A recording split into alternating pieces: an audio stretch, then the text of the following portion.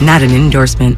Are you interested in new career opportunities in the Bay Area and want to make a difference in your community? The San Francisco Sheriff's Office is looking for people considering a job in law enforcement right now. If you're at least 20 years or older with a high school diploma or equivalent, the San Francisco Sheriff's Office wants to hear from you. Enjoy full benefits, flexible schedules, and opportunities for growth and promotion. For employment announcements and more information, visit sfsheriff.com. That's sfsheriff.com to apply today. Attention! Did you or a loved one live at or near Marine Base Camp Lejeune in North Carolina between 1953 and 1987? If so, listen closely for this important legal announcement. From 1953 to 1987, Marines and their family members at Camp Lejeune drank water that was contaminated with hazardous toxins. The toxins found in the water at Camp Lejeune may cause health issues, especially later in life. Types of health issues associated with water at Camp Lejeune are numerous. If you or a loved one lived near Camp Lejeune between 1953 and 1987, you may be entitled to substantial financial compensation without going to court. Even if you were turned down in the past, a new law can allow you to file a claim today. If you or a loved one spent time near Camp Lejeune, call the Negligence Network to find out if you're eligible for financial compensation. There's no fee unless we win your case. Call 1-800-700-4333. That's 1-800-700-4333. 1-800-700-4333. Yeah, we're replacing the carpets too, so don't worry about that. No fresh powder yet, but Dan's Ski Lodge has an avalanche of projects. Those 4 rooms are getting hot tubs. He needs a staff engineer to navigate a flurry of new requests. And all of those will be fully ADA accessible. Indeed can help him hire great people fast. I need Indeed. Indeed you do. You can schedule and conduct virtual interviews all from your employer dashboard. Visit Indeed.com/credit and get $75 towards your first sponsored job. Terms and conditions apply. Okay, smile naturally. Perfect. Cam's photography knows wedding season ramps up in a flash. Smidge closer. They need to say I do to a studio assistant before clients go full Bridezilla. I'm so sorry. I have to get a different lens. I'll be right back. Indeed can help them hire great people fast. I need Indeed. Indeed you do. We instantly connect you with quality candidates whose resumes on Indeed match your job description. Visit Indeed.com/credit and get $75 towards your first sponsored job. Terms and conditions apply. Hey guys, this is Kenan Thompson. I have a problem with you. Yes, you. None of y'all told me that AutoTrader has millions of new and used cars that I can shop from home. I thought we were friends. I put smiles on your face, but I'm not smiling. No one told me that with AutoTrader, a dealer can deliver cars to my home or that I could shop by price on AutoTrader. No one. Consider this friendship that you just learned we had officially over. Finally, it's easy. AutoTrader. In Livermore today, partly cloudy, highs near 57. Weather brought to you by one thing. Improve your gas mileage by properly inflating tires and taking your car in for a tune-up. Join Odyssey, and together, each of us doing one thing makes a greener tomorrow. It's time to wake up with a nice cup of morning roast. Featuring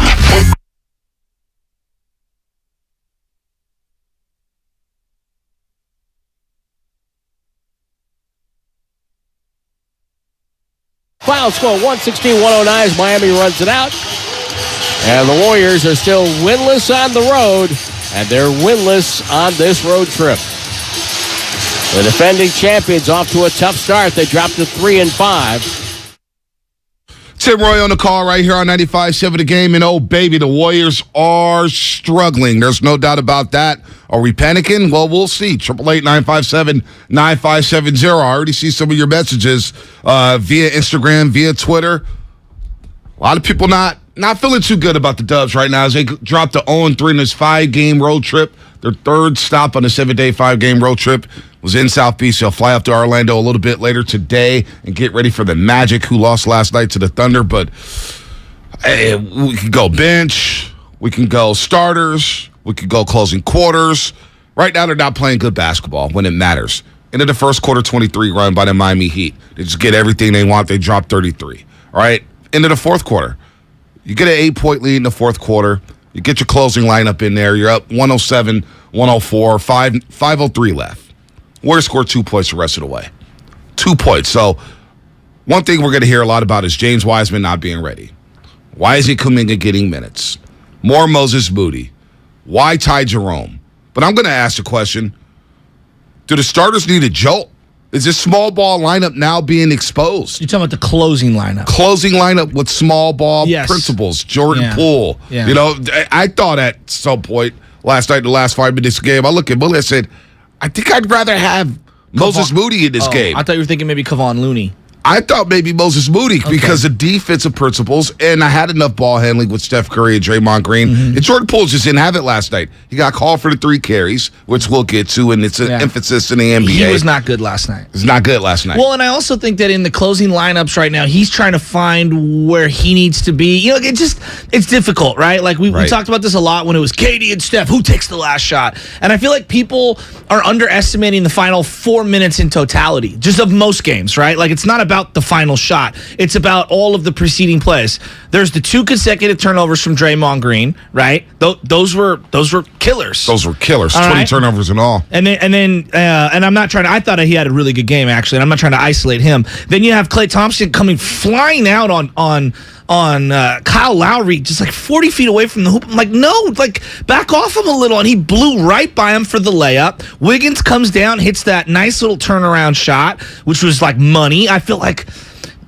You almost feel like more offense should go through him in the second half. Felt a little quiet for me. And then, obviously, the big play, the Jimmy Butler spin move and one. And then the very next play, they overturned the Steph play. I'm like, nah, man, that was a foul. I don't know how they saw something that we didn't. This thing that, like, oh, he clapped him.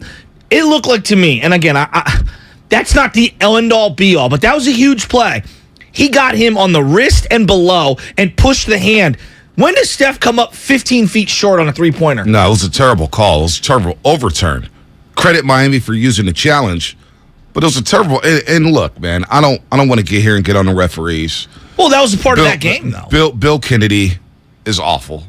He's an awful ref, and God bless her soul. Lauren Holtkamp. I remember her calling the game for the Warriors. Was it last year, maybe the year before, down in San Antonio? And she just, I'm all for women's empowerment. And I want to see more female referees. It's all good. It's not about that. It's just, can you do your job at a high level? Well, is she good? She's not good. Well, then there you go. She's not good at all. I mean, that's really, at the end of the day, it doesn't matter. I don't think she's good at all. Gender, ethnicity, none of those things matter. Are you good at the job? She's not good at all. Because I will destroy Ed Malloy left and right. Right. She's not good at her job. So, anyway, good morning to everybody on YouTube, Twitch, the Xfinity mobile text line. If you're on YouTube and you can't chat, well, you know what? We disabled the chat for a day or two. So, you can go ahead and send us your text at the Xfinity mobile text line, 888-957-9570. Why is the chat disabled? Because some people just don't know how to act. And some people are just fed up about it. So, not my decision, but it is disabled for today. Xfinity mobile text line. You can go ahead and send us a text, 888-957-9570, or hop on to Twitch right now at 95.7 The Game, and send us a comment there about the Golden State Warriors. We'd love to hear comments about this because they're 0-4 on the road. The play you talk about getting overturned with Steph, that's a pivotal play. Yeah, it's 102-109. He's going to the free throw line. Who else would you rather have at the free throw line than Stephen Curry? Stephen Curry goes to the free throw line. He probably ices at least 2 of the free throws, and it's still a one-possession game, but at least you're down 1, and you don't have to rely on the 3-ball. But the offense down the stretch. Give Miami credit. They went to a zone defense. They did it sporadically throughout. And it flustered the Warriors. Well, they had Jermichael Green at the, basically, and Draymond also at times was kind of floating as the catcher at the elbow extended or at the free throw line and then turning and pivoting. And I thought they had decent success throughout the middle of the game. Not at the end. Yeah, no doubt. I don't know what they're saying. I mean, look, Draymond Green's got to catch at the top of that zone and at least look at the basket. Yes, he has to square up. We call that squaring up. You know, and there's drills I've seen throughout the years where coaches will just work on drills and say, hey, catch the ball, look at the basket. Pivot. Catch the ball, pivot, look at the basket. Junior basketball. That's junior basketball. He doesn't do that, and he throws a fastball at Andrew Wiggins. I know, and Wiggins was not expecting it at all. And then they have a little talk, and then later on, Klay Thompson misses a pass because he's not pivoting and looking over. So, it looked like he was cutting into no man's land, too. It looked like it was going to be a danger pass regardless, even if Klay secures that pass. And so when you look at the zone defense Miami employed, flustered the Warriors a bit to where they were in a really nice rhythm in that third quarter. 38 points in that third quarter. They get the 3-ball. Clay's going. Steph's going. Steph drops a triple-double.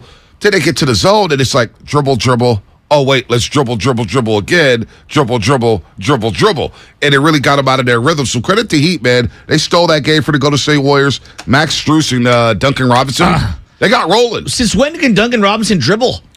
He hit a left-handed layup early in the game, and he had his left hand out, and I'm like, what? This guy was on a milk carton last year. How? Why is he killing us right now? Yeah. And Max Strus was hitting everything. Max Strus is a good player. Absolutely. I like Max Strus. Absolutely. He was in the Warrior system. I think he was in the Warrior system. He was in that summer league game that we went to when they had him and Yurtseven playing for the Miami Heat. Yep, against Jonathan Kuminga and Moses Moody.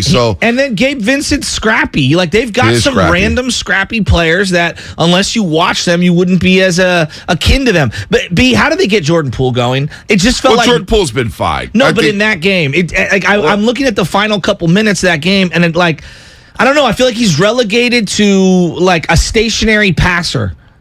Yeah, I don't know about that. Because you look at Jordan Poole before that in the last 5 games, he was averaging 19 and 5 assists, and he went off on the Pistons in the third quarter. He did. He had a 30 burger in that game. I'm talking about the final 5 minutes. But just in the final 5 minutes, I need Steph rolling. Well, that's Draymond has the ball in his head a lot. That's something they need to figure out. If Draymond's going to have the ball in his hands at the top of the key, and Jordan Poole's going to be running around off the ball, he's capable of making shots. Yes. But against his zone, Draymond's looking for Steph. It's like he's looking for Klay Thompson to get him going and to force feed him. And I don't know, man. Steve Kerr has to figure something out there. He has to figure something. This team is too good with that lineup to score 2 points in the last 5 minutes and 3 seconds. Now, everybody's going to focus on Wiseman, and I get it all. Wiseman this and Wiseman that. That wasn't the final 5 minutes. The final 5 minutes was on the starters, was on your Fast 5 lineup. The Fast 5 lineup. And let's be honest here. Last couple games against the Denver Nuggets in the first round, Fast 5 lineup was exposed a bit. Yes. They get scored on. They're small. This isn't the Hamptons 5 lineup. This isn't the Def lineup where you have Iguodala, Harrison Barnes in the Def lineup, and you got KD and Iguodala in the Hamptons 5 lineup. This lineup is really small. They rely too much on the jumper. Not enough times going to the rack. I guess Bam Adebayo's there, so you get a little weary of him being around the paint, but I don't know how you get the offense unlocked there. The last 5 minutes and 3 seconds was not Warriors basketball. Well, yeah, I don't know if this was in the final 5 minutes, but Draymond had coming down in transition, and he fires one to Clay, and I don't know. Some people are going to say Draymond should go up with it. The other people are saying, what kind of shot was that, Klay Thompson, on that layup? I don't even know what happened in that sequence. And then they come down, and I believe one of them hit a three-pointer. Was it Strus or was it Duncan? Strus, I think it was Strus. Could be wrong. One of them comes and hits a three, and it's just like, wow, that was such a big momentum play. Then you had the Jimmy Butler ridiculous spin move. That was nice. That was a sick-ass spin move. And Wiggins got him. I mean, I thought he got him. I thought it was an and one. I thought it was it was foul. I thought it was appropriately called, but it felt like there was as much, if not more, contact on Curry's arm on the very next possession. There's no doubt. And I don't understand. That to me is the essence of my frustration when it comes to the referees, Bonte, is that, okay, the Wiggins play was a foul. I freely admit that. But so was the Jimmy Butler play on the other one. And the fact that you called it in real time and then overturned it, and here's the other thing. You overturned it on Steph Curry? Yeah. Was that going to be, I'm asking sincerely. No, it was. Does that get overturned for LeBron? I don't know. I don't think so. Does that get overturned for Luka? I don't think so, but I don't want to play that game. But it's an atrocious call. It's an atrocious call. How can you in that moment call a foul on the floor, watch the replay over and over, and then you see Bill Kennedy get into his referee camera? We're going to overturn. And Miami gets the ball. And what's this clap thing? I've never heard that. I don't know. I never heard that either. I was listening to Mully, and Mully's like, I don't even care if he clapped him. Like, that's a foul. It's a foul. Yeah, Everybody knows it's a foul. Well, everybody and their mama knows it's a foul. You can't finish your follow-through. It's a foul. I've never seen that not call a foul. That was baffling. Right? It was baffling. So to see that overturned, and Miami got possession. I know. But the Warriors played defense. And they still were down 3 with 38 seconds left. Clay misses a couple threes. One from the top of the key I thought was a really good look. But the corner one got contested. Draymond battles out of bounds for a rebound. They give the Warriors the ball.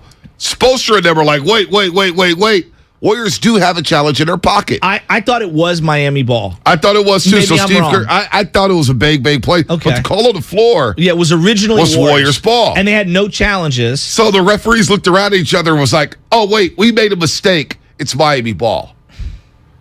The optics of it didn't look good. I agree, but I thought that was actually the appropriate call. And maybe I was wrong and I needed to see a replay. No. Can we go back to the Steph play for a second?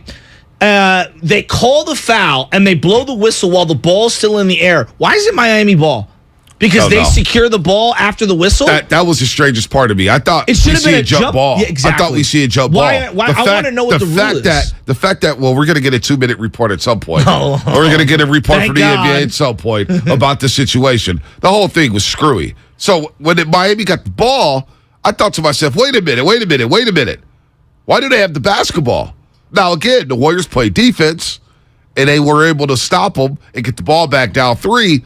That was such a pivotal call because you set your defense. Maybe Steph makes all 3 free throws. He's having a fantastic game. I almost wanted him to shoot more. Well, I asked Mully that last night. What'd only he say? 14 shots. Give credit to Miami. They ran him off the 3-point line. They got the ball out of his hands. They trapped him when they needed to. In the zone, flustered the Warriors. Well, I thought that he helped get Clay going in the third quarter by just a couple of simple passes to the side where he's bringing the ball up the court and the defense basically is running 2 guys at him. And then, boom, he hits Klay Thompson and Clay, boom, hits a 3. And it's like, all right, here we go. We're getting going. And I don't know. I just felt like Curry, he had 23, but I'm looking, I'm like he barely even shot the ball. Yeah, it's just my particular feeling. He got off to a very hot start in the first half. 3 for 3 for his first 3. He was cooking. Andrew Wiggins was cooking. Nice bounce back for Andrew Wiggins, who had averaged 10.5 points and 4 rebounds in the losses to Charlotte and Detroit. Shot 28.6%. I thought he had it going yesterday. Maybe he needs more than 12 shots. Klay Thompson, he's struggling. Do I have a problem with him shooting 19 times? I don't. However, when I look at him being the leading shot, having the most shots on the team, 19 shots, Steph shooting 14, Wiggins shooting 12, Poole shooting 10, that's when I look back and say, all right, I need more 30. I need more 22. Maybe Clay takes a step back there in the fourth quarter, but that's who Clay is. He's going to chuck. He's going to shoot. That's why we all love him. He's going to be hot. He's going to be cold. But in that particular game, I needed a little more Steph. I needed a little more Wiggins. Maybe some 2-man game between those 2, Curry and Wiggins. I don't know, but Steve Kerr's got to figure it out. It's almost like the Warriors had never saw Zoe before in the last 5 minutes. I just can't believe it. 2 points in the last 5 minutes and 3 seconds against that Heat team that was struggling. I'm befuddled right now. I'm scratching my head thinking, what else can Kerr do right now with these starters? They're turning the ball over. Guys got to execute. The Clay 20 turnovers. How many? 20. The Clay thing is interesting, and I'll get to him specifically and what I believe. I truly believe this right now. You talk about, that's who Clay is. So he takes a really nice hard dribble in and hits a really good 2-pointer to tie the game, I believe at 107. Baseline jumper. Yeah, it was a really nice play. And that felt rhythmic, okay? Then he had the top of the key 3 late in the game. That felt open and rhythmic. Then you have the one on the side, and that felt forced. Mm-hmm. And that's the way I would look at it. And I know that you're saying, that's who he is, and that's... The corner one was contested. That's not a good shot. No. The top of the key shot was good. I thought that was in the flow, and that was a good look. I agree with you. But this is where I'm at with Klay Thompson. And I'm not disrespecting him. I'm not saying that he's not a legend. He's all those things. He also needs to slightly evolve. It's not that he's not good. He's not going to be the same really good, consistent player. Now, I know his shooting's always been streaky, but I'm talking about on both ends of the floor throughout the entirety of a game. At times in the third quarter, he gave great defense. And then you have the play like the Lowry play. Old Clay does not get blown by 50-year-old Kyle Lowry. And he was flat-footed, and he went right around him. Kyle Lowry, not one of the young guys, not Ja, not none of those, right around him for a layup. And it's like, oh, my goodness. And it's like, it's not that he's not good. It's not that he shouldn't be out there. It's that he needs to also read the room a little, and not always do you need to gun. That's all. And I don't know how you tell him to do that because you want to keep the essence of who Clay is, but he's just not that player anymore. Well, he's played 30 minutes and 37 seconds last night after a season high in minutes Saturday against Charlotte. So he's getting his legs back under him. He's getting his wind back. Remember, he didn't have preseason. And Clay, no doubt. At times he's defending at a high level. At times he's not defending at all. Yeah. But it's a whole damn team not defending. That is fair. You know what I'm saying? But I'm just saying on him, right. Like, I feel like Draymond's actually, I know the turnovers were bad offensively. I feel like I've gotten a really great version of Draymond. Draymond was okay last night. For the first couple weeks. I thought he had, JaMychal Green, I thought had a great game, too. Yeah, but the plus-minus geeks. What do you mean? You thought JaMychal Green had a good game, right? I did. You didn't know? I thought he had a very good game. Yeah, he had a couple dunks. He was rebounding. 9 points and 9 rebounds. He stabilized the game in the second quarter. 7 rebounds, 7 points in the second quarter.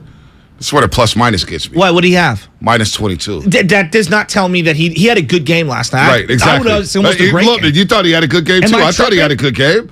I was looking at this with Festus last night. I'm saying, I asked Festus, did JaMychal Green have a good game? He was like, yeah. Was this on air? I asked Bully. No. That's not fair. Because I was going to say, I thought he had a good game. Minus 22 for the plus. Yeah, but that doesn't tell the story. No, I know to me, it that's doesn't. ridiculous. It's awful. It's awful. But like Max Strus, for example, was very good in that game. He was awesome. He was only a +5. Yeah, that doesn't tell the story. That doesn't tell the story at all. So plus minus is a joke. Anyway, the whole damn team's not defending. No, I agree. And when you get outscored in the fourth quarter, 30-15, it's not on Wiseman. It's not on Kuminga because he's not playing. It's not on Looney. It's not on JaMychal. It's your money makers. It's your top 5. It's your Pools. It's your Wiggins. It's your Clays. It's your Draymonds. It's your Stephs. I agree with you. The game was right there to take home. I'm with you. And they're not doing it. So 888-957-9570. Are you officially worried about the Golden State Warriors 8 games in? There's 34 left. Are you worried? 888-957-9570, because I think a lot of people are worried about where the Warriors are at. We'll do that. We'll talk about a historical NFL trading deadline. Wow. There was a lot of moves happening last night. We'll get to the World Series as well. Bryce Harper putting on the show. Did you hear that noise? That noise? Yeah, that's Schwarber's ball that just got landed. Yeah, no doubt. Like a second ago. No doubt. My God, he crushed that. No doubt. And sorry about the chat being off. Not my decision. Go ahead, send us your text to the Xfinity Mobile text line. Flood us there at 888-957-9570. More coming up on the roast, and that will be brought to you by Fremont Bank, full service banking, no compromises. Steiny and Guru stream live on YouTube and Twitch every day. To me, it was their most impressive win of the year. Obviously, McCaffrey was tremendous. Jimmy Garoppolo he played one of his best games as quarterback of the 49ers. No doubt about it. Now you get to take a week off, knowing you are sitting pretty in the division, knowing you've beaten the Rams twice. This is the Bay Area's sports station. Oh, show. 95.7 The Game. Hey, Santa Clara County sports fans. The new Omicron booster is here and available for everyone 12 and older. Remember that kids can get really sick with COVID, and the effects can be serious and long-term. You can't be at the top of your game when you're super fatigued. So keep your athletes safe this fall and winter with this important booster. And of course, wear a high-quality mask whenever you're inside with lots of people. Visit sccfreevax.org or call 211 to make your booster appointment. Stay healthy and stay in the game. Do you struggle with occasional nerve aches in your hands or feet? Try Nervive Nerve Relief from the world's #1 nerve care company. Nervive tablets contain alpha-lipoic acid to relieve nerve aches, weakness, and discomfort, plus B-complex vitamins to support healthy nerve function as you age. Live life with less nerve discomfort with Nervive Nerve Relief. Learn more at nervivehealth.com. And try Nervive Pain Relieving Cream to block nerve pain signals at the source. Use as directed. Why wait to save? Dell Technologies' Black Friday event arrives early with select deals on top tech to power business productivity. The savings start now with up to 48% off performance business PCs powered by 12th Gen Intel Core processors. Don't forget special pricing on the latest monitors, docks, and accessories, including free shipping on everything. Call a Dell Technologies advisor at 877-ASK-DELL for Black Friday deals. That's 877-ASK-DELL. No one knows where this market will go. Things could change tomorrow, next week, or next month. At Merrill, we've been here before, and history shows this is the time to stay focused on your future. Because through every market, the bull will always have your back. Find an advisor in the Bay Area at ml.com/bullish. Merrill, a Bank of America company. What would you like the power to do? Investing involves risk. Merrill Lynch, Pierce, Fenner & Smith Incorporated, registered broker-dealer, registered investment advisor. Member SIPC, a wholly owned subsidiary of Bank of America Corp.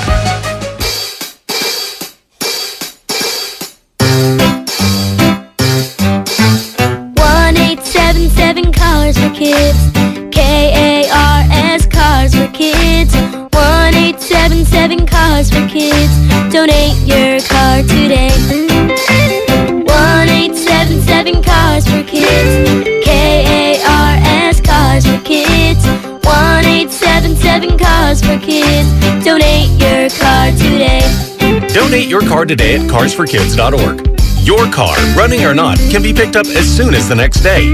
No title, no problem. Call 877-CARS-FOR-KIDS or go online at carsforkids.org to donate today. 1-877-CARS-FOR-KIDS. K-A-R-S, Cars for Kids. 1-877-CARS-FOR-KIDS. Donate your car today. Now accepting donations of land, homes, buildings, or any kind of real estate. We are just days away from the midterms, and there's no doubt the issues in our local elections have far-reaching implications for the Bay Area. We're breaking those issues down on The Home Stretch, Odyssey's new original podcast. I'm KCBS political reporter Doug Sovereign. Subscribe to The Home Stretch for a 15-minute download of the most pressing issues on this year's ballots. KCBS delivers all news all the time on the Odyssey app. And listen to The Home Stretch on the Odyssey app or wherever you get your podcasts. It's Joe Shasky from the Morning Roast. And if you're an independent restaurateur or are starting a brand new business, then you gotta know about my friends at Trimark. Trimark, making independent restaurateurs' dreams come true in Northern California for over 55 years. Whether you're designing your next restaurant or you need equipment and supplies, this is where Trimark comes in. They do it all. And what's most important to them is being a partner to their business customers. Visit TrimarkWest.com. That's TrimarkWest.com. Tune in to 95.7 The Game for Warriors Live, 60 minutes before tip-off of every Warriors game. Brought to you by Xfinity. Supercharge your home with supersonic Wi-Fi. Unbeatable internet, only from Xfinity.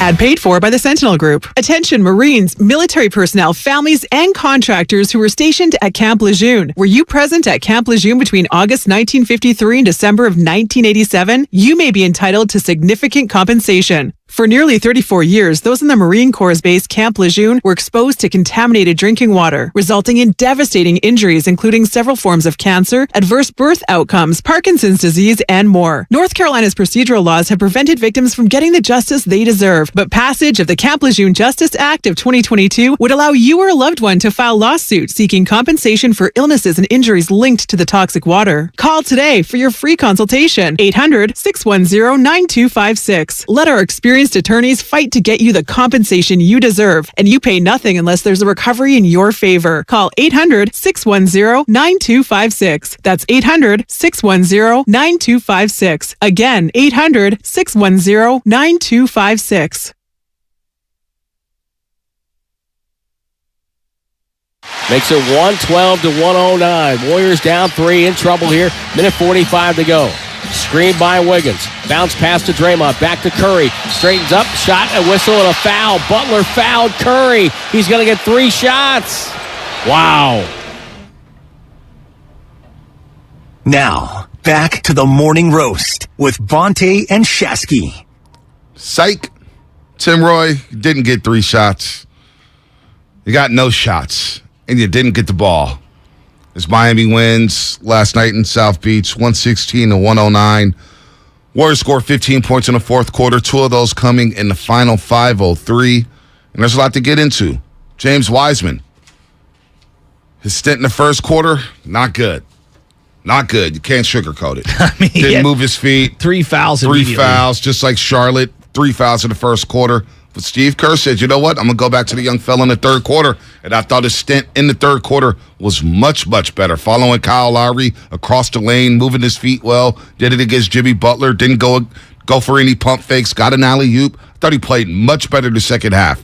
But I do think if the struggles continue early on, the Warriors may have to look into sending him to the G League just to get some work. And there's no indictment on that. There's no indictment. Look, we're 8 games in. He's played 47 career games. 47. And some people say, this is his 3rd year. He should be so much better. Well, he spent all of last season rehabbing. He was rehabbing. Couldn't really work on his game. When you're rehabbing, you're trying to get your knee right. But you're not being able to work on your hook shot, your defense, move your feet or whatnot. You are rehabbing. Wouldn't you agree? Like, take a step back from like social media and all that stuff. It's a disproportionate outrage on someone who's only playing a fourth of the game at most. It's okay? Really strange. Like this thing that like the youngsters, I hear that from a lot of people. Okay, last night's a good example, and they were tapered down in terms of their minutes. I thought Moody was really good at times last night. I kind of want to see him play more. Yeah. Combined, what'd they play? 23 minutes? 22 minutes? How many total minutes was it combined? 23 minutes. 23 minutes combined. 24, a little over 24 minutes between Wiseman and Moody. Moody played 14:45. Wiseman played 9:27.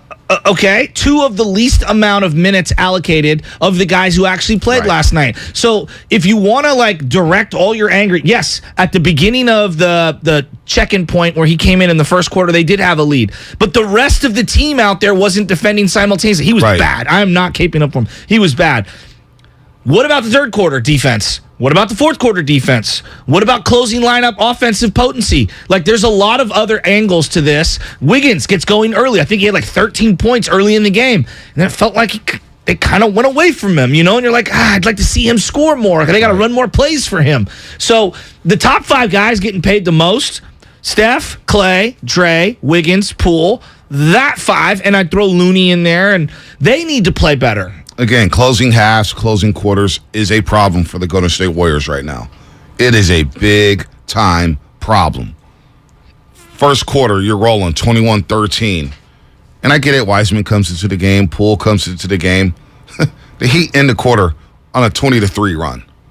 20-3 run. Again, closing quarters is a problem. They did better in the second quarter. They did a lot better in the second quarter, stabilizing the game with that fast 5 lineup. Yeah. And like to their credit, Dwayne Dedmon was unplayable for the Miami Heat, and he hit a couple corner threes, and I'm like, you got to be kidding me. I mean, Dwayne Dedmon looked incredible last night. 1 for 3 from the three-point line, 2 for 4, and he kept chucking. It was like, and Dwayne Dedmon's one of those guys, I kept hearing about him for years. The Warriors to sign him, the Warriors to sign him, the Warriors to sign him. No. Dwayne Dedmon is not a good player. Not a good player. But you know what? This came down to money time. In money time in the fourth quarter, they built an 8-point lead. 192. 192. You build an 8-point lead in the fourth quarter. And it was money time.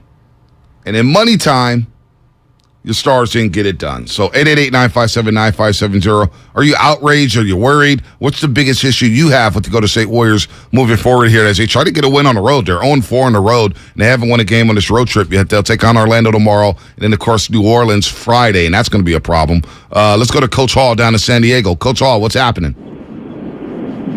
Hey, good morning, fellas. Y'all just scared me. I forgot we had to play the Pelicans. I'm like, oh, man, that might be a long night. What I'm about to say might sound unfair, but I'm not talking like on the floor. I think we need more from Steph. Not contributing on the floor, but just like from a X's and O's mental standpoint, because he's too good to be, I guess, I don't want to say wasting our years, but I need Steph to kick a chair or something, or go talk to management like, hey, we need another veteran, because I don't know how many L's we're going to take, and then y'all blame it on the youth, and I don't even know if we can do that. But what I don't want to happen is what happened a few seasons ago. We find ourselves in the play-in game, and we, miss a wide-open layup. And, we dropped a few games that season to where we didn't even have to be in that situation. So, it's true. I don't know, man. I think from a leadership aspect, Steph is going to have to galvanize them, because Dre obviously can't be himself. He's holding back.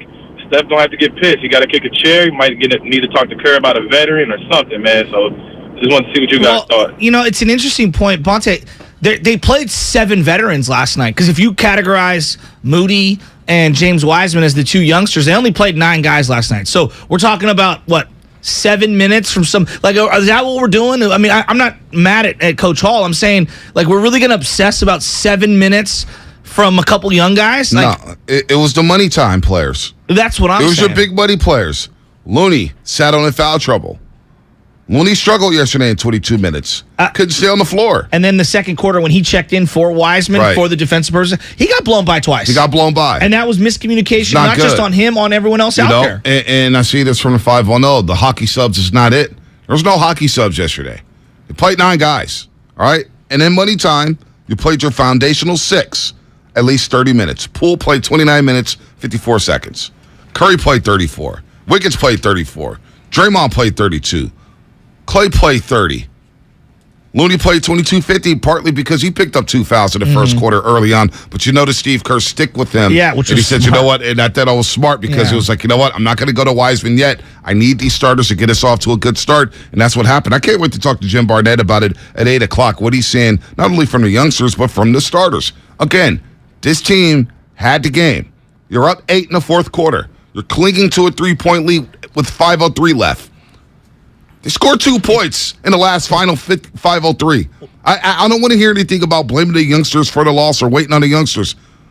Starters are up with 5:03 left, and they scored 2 points. A team with Steph Curry, Klay Thompson, Andrew Wiggins, Jordan Poole scored 2 points in the last 5 minutes. That just can't happen. When did Wiggins get checked in for Moody? What time was that? It was after the fight. It was 4 shortly. minutes? Well, he came out.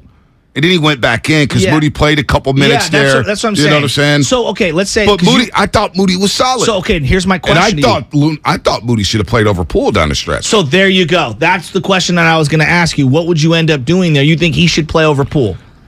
In that game. And that's what I'm saying. In that game. The feel that he had for the game, Poole didn't have a feel. Poole's a little rattled last night. I feel like Miami plays really good against him. Well, not only that, physical. But the 3 carry calls. Agreed. He was in his head. He was in his own head. I agree with that. He was 1 of 7 for the 3-point line. And they are carries. That's the other thing I want to make. Carries. They are carries. They were carries. But if your argument is the whole league does it, that is absolutely factually correct. But also, his were carries. So my thing is, I would have played Moody down the stretch. And I remember telling Willie, I was like, because Poole comes in 6:43 left. 6:43 left. He comes in for Andrew Wiggins. Warriors hit a couple shots. Curry hits a 2. Clay hits a jumper. And then Wiggins, they call a timeout. Wiggins comes back in, and I thought Wiggins was too out. I was like, man, where's Wiggins at? He comes back in at the 3:29 mark at a tie game, 107. And he hit a big little shot right near the free throw line. Right, that was a big time bucket. And so then it was tough because if he had a foul on a 3-pointer shooter earlier in the game, which was just it's just a silly foul. And then he had the foul on Jimmy Butler. And I thought he defended it as well as you can. It was a great move by a great player. Great move. You got to give credit when credit is due. Jimmy Butler is an all-star. He's an all-star for a reason. He gets paid too. He gets paid the big bucks. So I thought Moody had a better feel for the game last night than Jordan Poole.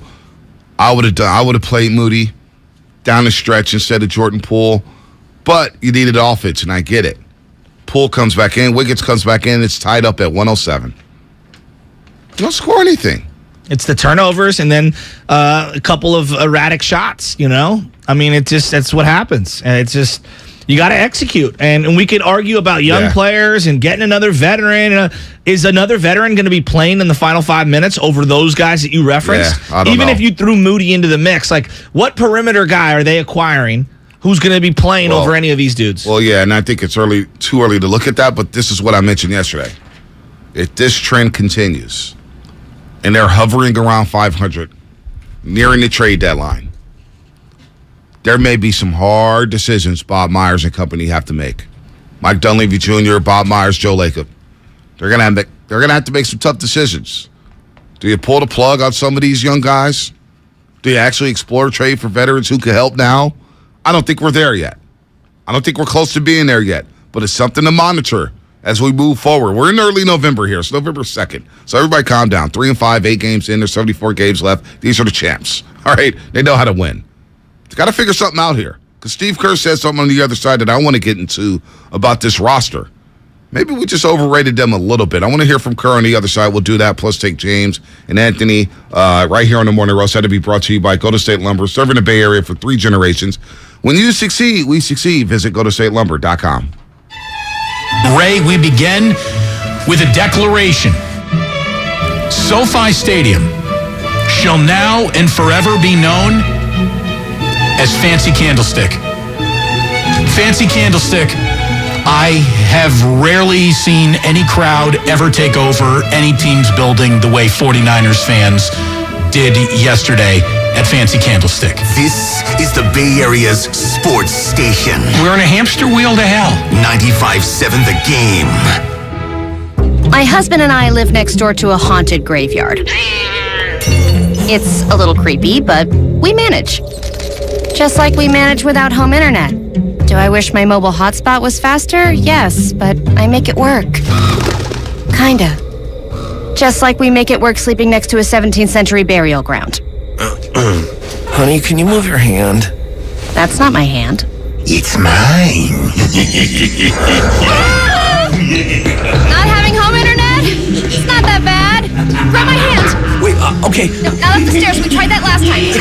Run around. You can literally run through him. It is that bad. Don't settle for just mobile. Get Xfinity Home Internet for just $24.99 a month for 2 years with no annual contract and a free streaming box included. Go to Xfinity.com, call 1-800-XFINITY, or visit your local Xfinity store today. Restrictions apply. Not available in all areas. Requires paperless billing and auto pay with stored bank account. After 24 months, regular rates apply. Offer ends 12/21/22. Elise and Carl's Bakery needed a small business loan fast, but instead of going to On Deck, Carl called Lone Falcon! Really? Carl? There's a better way to get a fast small business loan. Go to OnDeck.com, and if approved, get your loan as soon as the same day. Your loan is on deck.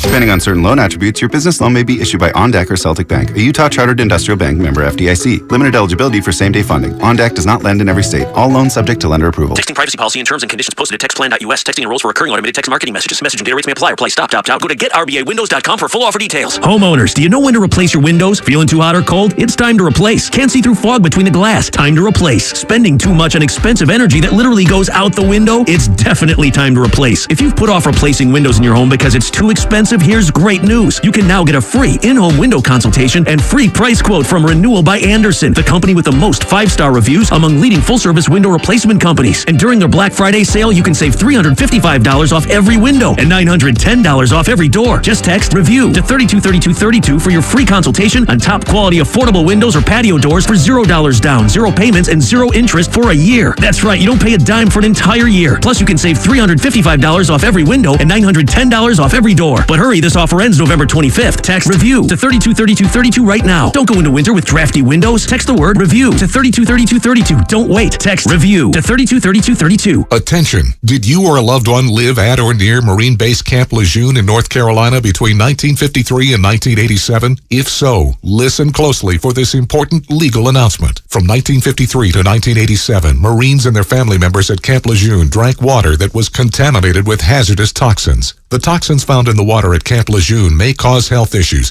especially later in life. Types of health issues associated with water at Camp Lejeune are numerous. If you or a loved one lived near Camp Lejeune between 1953 and 1987, you may be entitled to substantial financial compensation without going to court. Even if you were turned down in the past, a new law can allow you to file a claim today. If you or a loved one spent time near Camp Lejeune, call the Negligence Network to find out if you're eligible for financial compensation. There's no fee unless we win your case. Call 1-800-700-4333. That's 1-800-700-4333.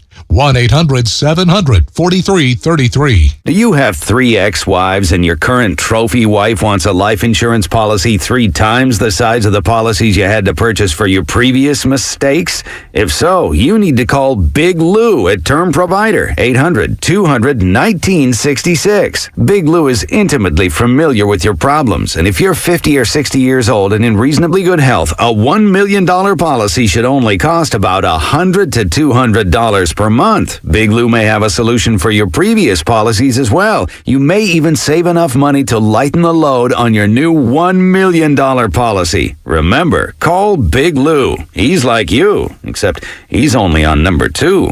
Call Term Provider at 800-200-1966. That's 800-200-1966 for $1 million in term life insurance that you can live with. Call Big Lou at 800-200-1966. 800-200-1966. Hey everybody, it's Boomer Esiason here. When a part of your offense isn't firing on all cylinders, it shows. And sometimes the only solution is to replace that part with something new. It's true on a championship team, and it's also true with cars. That's why I love eBay Motors. They have all the right parts at the right prices. 122 million of them, by the way. And that way you can get the parts that you need to make your car a winner. ebaymotors.com. Let's ride. Without the ones like you, who work tirelessly to keep things running, everything would suddenly stop. Hospitals, factories, schools, and power plants, they all depend on you. No matter the weather, emergency, or time of day, you're the ones who get it done. At Grainger, we're here for you 24/7, with supplies and solutions for every industry, and access to product specialists ready to help. Call, click Grainger.com, or just stop by. Grainger, for the ones who get it done. What's worse than calling your groin your junk? treating it like junk. Respect your pubic region with Gillette Intimate. Gentle and easy pubic hair care from America's #1 trusted men's grooming brand.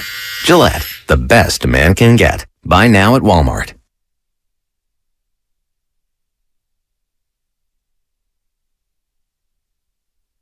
After reviewing the play, the defensive foul has been overturned. The defensive player made contact with the ball and then had a high five. The result of the play is Miami's ball with the shot clock at 24 and their ball on the sideline. Now, back to the morning roast with Bonte and Shasky. Bill Kennedy, boy, he knows how to work that camera. Steph Curry goes up 4-3. Jimmy Butler commits the foul. It's a foul on the floor. Steph Curry's going to shoot 3 free throws. Miami says, you know what? We're going to review it. They review it. They overturn the call, and Miami gets the ball. Not even a jump ball situation. So Miami gets the ball up 112 to 109. But the Warriors were able to get a couple stops. Still, that's 3 free throws. Maybe we're looking at a tie game. Maybe the Warriors choose a different way to score the basketball. I don't know, but that was a big call. It was a huge call. Could you name that artist that just had that song? Because I think everyone could sing that song. Want somebody to love you. Is it Tina Turner? I'm kidding. I'm kidding. I'm going to give you one good guess. I probably don't know it. Is it,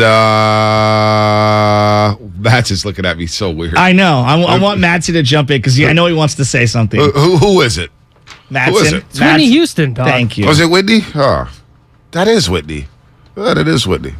Rest in peace, Whitney Houston. She's incredible. The greatest national anthem ever. Super Bowl 25, Tampa Stadium. Her and Marvin Gaye, they're both. Marvin Gaye was great. NBA All-Star game, early 80s. LA the Great Western Forum. I will also throw Huey Lewis into the mix. Don't remember his national anthems too much. Well, it's because he was undefeated, never lost when it came to doing Giants and 49er playoff games. You know, we all think about Whitney. Whitney's great. Damn, she's got way too early. I know. Looking at her now. Damn. It's been that long.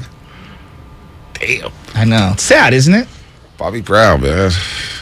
Ruined her. This segment is brought to you by Boxer Gerson, Northern California's premier workers' compensation law firm, helping injured workers get their lives back for over 40 years. Shout out to YouTube, Twitch, Xfinity mobile text line. Sorry about the YouTube chat. Maybe we'll get it up tomorrow, Friday. I don't know. I want to ask you a sincere question here, and I'd let me lay it out, and then you can comment from here. I was thinking last year, right? We were talking about all these different potential lineups. And I was saying to myself, all right, if you put Steph and Poole and Clay and Dre and Wiggins out there, okay, let's focus on the 3 smaller guys. Steph, Poole, and Clay. I thought the beauty of being able to have those guys out there would clearly be spacing, ball movement, shooting. That's obvious. On the defensive side, I was hoping that Clay could give you just enough defensively to maybe offset the...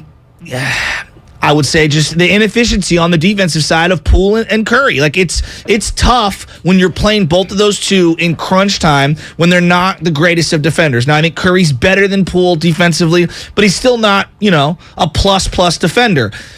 And now I'm saying, well, maybe they can't go to that lineup because I've thought that Clay's defense would be farther along. And this is not an indictment of Clay. It's because of the inefficiencies of Poole on the defensive side and Curry that I was hoping that Clay could do more. And now I'm kind of recalibrating and I'm asking myself, if Clay can be a once in a while possessional defender, I don't know if I can play those 3 every single night, no matter what. And I think I'm going to have to pivot to, it depends on the matchup of who I can play here. Am I wrong to be thinking this way?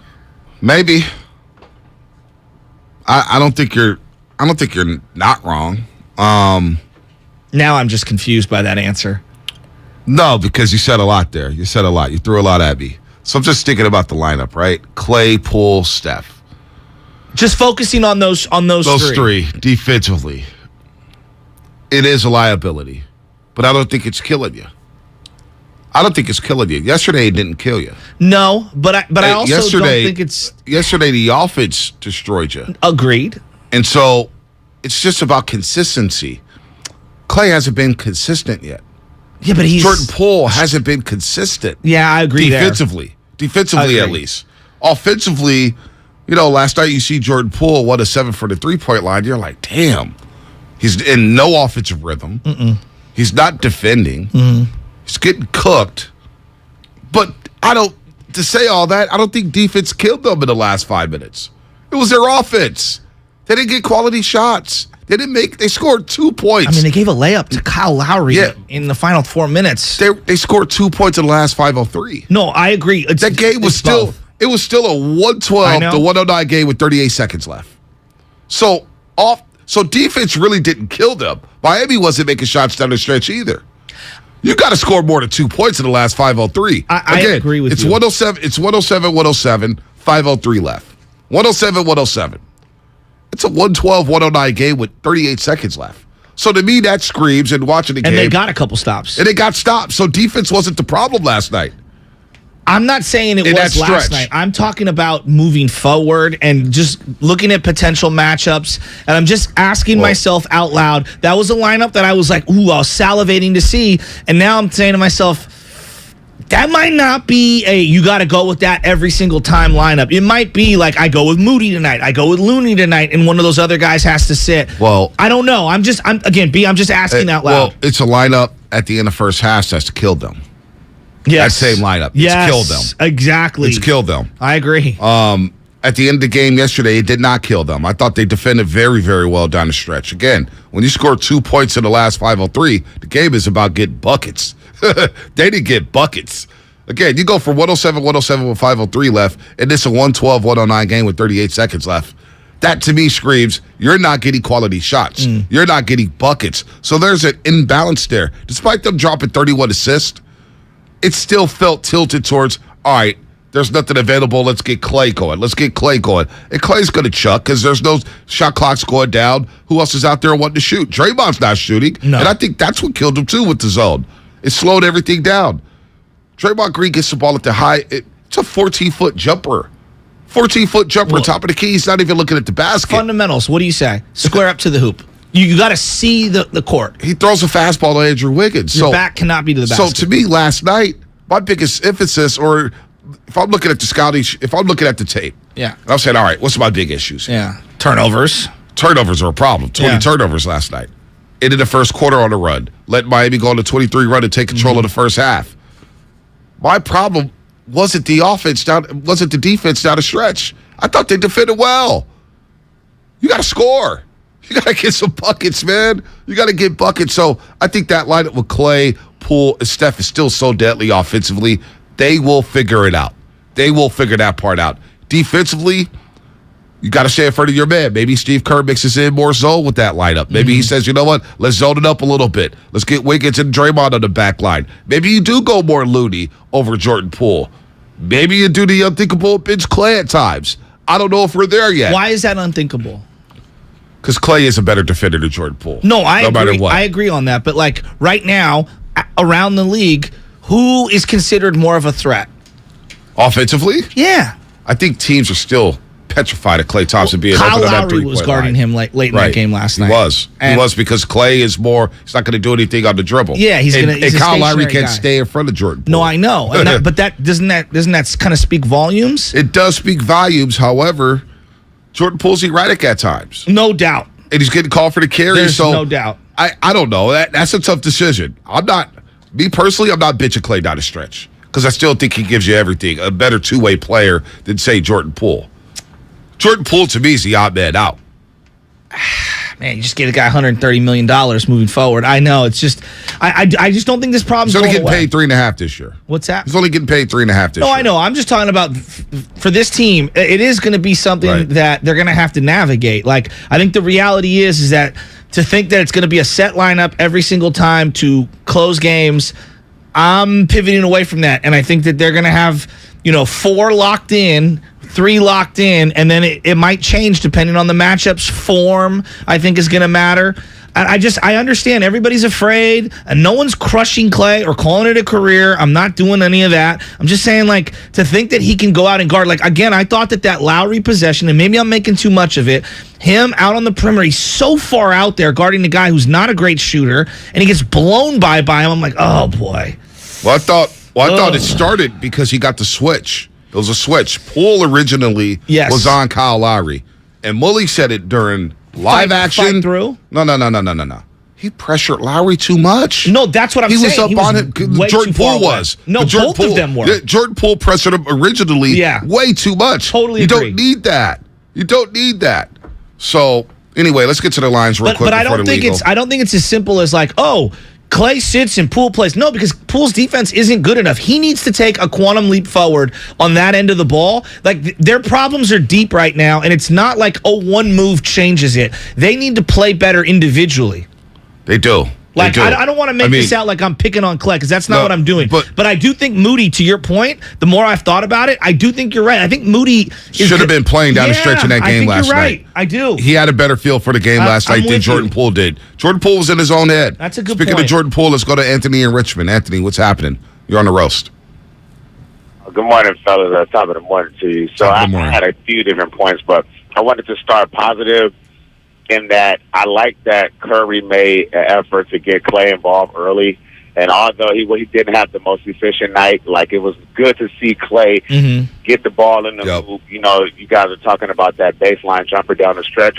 Knowing that, like, hey, I can't, like, I shouldn't let it fly here. I should step in and, you know, and it was rhythmic. So I like, it was really good. I wanted, and then the other thing is, so one more thing about the positive. Moses Moody is actually playing really well. Agreed. I like that he is playing. He's playing within himself. I like that he had enough wherewithal to kind of notice that he was going to get double teamed in the corner early in the game, and he caught Green coming down for an easy layup, and then he shot from the top of the key and drained the three. I like that he's like playing within himself and not trying to do too much. The other part of my call was that I'm noticing that Jordan Poole is expecting the whistle more than what he has earned. And I wonder if that's something that's getting in his head sometimes, because remember towards halftime he shot the three, and I think it was a foul, but they didn't call it. And if you notice, I'm sure you guys both seen it, Iggy grabbed him, and you can see Iggy walking him to the locker room, and I looked at my wife, I was like, that's why you pay Iggy. But I also told her, like, listen, Jordan Poole has arrived, but he hasn't arrived enough to, like, expect the whistle. So I wonder if that was if that's why he wasn't playing well. And I think he needs to kind of get over that and know, like, listen, I am JP and I made leaps, but, like, I'm not Steph or I'm not, you know. Anthony, that's a great point. And let's push back King of the Hill for just a second, because that's an excellent point there. There's a lot of chirping towards the referees. Well, he's been doing that for 2 straight years. It's enough. Yeah. It's enough. You're not there yet. You don't have play, that respect yet from the referees. Agreed. On that play to end the half, both Steph and Draymond then approached the referees, and they were talking to the referee, and it was like, I mean, everybody thinks, we worry about the refs too much. Last night, the referees were a big part of that game. They were inconsistent last night. Lauren Holtkamp, Bill Kennedy.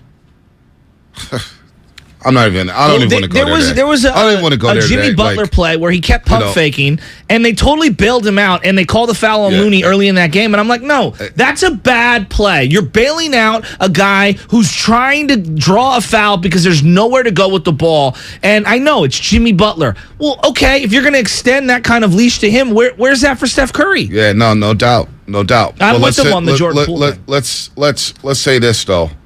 You still scored 2 points down the stretch. That is undeniable. They scored 2 points in the last 5:03. Like, I can't.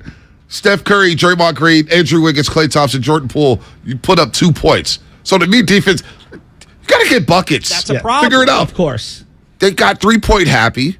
All right. Oh, how about? I believe 8 of their last 9 field goals may have been threes. And then again, the 2 turnovers when Draymond's not pivoting and looking at the rim. He throws a fastball to Andrew Wiggins, and he puts his arms up looking at Wiggins like, yo, why didn't you catch it? Well, Draymond, those are 150 miles an hour. I know, at his head. And then the whole Draymond layup to Clay. I don't know if Dre should have gone up. I didn't see the replay. It just was, the whole thing was funky. Clay just threw it up. It's like, you got to get a point there, and then they give up a 3. We haven't talked about it. How about the Ty Jerome hits a 3 from pretty deep out, and then has a green light to chuck one up. And from I'm deep. like, what do you hit one? Pipe down, young man. What are we doing? And then he comes flying out on defenders, and he's like jumping in the air. I'm like, dude, stop giving up the back doors. Yeah, well, when he chucked that 3 up, I got a few texts said, Mac McClung would have been better in this situation. I said, oh, here we go. No, they again. didn't. Oh, here we go again. Here we go again. They need DiVincenzo to play that spot, and DiVincenzo needs to play better. Yeah, and he was struggling. Yeah, but we were talking about vets. That would be your 8th vet that would be playing in your normal rotation, and you're talking about 1 or 2 of the young guys.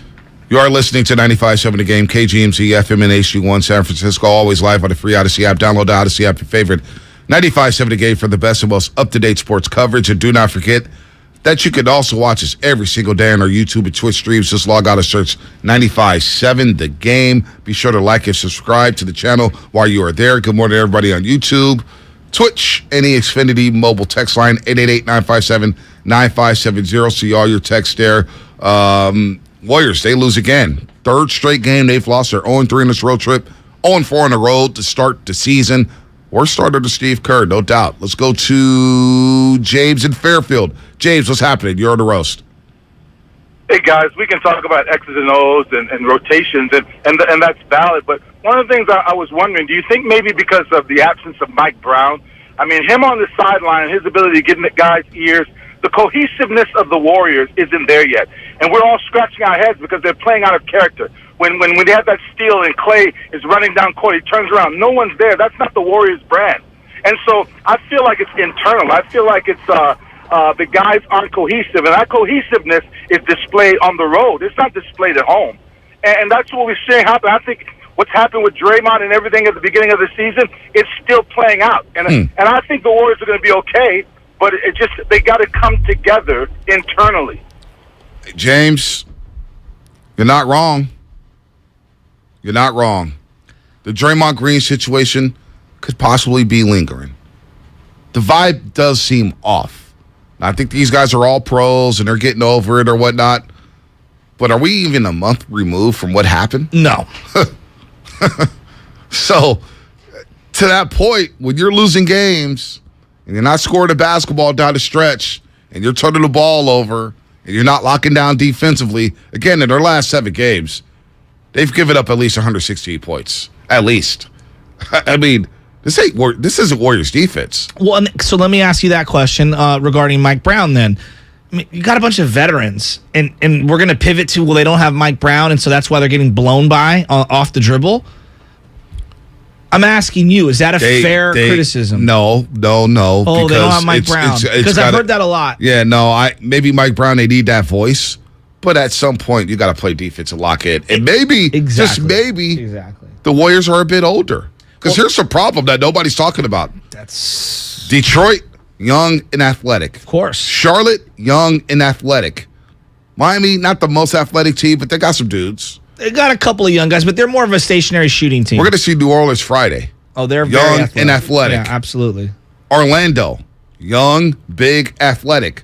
Not good yet as a team. They're only 1-7, but Paulo Banchero is a dude. Mm-hmm. Bobo is playing well. Franz Wagner is playing well. And they've got some athleticism. The Warriors don't look as athletic right now as other teams. And that's maybe has something to do with all the dribble drive penetration. You keep bringing up, or not you, but the audience keeps bringing up GP2. The guy I feel like they miss is Otto Porter Jr. He was really good defensively. Yeah. He could rebound really well. Stretch the floor. He could knock down shots. I think Otto Porter Jr. is a guy that they're just going to have a tough time, and I was hoping that Moody could kind of offset some of the stuff that Otto Porter gave out there, but his just toughness around the rim and getting a big rebound, he was really good at that. Well, I think JaMychal Green is giving him something like that. He had a really good game I thought yesterday. JaMychal Green, 7.7 rebounds in the first half. I thought agree. JaMychal Green stabilized the game in the second quarter, got him back into it. I'm with you. Let's get to Linda on 880, and then we'll get to TC before we hit the break. What's up, Linda? Good morning, fellas. How are you? Good. So one of the things I noticed last night when Jordan Poole picked up, I believe it was the third carry foul, is as he turned around to walk down the court, it looked like he was mugging Kyle Lowry. So I think he was kind of consumed last night with Lowry talking in his ear about being a baby and carrying the ball and making those junior mistakes again. And I think a lot of people overlook the fact that Jordan had a good year. Not multiple, but a good year. And Jordan might be in his head thinking, I'm better than this. Why don't I get this call? How come I can't carry the ball? So he's having those issues. The other thing I wanted to ask you guys was, I know statistically wise, how many minutes last year did Kuminga play on the court versus Moses Moody? If you look at Moses Moody's time last year, he basically sat on the bench and absorbed and took in everything that was going on in those games. He's been playing since he was a little kid. To be able to break it down, analyze it, and figure out what to do and how to do it, registered in his mind, where you look at Kuminga, who started playing basketball way later in life. He has a huge amount of athleticism, but can he put all that information together to make it click as well as Moses Moody? That's a great point. So last year, Kuminga played 17 minutes a game in 70 games, Linda, had 12 starts. Moses Moody started 11 games, played 52, went down to the G League, played 11.7 minutes. So Kuminga did play more regular season minutes. He got a lot more of the hype, but Moody did work on his game in the G League. He went down to the G League multiple times, and in the playoffs, Game 2 of the Western Conference Finals against the Dallas Mavericks, game you were at, Draymond Green gets in foul trouble. They went to Moody during the stretch, a very pivotal stretch. He was great. And he was very, very good. Yeah. So I think Moody, there's a point there, and he knows his role. Going to Mount Verde Prep, playing with Cade Cunningham, playing with Scotty Barnes. Yeah. He was third fiddle. He knows his role. Well, he can facilitate off the dribble. He made a really nice pass that ended up going out of bounds last night off of Looney. He just wasn't ready for it. And then he moves without the ball and fills the open gap. He hit a three-pointer by stepping up from the wing to the top of the key, and he just drills one. And it's like, some guys just have that IQ, that court awareness, that smarts of how to play without the ball and with the ball and make the right play. And Kuminga's not there yet. No, he's not there yet. I did, though, wonder last night with the way Wiseman started in that first quarter. I thought maybe the next time Curry went to the bench in the third quarter, whether or not we see Kuminga at the small ball five. I want to see more small ball five from him. They did it when they had Pascal, remember? And they were trying to ease in three centers, and it didn't work real, like, it was clunky. Right. Maybe you go back to something like that. Yeah, I want to see him a little bit at some point. 310, you're right on the Xfinity mobile text line. Moody with that Arkansas experience, D1 experience, playing for Eric Musselman, who was an NBA coach. So Moody does have that experience, and he's playing well. I wanted to see Moody over Poole down the stretch yesterday. I thought that was his game. Poole just didn't have it. I don't care how much money Poole's going to be paid in the future. I got to try to win a basketball game. And I thought Moody was the guy yesterday. The Warriors lose anyway. They scored 2 points in the last 5:03. TC will get you in Sacramento. 888-957-9570. We'll continue to roll on that. Plus, we'll get into the 49ers and the World Series. Bryce Harper. You see the show he's putting on? This is why the Giants need Aaron Judge. We'll get into that, as well as King of the Hill. We had to push it back because we're going to get some calls. King of the Hill coming up here in the roast. Today, Warriors head coach Steve Kerr joins Damon and Ratto at 4 p.m. What's interesting with James is even on the nights where, maybe he's been, in the negative, in the plus minus, he's still productive. He's scoring. He's got such good touch around the basket. He's such a lob threat. James is showing his potential. Steve Kerr, today at 4. Brought to you by Xfinity. Supercharge your home with supersonic Wi-Fi. Unbeatable internet. Only from Xfinity.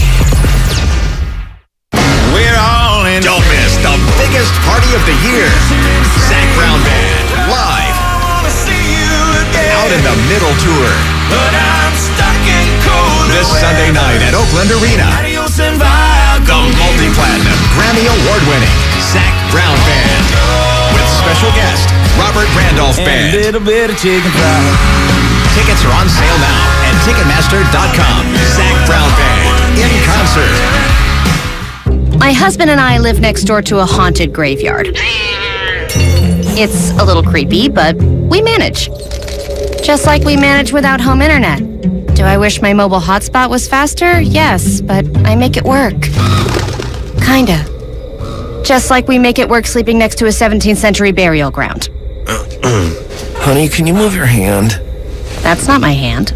It's mine. Not having home internet?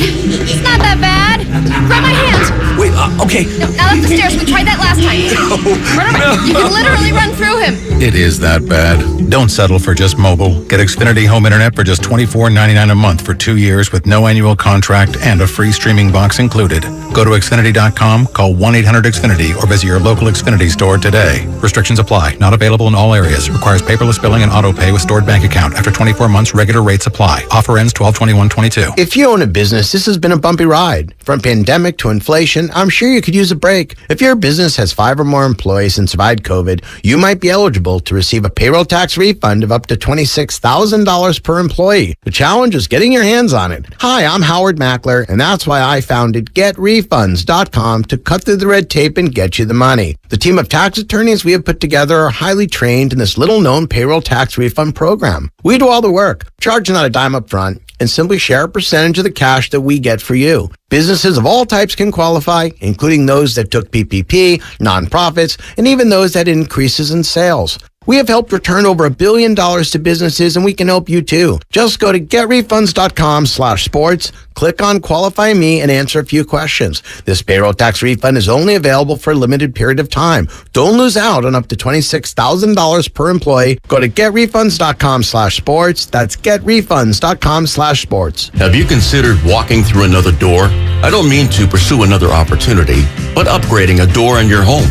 Now, if you are in fact looking for another opportunity, Golden State Window and Door can provide you with plenty.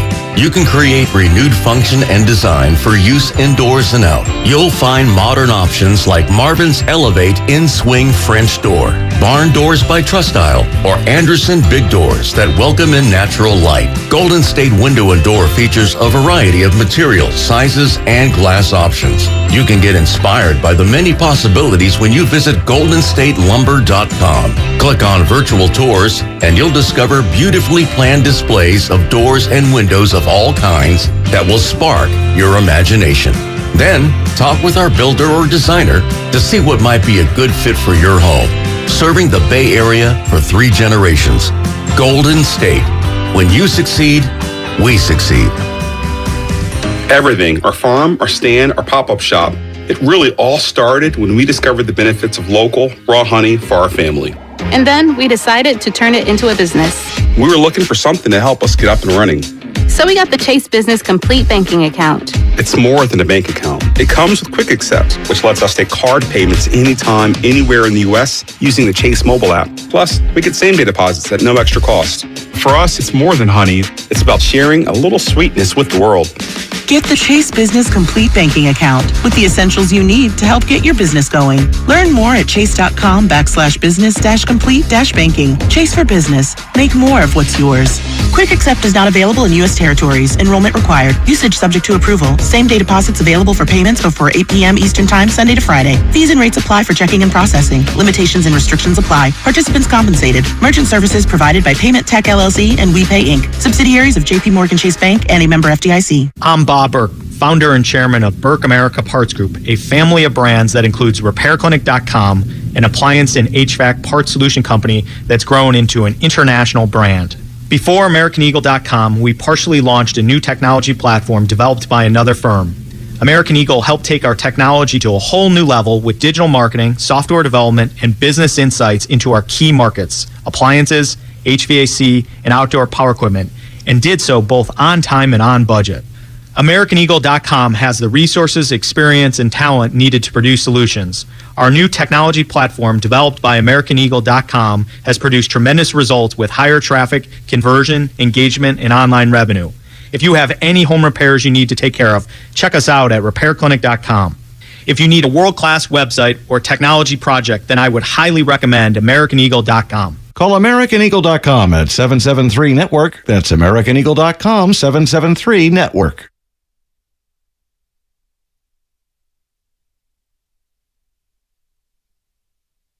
Now, back to the Morning Roast with Bonte and Shasky.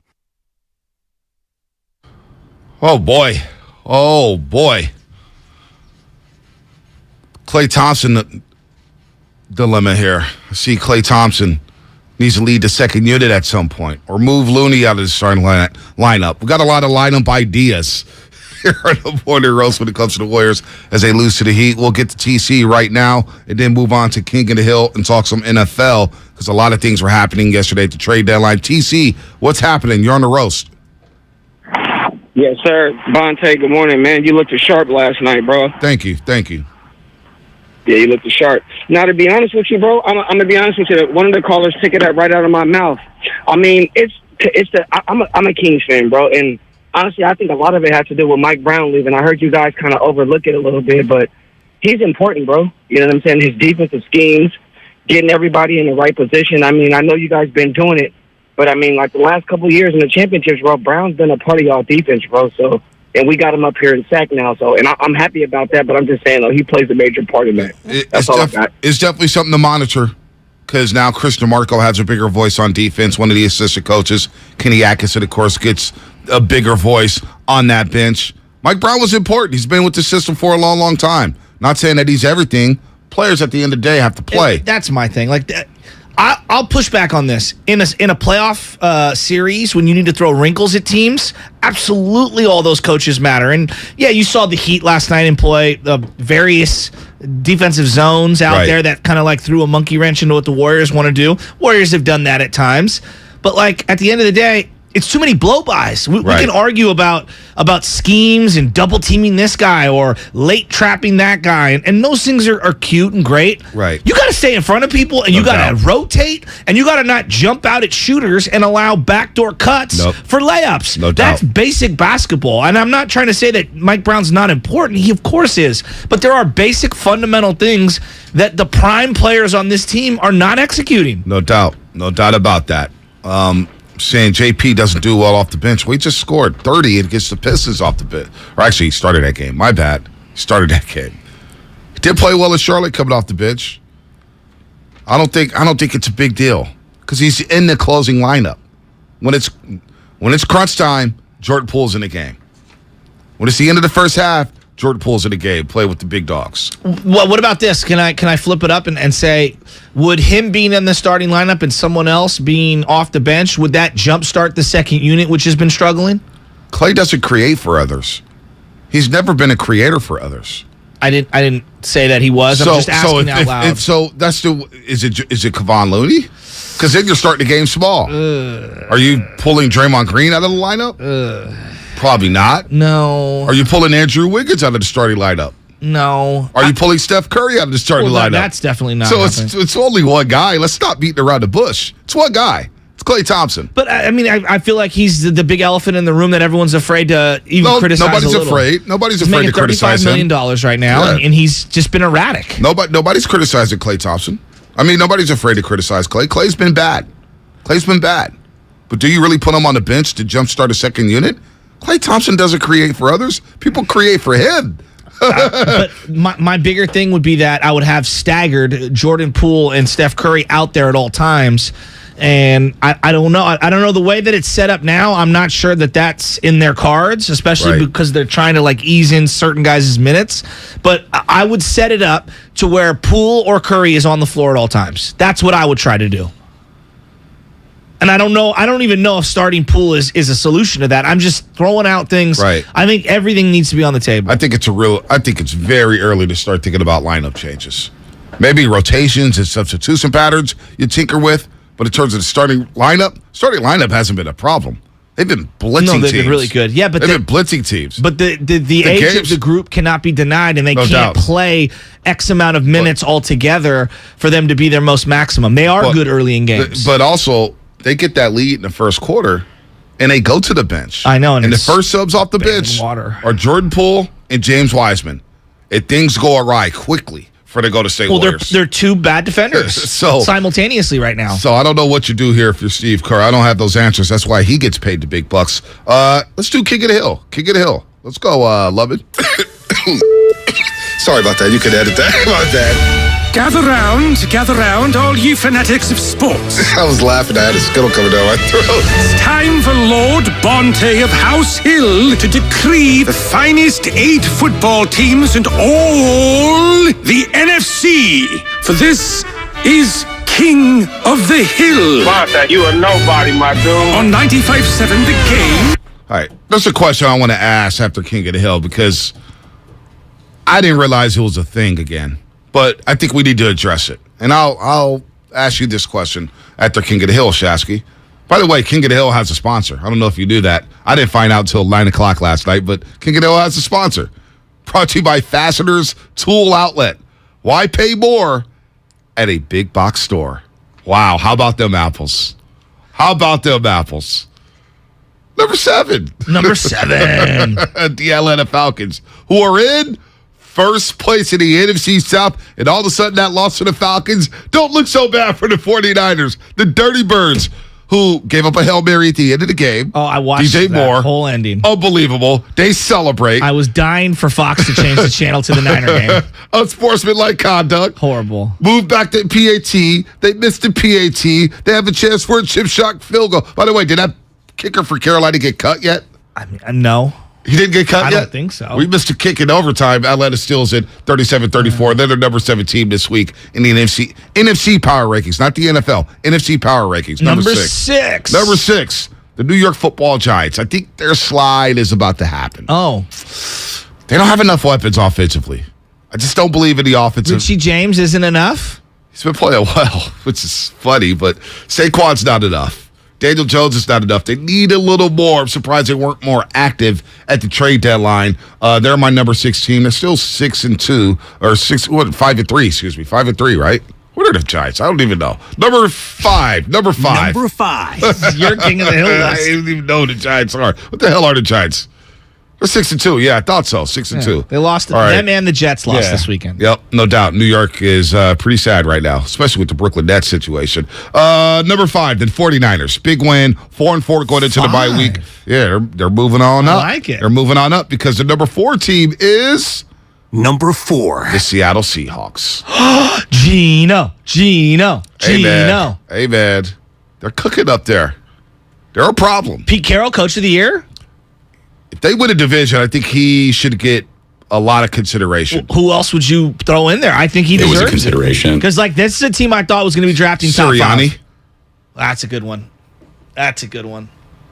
Andy Reid, does he get votes? Because a lot of people thought Kansas City was going to take a dip. I think both of us picked Kansas City to win the division. Yeah, but I hear you. Yeah. No, that's a good one. Sirianni's a good one. You know what? I'll stand down. Maybe throw Mike McDaniel thrown in that conversation at some point. We'll see him win some more games. He's in the mix. No doubt. Sirianni, Carroll. Carroll may be the one he because deserves credit. because everybody they had a clip the other day about the Seahawks and DK quote tweeted it. DK Metcalf. Yeah. And it was all the naysayers. Oh, good. Ripping the Seattle Seahawks. And I saw some Coward. I saw some other guys in the Bay. I saw a lot of things. It's like, they're picking against everybody. Just looks bad. Coward's turning into Francesa. They're picking on all his mistakes. Boy, it's going to be me in 6 months. Yesterday. Today. Number 3. The Minnesota Vikings.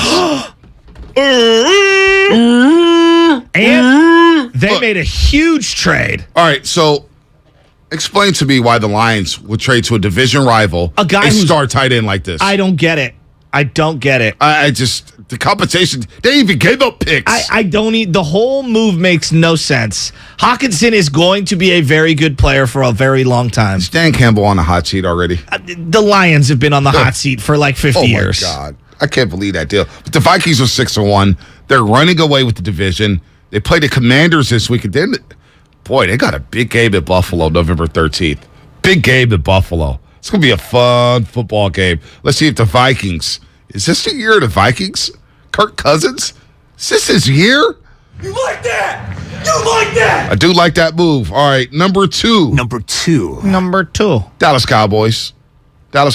Although Chicago ran the ball up their throats, wasn't that impressed. They have a big game with the Vikings 3 weeks from now in Minnesota. That's going to be fun. But they're 6-2. Dak's back. Big game against the Green Bay Packers in a couple weeks. They're in a bye week. Tony Pollard looked really good. We'll see what happens when Zeke gets back. Cowboys do have a defense, though. I like their defense a lot. They create a lot of turnovers. They're going to be a problem in the playoffs, no doubt about that. And finally, number one. Who else could it be?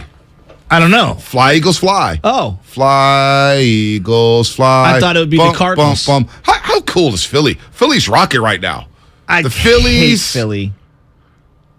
It would not surprise me if this World Series did not get back to Houston. Don't even talk that into existence. Come on, Houston. Show me some life. Bryce Harper.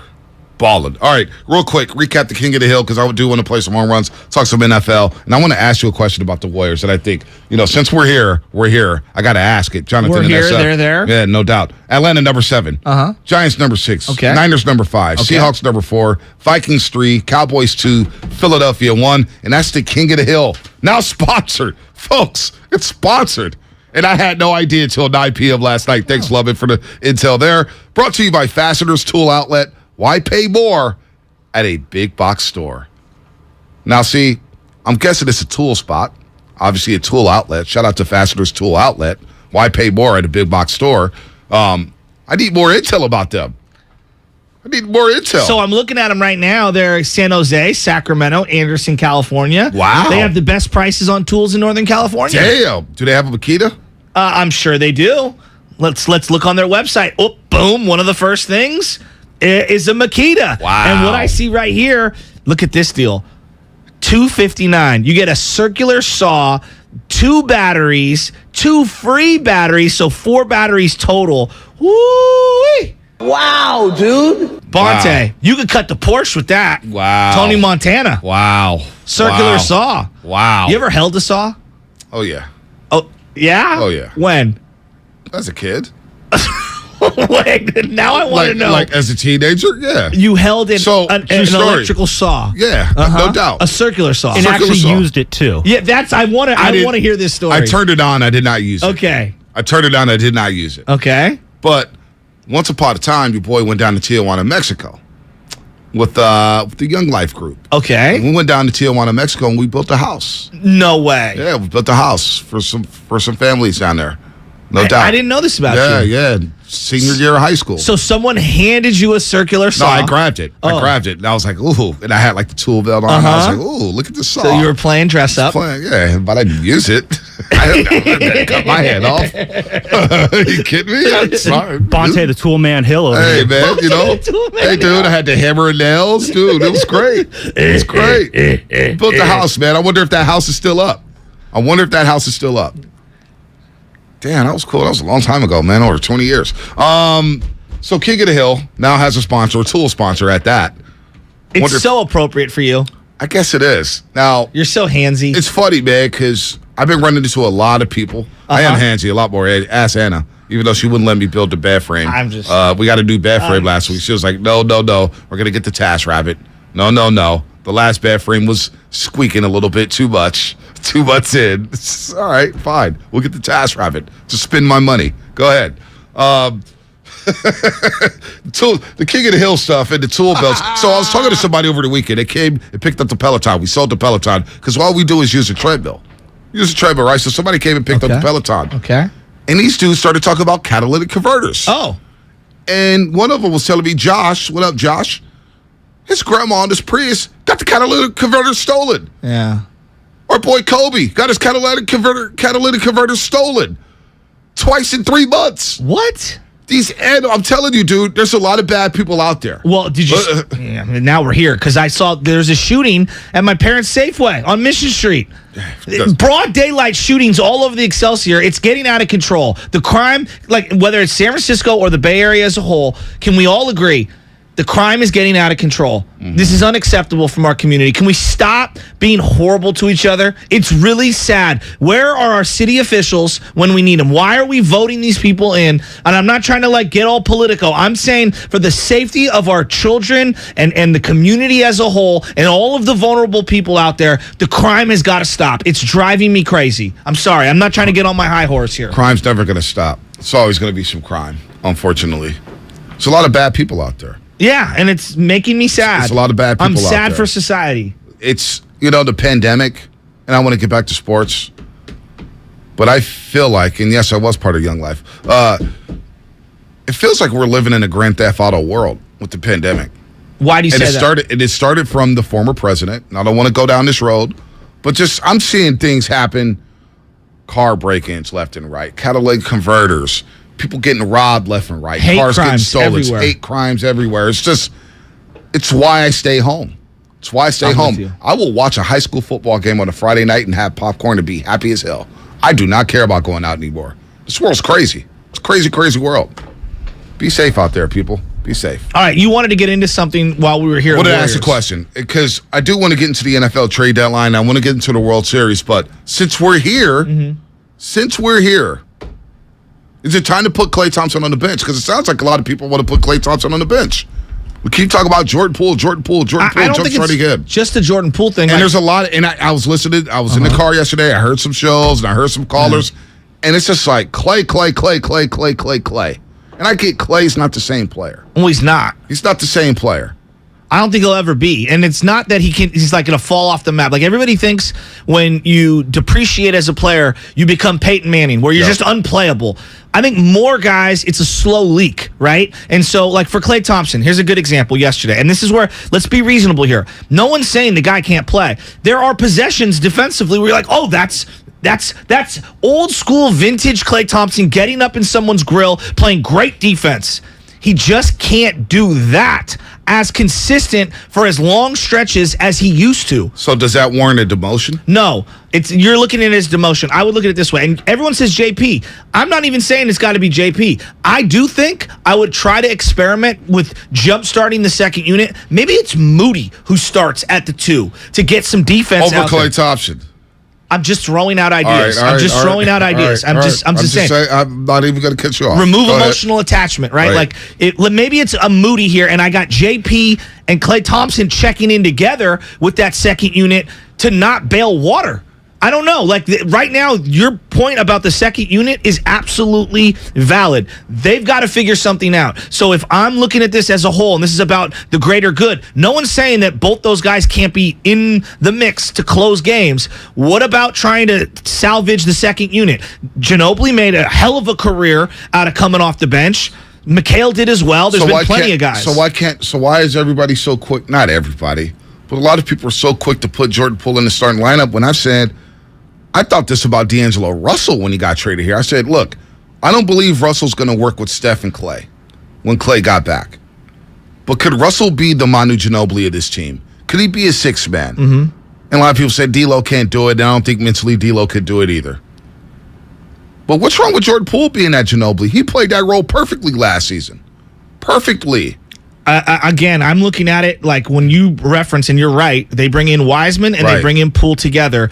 It feels like they take a huge step back on the defensive side, and it feels like the offense is very inconsistent. And I would like to have a shooter alongside Jordan Poole to kind of spark that second unit. And I'm looking at someone like Moody, and I feel like defensively, he's a good complement to what Steph Curry is in that backcourt. And then offensively, he kind of fits the spacing thing that they're trying to do out there. Interesting. I mean, I'm just throwing out ideas. Something's going on with this team, and they're a hair off. I think, number one, patience. Number two, Clay only playing in one preseason game and not scrimmaging at 5-on-5 for a long, long time, since the NBA Finals has something to do with it. I do think he's shot hunting at times. But again, I see, for example, the Phoenix game. That third quarter, he defended his ass off against Devin Booker. He did. And Devin Booker struggled. And he started talking that talk because I think he was fighting through things. He's trying to get back. He's trying to get those 30 minutes. He wants to see his shot go down so bad. And also, Lutman was on this yesterday. Lutman was he was talking to me over the phone 2 days ago. Do we all forget that Klay Thompson starts off the season slow? He's a perennial. It's like Mark Teixeira for years, right? Baseball. Mark Teixeira would start off slow every single year.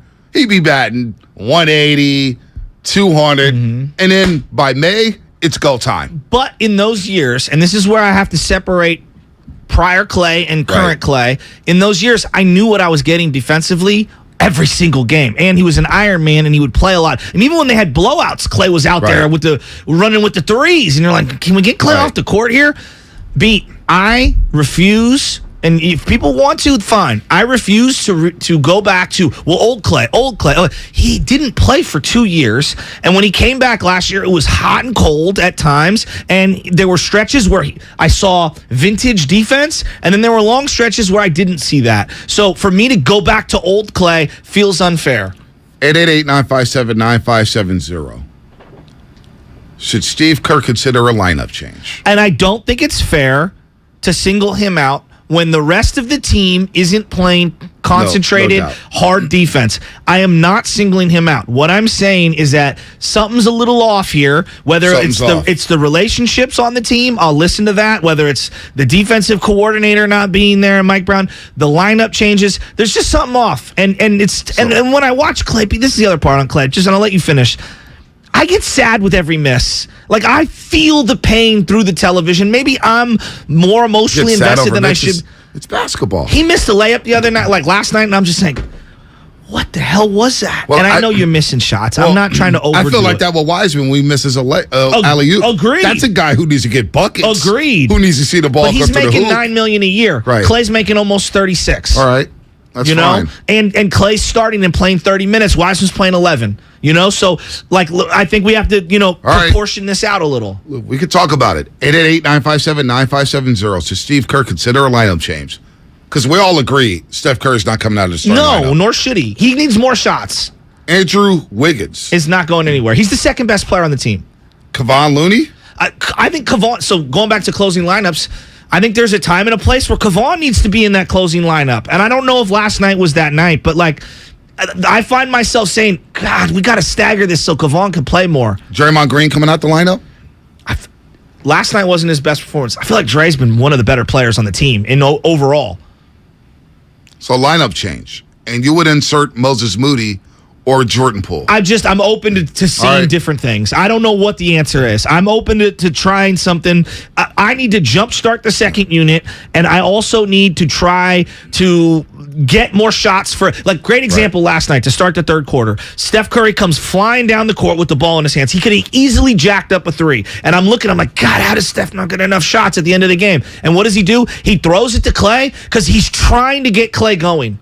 And it's taking a couple shots away from Steph Curry. Now, I love that in Steph because he's selfless and he's not a ball hog, and we all love that about him. But I look up and I'm like, Steph's got to be more of a focal point of the offense. But if he's trying to get this other guy going that he loves so much, maybe it's taking a little away from his offensive efficiency. Steph's not playing the entire first quarter, but he is playing alongside Jordan Poole in the first quarter.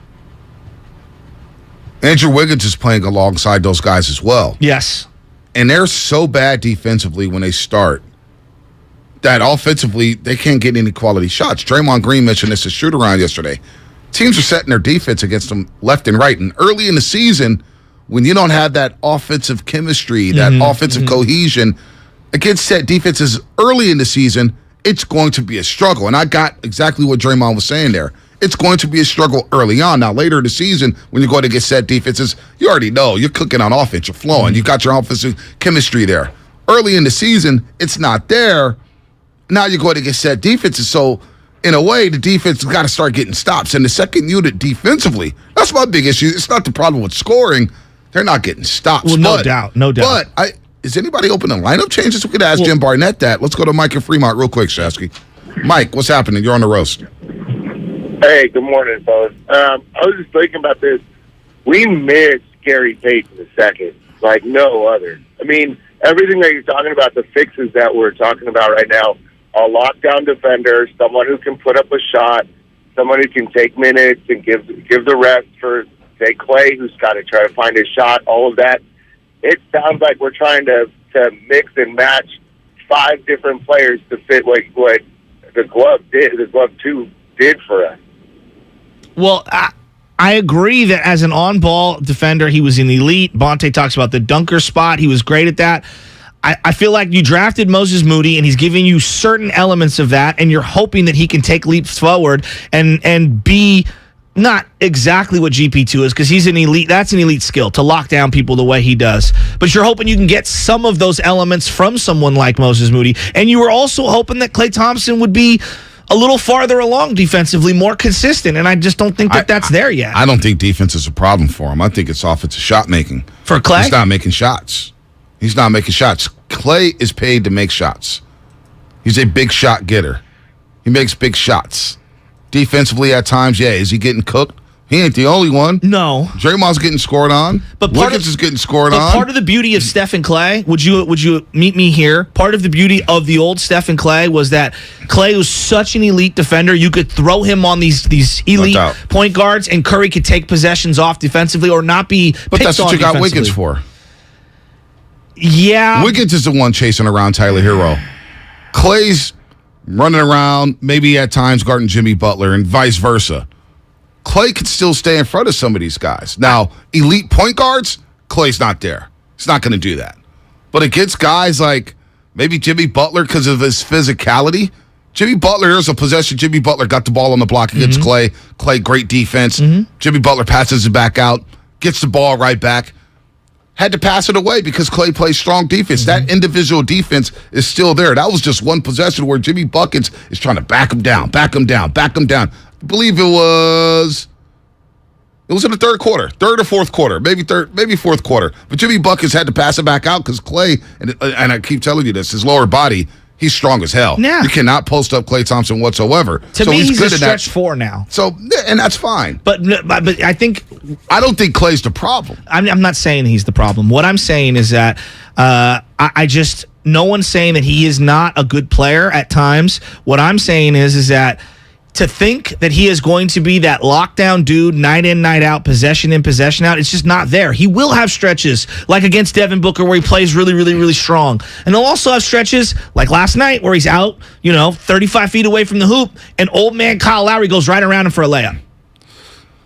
I mean, that's just the old Klay. That doesn't happen, and I'm singularly looking at that. Even Wiggins, who we all think is in his prime and is a great defender, great offense is going to burn you at times, right? And I get that. I'm not here to say that one possession was life and death. I'm just saying the bigger overall takeaway is that he's too hot and cold too much, and he's not as consistent as he once was. And I don't think that's some crazy knock. It's just the reality. We did this late last year, and Klay started erupting.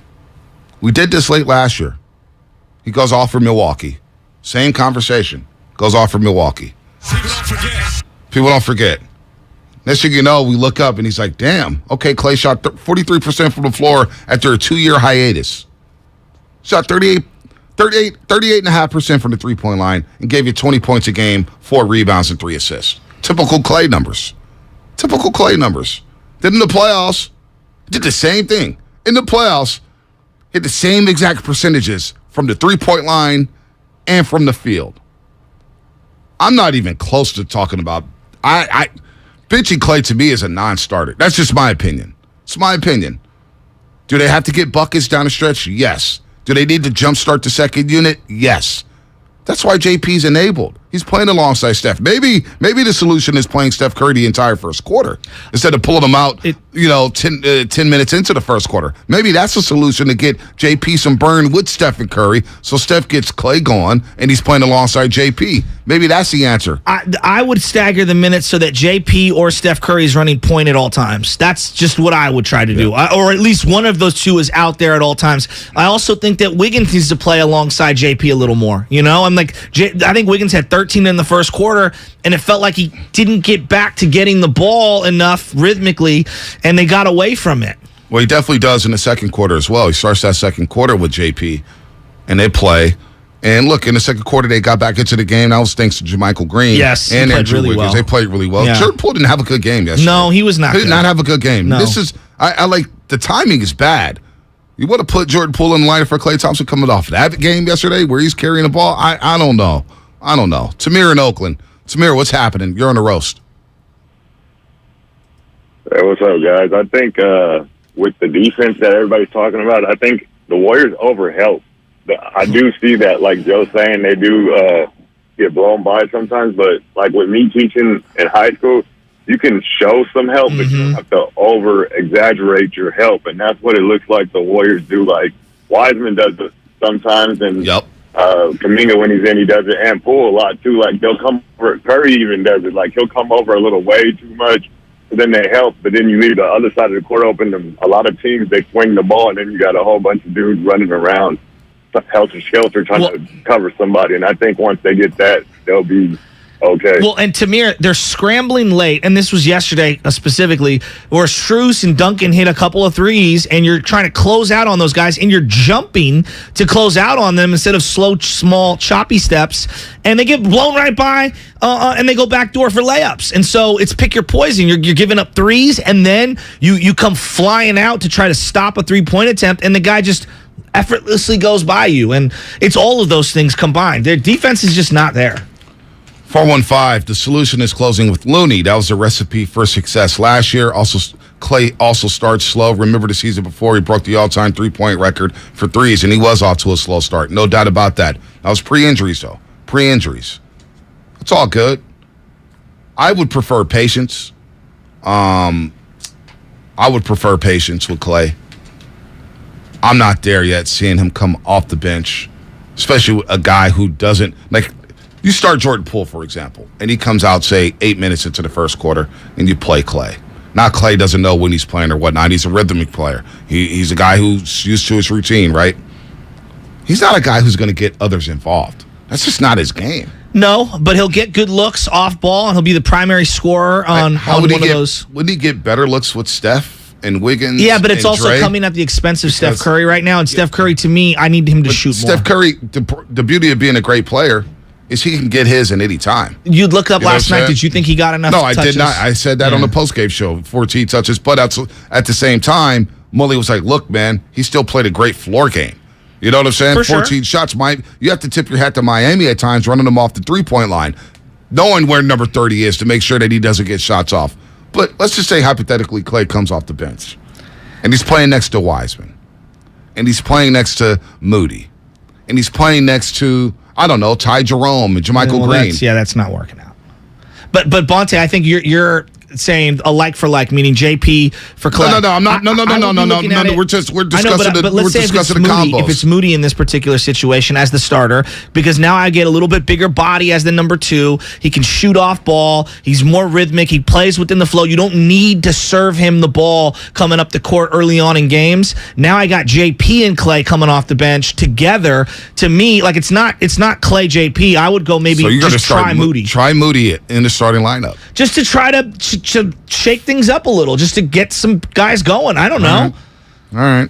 I think right now everything should be on the table. I mean, whether it's you close with Looney every now and then, and JP's not in the closing lineup. Whether it's I'm going to experiment with Moody. Like I'm open to seeing other things. Whether it's Kuminga as the 5 instead of Wiseman coming in that second unit. I'm open to anything. I think it should all be on the table. They need to get going here a little. It's not the end of the world. Well, the starters got the best net rating possibly in the NBA with Clay. Yeah. That's the funny part about this. That's for like for the first 6 minutes, though. Exactly. So we're talking about removing Clay in those first 6 minutes, when the starters are not the problem in the first 6 minutes. It's the totality of the game. I'm not just worried about the first 6 minutes. I'm trying to make my overall team better, and so that we can have leads late in games. So they do, but they have leads late in the game. They had a lead yesterday. Well, they were down. They had an 8-point lead. They were down to Charlotte and to Detroit late. They had 8. I'm just looking at last night. They fixed some things. They were up 8 last night, 100-92. Now Clay didn't play in the Detroit game. They got blown out. Yeah, well, they got blown out. Yeah, JP started that game, and he dropped 30, but they also got cooked on the other side. Destroyed defensively. Destroyed.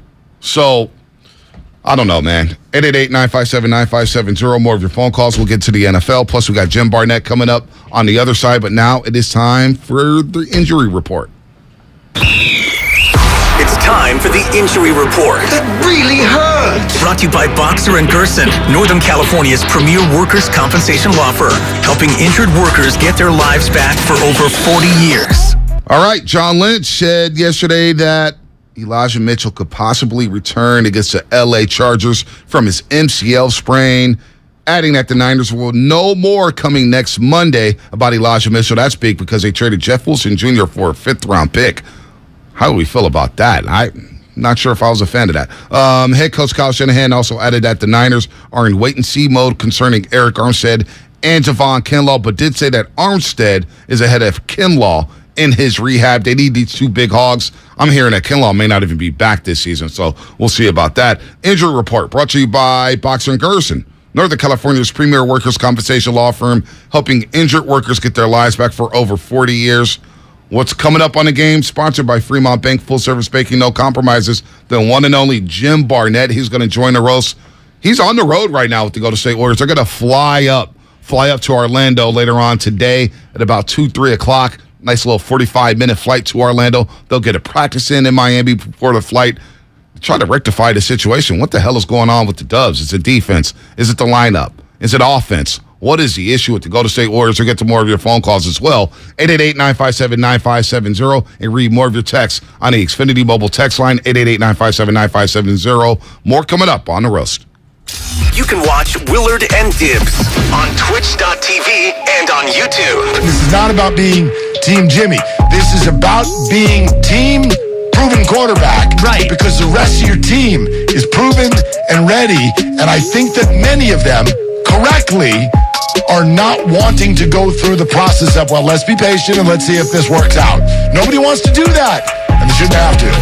This is the Bay Area's sports station. He's dirt. 95.7 The Game.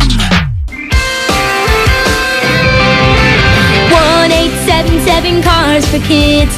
KARS Cars for Kids. 1877 Cars for Kids. Donate your car today. 1877 Cars for Kids. KARS Cars for Kids. 1877 Cars for Kids. Donate your car today. Donate your car today at carsforkids.org. That's cars with a K. Your car, running or not, can be picked up as soon as the next day. You'll get a maximum tax deduction and a vacation voucher. 1877 Cars for Kids. KARS Cars for Kids. 1877 Cars for Kids. Donate your car today. Now accepting donations of land, homes, buildings, or any kind of real estate. Diabetes, high blood pressure, anxiety meds, everyone's on them. If you're a 50-year-old male, maybe a bit porky, and you may even have type 2 diabetes, $1 million of term insurance may only cost you about $200 a month. Call Term Provider. Speak with Big Lou at 800-200-1966. Big Lou will find a term life policy for you even if you have type 2 diabetes, are overweight, or have high blood pressure. Term Provider has helped thousands of people like you who think they can't afford term life insurance. To buy $1 million of affordable term life for you, all you need to do is call Big Lou at 800-200-1966. Lou will make sure the scales are tipped in your favor. Call 800-200-1966. Big Lou will answer your call and work to fit you into a term life policy that you can afford. Remember, Big Lou's like you. He's on meds too. Call 800-200-1966. 800-200-1966. Attention! Did you or a loved one live at or near Marine Base Camp Lejeune in North Carolina between 1953 and 1987? If so, listen closely for this important legal announcement. From 1953 to 1987, Marines and their family members at Camp Lejeune drank water that was contaminated with hazardous toxins. The toxins found in the water at Camp Lejeune may cause health issues,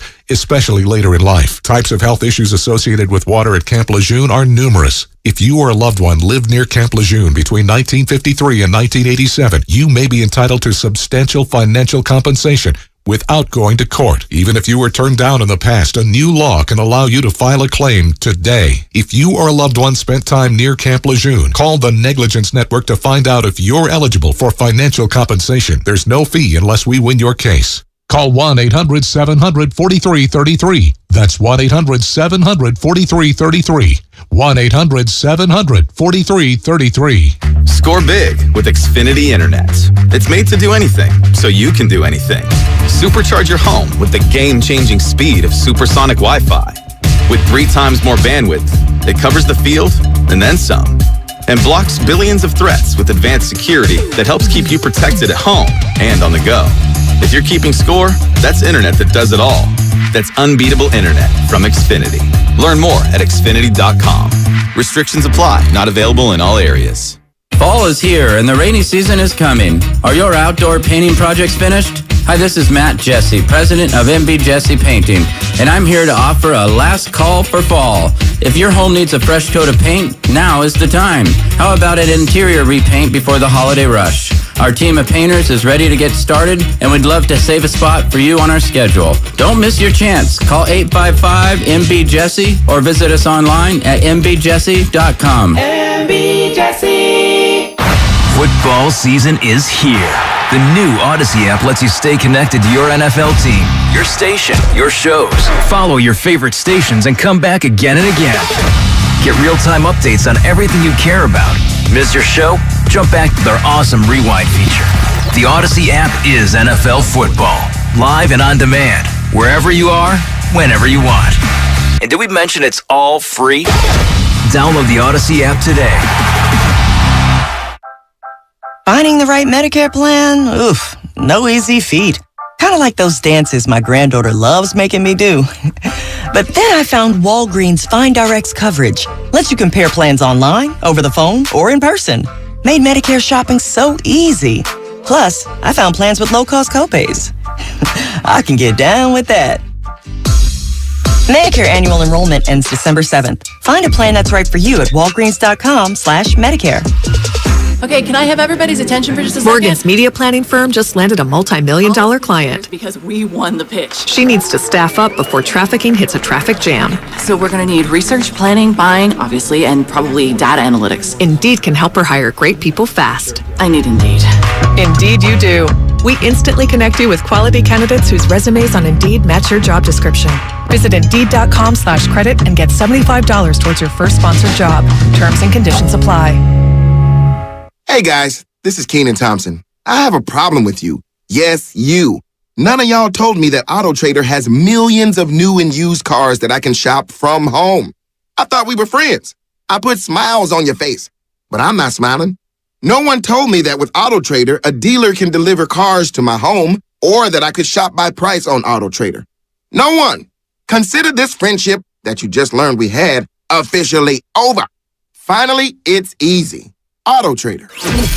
You're listening to 95.7 The Game, KGMC FM at HD1 San Francisco.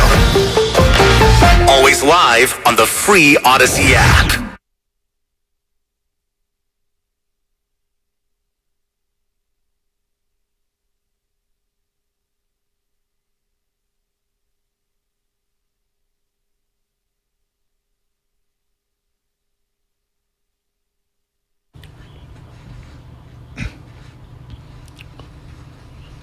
All right, good morning to everybody out there here on a Wednesday, a gloomy Wednesday in the city. I know JB, Jim Barnett, there's nothing gloomy about Miami, South Beach. It looks beautiful out there. Let's talk to Jim Barnett, the longtime color analyst for the Golden State Warriors, now on the radio side alongside Tim Roy right here on 95.7 The Game. And the Warriors are sliding right now. It's still very, very early, 8 games into the season, but they've yet to win a road game, 0-4 on the road. 0-3 in this 5-game road trip. They'll take on the Magic tomorrow. I know you guys will fly up later on today, but last night a gut punch as the Warriors fell to close out the Miami Heat. 2 points in the last 5 minutes and 3 seconds. Steph was special. There's a lot to get into. JB, good morning. How's Florida? It is beautiful. You're right about that. And it's very, very warm. And I'll be glad to be moving on from Miami and see what the Warriors can do the last 2 games on the trip with Orlando and New Orleans. Yeah, we highlighted you yesterday on the postgame show. You were walking behind Steph Curry with a nice little sweater, some khakis, JB, looking dapper down at FTX Arena. But let's talk about the game itself. What's the number one issue for you? Would it be closing quarters? Would it be closing halves? Would it be getting timely buckets? What's the biggest issue for you right now with this team as they scuffle on this road trip? Well, the overall big thing is defensive breakdowns and not being able to contain the other team, giving up too many easy baskets, and also fouling and putting people on the line. Although last night I thought they did a much better job of that than they had the previous games. In Detroit, I'm not looking at the stat, but I think Detroit took 38 free throws. Yep. The Warriors took 24 free throws, maybe 25. And those young guys really ate them alive in there with the quickness. But and also not being able to sustain good things happening in the first quarter. The Warriors had a lead. They had a 16-9 lead at one point, and the Heat went on a 12-0 run to end the quarter. And in fact, over the last half of the quarter, the Warriors were outscored 24-8 after the 16-9 start. And not being able to sustain and hold on to a lead like that is kind of surprising to me. It's unusual from years past, obviously. But this team is not the same, and they don't have the depth right now coming off the bench. The bench had a miserable time at different parts of the game last night, and so it's hard to win games like that. And when you go on those dry spells, like you said, the last quarter there, you hit dry spells and you can't put the ball in the basket. It was just under 6 minutes. It was a tie game, 104 all. Mm-hmm. And then later on in the quarter, it's 107 all. But then you get down to nutcracking time under 3 minutes, and the Warriors just couldn't contain him, and they couldn't score and turn the ball over, take bad shots. Even Clay. I thought Clay. I loved what he did in the third quarter. He came alive, and I thought, hey, this is really encouraging. But then in the fourth quarter, he couldn't sustain it, and took a couple of shots that were early in the shot clock. Maybe rushed it a little bit, trying to get it done. But it's right now they're just out of sorts. They're not able to finish games. What's the solution, JB, in terms of getting their defense in order and then finding out how to navigate that second unit? Well, it's a process that they've got to work on. They got confused last night on pick and rolls, and a guy slipped to the basket out of bio. Let's see, I'm trying to think. The big shot was made by Jimmy Butler, of course. He hit a good little jump shot mid-range. But knowing when to double team, knowing when not to double team, and knowing not to double team and leave the lane open to the basket, and maybe somebody rotating over from the weak side, but just getting a little confused on defensive assignments and not paying attention at certain times like that, and also just untimely turnovers. 6 turnovers in the fourth quarter, that doesn't help you. And they keep continuing to do those kinds of things. In fact, they might have had a couple more than that. I'm just trying to remember it. But in that last quarter, that's coming down the stretch. You can't afford to make mistakes. They're outscored 30-15 in the fourth quarter. They score 15 points because they shoot the ball poorly. It was they were under 30%, I believe, in the fourth quarter, and they were 3 of 15 from 3-point range, and the ball didn't go in the hoop. That, of course, solves a lot of problems. But maybe they're taking contested shots. They are not wide open. They're just out of sorts right now, and we'll have to see if they can get it together. No doubt, JB, because the third quarter, you're right. We're talking to Jim Barnett here on the Morning Roast on 95.7 The Game. Excuse me. Klay Thompson, 11 points in that third quarter, 2 threes. Warriors scored 38 points, outscored the Heat by 10. And I said, wow, the Warriors are back. The flow, the ball's moving. Steph Curry had 7 assists in the third quarter. And we'll get to Steph Curry and how special he's playing right now. But the fourth quarter, you're absolutely right. 3 of 15 from the 3-point line. 6 turnovers. Miami out-hustled them. They didn't turn the ball over at all in the fourth quarter. 2 turnovers. And scored 2 points in the last 5:03.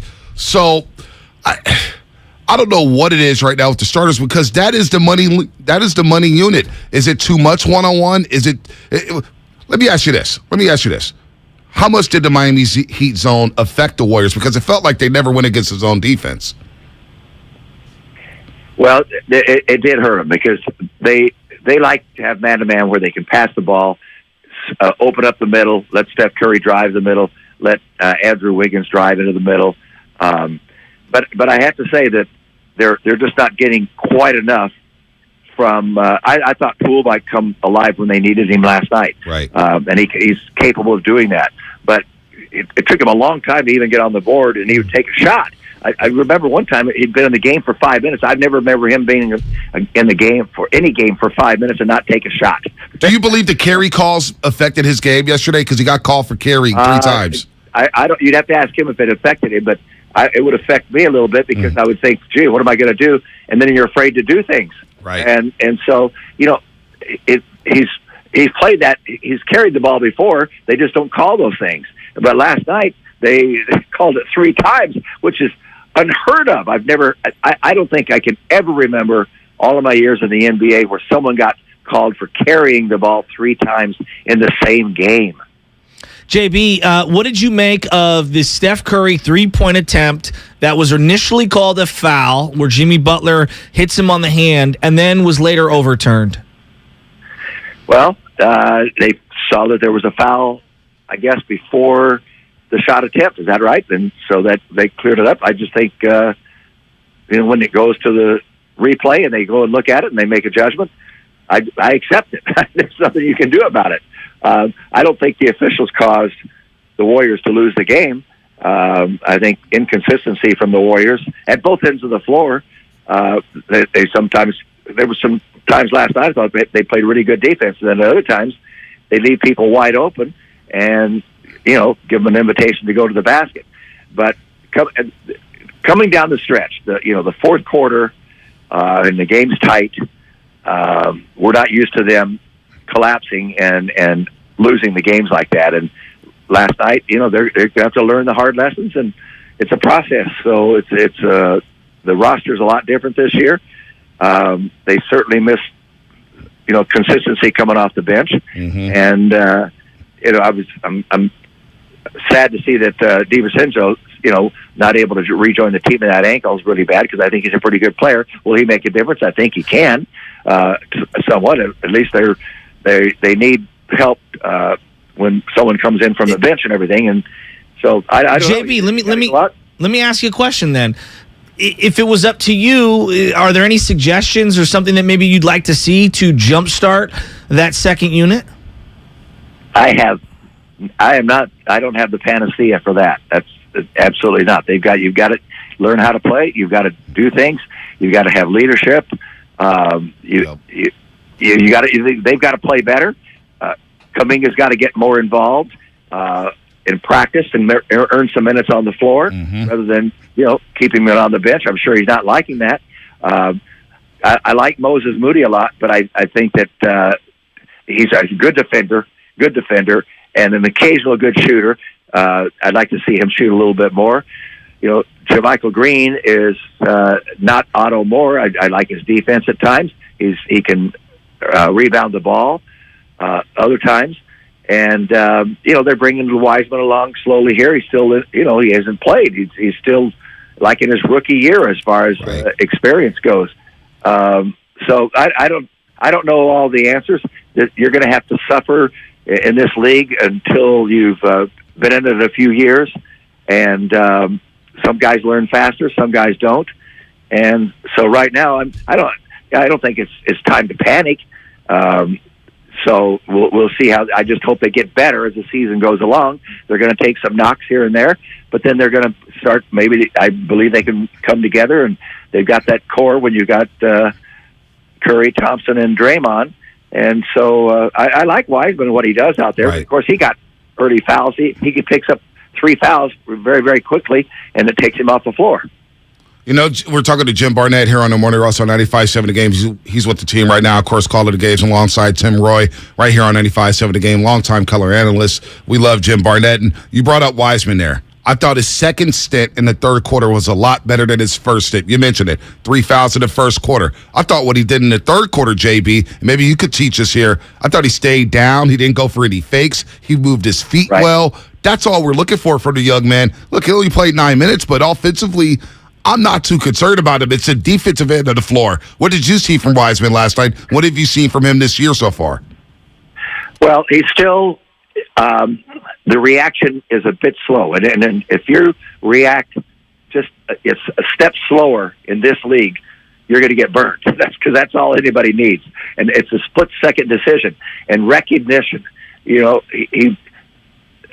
veteran and a good veteran, they see what's going to happen, quite frankly, before it happens, and not as it's happening, and not after it's happening.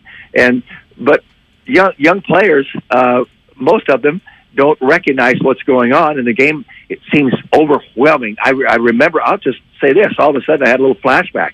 I remembered when I went with the Boston Celtics, how different it was in college and how everything was moving so fast. I didn't know. I remember early on, I didn't know what was going on. I didn't know where to run to. I didn't know what to do. And I had 4 years of college basketball. I was pretty savvy. I was I had good fundamentals on both ends of the floor. And I just remember the game moved so fast. I was overwhelmed early on. JB, you're the man. You are the man. Let's see if the Warriors can get a win on this road trip against a young, athletic Orlando team. Paulo Banchero, Wagner. They got some players up there. Bo's playing well. The son of course, Manute Bol. He had a double-double yesterday alongside 4 blocks. They got to get a win here to feel good about themselves. But I'm with you, JB. It's way too early to panic. Yeah, absolutely. And when you take all these knocks, you learn the hard way, and it toughens you up. And these guys are professionals. You respond to that, you react to that, and all of a sudden you learn how to play. And you either get it done or you're down on the bench. And so players want to play. They're good guys, by the way. I love this guys. I love their personalities. Mm-hmm. I like who they are intrinsically. So I like that aspect of it, and they want to get better. They're not quitters. No doubt about that. Yeah. We'll see what happens in Orlando. We'll be listening right here on 95.7 The Game. Thanks, JB. Thank you, guys. Anytime. Jim Barnett here on the Morning Roast on 95.7 The Game. So you asked him about panicking. I do think that that's something that we throw out there as fan bases, like, oh my God, is it time to panic? And I would categorize it more as, yeah, it's not that. Like, no one's losing their minds. I do think that there's a growing... I wouldn't say no one. What do you mean? There's people losing their minds. Well, I think there's a lot of people frustrated. So, like right now, if you just take a step back, okay, and you're just looking at the team, and you've been watching this team for a long time, right? Being frustrated. There's a variety of issues going on simultaneously. It's not one thing. It's not like, I know we were talking about Klay Thompson. It's not me trying to pick on him. They're not playing individual good defense. They're not playing good team defense, all right? Their shot selection is erratic at best right now for some of the players on the team. Jordan Poole, one game will look great and then give you good effort defensively. The very next game, like yesterday, he felt like he was just totally useless, I think that the Wiseman thing, there's something there. Is it the biggest issue on the team? No, but there's something there. Like, it's working sometimes, but it's not working overall. Mm-hmm. What's going on with Kuminga? JaMychal Green looks like he's been a positive, but yet it's coming at the expense of maybe some minutes for some other guys. Backup point guard, outside of JP. DiVincenzo wasn't good early. He's hurt. Ty Jerome's probably not the answer. I don't know if you could solve that right now. What do you do with Draymond Green when he's not giving you a little bit on the offensive side, like last night where it felt like they went zone and he didn't have an answer for that? Why is Wiggins not getting enough looks in second halves? Where's Steph Curry with the ball in his hands late in games? Like, I'm just listing like 10 things. I was thinking about it last night. It's not one thing. It's kind of like all these things all at once. It's not the end of the world, but there are a lot of things that they need to iron out right now. Yeah, and it starts with the defensive end of the floor. Also, some breaking news here in the NFL. Daniel Snyder looking to explore selling the franchise. I mean, when Jim Irsay is the one who's calling you out on behalf of the owners, I mean, you're talking about a dude who's crazy. They've hired Bank of America Securities to consider potential transactions. Oh. The Snyders remain committed to the team, all of its employees, and its countless fans to putting the best product on the field and continuing to work to set the gold standard for workplace in the NFL. Looks like Daniel Snyder has finally got the pressure, got the heat. Could be a new owner in Washington very, very soon. Let's go to Marvin in Oakland. Marvin, what's happening? You're on the roast. Marvin, you there? Yeah. What's up, Marvin?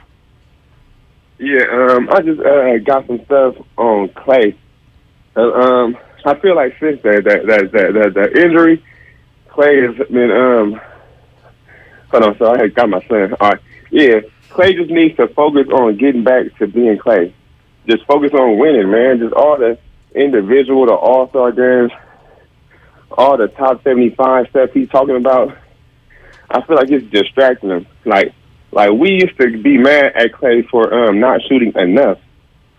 Now he's just this wild, like taking all these shots and stuff, and like that was never Clay. Like Clay would come out when we really needed him, or when he was having big nights and stuff. Like all these shots where he's falling to the left, falling to the right, quick release and yanking his elbows back. Like I just don't get it. It's like he's out to prove something when that was never really Clay. You know, I would categorize it this way. Shot discernment, for me right now, is just a little hit and miss. There are times, like you guys were showing the replay. This is during the break, where he gets that top of the key. He comes circling over. He's open. It's a good look. I want him taking that shot. That's a great shot for him. And he just misses it, right? Front iron, whatever. You think it's legs. And sometimes you just miss, whatever. Then later on, I think, possession or two later, he takes a shot with multiple defenders on the wing. And it's like, I know that you feel it and you want to shoot and you want to shoot yourself out of this. But in that scenario, in this spot in the game, maybe you make an extra pass. But I know that that's part of his DNA, and I guess the question is, how much do you need him to evolve? And does that take away from who he is at his core? We were just watching that top of the key three, right? Top of the key three. Good look. Very good look. The defensive possession before that, he locked up Jimmy Butler. Mm-hmm. The possession I was talking about earlier, that happened then. Mm-hmm. I thought it happened earlier in the second half. That was then. He was guarding Jimmy Butler and doing a hell of a job on it. So this talk about Klay Thompson being a depreciating asset defensively, I just don't see it. Okay, he gets beat. The NBA has the most athletic. Of course. They're the most athletic dudes in the world.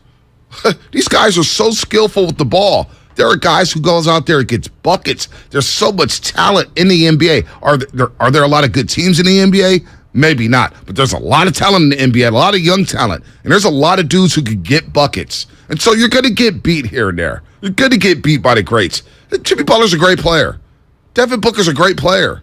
But there's possessions where Klay makes it hard for him. So, you know what?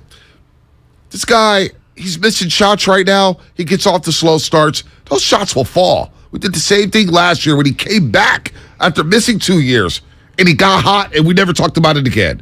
Well, we're all of a sudden saying, Game 6 Klay, Game 6 Klay. He's back. He's going to be fine. Yeah, but no one's saying that he won't have moments. Of course he's going to have moments. He's going to have more than just moments. He's going to be a guy where we're not even going to question whether or not he should be a starter. My question is not about that. But the genesis of the conversation, we're asking Steve Kerr to maybe tinker the starting lineup. The starting lineup is the least of my worries. Well, that second unit is coming in. They're up to, you heard JB, 16-9. I was looking at 21-13. 21-13. All of a sudden, you're making subs for Wiseman. You're making subs for Poole. And boom, you give up a 20-3 run. And it's like, damn, here we go again. My question is not, is Klay going to have his opportunities and moments and highs? Of course he is. The question is, are the lows going to be more consistent than they were at any other point prior to this? That's the question that I'm asking, and I think it's a fair one to speculate. No doubt. Let's go to Polo in the Bay Area. Polo, what's happening? You're on the roast. No much, getting some gas. About to stop to get some gas real quick. All right. Look, hey, man, you know who we missing, right? We missing in playoffs Looney. He only averaging like 5 points and 2 steals, 2 blocks. Yeah, he's getting in foul trouble too, Polo. He's getting into foul trouble early in games. I just want to see more of Looney. I want to see that. I'm with you. Looney. I want to see that extra hustle on the boards and going after rebound. I'm not seeing that effort. I'm just seeing a slow Looney out there. Well, I think Bam's a tough matchup specifically because Bam's so athletic, and again, he got into foul trouble early on, a couple of weak ones, and I do think it took away from his momentum. I want to see him every now and then with that closing unit. I'm not saying it's an every game thing, but I think that he should be in consideration because you're a team right now that doesn't have a shot blocker at the rim, and it's just, I think that's affecting their defense. They don't have a funnel guy, a guy that you like. If a guy does does get blown by, you're funneling him into someone who is going to alter shots. No doubt. Let's go to Jeff in San Jose real quick before we hit the break. We'll transition to some NFL, and Major League Baseball. Jeff, what's happening? You're on the roast. Oh, my bad, Jeff. My bad. I didn't. There you go. Love it. Thanks for picking me up. What's up, Jeff? Hi there. Glad to be on. My thought real quickly, somebody did say defense is really what's missing and the second team. And the first thing that comes to my mind is Peyton. Yeah. And then Porter and then Toscano. I mean, obviously Peyton is one of the best defensive guards I've ever seen in my life, right there with his father. I think those are huge losses. Those are big losses. Gary Payton II hasn't played yet. That is a big loss. Got to remember, though. What's going on with GP2? You said he hasn't played yet? What's going on? I think he has some tendonitis in his knee. I could be wrong. Okay. Something was going on. So he hasn't played one game? He hasn't played one game yet for the Portland Trailblazers. Hasn't played one game yet. Otto Porter Jr. hasn't played for Toronto recently. He's out due to personal reasons. So he hasn't even been with the team. Bielitsa is back in Europe. Do want to remind people, as good as Gary Payton II was, he got hurt in Game 2 against the Memphis Grizzlies early. Yeah. Did not play the rest of that series. Yeah. Did not play in the Western Conference Finals. Didn't come back really until Game 2 against the Celtics. Really didn't have an impact until Game 4. They were able to get by without Gary Payton II. Yeah, he was a valuable piece. He's a valuable piece. I agree with that. But is he the end-all, be-all? I think you get by without him. Just say it. But a lot of people feel differently, and I understand. Look, when it comes down to it, are these young guys and these veterans that are all coming off the bench, are they going to make or break the Warriors? No. Can they help them, stop bailing water as often as they? Yes, absolutely. But at the end of the day, Steph, Clay, Dre, Wiggins, Kevon Looney, and Jordan Poole. Like, that is the six that we're talking about that they're going to ride and die with. And they're not getting it done. That's my point. They're not getting it done. Yes. They're not. Is Wiseman, he's inconsistent, no doubt. Of course. And I see him getting crushed.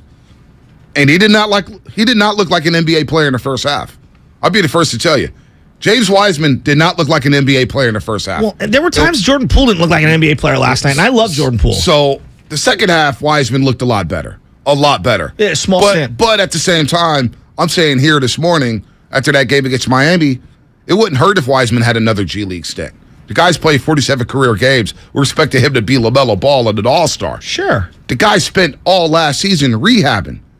Basically was rehabbing next to Clay, then had a setback and had to rehab again. So he's still a rookie in terms of experience.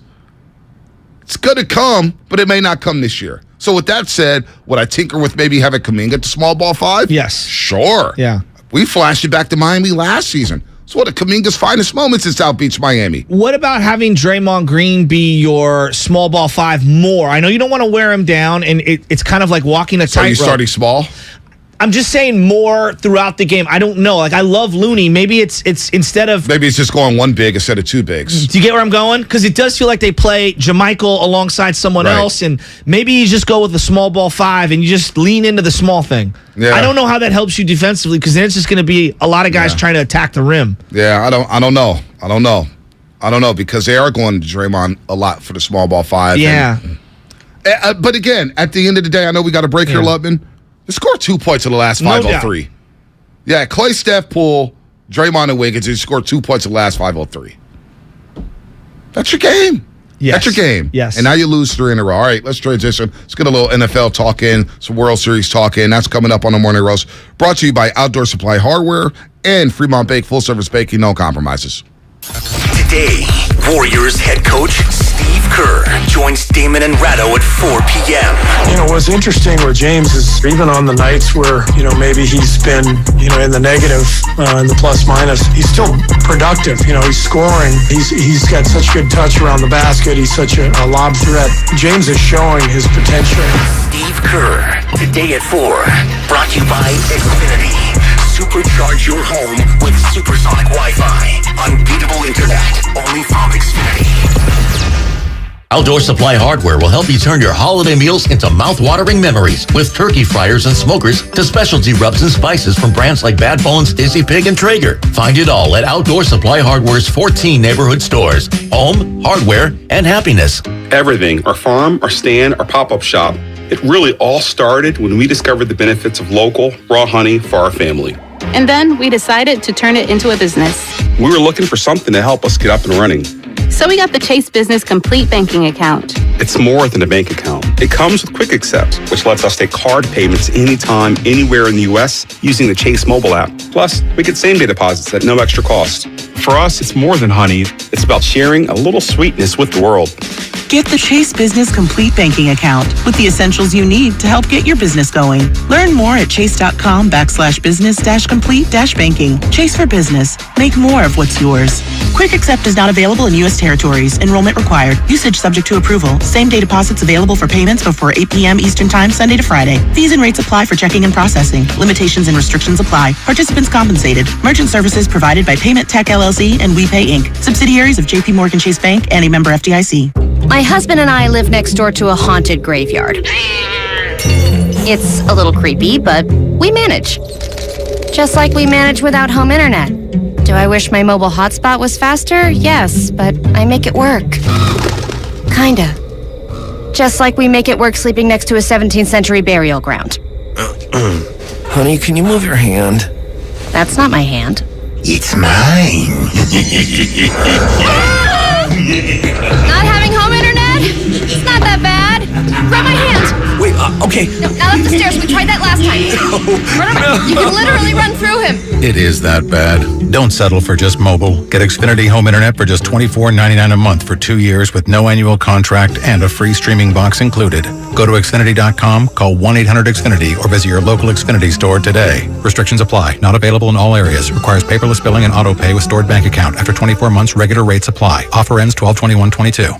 Salute our veterans and wrap up the Bay Area hot rodding season in style at America's favorite car show. It's the Good Guys 32nd Autumn Get-Together, and it's all happening November 12th and 13th at the Alameda County Fairgrounds in Pleasanton. See over 2,500 of the Bay Area's baddest hot rods, muscle cars, and trucks of all years on display. Plus, don't miss Good Guys CPP Autocross Series racing action featuring the Fall Shootout. Our Veterans Day weekend celebrations include our Vets for Vets Parade and so much more. It's all going down November 12th and 13th at the Alameda County Fairgrounds. Get details at good-guys.com.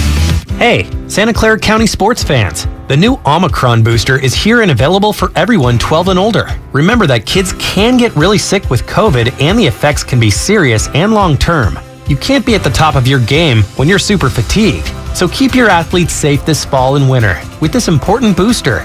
And of course, wear a high-quality mask whenever you're inside with lots of people. Visit sccfreevax.org or call 211 to make your booster appointment. Stay healthy and stay in the game. Get a cash offer for your car, truck, or SUV today at your local Bay Area Chevy dealers. Selling has never been easier. Just bring it into a Bay Area Chevy dealer, get a free appraisal, and we'll make you a cash offer on the spot with no obligation to buy. We buy any make or model, paid off or not. Find your local Chevy dealer at BayAreaChevroletDealers.com. You're the one who protects the flock, and that requires an eye for detail. Because when safety and well-being are on the line, it's the details that can save lives. Even when no one else is watching, you see everything. Grainger gets you, and we're here for you, and all the ones who get it done with a wide range of safety products and solutions, plus board-certified safety consultants here to answer your questions. Call, click Grainger.com, or just stop by. Grainger, for the ones who get it done. Hey, I'm Andy. If you don't know me, it's probably because I'm not famous. But I did start a men's grooming company called Harry's. The idea for Harry's came out of a frustrating experience I had buying razor blades. Most brands were overpriced, over-designed, and out of touch. At Harry's, our approach is simple. Here's our secret. We make sharp, durable blades and sell them at honest prices for as low as $2 each. We care about quality so much that we do some crazy things, like buy a world-class German blade factory. Obsessing over every detail means we're confident in offering a 100% quality guarantee. Millions of guys have already made the switch to Harry's, so thank you if you're one of them. And if you're not, we hope you give us a try with this special offer. Get a Harry starter set with a 5-blade razor, weighted handle, shave gel, and a travel cover. All for just $3 plus free shipping. Just go to harrys.com and enter code JOY at checkout. That's harrys.com, code JOY. Enjoy. In Livermore today, partly cloudy, highs near 57. Weather brought to you by one thing. Install a low-flow shower head and keep water off when brushing teeth or shaving to save water every day. Join Odyssey, and together each of us doing one thing makes a greener tomorrow. Score big with Xfinity Internet. It's made to do anything, so you can do anything. Supercharge your home with the game-changing speed of supersonic Wi-Fi. With 3 times more bandwidth, it covers the field and then some. And blocks billions of threats with advanced security that helps keep you protected at home and on the go. If you're keeping score, that's internet that does it all. That's unbeatable internet from Xfinity. Learn more at Xfinity.com. Restrictions apply. Not available in all areas.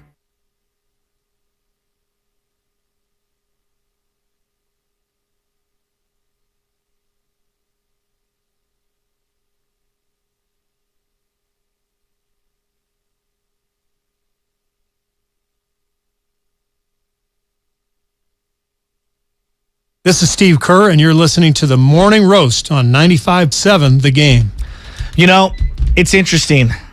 I just had a conversation at the break with Kyle Madsen.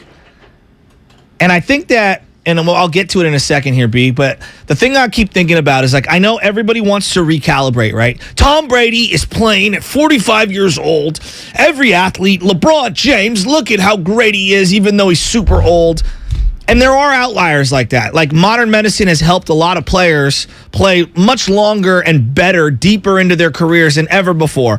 But yet it's still not like a video game where there's no drop-off whatsoever. What did you say about Steph Curry's age in a month from now, Kyle? Can you repeat what you said to me? No, on March 14th, on his birthday, he will turn the age that Larry Bird was on the Dream Team. Wow. Right, and he's still the best player on the Warriors. It's not even debatable. Still a top 5 player. Yeah, I might even argue higher when it comes to playoffs and stuff. He's incredible.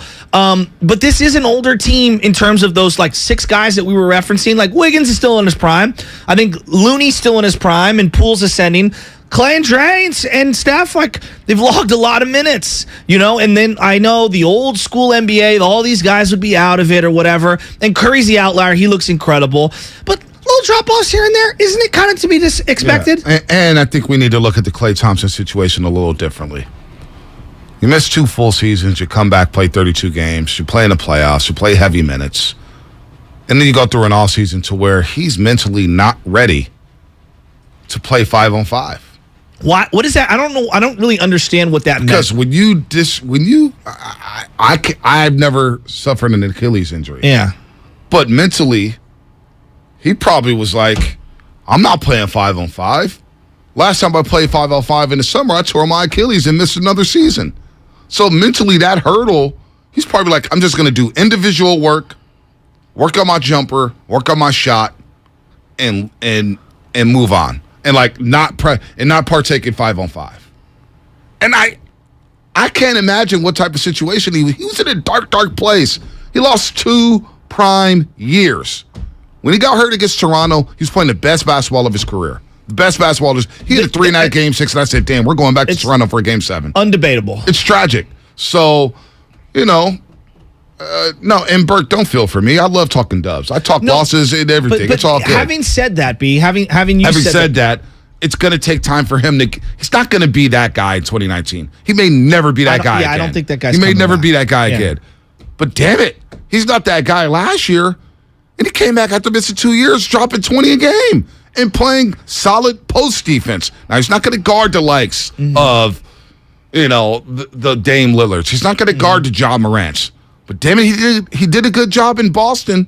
He did a good job in Boston defending. So it's going to take him time. It's a slow start. It's 8 games in. So that's all. If we're going to have patience with Wiseman and we're going to have patience with Jonathan Kuminga, then how come we can't have patience with a 4-time champ? It's not about patience. I think who's delivered in some of the biggest games in this franchise's history. Yeah, I wouldn't label it as being patient or whatever. I think it's more like realistic expectations. I think that's more the thing. I think a lot of people. Yeah. So what are the expectations? Well, I mean, he averaged 20 last year. That's great. I'm not saying that's not good. He shot 43% and 38.5% from the 3-point line. Shooting wasn't what made him, right? Shooting, it was a huge part of his offensive repertoire. There's no doubt. It was also relentless lockdown defense, right? Even when you know that, like, hey, making a guy shoot 3 or 4 less points than what his normal average is, that's elite lockdown defense. I just think he can pick and choose his spots on defense. And again, it's not him. He's not the only thing. I'm just looking at this thing big picture, and I'm zooming out, and I'm like, I think the regular season is going to be more of a struggle this year than I thought it was. And I think that I'm going to have to kind of recalibrate. It's a work in progress on a variety of levels, and there's a big picture playoff view of this. And I think it's going to be more stubborn of the toe than I thought. Well, again, I think the youngsters, when it comes to the bench, because that's what made the Warriors so special in the past, is the bench. If they are still struggling by February, and we get near the trade deadline, and they have these assets that they're not using in Jonathan Kuminga and James Wiseman,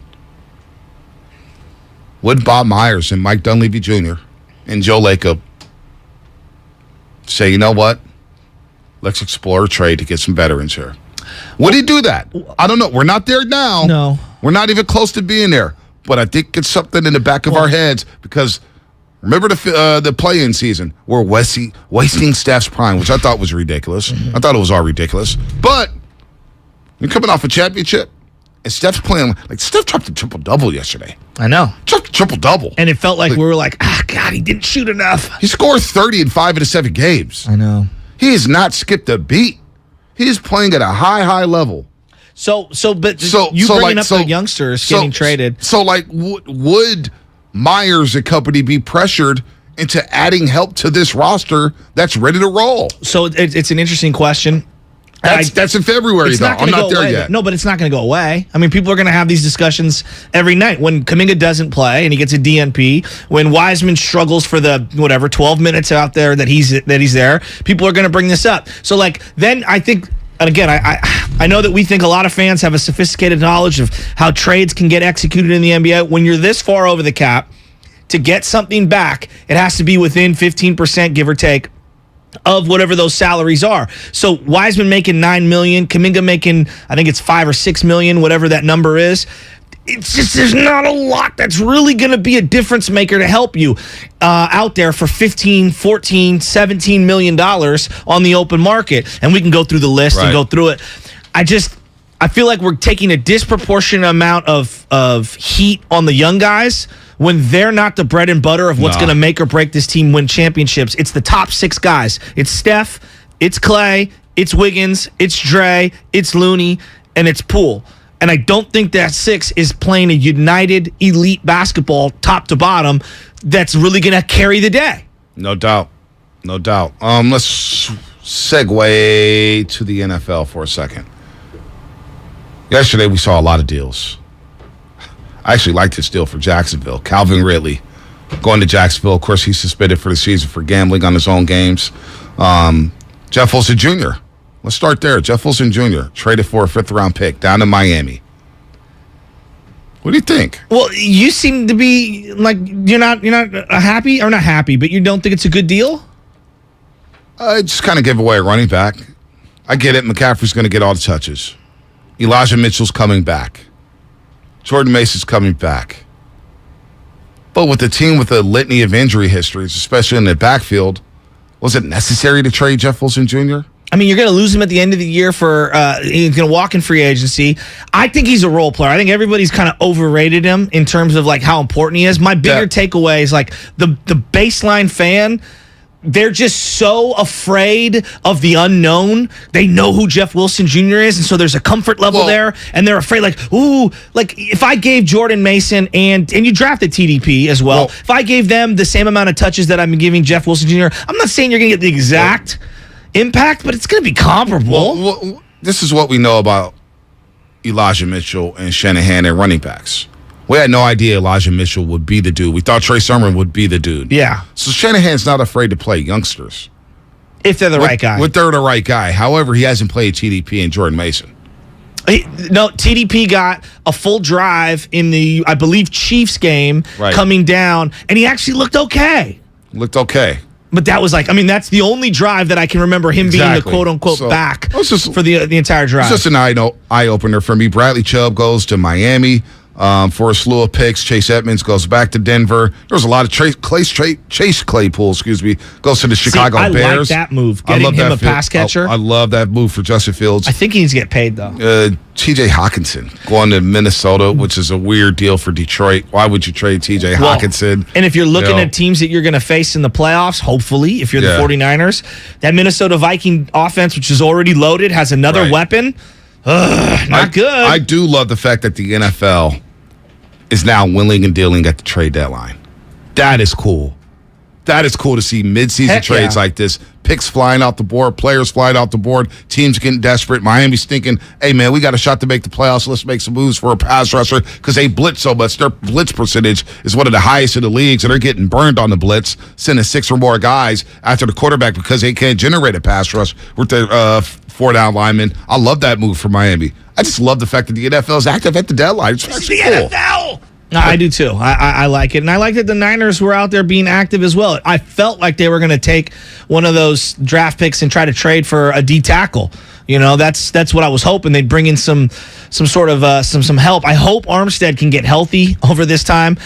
I don't know, man. I still think that defensively they might have needed another piece considering how banged up they are. I just don't know how many cornerbacks are on the move. Like, teams want Willie Jackson, 4 corners. Willie Jackson III went to Pittsburgh from Washington. He was a guy I was intrigued with. He went to Pittsburgh. I believe they traded a 2024 6th rounder for Willie Jackson. Damn, that's not much. I would have tried to go get Willie Jackson out of Washington. That's just me. By the way, the 49ers podcast, 415ers podcast, it's a Niners bye week, but that means it's time to take stock in what's going right and what needs to get better. Go in depth with the 415ers podcast. Evan Giddings and Mark Grandy, they analyze where the Niners are in the NFL Power Rankings, how they can make Christian McCaffrey even better, what moves need to be made to hoist the Lombardi Trophy for the first time since 94-95, the 415ers podcast on the free Odyssey app or wherever you get your podcasts. Let's go to Tyler in the city. Tyler, what's happening? You're on the roast. Hey, what's up, gang, man? How y'all doing this morning, What's up, Big Tyler? I'm good. Hey, what's up, man? I only leave for a day, and y'all just let the chat go to waste, man. What happened yesterday, man? I don't know, man. Hopefully the chat's back soon. I miss you guys on the YouTube chat. I do, yeah. Man, it's all good. It's all good. I just want to talk about loyalty today, fellas. We got too many bandwagon fans that are out here calling for Klay Thompson's head, and they ain't even been riding with the team since, 2017. We need to go ahead and kill all that noise right now. I'm riding with Steph Curry, Klay Thompson, and Draymond Green until the wheels fall off, and I'm going to watch these young players develop. If that means we don't get a championship this year, then so be it. I've been riding with the team since before when they let Monte Ellis go. We need to go ahead and stop. Well, Tyler, can I ask you a question? Do you remember the last championship for the Spurs? No, I do not. Okay. Well, at that time, Tim Duncan took a backseat to Tony Parker and Ginobili. He was still an integral part of what they wanted to do, but instead of the offense and everything flowing through him, he ended up evolving his role. Now, I'm not here to say that... He didn't come off the bench, though. He also was on the bench for the biggest defensive rebound in the history of Miami. And it was a mistake. Of course, but I'm just saying. Popovich still regrets it to this day. But, Bonte, his role changed dramatically. Yeah, but he didn't come off the bench. Did his role evolve? Did his role evolve? Yeah, of course. Okay, then. And no one is saying, you use the B word like it's this slander. No. You can still go out there and play 25, 35 minutes. You brought up Klay depending on going the situation. To the bench. You've been bringing up Klay going to the bench. No, I'm open to seeing whatever the best roster is to win. And they played through Parker and Ginobili, but he didn't come off the bench. He started. And coming off that game in Game 6 against Miami was the biggest mistake Popovich made at that point. He admits it. Everybody knows it. Why is Tim Duncan off the floor? Yeah, but the biggest defensive possession of the game, Tim Duncan's off the floor. He went from a close to 40-minute-a-game guy to down to the low 30s for a reason. And again, it's shot selection, discernment. There's many ways that your game can evolve. Minute allocation, where you are in the lineup, your pecking order in terms of how many shots you get. There's many ways. The roles need to evolve. All these guys on the Warriors play low 30 minutes. Steph's playing about 33, 34. Klay is playing 32, 33. The Warriors never exert. They never had their guys playing 38, 39 minutes in the regular season. They're playing 33, 34. I don't know, man. I think it's the starting lineup hasn't been a problem.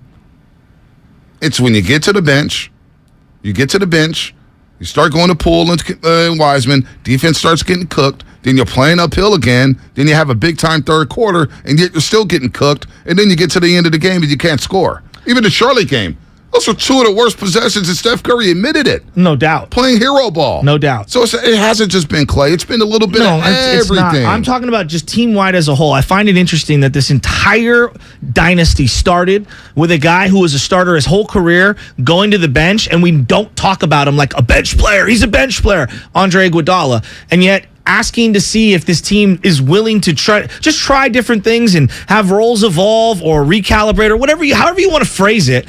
I don't know why it all of a sudden becomes pivoting to the opposite side of the room and saying, you're putting so-and-so on the bench. No, that's not what I'm saying. What I'm saying is that I think that there are team-wide issues right now, and everything should be on the table in terms of tinkering with. Jordan Poole was awful yesterday. No question. Awful. And when you talk about Iguodala, he came and started, and Steve Kerr knew. When Iguodala started that first season, was working at another station, I was like, this is a mistake. You have to start Harrison Barnes. I don't think highly of Harrison Barnes at all, and I never did. But for that young man, he needed to start for the mentals because Iguodala could adapt to that role. He had been in the league for 10 years. He had already been there, and he's the type of guy who facilitates for others. He gets others involved. He's not a shot maker. He's a guy who's going to grab rebounds. He's going to drop dimes. He's going to block shots. He's doing a little bit of everything. We do that to Klay Thompson. We see that happen to Klay Thompson. Klay Thompson's a shot hunter and a guy who's going to defend. And then what I'm saying is I don't think he should be a shot hunter at this point in his career. But his discernment needs to be better. But he's not a guy who facilitates for others. That's undeniable. What I'm saying is that him just gunning ain't helping nobody out. It just isn't. Real quick, I'm going to play this call right here. I want to play this. This was so cool. Bryce Harper, first inning, 2-run jack. I believe this is the walk-up, if I'm not mistaken. 22 seconds, Lutman, the walk-up. Believe that's it. No, I think, is that let me double-check there. All right, double-check. Because I thought walking up, they're up 2-0 the Phillies against the Astros. Smoltz and Joe Davis on the call for Fox Sports. Not my favorite broadcasting duo, but yes. Not bad. I mean, I was flipping back and forth at every commercial break from the Warrior game to this Phillies game, and they were going crazy at Citizens Bank Park. Oh, it was a who's who of celebrities. Dude, it was. Tug McGraw's here. Yeah. Well, they do that with the Giants. I mean, I know. I saw Steve Perry, who was singing all the stuff for the White Sox, and then showed up. I'm a Giants fan. That's the worst part about. Yeah, that was playoffs, terrible. You see the celebrities jump on the bandwagon. Yeah, but my real dog, Robin Williams, was always down with the Giants. Yeah, no doubt. But Philly, they're having a lot of fun. I'm just going to play this home run call here. 46 seconds. Bryce Harper, 2-run jack. Here's a Fox call. And we know he likes to swing early and swing big. If he stays on the breaking ball and gets the one in the middle of the plate, loud noise. You mentioned at some point he's got to throw him a fastball. He doesn't want to. He's only thrown one fastball to a left-hander all postseason. Does he change that up against this guy here? 2 gone in a scoreless first inning. McCullers to Harper. It's drilled. Right center field. Lightning strikes. 2-0 Phils. Well, Johnny sure looked ready for a curveball. He sat on it, and he got it. Look, you look at film all the time, and you watch at-bats, and you can just tell sometimes a great hitter is going to take away one of the strengths of the opposing pitcher, and he sure did it on the first pitch. Bryce Harper is having one hell of a postseason. And this is why the Giants need to go all in for Aaron Judge. All this talk about these $300 million contracts, they never work. This is working. The Bryce one's working. Bryce Harper won an MVP last year. Yeah, it's working. And go look at what he's doing right now. Bryce Harper is a stud. In that ballpark, 6 home runs this postseason. It is kind of a joke of a ballpark, but continue. Continue. 382 average. Yeah. 13 RBIs. Huh. OPS over 1.232. Slugging nearly over 818. I mean, Bryce Harper, wow. You know what's crazy is that McCullers, everybody was identifying on the internet last night, depending on how high his leg went up in his windup, he was tipping his pitches, and he would give away whether he was throwing a fastball or a breaking ball. McCullers. And they were all over him. And then Schwarber later on in the at-bat, this one was just an absolute moonshot. And again, the 1-2.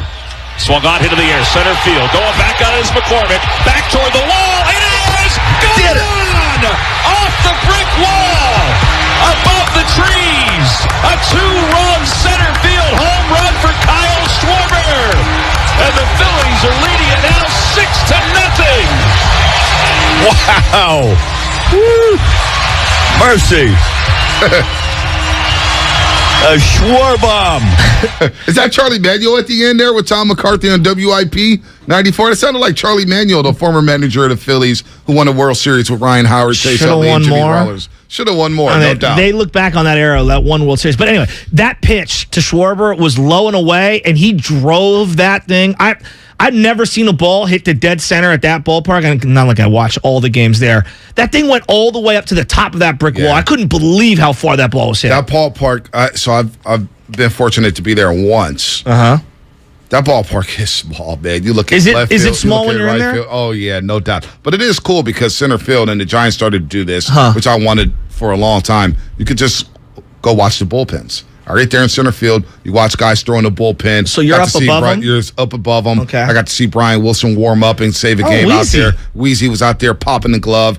That ballpark's not bad. And at Citizens Bank Park, they have Lincoln Financial Field where the Eagles play across the street.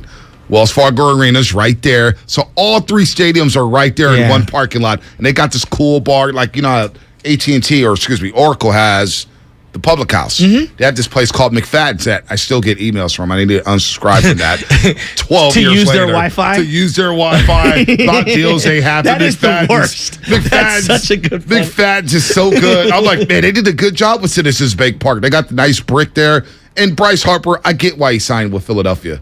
You're a lefty playing in that ballpark, your numbers are going to look so good by the end. Like his baseball card now. For a guy who was on the cover of Sports Illustrated, being in junior college, and all the hype he had coming to the major leagues, I personally think he's lived up to the hype. Ooh, that's a good question. Had he been on that Washington Nationals team that won it all, I think that we'd already probably be having that discussion. In baseball, it's a team sport, and so you only get 3 or 4 at-bats a game. It's hard to quantify how much impact a player can have on an overall team success come playoff time. He's been pretty damn close to amazing. He's not LeBron level because I think basketball you can have more of an impact.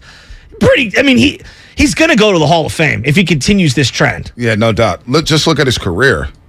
I mean, 22 years old, he hit the 42 home runs, 24, 29, 34, 35. Got hurt in 2020, came back in 2021, won the MVP. I mean, how many? Is he over 300 with the Phillies too? Because he dipped a little with Washington, batting average wise, and it feels like he's 286 this year. Last year 309. I know we're gonna flex Lupman. 285 career home runs, 15 away from 300. 2 MVPs, 7 All-Stars, Rookie of the Year, Derby Championship, NLCS MVP, 2-time Silver Slugger. All he needs is that ring. All he needs is that ring. Maybe he gets it. I just hate Philly. Not mad at it. They got a good roster. You like Philly. You're like a closet Philly fan because of Philly Zoo. No, I respect Philly. They want to win. They have passion. They want to win. We had a guy from Philly on that Matt and Hegan was like hyping up. And remember when the Niners were playing the Eagles last year, and I ate him alive on here, and he just cowered, and now they're sticking their chest out. I don't know, some guy, some fake tough guy from Philly. All right, hopefully we get the YouTube chat disabled. I missed you guys today. Hopefully we can do it.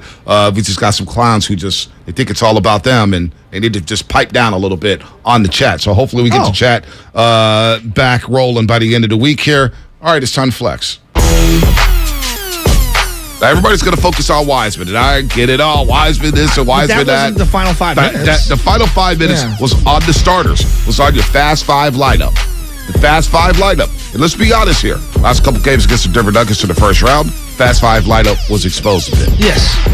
They get scored on. They're small. This isn't the Hamptons 5 lineup. This isn't the Def lineup where you have Iguodala, Harrison Barnes in the Def lineup, and you got KD and Iguodala in the Hamptons 5 lineup. This lineup is really small. They rely too much on the jumper.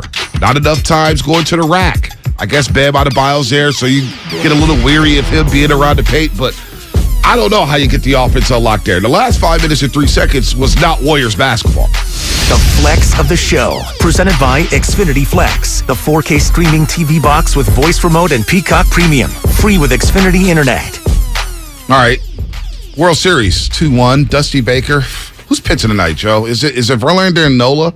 Because if this is Christian Verlander, Javier and Nola. It's Javier. That's right. That's You said it. that last night. Javier. And if Verlander game 5, boy, if that's 2-2, that will probably be the biggest game of Verlander's career. We talk about Kershaw Good so question. much. You see Verlander's World Series numbers? Yeah, not good. Oh my God, his World Series numbers aren't great, but his playoff numbers, like in the divisional, they're really good. They're really good. World Series 5-0 lead in game 1. 5-0 lead in game 1. Guy missed basically 2 years because of the shoulder. Came back and had a historic season. Might win a Cy Young. I mean, I have a hard time. He's a scratch golfer and he's married to Kate Upton. He's living life large. He's living life, but he needs that ring. No doubt. The World Series. He's got the one. But Did he win the one 2017, ring? he was the trade in the middle of the year, I believe. He got the one ring there. That's good. I think it was close to 9 o'clock last night. Good morning, guys, by the way. I think it was like 9 o'clock. And say hi to Larry. Larry Kruger's here, everybody. You got to turn the mic on. Don't be new. Oh, no, they have to turn your mic on. Can Larry talk? There it is. Hey, now. There's Larry. Good to see you guys. It was like 9 o'clock last night, and I was like, oh, yeah, World Series. And I'm like, oh, it's over. The one rain out, it's already football season / basketball season, and one rain out had me so discombobulated because of 2 nights off. I forgot. I forgot that they were playing. Now I know you and I have argued about calendars when it comes to sports, and you don't want to be the less sports guy, and that's not what I'm trying to do. No. I'm trying to fish where there are the most amount of fish in the lake. Right now, everybody's into all the other sports. Baseball, November? Like, I know, I get it. You want to maximize. If they could find a way, and I know this is never going to happen. I know, they're not going backwards.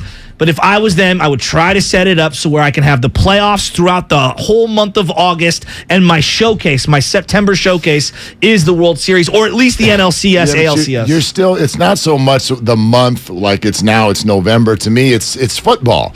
And football's here by September as well. Like, you can't get done before football starts, which is what would be ideal. Like, this rain out has set up where if there is a game 7, it's going to be on a Sunday. It's going to be up against Sunday Night Football, and it's going to get crushed.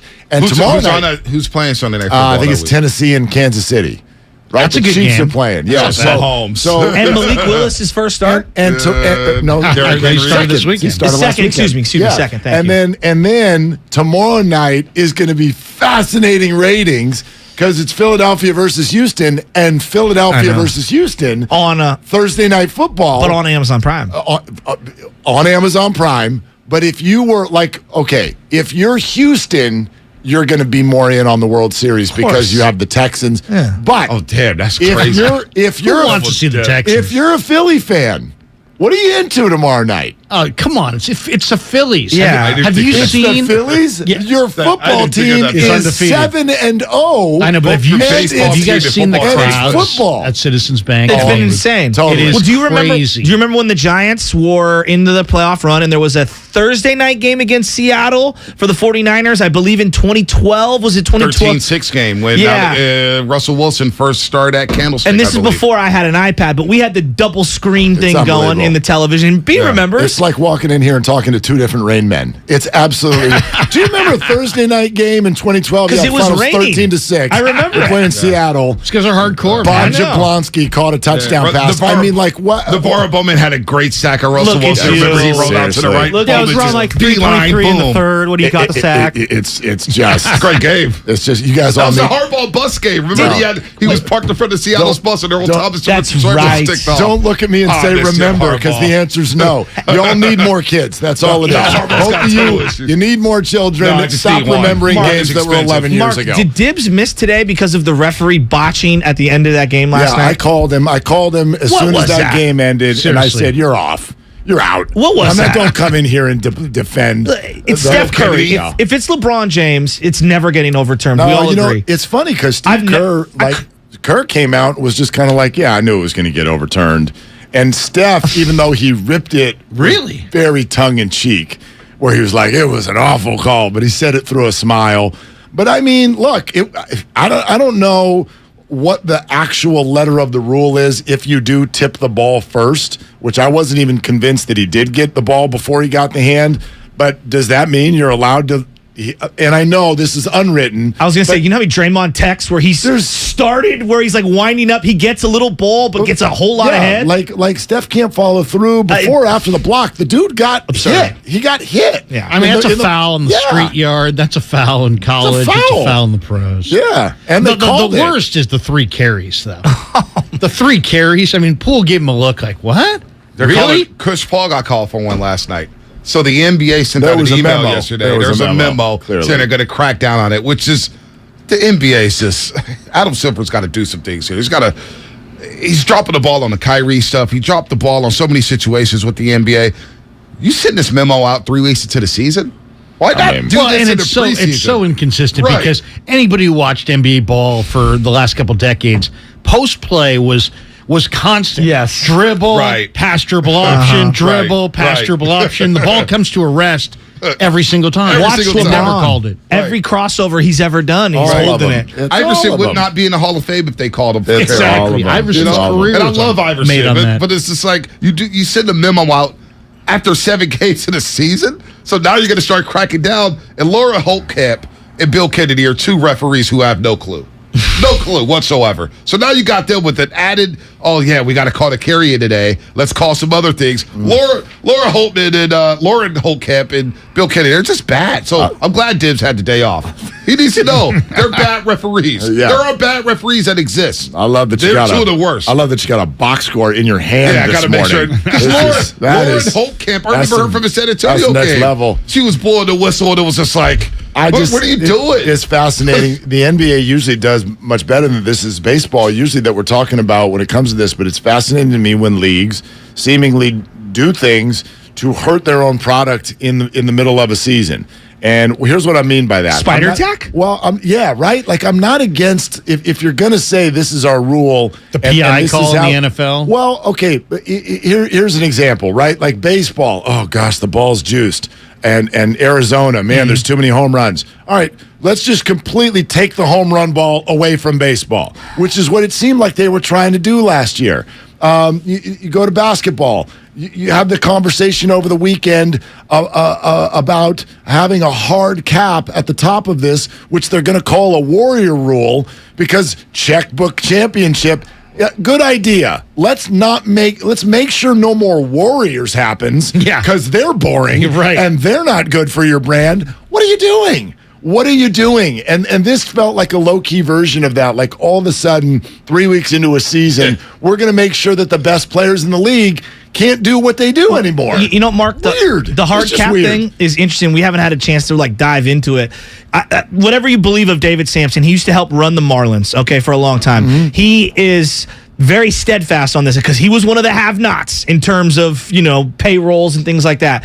He's like, the salary cap doesn't exist to create a level playing field. The salary cap is strictly in place because there's about 10 owners in every single sport that don't want to spend a dime, and it's to put a threshold for the other 10 owners at the top of the league from overspending and keeping themselves from committing terrible, terrible crimes of handing out contracts that they're going to immediately regret. So you're super serving the weak. Exactly. As opposed to propping up the strong and setting a bar that people need to reach instead of the other way. And it's artificially keeping the salaries down as well, which is a whole players union thing. That hard cap's never going to happen. Of course not. The Players Association laughed at that. It's like, okay. Yeah, and OKC wants their welfare check, like the A's. Owners are going to put stuff like that out there because then when they say no, it's like, okay, all right, we'll come down from there. Like what they're trying to do is set a negotiating stance and say, okay, fine, we'll give you that. And it's like, oh, we gave you one. No, you didn't. You know,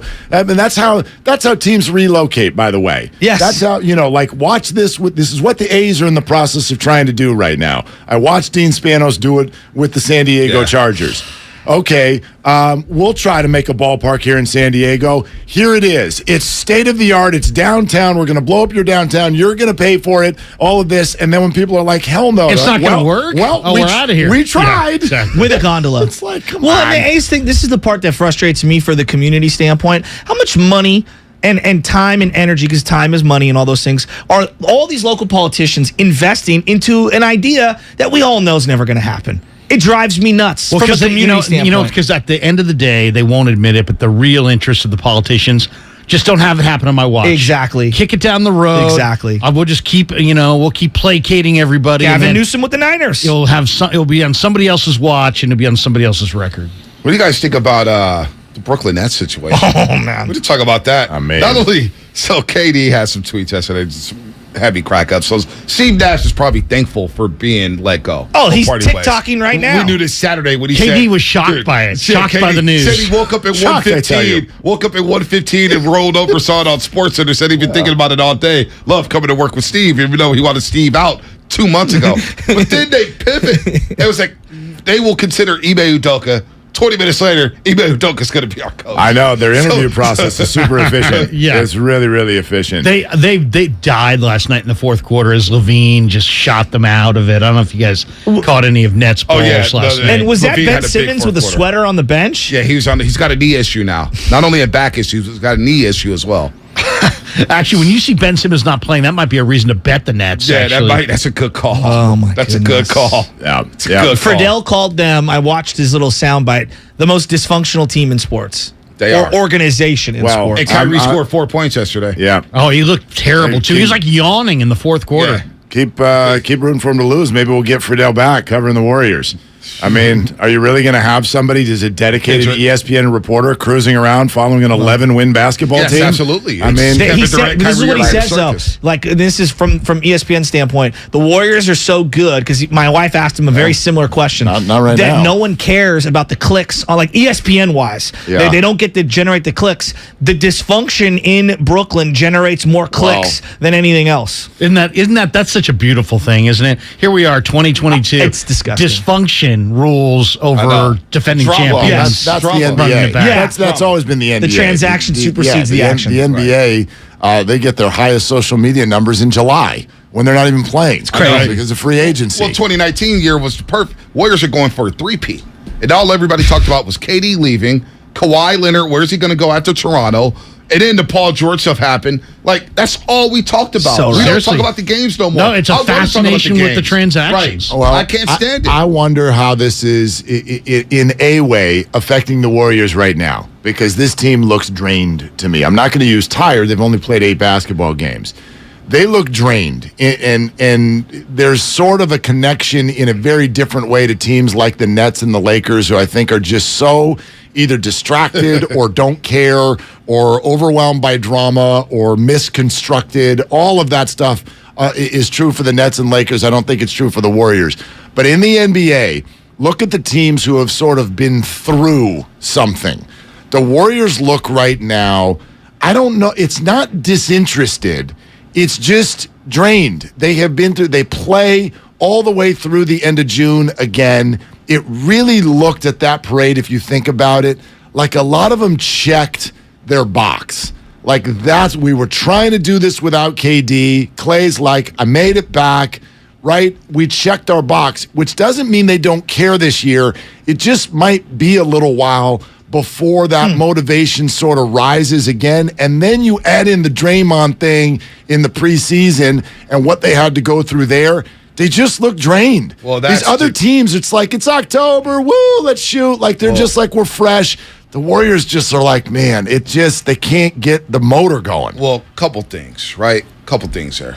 The Draymond situation definitely tinkered with the vibe. Yeah. The vibe we had before that, coming out of Japan, where Wiseman and Kuminga's got the two-man game coming along on the second unit. Poole, we know he's going to get paid. Everything felt good. We talked about the depth. Then the Draymond Green thing happened, right? So you got that situation. Then you got Klay Thompson, who didn't play 5-on-5 at all this summer, trying to work himself back. Now he's pressing to get back, trying to hit a home run, trying to hit a grand slam in one game. Steph Curry's the only one who's been consistent every single game. Steph Curry's been amazing. Wiggins looks hungry for the most part. Wiggins has been very, very good. Yeah. I'd like to see more offense run for him. Keep going. But he's been very, very good. Yeah. Poole, inconsistent. The young guys, they're not along. We thought they'd be farther along, right? James Wiseman's only played 47 games in his career, and he's just getting ripped to shreds. It's 47 games into his career. There's some good. There's a lot of bad. There's some good. injuries. So, and then also you're the champs. So when you go to Charlotte and you go to Detroit, guess what? It's a packed house. You're getting everybody's A game. You're getting everybody's A game. It's the NBA Finals for those teams. So now you're the hunted, and half this team doesn't know what it's like to be hunted. I mean, what's Detroit's A game? What the hell even is that? Well, Cade Cunningham's one of the best prospects coming out. Have you been watching the Pistons? He's awesome. And also, the Warriors have Steph Curry. Detroit can't shoot, but they shot well in that game. But let's not act like Sadiq Bey, solid. That's not new. That's Isaiah not Stewart, new. solid. The Warriors get everybody's best punch for 8 years now. This group, it's new for this group. Yeah. Clay, Looney, Dre, Steph, they've been a part of that. Wiggins has never been hunted. Poole's never been hunted. Wiseman's never been hunted. Kuminga's never been hunted. Just did this last year. You know what I mean? It's hard to transition between eras. I agree. Without having a bump in the road. Right. And also let's also give them something here. When you get up for June games, it's hard to get up for November games. That's what I mean. I'm like, there's zero concern. None. I don't have any. None. Oh, I'm not. Well, as far as here would be the concern. None? The concern would be more from a different perspective. This is not concern about where this is all going or whether or not they're going to figure it out. This group is this group. Like, I don't have questions about the people who are running the show with the Golden State Warriors. You don't want people fired? No, not yet. Larry. Anybody who's yet. saying that is crazy. If they get to 3-7, right? Yeah, no, of course not. Point being though, like sort of what we were just talking about baseball. Like it's early November. You're wrapped right in the middle of the NFL season. A lot of people don't necessarily lock too far into the NBA until Christmas. The Warriors, as they got to the end of last year, their games, even regular season ones, were events. They were events, man. Like, you just sit down and watch this. They're not that right now. They're not. There's not like that, and maybe that's just because it's only 8 games in and because it's still football season. That would be the only concern. Is are you sort of like? Are you losing the shine of Golden State Warrior basketball, which is that every time you take the floor, this is a ticket, this is an event, this is something that I cannot miss, because they just don't look like that right now. I would throw like 6 different, like, not, again, these aren't make or break it's, but there's like things to. Father Time is going to always linger over any dynasty group, whether it's Tom Brady, whether we're talking about a baseball team like the Giants, whether we're talking about the Golden State Warriors. Like, Steph, how much farther can he continue to be this version of Steph Curry? I don't know. Clay and Dre, are they depreciating slightly? A lot? Not at all? Are they stagnant? I'm not really sure. Can the young guys take another leap forward? You know, the whole trying to ease in, is it Wiseman or Kuminga? One of those guys feels like the odd man out. I do think the individual defense stinks right now. The chemistry kind of stinks right now. Shot selection is questionable. I think there's a lot going on here. Yeah, no, there is a ton going on for sure. But is any of it going to prevent them from defending their title? I think I need to see a lot more. I would agree there. I would agree there. Somebody was like, man, they might be a play-in team. I said, dude, pump the brakes. Like, we're 8 games in. Well, nobody thinks, again, you look at the standings, no one thinks Utah and Phoenix, I'm assuming Utah and Portland are the 2 top, or Utah are these great teams. No, but like, at some point, they got to get some wins, I guess is where I'm going. That's because, okay, do I think Portland and Utah are going to be in the top 3? No, but do I already think, well, they're definitely better than we thought they were going to be. You don't come out of the gates 5-1. And by some sort of rare accident, Utah is undefeated at home. They won again. They're 6-2. Like, we had those teams out the playoffs, and you don't need to be very good to make the playoffs in the NBA. Just said, Mark, maybe teams are going to Utah saying, "I suggest." Well, exactly. That's part of it. People can't even name 3 of their starters. Exactly. I think the Warriors do have a fundamental problem, though, that we'll get into in this show. Because there's one thing about their game that ain't going to change, and it's alarming. So we'll get into that. 3-point shooting. I think it's the everything that GP2 did for them last year, as far as he got buckets inside. He's a great defensive player. Ball pressure 94 feet. Yeah, exactly. All the dirty work. They're missing that. They're missing that player. It's a good point. And also, I think he's so quick to loose balls and so good on the glass that he compensated for the fact that Looney, Clay, everybody in the lineup outside of maybe Steph and Wiggins from time to time are kind of slow. They don't rebound great. Athleticism. Steph's their best rebounder. So and their that's the thing. athleticism Yeah, but like to last loose night- balls is Athleticism. subpar. Detroit's athletic. Orlando's athletic. Yeah, but last night, New Orleans is GP2, athletic. it's a whatever, tie game, 107-107. Who's GP2 coming in for last night? Who's he guarding last night? I'm just using that as an example. Yeah, no, I'm not even saying that I have an answer for that. Yeah. I'm just saying that over the course of the entire NBA game, that's fair. This guy scores inside. He defends. He's athletic as hell. He was quick to loose balls, quick to the glass. I'm looking at Draymond, not quick. Clay's lost quickness. They're not Looney's not quick. No. Yeah. They are not quick to loose balls. They're not quick up on the boards. I think it hurts. Moody's dived for, I think, 2 balls early this season. Moody hustles, and he did that last year. He gives you a little bit of that I want to see him play from more. GP2. That's and I me. thought, my opinion was Moody should have been playing down the stretch over Jordan Poole last night. He had a better feel for that game. Jordan Poole got in his head with the carry calls. He was 1 for 7 from the 3-point line. Last night wasn't I his thought night. last night down the stretch, when they inserted Wiggins back in the game, I said, okay, maybe Wiggins comes in for Poole and you play Moody because he had a shot going. He was playing solid defense. I didn't think that was the game for Jordan Poole. I didn't down the stretch. But you scored 2 points over the last 5 on 3. You got to get buckets. The other guy they missed is Porter. I mean, Porter Jr. was a tough rebounder for them. I know he had a couple of months that stunk. The beginning of the year and the end of the year, he finished and he stretched the floor because he could knock down shots, and he was a smart player who played within the fabric of the offense. It's wild, though. Like, I agree with everything you guys are saying, and then on the other hand, I'm like, so now we're saying they don't have enough to beat Detroit and Charlotte? I don't think it's that. I think they're just trying to find themselves. I mean, Wiseman to me is hugely disappointing. The hands, the feel, the rebounding, it's just not there. Defensive awareness. You can say how many games in, but I can say this is year 3. I don't know. But Larry, though, I want to say that because I agree. Wiseman has been very disappointing defensively. Rebounding, blocking shots, contesting. Thought he was better than third quarter. But we act like, it's year 3. But we act like the last year and a half he did spend it rehabbing. Right. No, you're right. You're right. Guys, he's inexperienced. And you never know when guys are going to pop. Like, for me, Jordan Poole is going to be the example we get to use now over and over and over for years to come. Every time somebody wants to write someone off, 40 games into their career, 80 games into their career. Jordan Poole was in year 3, and all of a sudden we're like, whoa, where the hell did this come from? He was in Santa Cruz a second ago. And he can't defend. Well, currently. Okay. And I love him. Yeah, I get that. He's still growing. He's still a young player, but he obviously has got some things in his game that we didn't see coming. But I'll Stephen A. Smith it here. You better be careful. You underpaid? You got to be careful. Well, yes, but anyway, you better be careful because if you look back at the beginning of last year, that win streak is really what buoyed them into the seed that they had. Yeah. And I know it's only 10% of the way through the season, but if you get too far behind, you do have to scramble. I'm looking at Utah right now, who we want to flick off and be like, yeah, it's not real. Do you know who their 6 wins are against? They got 1 against Houston. Listen to these other 5 wins. They beat Denver. They won at Minnesota. They won at New Orleans. They beat the Grizzlies twice.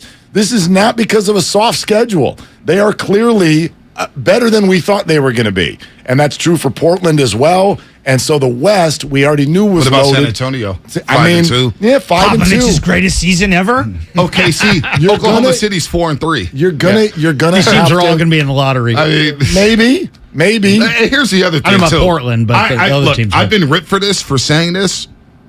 As long as I have Steph Curry on my team, I don't care if the Warriors are the 6th seed. I don't care. I don't care either. Because they're going to split the first 2 games, and they're going to win every single game at Chase Center and take away home court advantage. The priority should not be about the seed. The priority should be about health and Form. Are you playing good ball? That's the number one thing. Where's Wiseman going to be at by then? Where's Kuminga going to be at by then? Heck, where are they going to be at by February before the deadline? Because does Bob Myers and Mike Dunleavy Jr., Joe Lacob say, these young guys aren't cutting it. We have no minutes for Kuminga. Wiseman Jr., you know what? Maybe we whiffed on this. Maybe we'll go and explore something and get somebody in here for the stretch run. Backup point I don't guard. know. We're not there yet. No. You're not Ty Jerome, man? Look, he hit the three, and that was a big shot. And then he YOLO'd the next one, and I was like, dog, read the room. You're the fourth best player. Fifth best player. Steph three. I couldn't believe that shot. Yeah. Was that just me, Larry? I was like, and he hit the one. I was like, okay, that's enough. Right. Sub this guy out. I couldn't believe it. That Home was like court the heat advantage, check. though, for this team. I'm not just finish in the top six. No, I don't. Seriously, I don't care about that. And again, the concern for me is almost less about basketball, and it's just kind of like it's just reading body language, personal dynamics. They look drained. And look, tomorrow night. I mean, what are we going to say now? Are we going to get hey? They've got Pablo Banchero. Like they're 1-7. They're awful. Hey, the Pablo's Warriors. Good. Yeah, the Orlando's Warriors. been in some games, man. Is Suggs It's like you say Detroit's awful. Bucks beat them by 2 the other night. Kay Cunningham looks special. Okay. Don't forget Franz Wagner. I like He's a Wagner, good though. player. I like Wagner. Bumble 13-12 I'm last literally night. 4 looking blocks. at the bottom of the Eastern Conference, and it's filled with teams who already have wins over the Warriors. So, and Orlando is literally the worst record in the entire NBA. So, come on, man. Come on. They're terrible, but they've been in basketball games, Mark. Well, Will yes, Rick Barry be at that game? That's the NBA. They took Boston Everybody's down. in I know, games. but hey, that's the NBA. This Warriors you gotta team win cannot some. This team cannot take Orlando as a joke right now. When Well, you of lose course it not. back to Charlotte I'm and not Detroit, calling it a joke. I'm saying it's a joke if we blow it off like, wow, I guarantee you, Orlando's got a good player. What is Orlando Stadium called? The Amway Center or something like that? No, I have no Baby's clue. going to be packed tomorrow. Yep. They're going to be ready to roll tomorrow. That fan base is going to be fired up. So As somebody who bets a lot, I would say when I look at the Warriors right now, I look at it, I look at all the factors, and then I just say, you know what? Nope. Maybe a stay away. Stay away. I'm Stay so away. with you. I went in there and I saw Charlotte plus 10 last week, and I go, that's easy money. I go, but I'm not betting against the Warriors because I don't want to sit down and do that. Just stay Well, away. there's My no guy way. Jimmy in Seattle tweets me all the time, and he's like, yo, there's hella money coming in on the Hornets. This is like at 12 o'clock. There's hella money coming in on the Plus Hornets. 10. We know his gamblers. like, stay away. Something's fishy here. Like plus 10. I go, they're giving up $1.25 to everybody. What are you saying? The Warriors are going to score 140? Seriously. I go, come on. So it's starting to normalize. What was the number yesterday? Heat was like a 1-point favorite? 1.5 point favorite, but the money flipped covered, overnight. And covered. The money flipped overnight. Warriors were favored. geez. It flipped. They'll get it going. Lastly, but before we get out of here, Yeah, NFL trade deadline. that was about as good as it gets. I mean, that was a I lot. thought the Falcons getting the Jags getting Calvin Ridley for Trevor Lawrence down the road is probably the most impactful move of yesterday. That was huge. Yeah. I mean, if he's not gambling anymore, Right. you know. Bradley Chubb to Miami, not bad. Yeah, I mean, if I'm Mahomes or Josh Allen, I'm thinking, wow. I mean, now they got somebody to chase me down. And the Dolphins and 49ers are just so interesting because of their connection, obviously. I mean, the Jeff Wilson thing, I do want a lot of people to know this was not just about, and I thought it was a great move from a business standpoint. Take an undrafted free agent, get a bunch of years out of him. Now he's going to be a third-string player, turn him into a fifth-round pick. But also, there's another side to this. I really believe that they were doing Jeff a solid. Jeff was not going to play here. Yeah, but for a unless there's second, injury. can I just bring something up? I think he wanted this. Yeah, I get that. And so now who the hell does Jeff Wilson think he is, though? What do you mean? He went to John Lynch apparently the week before he admitted and said, like, I'm worried about my touches. Like, dog, you were the backup heading into this year to a 6th-round pick, Elijah Mitchell. I mean, like, I'm not trying to. I like Jeff Wilson Jr. Who does he think he is? I'll say this for Jeff Wilson: he's got a lot of respect in the room. Yep. From the other guys. I mean, they really do. And you know, this is just me. I have a hard time ever asking athletes to tamp down their ego because what it takes to do what they do, Mark, what that's it takes so. Yes, but what it takes to succeed, you have to think redonkulous things about yourself. I'm not going to rip him. You have to. I can't rip him because I remember the Arizona game where he caught the Texas route for a touchdown. They beat Arizona coming back 16-0. I remember the Patriots game where he had 3 rushing touchdowns and ran the ball hard. He started running the ball hard this season. I looked at the trade and I said, okay, I get it. I agree with everything you say. I hear what you're saying, Shasky, but the depth in the running back room, can I count on Elijah Mitchell to be healthy? Do we know about TDP? Is Ty Davis-Price any good? Jordan Mason, why is he not on the field? Because Shanahan has proven he's not afraid to throw anybody back there in the backfield. Why haven't they touched the field? There's 49er fan PTSD, which is totally fair, that we're this worried about the third-string running back. That's all I was Because saying. it's like we're assuming we're going to get there because we're assuming that Christian McCaffrey and Eli Mitchell are going to get hurt. You guys saw Hopefully the Moneyball. they won't get hurt. You guys saw Moneyball where Hatterberg. Hey, I'm gonna, you can't play Hatterberg tonight, or you can't play Pena tonight. Well, I am playing Pena tonight. No, you can't play him tonight. He's in Detroit. There might be a little bit of that going on as well, because the Shanahan was going to play Jeff Wilson, right? And Lynch is invested in TDP, and he's invested in Jordan Mason. I just think that what was going to get more Niner fans up in arms? They traded Jeff Wilson for a fifth, or that they cut Jordan Mason next week for nothing. That's and those were the choices. That's interesting. I've never even seen Jordan Mason other than the special teams. It's like, can the guy? This is my bigger thing. Had one run. Can I get a touch? I think, blowout game, and McCaffrey's getting touches, and I'm like, get him off the field. I was like screaming. It's also been 6 weeks, so we've just forgotten that Eli Mitchell was the running back on this team. He led the NFL in 20-plus yard runs last year, which is a crazy stat. Eli's really good. Jeff Wilson has 9 career fumbles, I think. Yeah. Eli Mitchell, I think, fumbled once. How many career yards? 1,500, 1,600 for Jeff Wilson? Not a lot. Yeah, it's not a lot. Not a lot. That's It's not all. a big outrage. I'm like, No, whatever. it's fine. I And get good it. for him. Like, he'll go be with McDaniel. He'll back up. They got rid of Chase Edmonds. got Mostert. He'll back He's up going to Raheem back up Mostert. Raheem Mostert. It's the 49ers' old backfield from a couple years ago, and they'll do really well. That's an exciting offense. Yeah. And now they got Bradley Chubb. Like, man, they're coming for Buffalo. It's an interesting team. I saw a photo for Halloween where it was photoshopped, and it was Mike McDaniel wearing a barista outfit, and I can't unsee it now. More coming up. Willard and Larry Krueger in the building. They'll talk some Dubs, some Niners, and a little bit of baseball here on 95.7 The Game. Listen to the Morning Roast with the Odyssey app. For the first time in a long time, I saw a lot of trust. Steve Young has been hitting on this. It feels like every single week of the season, the quarterback and the coach have to be in lockstep. And I thought, just for the first time in a long time, I saw Jimmy Garoppolo look extremely confident, and Shanahan saying, you know what? I'm going to take the training wheels off. Feels great, baby. This is the Bay Area's sports station. 95.7 The Game. Chris Cuomo is back with a new show on a new network. Catch Cuomo weeknights on News Nation at 5 and 8 p.m. Pacific. To find News Nation on your television provider, go to newsnationnow.com/join us. There's a reason Comcast Business powers more businesses than any other provider. Actually, there's a few. Comcast Business offers the fastest, reliable network, the peace of mind that comes with Security Edge, helping to protect all your connected devices, and the most reliable 5G mobile network. Want me to keep going? I can. Whether your small business is starting or growing, you need Comcast Business. Technology solutions that put you ahead and give you serious savings. Comcast Business, powering possibilities. Get started with fast speeds and advanced security for just $49.99 a month for 12 months with no annual contract. Plus, ask how to get up to a $750 prepaid card with a qualifying bundle. Offer ends 12/5/2022. Restrictions apply. New Comcast Business 50 megabits per second internet and Security Edge customers only. EcoBill and autopay required. Equipment, taxes, and fees extra and subject to change.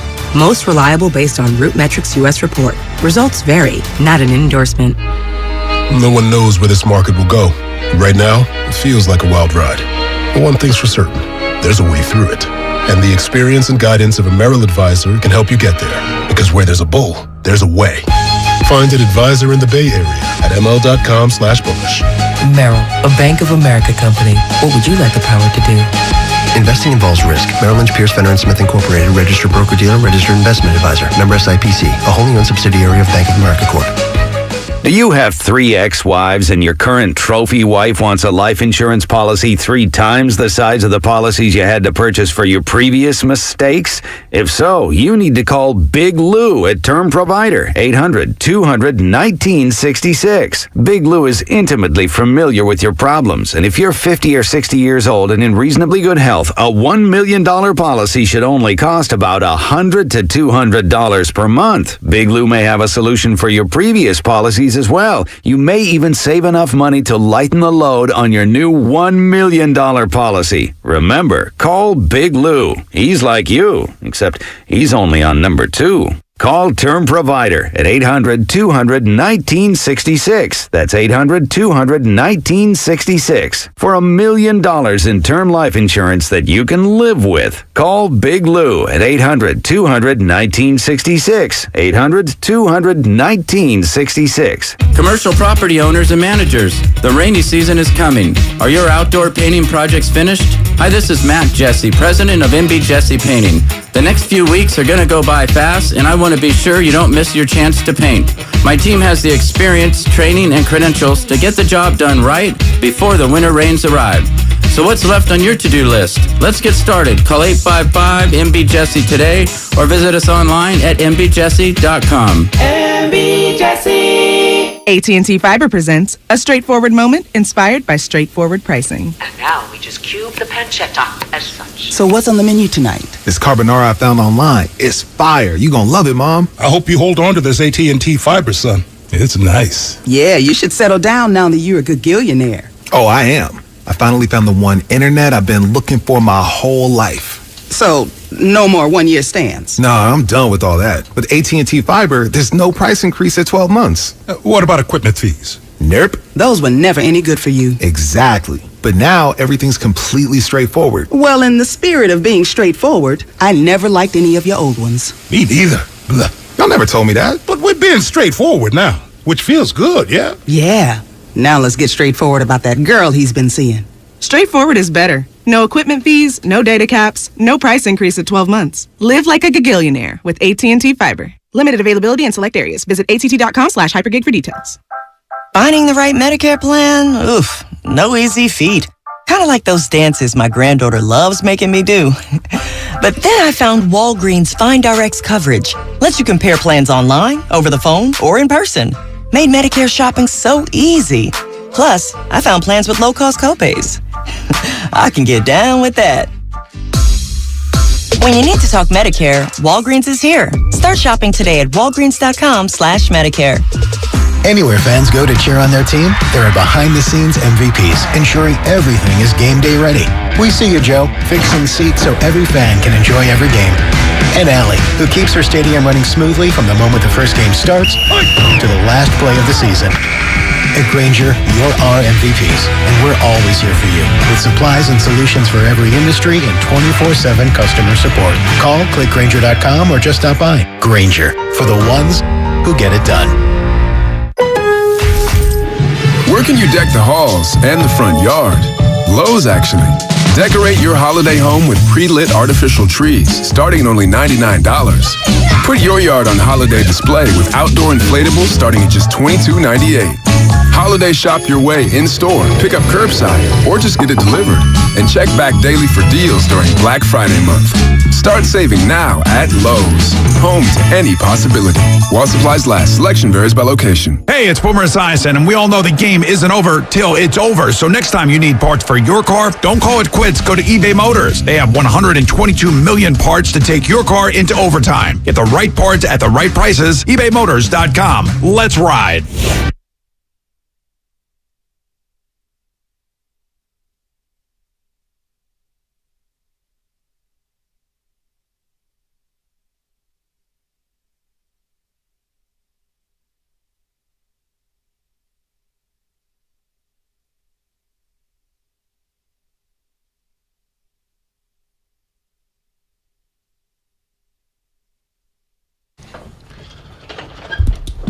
Well, it is Willard and Dibs, but it's not Willard and Dibs because Larry's here. Hi, Larry. Hey, what's going on? Long time no see. Yeah, what's cooking? Everything okay over there? Yeah, glad to have you. Good to be here, man. Please, everybody. The crowd's going crazy. Yeah, get to Twitch, get to YouTube, because if you don't believe that that's Larry, you can just look at either him or his T-shirt, which will tell you that it's Larry. No, I'm glad to have you here today.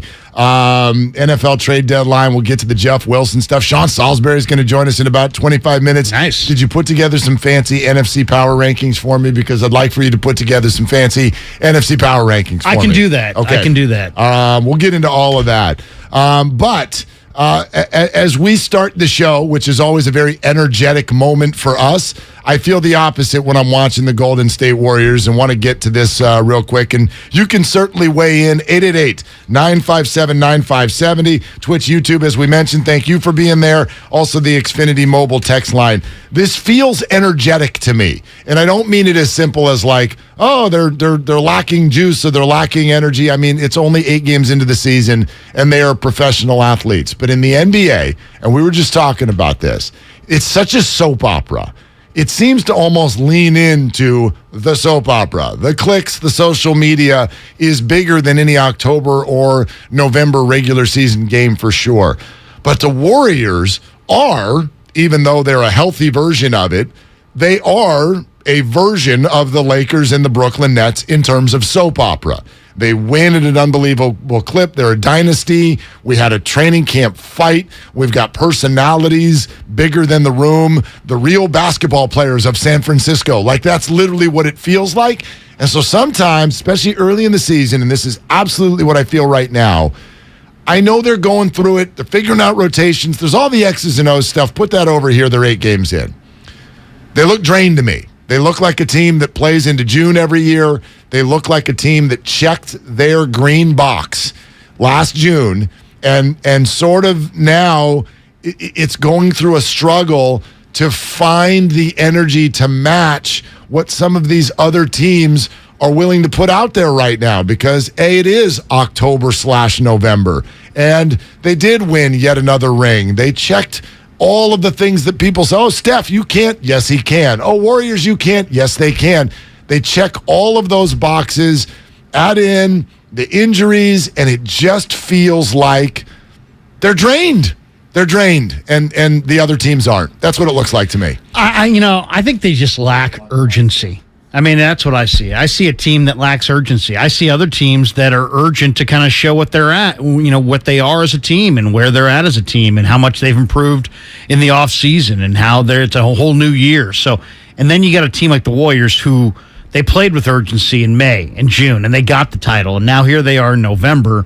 And there's just not a lot of urgency. I don't think there's urgency on the coaching staff. I don't think there's urgency on the players front. They know they'll get it together. Yeah. They know they got plenty of time to get it together. So there's no real urgency, but I do see flaws. And I think some of the flaws that we see are real. Well, obvious. Yeah, I mean, they're obviously flawed.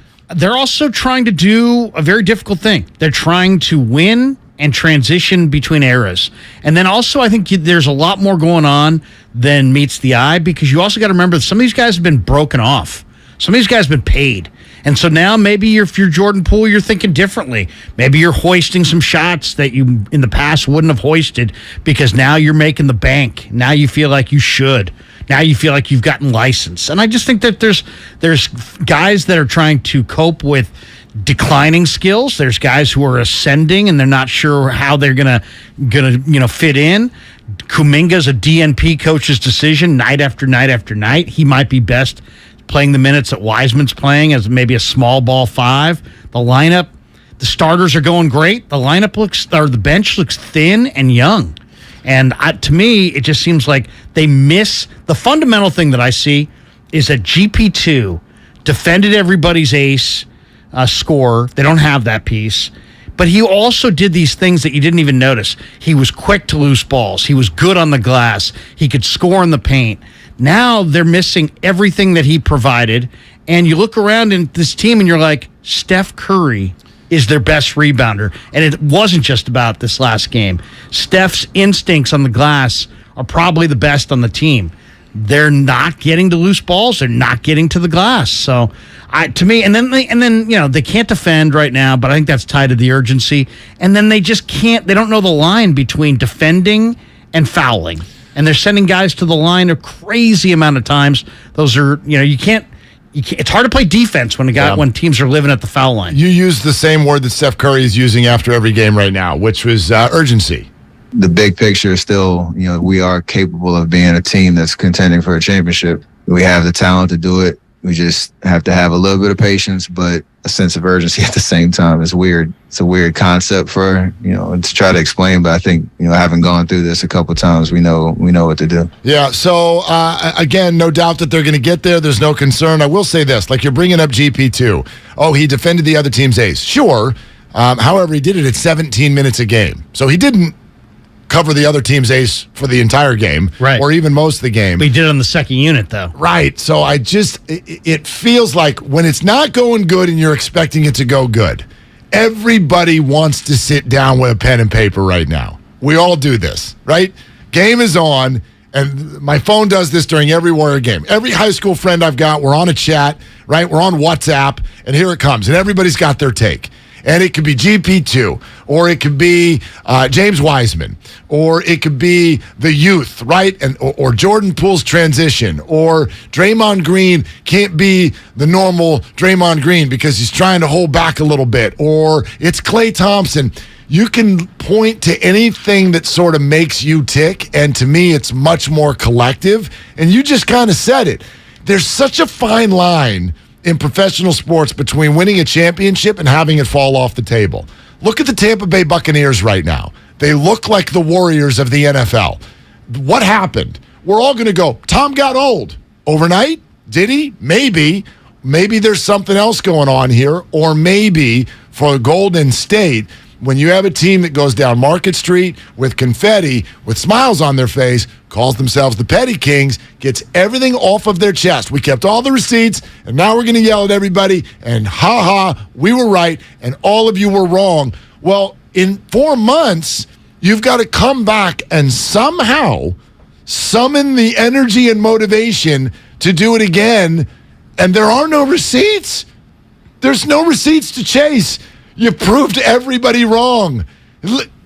So if that is... You think they lack motivation? If that's what motivated you, and it clearly did in June, well, what's the motivation now? You're proving what to who, if you're the Warriors? Yeah, and at the same time, you're getting everybody's A game.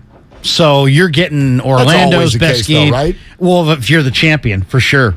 And also, they're it's like, do they know what they have in James Wiseman? To me, he lacks feel. He doesn't rebound. He doesn't catch lobs. His hands look bad. He's inexperienced. But so we don't know what you don't know what you got there. Kuminga can't even get in the rotation. And it just looks like they're just kind of laboring, trying to kind of get the whole thing to kind of vibe, and it just hasn't happened yet. But as you said, I don't, there's no urgency to it. I think that might be part of the problem, but they got plenty of time to get this thing going, there's plenty of time. They may not have the right mix. Bob Myers last year went from start to finish, didn't make any moves for the most part. Now he may need to make a move. There may not be a fit on this team for some of these bench pieces. They are awfully young in that second unit, for sure. When you look at the idea of opponents giving the Warriors their best game, I sort of feel like that's always been the case. Like, let's take Cade Cunningham, Detroit Pistons, young star, right? Okay, when he was playing against, and I know he had some injury stuff and whatnot, but when a player like that, let's say last year, is playing Golden State, they're not the reigning champs. But aren't they going to get up for Golden State? Because Cade Cunningham was 13 years old when this Warriors dynasty started. The Warriors have reached a point in their career where the guys they're going against idolize them. This is what Devin Booker said the other night about Klay Thompson. I came up, I wanted to be Klay Thompson. Now I'm sitting here joying with Klay Thompson. I don't think it's new that these guys get up to play the Warriors. They idolize them. They want when Trae Young plays, who do you think he patterned his game after? There's no doubt. Right? So I think that's always been the case, and it just feels like a little bit cop-out is too strong, but I'm not here for we went on a road trip and lost all of the games against Charlotte and Detroit, and then we lost to Orlando, and but we get their best shot. Come on. You're better than that. You're the Golden State Warriors. Clearly, but I would just say it might be, there's nothing against shaking it up a little bit. It might. I wouldn't mind seeing Klay Thompson and Kevon Looney on the bench, and James Wiseman and Jordan Poole in the starting lineup, even if it was just for a couple games, just to see if it would change the minute or change what the second unit looks like. I think that second unit needs some veterans on it, to be honest. And I think a guy like Looney, who defends and plays smart basketball both ends of the floor, he might help that second unit. And Klay Thompson, to me, seems like a guy who has regressed and is just trying to get it back all at once. And sometimes it just looks like he's pressing and he's forcing the action, and it's like almost like you can kind of predict when his shots are going in. It feels mental, when they're right? Not going in. Like to me, almost everybody but Steph on the floor. I'll take Wiggins out too. He looks fine. Yeah, but so many of the guys, it looks mental. It looks like they're just going through some sort of mental something. They don't look comfortable. Right. Klay, obviously. Jordan Poole at nights, right? Like, what exactly, as I'm growing up, what is my role here? Draymond, is he pulling back? I don't want to go too crazy because we're coming off of punching of a teammate. Wiseman, Kuminga, Moody, like, what's our role here? There just looks like there's all this mental stuff going on with this team right now. I definitely want to get to the Jeff Wilson trade, and Sean Salisbury's coming up in 15 minutes. Let's take a couple calls, though. LB in San Jose. Hey, LB, what are you doing? You're on with Willard and Dibs, 95.7 The Game, and Larry's here. What's up? Hey, man, I just want to say, you talk about, like, growing up. I grew up listening to you guys before I hit puberty. That's how long I've been listening to you guys. And I just wanted to ask you guys this. What is the likelihood Draymond goes to the bench and kind of brings that energy to the second unit? You see how many points those young guys are giving up. What if Draymond switches over to that second unit? Is that possible, or is that a long shot in your guys' opinion? I think very much a long shot, just because you don't want to over-tinker. I like what you're saying, Larry, tinker, and I think they are tinkering, but you don't want to, don't flip the thing upside down and pour everything out on the carpet yet. Like, moving Draymond Green to the second unit is dramatic. And I mean that in terms of basketball and emotional. Like, Draymond's not going to be cool with that.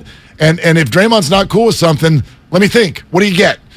Problems. Well, that's on Kerr. I understand that. Kerr's got to make Draymond comfortable with it, or make Klay, or make Looney be comfortable with it. He's got Hall of Famers to the second unit. I don't know. But it's not really. It's not a demotion. Like, it's not. Hey, this is what you're not doing. It's that this is what we're not getting in the second quarter. This is what we're not getting out of our second unit. I mean, Golden State needs. They miss Porter. I mean, I don't think there's any question. They miss some of the veteran influence on that second unit. I just think overall, you look at the plus minus last night. The starters all were in the plus. The bench guys were all in the minus. No, it's a fair point. I mean, Steve said it last week. He said, we are missing a stabilizing force off the bench, and we've always had it. Go through the names: Sean Livingston and David West and David Lee. And then in more recent years, like you said, I mean, even if it's an Otto Porter, an Andre Iguodala, there's always somebody who comes off the bench is like, guys, I got this. Let me show you the way. Not this year. This group does not have that right now. Well, then what did Sean Livingston give the Warriors? He was, when they had to have a buckets. They could go down in the low block. Livingston could post his man up, and they could get a real great look. Turn around from 12. What's the great look they get on the second unit? Because things start to tumble out of control. What was it, a 20-3 run at the end of the first quarter? Sometimes things start to tumble out of control, and they just need some easy look, some good look at the bucket, and they're not getting it. Same token, though, you got the lead, fourth quarter, 5 minutes to go. Here comes Unit 1. Yeah. Scored 2 points in the last 5 minutes of the game. That's it, last night. Yeah, Austin in San Jose, next up. Hey, Austin, what are you doing? Hey, well, Larry, how you guys doing, man? I'm here just getting some work done, listening to you guys. Good conversation. Appreciate you. Hey, Larry, real quick thing, man. You just said something that kind of got me. You said you wanted to see Wiseman in the starting lineup. Come on, man. I mean, that's suicide. I mean, it's well, you're right. He's playing bad. He's playing poorly. I'm just thinking of not really about what Wiseman brings to the starting lineup as much as what Looney would bring to the second unit, and also just because, I mean, they're 0 for this road trip. They're not in a flow. All these guys are on the team. God knows they're invested, long term in Wiseman. anything to kind of jumpstart it, I'd be open to. And if I were them, I'd be eager to see a few different looks over the course of November, December, January before you start to turn. Harry. We'll see about the long term. You're not a believer, huh? You don't believe in Wiseman? Nah. I have to be honest. I got to see. I've never, from the time they drafted James, I'm not personally again. I never saw the fit. I could never understand the fit with the current Warrior regime and how he fit in and kind of playing out a little bit the way I thought. But hey, listen, Will, I got one for you, man. What's up? Something about the starting lineup. And to me last night, if you notice, Kerr ran a death lineup down the stretch, man. I mean, he went small and he went with the best shooters on the bench or on the team, and it didn't. And in the end, it didn't work. It didn't work. I disagree with saying that they weren't all in. I think Kerr put the chips to the front of the table. Hey, man, when I say they're not all in, don't mistake me, Austin. And thanks so much for the call. Always great to have you, man. I'm not saying that they're not trying. I'm not saying that Steve Kerr and the Warriors aren't trying to win these games. I just think it becomes very difficult when a team even tells you, they told you, they looked at you all in June and said, you have no idea how petty we are. We, the Memphis Grizzlies, we got one for you here. And now we're going to talk to you over here, the Boston Celtics. And hey, Boston fans, we got one for you.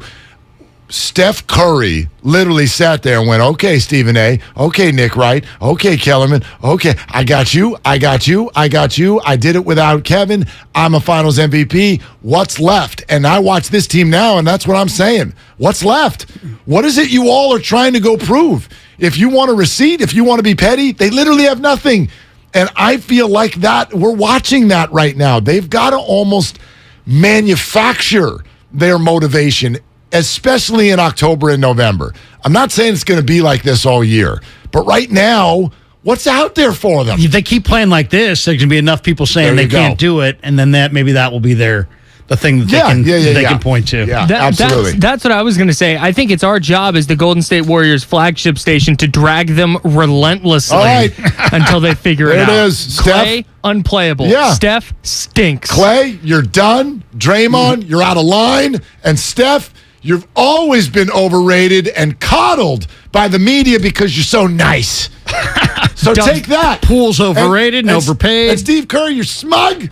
And come on, Looney, you're a product of your environment. And who am I missing? Who is it? Did I get? Jordan Poole. JaMychal Green. Yeah, that's really fun on one side of the floor, Poole. Hey, Wiggins, you've needed everybody else in the Warriors culture to finally get something out of you. And DiVincenzo, I don't even know who the hell you are. Jonathan Kuminga, where are you? Yeah, what's up with you? Wiseman, you can't stay healthy. I can't say anything about Moody. He's perfect. But anyway. See, Dubs by 20 tomorrow. Yeah. Nicely done, guys. You all stink. All right. Was that good? That was very good. It's comprehensive. Thank you. So stupid. All right. It's all sponsored by News Nation. Larry Kruger is in for Dibs. Let's hang. Sean Salisbury in about 7 minutes. Hey, real quick before Sean gets in, what'd you think of the Jeff Wilson deal? Jeff Wilson is a respected guy in the room, and he's a really tough guy. But I also think that once they got McCaffrey, he sees the handwriting on the wall. They invested a third-round draft choice in Ty Davis-Price. He's going nowhere. John Lynch loves him. Jordan Mason, they really, really like. He's doing good things on special teams. He's had one run for 7 yards. They didn't want to cut Jordan Mason. So there you go. You got Mitchell coming back. You got McCaffrey. You got Jordan Mason. You got Ty Davis-Price. There weren't enough jobs. So to me, it's a great trade. Why? Because you were going to either sit down Jeff Wilson, he was going to get a lot less carries, and he wasn't going to be happy, or you were going to wind up cutting Jordan Mason for nothing next week. So when Mitchell's back off the injured list, so to me it makes sense. I agree. You get a fifth-round pick. It's good business. Yeah, you turned an undrafted free agent. You got his really good years. We also forget this. I mean, Jeff is still a young player, but in running back years, he's not that young. And I know he hasn't taken a whole lot of a beating because he doesn't get that many carries through the years. But you got what you would consider his best years from him, undrafted, and now you turn him into a 5th-round pick in a year where you've given up a whole lot of picks. And don't tell me that 5th-round picks aren't important, because they come sometimes with the 49ers, turn into their best players, George Kittle, Trey Greenlaw. Kittle. Exactly. So, I thought it was a great deal, and I think it's 49er fan PTSD that we worry about a third-string running back. If you're worried about a third-string running back, just know you're the only fan base in America that's worried about your third-string running back. That's it. On this team, though, the third-string running back actually gets run. Raise your hand if you can name the third-string running back on one of the other NFL teams. Yeah. Okay? So, it's just... Nyheim Hines behind Devin Singletary and exactly. Zach Moss. James Cook. No, Zach Moss That's went. right. It's James Cook. James Cook. All right. Sean Salisbury on that and much more. There's a bunch of 49er stuff to get to, and we do it with Sean Salisbury. NFC Power Rankings, which may surprise you. We're going to hop into that next hour as well. It's Willard and Dibs. Larry is here on 95.7 The Game. Warriors head coach Steve Kerr joins Damon and Ratto at 4 p.m. What's interesting with James is even on the nights where, maybe he's been, in the negative, in the plus minus, he's still productive. He's scoring. He's got such good touch around the basket. He's such a lob threat. James is showing his potential. Steve Kerr, today at 4. Brought to you by Xfinity. Supercharge your home with supersonic Wi-Fi. Unbeatable internet. Only from Xfinity. Everything, our farm, our stand, our pop-up shop, it really all started when we discovered the benefits of local, raw honey for our family. And then we decided to turn it into a business. We were looking for something to help us get up and running. So we got the Chase Business Complete Banking Account. It's more than a bank account. It comes with Quick Accept, which lets us take card payments anytime, anywhere in the U.S. using the Chase mobile app. Plus, we get same-day deposits at no extra cost.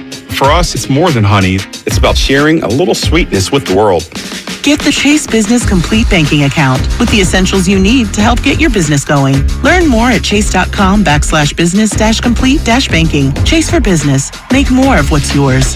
Quick Accept is not available in U.S. territories. Enrollment required. Usage subject to approval. Same-day deposits available for payments before 8 p.m. Eastern Time, Sunday to Friday. Fees and rates apply for checking and processing. Limitations and restrictions apply. Participants compensated. Merchant services provided by Payment Tech LLC and WePay Inc. Subsidiaries of J.P. Morgan Chase Bank and a member FDIC. My husband and I live next door to a haunted graveyard. It's a little creepy, but we manage. Just like we manage without home internet. Do I wish my mobile hotspot was faster? Yes, but I make it work. Kinda.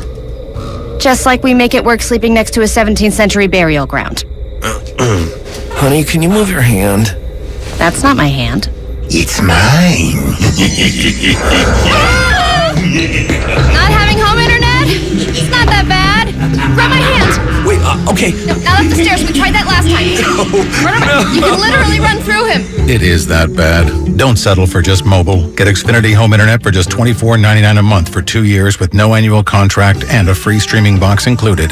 Go to Xfinity.com, call 1-800-XFINITY, or visit your local Xfinity store today. Restrictions apply. Not available in all areas. Requires paperless billing and auto pay with stored bank account. After 24 months, regular rates apply. Offer ends 12/21/22.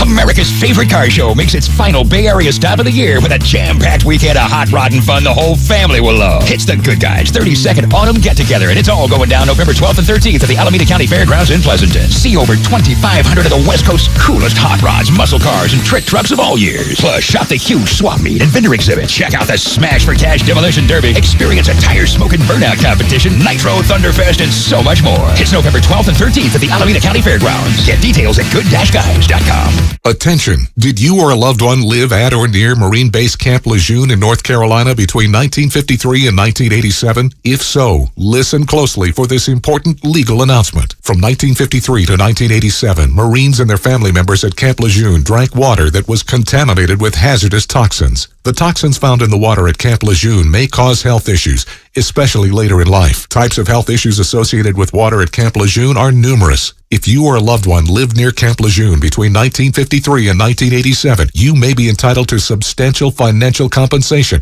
without going to court. Even if you were turned down in the past, a new law can allow you to file a claim today. If you or a loved one spent time near Camp Lejeune, call the Negligence Network to find out if you're eligible for financial compensation. There's no fee unless we win your case. Call 1-800-700-4333. That's 1-800-700-4333. 1-800-700-4333. Locked On Warriors is a daily podcast covering your favorite team, the defending world champion Golden State Warriors. I'm your host, Cyrus Softs, and every Monday through Friday, Locked On Warriors brings you all of the biggest Warriors stories in around 30 minutes. We cover Stephen Curry and the dynasty that is one of the greatest teams in the history of this beautiful game. Listen to the Locked On Warriors podcast every day on the Odyssey app or wherever you get your podcasts. When people have a craving to explore new and traditional Asian cuisines, they head to P.F. Chang's, where scratch-made dishes come from the 2,000-year-old tradition of wok cooking. P.F. Chang's wanted to explore new possibilities for their website. They turned to AmericanEagle.com. AmericanEagle.com re-architected P.F. Chang's website, integrating multiple third-party systems to create a unified digital experience. The results? Improved page speed and performance, personalized content based on users' location, intuitive online ordering, an increase in organic search visibility, and a 40% increase in new users. For scratch-made Asian cuisine, visit your local P.F. Chang's or go to pfchangs.com for website design, development, digital marketing, and hosting that produce efficiency, revenue, and results. Visit AmericanEagle.com. P.F. Chang's and AmericanEagle.com. Another example of the best businesses in the world, turning to the best in the business for websites. Go to AmericanEagle.com or call 877-WEB-NOW1. That's 877-WEB-NOW1. Texting privacy policy and terms and conditions posted at textplan.us. Texting enrolls for recurring automated text marketing messages. Message and data rates may apply. Reply stop, opt out. Go to getrbawindows.com for full offer details. Homeowners, do you know when to replace your windows? Feeling too hot or cold? It's time to replace. Can't see through fog between the glass? Time to replace. Spending too much on expensive energy that literally goes out the window? It's definitely time to replace. If you've put off replacing windows in your home because it's too expensive, here's great news. You can now get a free in-home window consultation and free price quote from Renewal by Andersen, the company with the most 5-star reviews among leading full-service window replacement companies. And during their Black Friday sale, you can save $355 off every window and $910 off every door. Just text REVIEW to 323232 for your free consultation on top quality affordable windows or patio doors for $0 down, 0 payments, and 0 interest for a year. That's right, you don't pay a dime for an entire year. Plus, you can save $355 off every window and $910 off every door. But hurry, this offer ends November 25th. Text REVIEW to 323232 right now. Don't go into winter with drafty windows. Text the word REVIEW to 323232. Don't wait. Text REVIEW to 323232. You're listening to 95.7 The Game, QGMC FM at HD1 San Francisco. Always live on the free Odyssey app.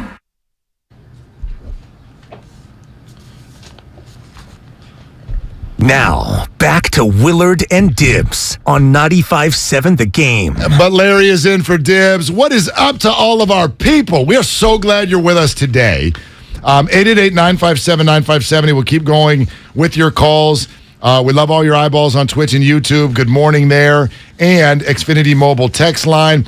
Every day, get the NFL headlines delivered straight to your smart speaker or earbuds. The Best Football Show podcast wraps up the world in 15 minutes so you can be smarter at the water cooler. Host Elliot Shore Parks explains the biggest story from multiple vantage points and the ripple effects it has throughout the NFL. Plus, the Best Football Show delivers the highlights from all of Odyssey's football podcasts. So you've got all the news and insight from across the league. Follow in the free Odyssey app or wherever you get your podcasts. And speaking of our people, how about this guy, Sean Salisbury? Hey, man, you okay? There's a lot going on in Houston.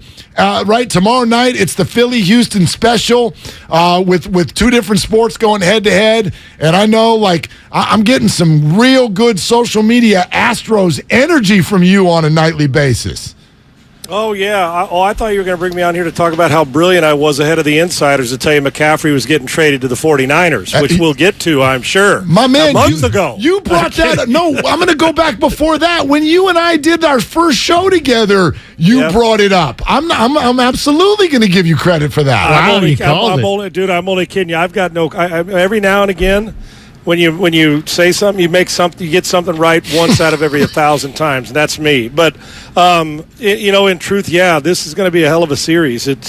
Last night wasn't good, and you know how it goes when in a 7-game series you lose one, and oh my gosh, it's over. Then you win game 2, you get hammered in game 3. It's oh my gosh, what are we going to do? Dusty's not good. Fans go crazy. It's a 7-game series.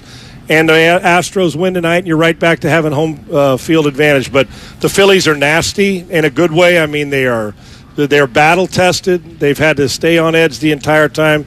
But I got a lot of energy for the Astros because I know that 106 wins is hard to come by. But Verlander and McCullers, neither one of them pitched well in their starts, and the Phillies got to them, and you saw the difference. More bullpen work would probably be nice for the Astros, but if your first four don't hit, you're in trouble, and you saw last night Harper and Schwarber can wreck games. So the Astros, I don't think you want to be down 3-1 looking at the Eagles coming to town and boat racing the Texans by about 50 on Thursday and having a 3-1 lead with what, Wheeler going in Game 5? Yeah, not good, and that'd be a hell of a celebration for the Philadelphia City, so we're trying to prevent that. Dusty stayed with McCullers too long. I'm sure he's getting ripped on Houston Sports Radio. We still got scabs here in the Bay Area over stuff like this, Sean. Absolutely. But if that ground ball that somebody missed, that was Dusty's fault too. And McCullers throwing a cement mixer to doggone Bryce Harper, that's on Dusty. Yes, I think most of us realize when you got Garcia and Urquidy both starters and can go long, as you saw Garcia doing in Seattle, that a lot of us felt that going to like inning 3, McCullers just didn't have it, whether it's the tipping of pitches or he just wasn't throwing the ball in his slider and that he throws. And he doesn't throw fat guys. He threw 18% fastballs last night. He does not trust his command on a fastball, and they sat back and hammered him. So, yes, Dusty, who is, you guys know this, is loyal at times to a fault. He's one of my favorite people. I've known him for 30 years. I'm rooting for him specifically, and Mattress Mac for $75 million reasons to win a World Series. But Dusty is a hell of a manager, Hall of Fame manager. This would be a nice cap to a hell of a run this year. I hope he gets it. But you got to manage that part of it better. That's been the one thing that's hampered him in his career. But he doesn't strike out and he doesn't throw up curveballs. So his decisions will be tonight. You would see a quicker hook, but I expect a better performance out of Javier. He is America's #1 baseball analyst, Sean Salisbury, right here on 95. If you don't mind, Sean, we'd love to ask you some football questions too. Is that all right? Please. Okay, please. Good. So, yeah, let's get into McCaffrey. This changes the 49ers' rest of the season. How? Well, you saw, even without Debo, guys, and one of my biggest thoughts going into this was exactly how, as a defensive coordinator, you have to defend the 49ers with McCaffrey. Now you also add McCaffrey to Debo, and when Kittle's on the field and Ayuk, and the way they're going, and I'm assuming they're eventually going to get healthy. Now you've added a dimension that even if you don't use one or the other on a continuous basis, meaning attempts to them in the passing game, touches, targets, whatever we want to call it, that simply by yourself as a defensive coordinator, I know how these guys think, trust me. You'll run a reverse in a game, and for 2 hours on a practice field and during the week, a coordinator that could be 8 weeks away, his head will explode trying to figure out how you can defend one play. Well, Kyle now has got everything. You've got a quarterback who was efficient last week and sometimes spectacular. Knowing that defensive coordinators are going to have to defend all this. You can't play man coverage or double all of them. So just the simple deployment of those guys gives Kyle, who we know loves to move formations and personnel groupings, and McCaffrey's productive too. He's not exactly a hack as a player. He's a phenomenal player. Now you get them all. You may get production with less touches from Debo and still get the same production. It can be miserable on coordinators to have to just defend it in their game plan, and now when you actually have to defend it in the game, tough. As long as they do this, it makes Jimmy better. They're more multiple. It makes the offensive line better, and it'll help them keep Jimmy upright, and play action in quick game becomes even bigger. Yeah, I mean, it creates more space on the field for everybody else. Hey, let me ask you, of the contenders, Philly got Robert Quinn, who's going to help them off the edge, and I thought KC getting Kadarius Toney very interesting because he's an electric player now in a better environment. More of a team-friendly environment, I think. I think he could take off. And then you got Nyheim Hines going to Buffalo, and the Niners get McCaffrey. Of the contending teams, the Super Bowl contenders, who got the biggest push, do you think, at the trade deadline from the player they got? I actually think a lot of these trades benefited some of these championship-caliber teams, and even two more that may not look like it yet. Look what the Dolphins do when Tua's in the game. Speaking of wins against replacement, that overused stat in baseball, look what he does when he plays. Adding Bradley Chubb could be huge for them, another wrecker on defense. And then Baltimore. Guys, Roquan Smith is a friggin' monster, and you added that. You're getting healthy, and you get Lamar Jackson another level. I mean, they could probably use another game-breaking wide receiver, but I like that move. But of the three, if Andy Reid and Mahomes can't turn Tony into a big play guy, I'm not sure who can, right, guys? I mean, you're going to get a chance to spread the field, get him the ball quick in space with his speed. Of the other two, you mentioned Hines. This is a huge get for the depth of the Buffalo running game. It just is. Because I actually thought, I'm sure they tried to go in on Kamara and a couple others, because the one element, I don't want Josh Allen to have to rush for 90 yards a game to keep me as the number one threat in the league, right? Although he has that ability, I'd like to mix it. I think that's a good get. And who'd I leave out? I left one more out that you had mentioned. McCaffrey. Oh, well, the McCaffrey thing's obvious, yeah. I would think this, guys, for impact. I would think it would go on this level of just those three. I would think the depth in Buffalo, because you just added another weapon. Tony's speed matters, but to me it's still McCaffrey, guys. You needed another game-breaking home run hitter. I think when we get to January, that maybe Baltimore's will be hanging around too, but I think when we get to January, we'll sit here and say the biggest addition for a team in 2022 to elevate them and the quarterback and the offense, because they need to score in a division right now that's not exactly as good as we thought it would be. I think that McCaffrey's addition, because of the pass and run game and in space, is going to be the one that everybody says was better. Yeah, you know what's fascinating with that comment and extending it to the comparison that people inevitably are going to do with the Miami Dolphins, because it's Mike McDaniel. We're looking at two teams here that feel like, okay, they're an extension of one another. It's kind of the same offense. And Brian Baldinger was on our station last week, Sean, and was talking about how he thought the 49ers needed more speed. And then here we get McCaffrey. Is that a fair comp? Are the Miami Dolphins essentially the 49ers with more speed? And is that giving the 49ers a little bit of a blueprint of what they need to strive to be offensively to be better? Yeah, look at the upgrade. And the thing about it is both quarterbacks are pretty accurate. You saw Jimmy's accuracy with McCaffrey last week. What, he completed like 80% of his 21 passes. to 25, yeah. And guys, look what Tua's been doing every week when he plays. The ball, they're both physically, is it fair for me to say, measurably or physically limited on certain things that they do, deep balls down the field. Listen, Allen can throw late. Mahomes can throw late. Jimmy Garoppolo and Tua cannot throw late. They've got to throw two windows on time and trust throwing to grass. So, yeah, I think you see what Mike's trying to do in Miami. They're trying to disrupt you on defense, run the ball effectively and control it, and put their quarterback in position to get the ball out to teams and speed and space. You saw what Mike's doing with jet sweep and getting the ball on the edge as quick as possible to Tyreek Hill. Yes, and Waddle. So there is no question. And it's, guys, it's only natural that the guys that are part of your, coaching tree that have been around it do what they do. And so by getting Chubb, you've added a disruptor, and with the way that they approach it, and now 49ers taking a piece away from Miami, saying, how is it difficult? One thing we can't teach, which is an old, obviously talked about all the time, is speed. And you see what it's done in pass for Kansas City. Teams with speed in the open field destroy teams when you got a quarterback that gets them the ball in space. You don't have to throw it 80 yards in the air or 60 yards in the air to get big plays. Most of your big plays come by catch and run after the catch. McCaffrey adds that element, not only from the receiver position, but from the backfield. If you want to improve a football team, they say the fastest way, everybody's got a different theory. Some people say O-line, some people say D-line. Old scout one time told me it's if you change the guys who touch the football, then you could, that's the fastest way to change a team. I bring this up because look at Minnesota. They got Cousins is playing well. They just had T.J. Hawkinson. They got Dalvin Cook.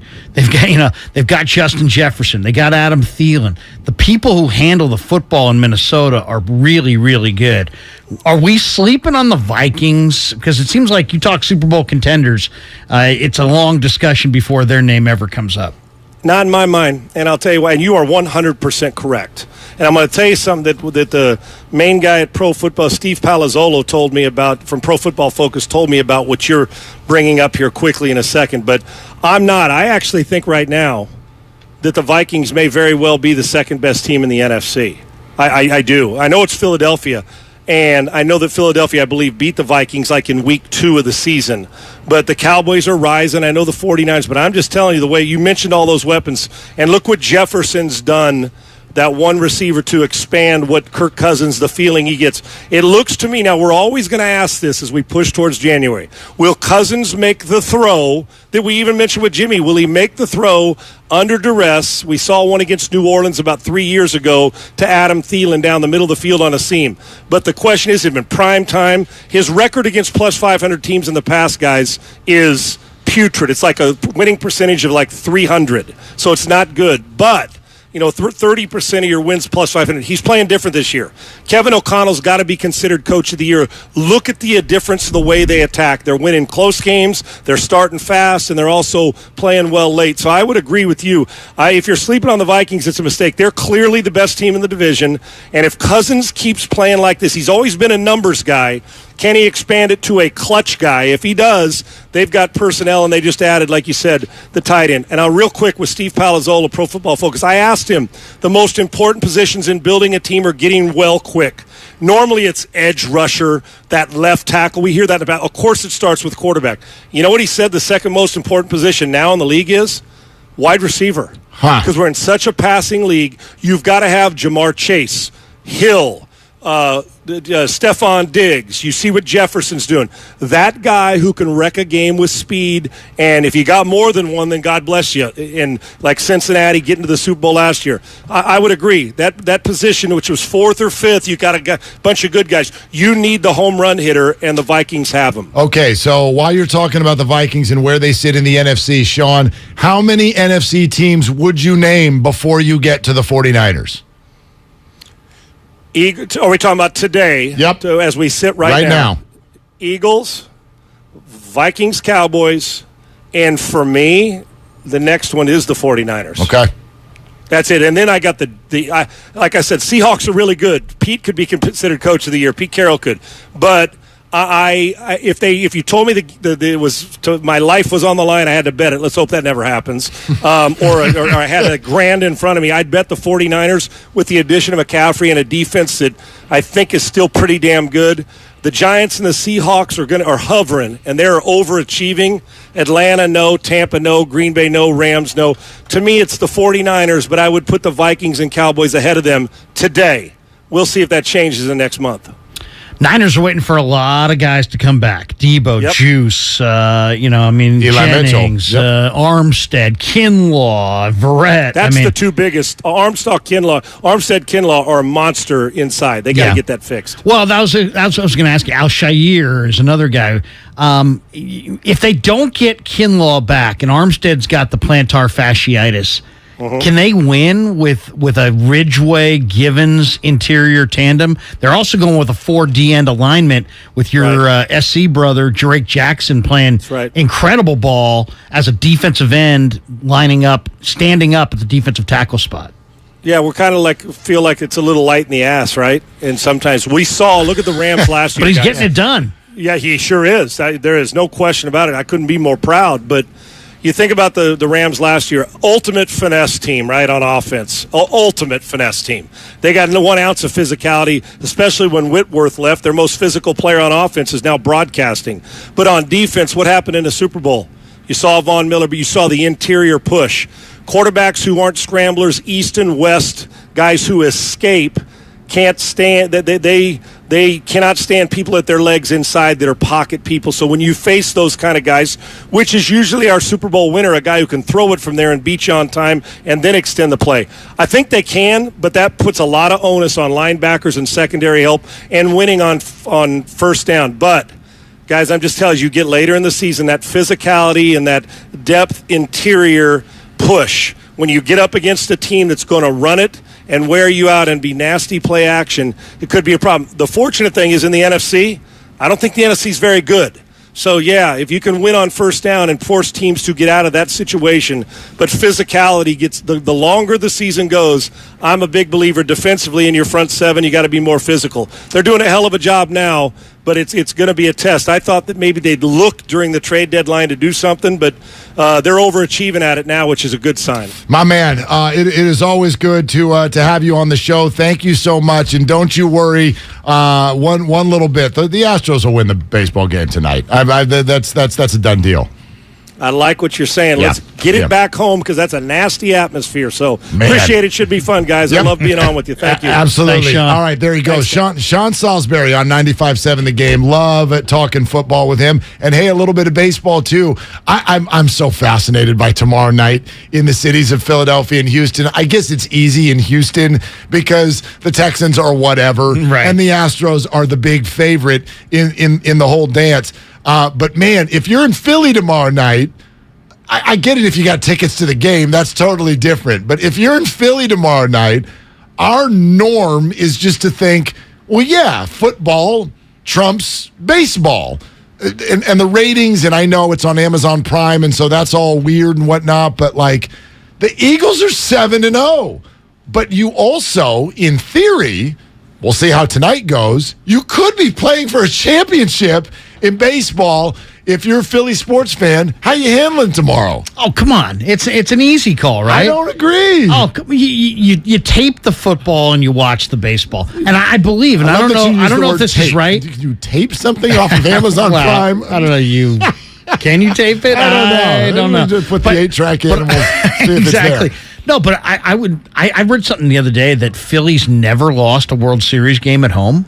They played in... Like in the history of ever? Well, they've played, 2 World Series? I guess 2, right? What, was 80? 80 and whatever when they Rollins. beat the Rays, yeah. I think they were 6-0, now 7-0 at home. It's and watching their crowd... Oh, my gosh. It's an their arena. Crowd They create an arena. Yeah. I mean, it's wild. Like the best moments of the baseball season are when, in this postseason, one of the Phillies players gets a hold of one. Yeah. Because they're playing into it, too. Like, they got a bunch of guys that are just juiced, and I don't mean that, not steroids, but, like, you know what I mean? Reese Hoskins and Bryce Harper, when these guys get a hold of one, they are standing at home plate, they are looking at the dugout, they are pumping their fists, they're throwing their bat in the air, and the place goes bananas. It's amazing. It's the really atmosphere fun to watch. Yeah. is like unlike anything I've ever seen. The other thing that stood out, did you see the Nick Castellanos interview the other day? Castellanos made that diving catch. Yeah. Right? And Castellanos is thought of as almost borderline DH. And he's a really bad defensive player. And they're asking him about it. And he's like, in the regular season, I just have a hard time kind of focusing and paying attention in the outfield. Yeah. Hashtag Warriors. Go ahead. But he goes, now that it's the playoffs, I can pay attention better in the outfield. So that's a wild statement. By the way, I could not believe he said that. Said that, and they weren't winning in the World Series, you'd be held to pay. City would kill him. I know, but even that. Just to admit that, hey, in the regular season, I'm kind of freaking bored out there, But in the playoffs, I'm paying attention. So are we. He's been good in the outfield in the playoffs. Yeah. By the way, further evidence: mic these guys up in the outfield. They're just out there lollygagging, out there playing with daisies. I mean, they don't care, right? Why not? He's going to sit here and admit to us, I'm just kind of kicking it out here. Like, if you I'm bored. I'm bored. If you hit it to me, I'll try to catch it. I might get it. I might not. I mean, wild. But, it is a completely different atmosphere right now. And so I'm really fascinated to see the way this one plays out. I get it. I think it's actually pretty simple. If I were a Philly fan, I'd rather not have tickets to the game tomorrow night. Maybe if they're winning a championship, you'd want to be there live. But this is a classic 2-screen Thursday. Like, just roll the other screen into the living room, put them both up, and get that going. Get everybody over. Get all the bad food and bad drinks you can find, and just have an unbelievable night. But cheesesteaks for everyone. All of it. Yeah, all the way around. So that's going to be a whole lot of fun. We'll dive further into that coming up tomorrow night. But they're obviously number one in anyone's NFC Power Rankings. We'll get to ours here coming up in about 7 or 8 minutes. I'm also fascinated by that conversation we were having with him with regard to the Miami Dolphins. The connection with the 49ers and Dolphins is now clear. Part of it was before McDaniel got there because they're the team that got all the draft picks for Trey Lance, even though they gave all of them away for other people. Next year's pick is what went to Denver for Bradley Chubb. So they've used those assets to come up with other stuff. But I hear a lot of people look at the Dolphins this year and go, see, the offense was Mike McDaniel. And I go, no, I don't think the offense was Mike McDaniel because McDaniel learned a lot of what he knows from Shanahan. So they know what to do. But what McDaniel has that Kyle didn't have, speed. Tyreek Hill and Jalen Waddle. And the 49ers still don't have that, but they now have Christian McCaffrey. And to have those guys who you can just, boop, 7 yards over the middle, here, take the ball and go crazy and get a first down is huge. That's what Miami's doing. And in a short sample, that's what it looks like the 49ers can do now because of the presence of Christian McCaffrey. Yeah, Niners have a lot more speed. We noticed it in the Falcons game, and even the announcers were saying, wasn't it Schlereth, who was like, hey, the 49ers need to come back, and they need multiple scores here, and they need to speed it up. They need to get it going. And it's like they looked like their weapons weren't dynamic enough. And adding McCaffrey obviously gives them a hugely dynamic weapon. And then getting Mitchell back. Where do you play McCaffrey? You play McCaffrey in the slot now? You could have both of them out there on certain plays. So they were doing it with Wilson. I know Wilson can play fullback more than Eli. But yeah, by the way, we watched that with no Juice and no Debo. So what is that going to look like when now, and this is Michael Irvin came on our station and said this just the other day, which is, now the defense has that game on tape, and if you're a defense, what are you thinking? Holy hell, we got McCaffrey, 23 right, 23 left. Where's 23? Where's 23? And while you're freaking out looking for 23, whoops, I lost my eyes on 19. Or Ayuk. Right. Which happened. Yeah. They bit so hard on McCaffrey that Ayuk was standing by himself down on the other end of the field for a touchdown. So, look, the offense looked completely different. They scored 4 touchdowns. They scored 31 points without the help of a defensive score, and I don't think that was an accident. No, they've got a lot more weapons, and then let's be honest too. The 49ers have about 9 different guys coming back. That if they get all these guys back, now who knows? They may not get Kinlaw back, but if you get Armstead back and Kinlaw and Azeez Al-Shaair and Greenlaw, I think right there, that's 4 guys on your front 7. And I think your front 7 plays a lot different with those guys in the lineup. Well, and it was big that Charvarius Ward and Trent Williams both looked like better versions of themselves against the Rams. And if you can get some of those other corners up to speed, the Jimmy Ward experiment is a little wonky, but it got better in the second half. And Diamando Lemonor and all the guys who, if you can get some semblance of Emmanuel Mosley covering for him, then yeah, I still think it can be a complete elite defense. So that leaves the 49ers where in the NFC Power Rankings. We will dive into that coming up next. We'd love your thoughts on it at 888-957-9570, Xfinity Mobile text line as well. That's what's next up on the game, which is brought to you by Fremont Bank. Full service banking, no compromises. Also, it's all sponsored by On Deck Small Business Loans. It's Willard and Dibs with Larry in for Dibs on 95.7 The Game. Ray, we begin with a declaration. SoFi Stadium shall now and forever be known as Fancy Candlestick. Fancy Candlestick, I have rarely seen any crowd ever take over any team's building the way 49ers fans did yesterday at Fancy Candlestick. This is the Bay Area's sports station. We're in a hamster wheel to hell. 95.7 The Game. Brought to you by On Deck Small Business Loans. When you own a small business, sometimes you need funds fast. So go to OnDeck.com, America's largest online small business lender. OnDeck makes it easy to apply in minutes. Apply for your loan today at OnDeck.com.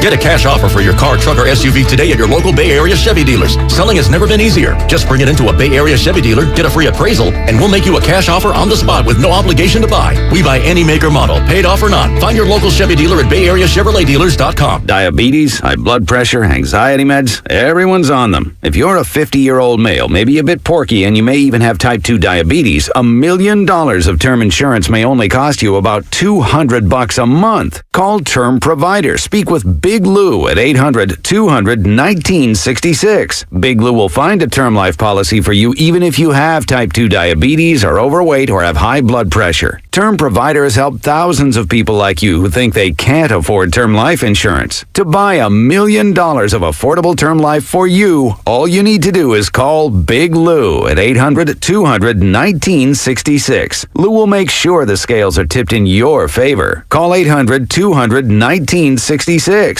Big Lou will answer your call and work to fit you into a term life policy that you can afford. Remember, Big Lou's like you. He's on meds too. Call 800-200-1966. 800-200-1966. Attention. Did you or a loved one live at or near Marine Base Camp Lejeune in North Carolina between 1953 and 1987? If so, listen closely for this important legal announcement. From 1953 to 1987, Marines and their family members at Camp Lejeune drank water that was contaminated with hazardous toxins. The toxins found in the water at Camp Lejeune may cause health issues, especially later in life. Types of health issues associated with water at Camp Lejeune are numerous. If you or a loved one lived near Camp Lejeune between 1953 and 1987, you may be entitled to substantial financial compensation without going to court. Even if you were turned down in the past, a new law can allow you to file a claim today. If you or a loved one spent time near Camp Lejeune, call the Negligence Network to find out if you're eligible for financial compensation. There's no fee unless we win your case.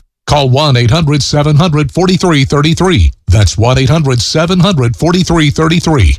1-800-700-4333. Hey, Santa Clara County sports fans. The new Omicron booster is here and available for everyone 12 and older. Remember that kids can get really sick with COVID and the effects can be serious and long-term.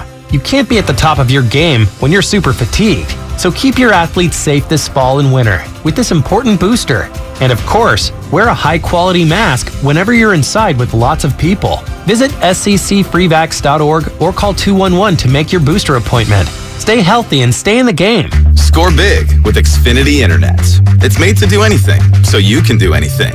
Supercharge your home with the game-changing speed of supersonic Wi-Fi. With 3 times more bandwidth, it covers the field and then some. And blocks billions of threats with advanced security that helps keep you protected at home and on the go. If you're keeping score, that's internet that does it all. That's unbeatable internet from Xfinity. Learn more at Xfinity.com. Restrictions apply. Not available in all areas. When back to the office means back in traffic, Blocking the 3 right lanes, multiple emergency crews on the scene. you can rely on your Northern California Honda Dealers Traffic Center. On the shoulder now, so that's good. Traffic is getting by. From your traffic leader, KCBS. My friend and I are taking a trip to Mexico this year, but neither of us speak Spanish. So we downloaded Babbel and started learning Spanish fast. Want to get conversational in another language in as little as 3 weeks? Babbel's quick 10-minute lessons were designed by language experts to be the most efficient and effective way to learn a new language. ¿Cómo te llamas? ¿Cómo te llamas? Babbel, language for life, celebrating 10 million subscriptions sold. Now try Babbel for free at Babbel.com. That's Babbel.com. Ad paid for by the Sentinel Group. Attention Marines, military personnel, families, and contractors who were stationed at Camp Lejeune. Were you present at Camp Lejeune between August 1953 and December of 1987? You may be entitled to significant compensation. For nearly 34 years, those in the Marine Corps' base Camp Lejeune were exposed to contaminated drinking water, resulting in devastating injuries, including several forms of cancer, adverse birth outcomes, Parkinson's disease, and more. North Carolina's procedural laws have prevented victims from getting the justice they deserve, but passage of the Camp Lejeune Justice Act of 2022 would allow you or a loved one to file lawsuits seeking compensation for illnesses and injuries linked to the toxic water. Call today for your free consultation. 800-610-9256. Let our experienced attorneys fight to get you the compensation you deserve, and you pay nothing unless there's a recovery in your favor. Call 800-610-9256. That's 800-610-9256. Again, 800-610-9256. New Gillette Intimate gives guys a gentle and easy shave on there, and around there, and even under there. Don't treat your groin like junk. Respect it with Gillette Intimate, the best a man can get. Buy now at Walmart.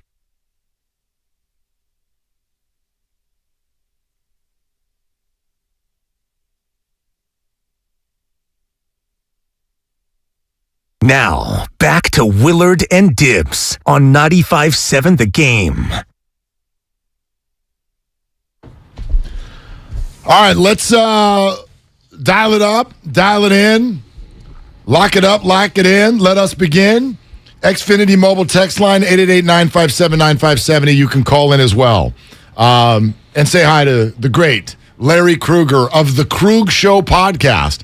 Kind enough to put down his home mic and come to the office in San Francisco and hang out with me for a few hours. I really appreciate it, Larry. Oh, it's incredible. Yeah. I'll be here Friday with Goo. I will tell you, though, when I went on the post McCaffrey trade live stream, YouTube live stream the other night, there's a whole lot of people that came into our YouTube chat the very next morning. It was like, hey, thanks for doing Larry's deal last night. So apparently there are people who don't leave YouTube. They're just there the whole day. I thought it was only my teenage kids. Apparently it's all of you. So, amazing. Congratulations. It's amazing. Just watching life through the laptop. Seriously, I got you to join the live stream on the right as the McCaffrey trade was coming down, because I think we had just texted. And still, I mean, it was amazing how many people were like, wow, and the first game you weren't really sure because they kind of dabbled with him and how much. But this game, you could see that he's going to be a major factor. He might be, I would say, I know Debo's great, Kittle's great, Ayuk's having a tremendous year. McCaffrey might be their best offensive player. Oh, I don't think that's a wild statement at all. I mean, it's early to go there, but this is Christian McCaffrey we're talking about. He looks incredible. I mean, he has spent the majority of his career, he has been a fantasy football player because he's been with an irrelevant Carolina Panthers franchise, at least for the last few years. And a frustrating fantasy player because he's always hurt. Right, in the last couple of years, it's been marred by major injury where he's played in very, very few games. But we forget, if you want to go back 3-4 years, oh gosh, I got the number 1 pick in my fantasy draft. There was no discussion who you were taking. Right, it's McCaffrey. This was offense, like turnkey. They're running the ball, cool. They're throwing the ball, cool. It's Christian, 30 touches a game. Bang, bang, bang. 1,000-yard receiver, 1,000-yard rusher. Touchdown. I mean, that's who this is. And if you put him, and we all just sort of dreamed about it, and it was fun, I thought, over the last few weeks to watch the arc of this. Sean's right. He and I talked about it, but in a very sort of that'd be crazy. Right. And then I remember Damon Bruce had Michael Irvin on, and they were like, okay, pie in the sky, McCaffrey to the 49ers. And Irvin has, this drop that we use all the time. He just went into a state of laughter, sounded like this evil laugh, because again, it was like, well, Shanahan with McCaffrey, that would be stupid. Watch out. Right? Yeah. But everybody was kind of like, that's not going to happen. And then it did. And we've seen one full game of it. And it totally validates all of the evil laughter that we were putting together. So how about the people who ripped the trade after the first week? Well, come on. Who it was a terrible trade, and they gave way too much, and oh my God, this guy's even, come on. Look at they give away all their picks for a running back and give all away for a running back, And then all of a sudden, he has the amazing game where he catches, throws, and runs in a touchdown, and nobody's saying it was a bad trade. Well, nobody's saying that. However, I will say this. There could come a time where you have to pay the piper, and the NFL is so week to week. I mean, what will people say? I don't even want to put this out in the universe. You know exactly what I'm thinking. What if the next time they play that happens? Now what would people say? What if Christian McCaffrey limps off of the field? It's going to activate the NFL audience at such a high level because it's like, you dummies, you should have known that something bad was going to happen. Well, I agree with Shasky. Stop running him when the game's over. Oh, for sure. I mean, if you got Jordan Mason, if you have Ty Davis Price, I don't care if you're running Aaron Banks. Stop running Christian McCaffrey between the tackles when the game is decided. Literally the only thing that angered me about last week's game. I'll admit it, right where I was. At halftime, I'm like, this is frustrating.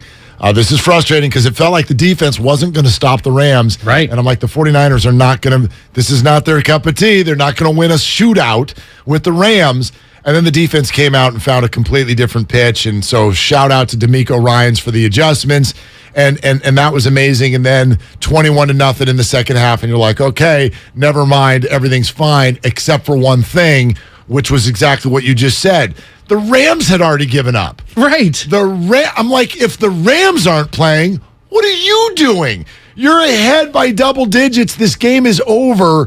They're starting to pull people. By the way, they had just had Cooper Kupp with medical people on the field a moment ago. How on earth does it not occur to you? And I don't care what the players want. Run the ball three times straight up the middle with Christian McCaffrey. I'm like, don't do it. Yeah, please, what are you doing? And you'll hear sometimes coaches be like, well, it's really hard to get him out of the game. You're the coach. Pull him out of the game. You have other backs. Use time them out and take his helmet. Right. Period. Right. So couldn't have been with you. That was the only thing that bummed me out about that game. And by the way, from the other view too, not just protects Christian, but like, I don't know, especially if you're going to trade Jeff Wilson 2 days later, get TDP some run. Like get him some looks, get him as many looks as possible, because who knows? We may need him. Like the 49ers might need Ty Davis-Price to have a game in week 13. That was the only thing about the Jeff Wilson trade that was like kind of, I look at running backs in the NFL, especially in Shanahan's system, the way some teams in baseball look at starting pitching. Like, there is no such thing as we have too much, right? So, do you really want to trade Jeff Wilson when, heck, you could be 2 series away from needing to go get a Jeff Wilson? But they got Tevin Coleman, they got all kinds of backs. So, and to get a 5th for Wilson, seeing what they've done in the 5th round, probably a smart move. And he probably didn't want to be here, even though he didn't demand a trade. I think he probably went to Lynch and just said, all things being equal, you guys want to go with McCaffrey. God bless you. You gave me a shot as an undrafted player. I love you. You love me. Let me get down the road. It did feel like a family got together and figured something out, right? They're like, okay, we got Christian McCaffrey. Let's get Mike McDaniel on the phone. We're all family here. Hey, Mike, can we figure something out? Like, Mike's like, sure, I'll get Chase Edmonds out of here. We don't like him anyway. I don't think that's what Denver really wanted, but they're just like, look, you need some running back depth. You're injured at running back here. You have Chase Edmonds. We'll throw him into this deal. Clear spot. Get Jeff Wilson out here. We trust him more anyway. It was like better for everybody at the kind of the bottom end of these deals. We'll go out to the phones here shortly. 888-957-9570. NFC Power Rankings here in just a moment. A reminder that Trimark has been partnering with independent restaurateurs in Northern California for over 55 years. Trimark brings you innovative product solutions to help your hospitality business thrive. Visit TrimarkWest.com. Can we get some musical accompaniment here, Sam? Can we get a little mood music, if you will, to pass along these National Football Conference Power Rankings Week 8 during the bye? Great music. Well, I mean, I could talk prime time. I could talk about like shopping at department stores with this music, like something I hate. Like, right? Absolutely. Man, you walk through like the makeup counter at Nordstrom. Helping people move. It's the worst place on earth. But if I had AirPods and this music in, I would treat it like I was a running back making my way through all these people with their eyeliner. I'm like, it's like, to me, it takes me back to draft day. Because I mean, seriously, this is what they play in the background as they're playing the highlights. Yep, so good. So what everyone's going to be looking for is, where do you put the 49ers? Can we go top 7 in the NFC? Sure. And we'll go bottom up, okay? Should we start at 7 and work our way to 1? All right. That's going to take a little coordination. All right, but you want to do 1 to 7? Let's go 1 to 7. We can do it. All right, we'll go 1 to 7. That's going to be easier, especially because number 1 is obvious, right? Number 1 is the Philadelphia Eagles. Are we in agreement there? Has to be the Eagles, especially with Robert Quinn. They got great play on both sides of the line of scrimmage. To me, the quality move that they made was Chauncey Gardner-Johnson getting the nickel back from the Saints at the end of the preseason. Stud. Awesome player, and he's made all the difference. I'm not a Nickelback guy, but I'll agree with your breakdown that the Eagles are the number 1 team and did get better. Number 1. We'll see them tomorrow night. All right, number 2. Number 2. Go ahead. Who's your number 2? I'm going to go with the 49ers. Because I don't believe in the Dallas Cowboys. Everybody else, the Vikings, I'm not sure about, but I really don't believe in the Cowboys. And Kirk Cousins has not won big games. Sean referenced it. He doesn't win playoff games, doesn't win big games. Had that Monday nighter against the Eagles. They fell on their face. He looked like he was a deer in the headlights. So I'm going to go Niners too in the NFC. This is going to sound like a true Bay Area sports radio station, because I also have the 49ers at number 2. But I think it's totally fair. Yeah, maybe we wouldn't have said it a week ago. But you know what they didn't have a week ago? Christian McCaffrey. Right. They didn't have when it comes to a week ago. So I think McCaffrey on this team, the idea that after the bye you're going to get the likes of a Deebo Samuel and a Kyle Juszczyk back, and as you've said, the interior of the defensive line. From a talent perspective, why would you not have the San Francisco 49ers ahead of Dallas and Minnesota, who do still have some warts? That said, let's go to number 3. Where do you put those two teams? I've got the Dallas Cowboys at number 3. Number 3. Simply because of defense. This is the next best defense in the NFC. It might be the best defense in the NFC. Hell, Ezekiel Elliott being out might help them. It might help them see who their best running back is. Tony Pollard with 3 touchdowns last week when he was given the bell cow role. I don't think the Cowboys scare me too much if I'm the 49ers, but I do think that's the next best team in the NFC right now. I'm not going Dallas. I don't believe in Dallas. Dallas has a really good rush. I think their secondary can be picked on. I'm not crazy about their linebacking core. I like Seattle. I like Seattle at as number 3. Yeah, I do. I like Seattle. Why? Because Kenneth Walker III's an impact guy. They've got 2 rookie tackles. They're both playing great. Pete's obviously a veteran coach, and they've got a lot of guys who have played a lot of winning football there. Geno's playing at a really high level. They've added both the Thorpe Award winner Kobe Bryant and this freak of nature 6'4" Tariq Woolen out of University of Texas San Antonio, who's a 6'4" corner, and they look great. They look absolutely great. Boye Mafe off the edge. John Schneider's rookie class is fueling this Seahawk run. Seahawks may wind up a playoff team and what could have the first pick in the draft. I like Seattle. I think they're playing well. I think they're legit. It's fascinating. Just remember this, everyone. If you don't like our opinions now, tune in again next week. They'll change. Right. We all thought Seattle was tanking, and now you're sitting here putting them at number 3. I got them number 3. NFC Power Rankings. I've got them further down the list. We'll get to them in a second. I am going to give the Vikings number 4. Number 4. Thank you very much. The Minnesota Vikings will be number 4. I'm going to agree with your point about where they're weak. Until Kirk Cousins does something different at night or in a big game, I'm not going to get too worried about them, but they do have a lot of weapons at their disposal. They scare you on offense. They are, capable on defense. They're capable on defense. There have been too many games for the Vikings for me to put them in the top 3 where they've had to, work their way through winning a tight one against teams have no business being on the field against them. I'm looking at 3 weeks ago's Chicago Bears being in a 1-score game in Minnesota late. I'm looking at a 3-point home win over the Saints. I'm looking for having to rally with 2 touchdowns in the final 3 minutes to beat Detroit at home. Even their game against the Cardinals, they couldn't shake them last week. Their schedule's been light. Their one big test was at Philadelphia, and they got crushed. But 6-1 is 6-1, so I'm going to put the Vikings at number 4. Yeah, I like the Vikings at number 4 too. Harrison Phillips, the former Stanford interior defensive tackles, on their front now.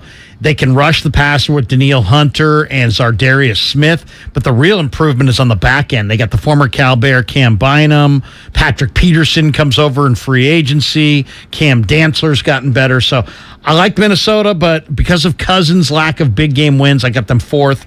But I do feel good about them. So there they are. Are you giving the Cowboys the 5 hole? I'm giving Dallas the 5 hole. Okay, so you and I just flipped Seattle and Dallas because I've got Seattle in my 5 hole. You have to be impressed with what they've done, but I'm not going to forget what they did look like just a few weeks ago. I think they're getting better, and that's great. But it's also a team that did come to Levi Stadium and not score. So I want Geno Smith. This is a nice story, but is Geno Smith going to win playoff games against high-level defenses. I think that they will struggle if it gets to that point and when it gets to that point. I got Dallas in the 5 hole because I don't think Dallas can stop the run.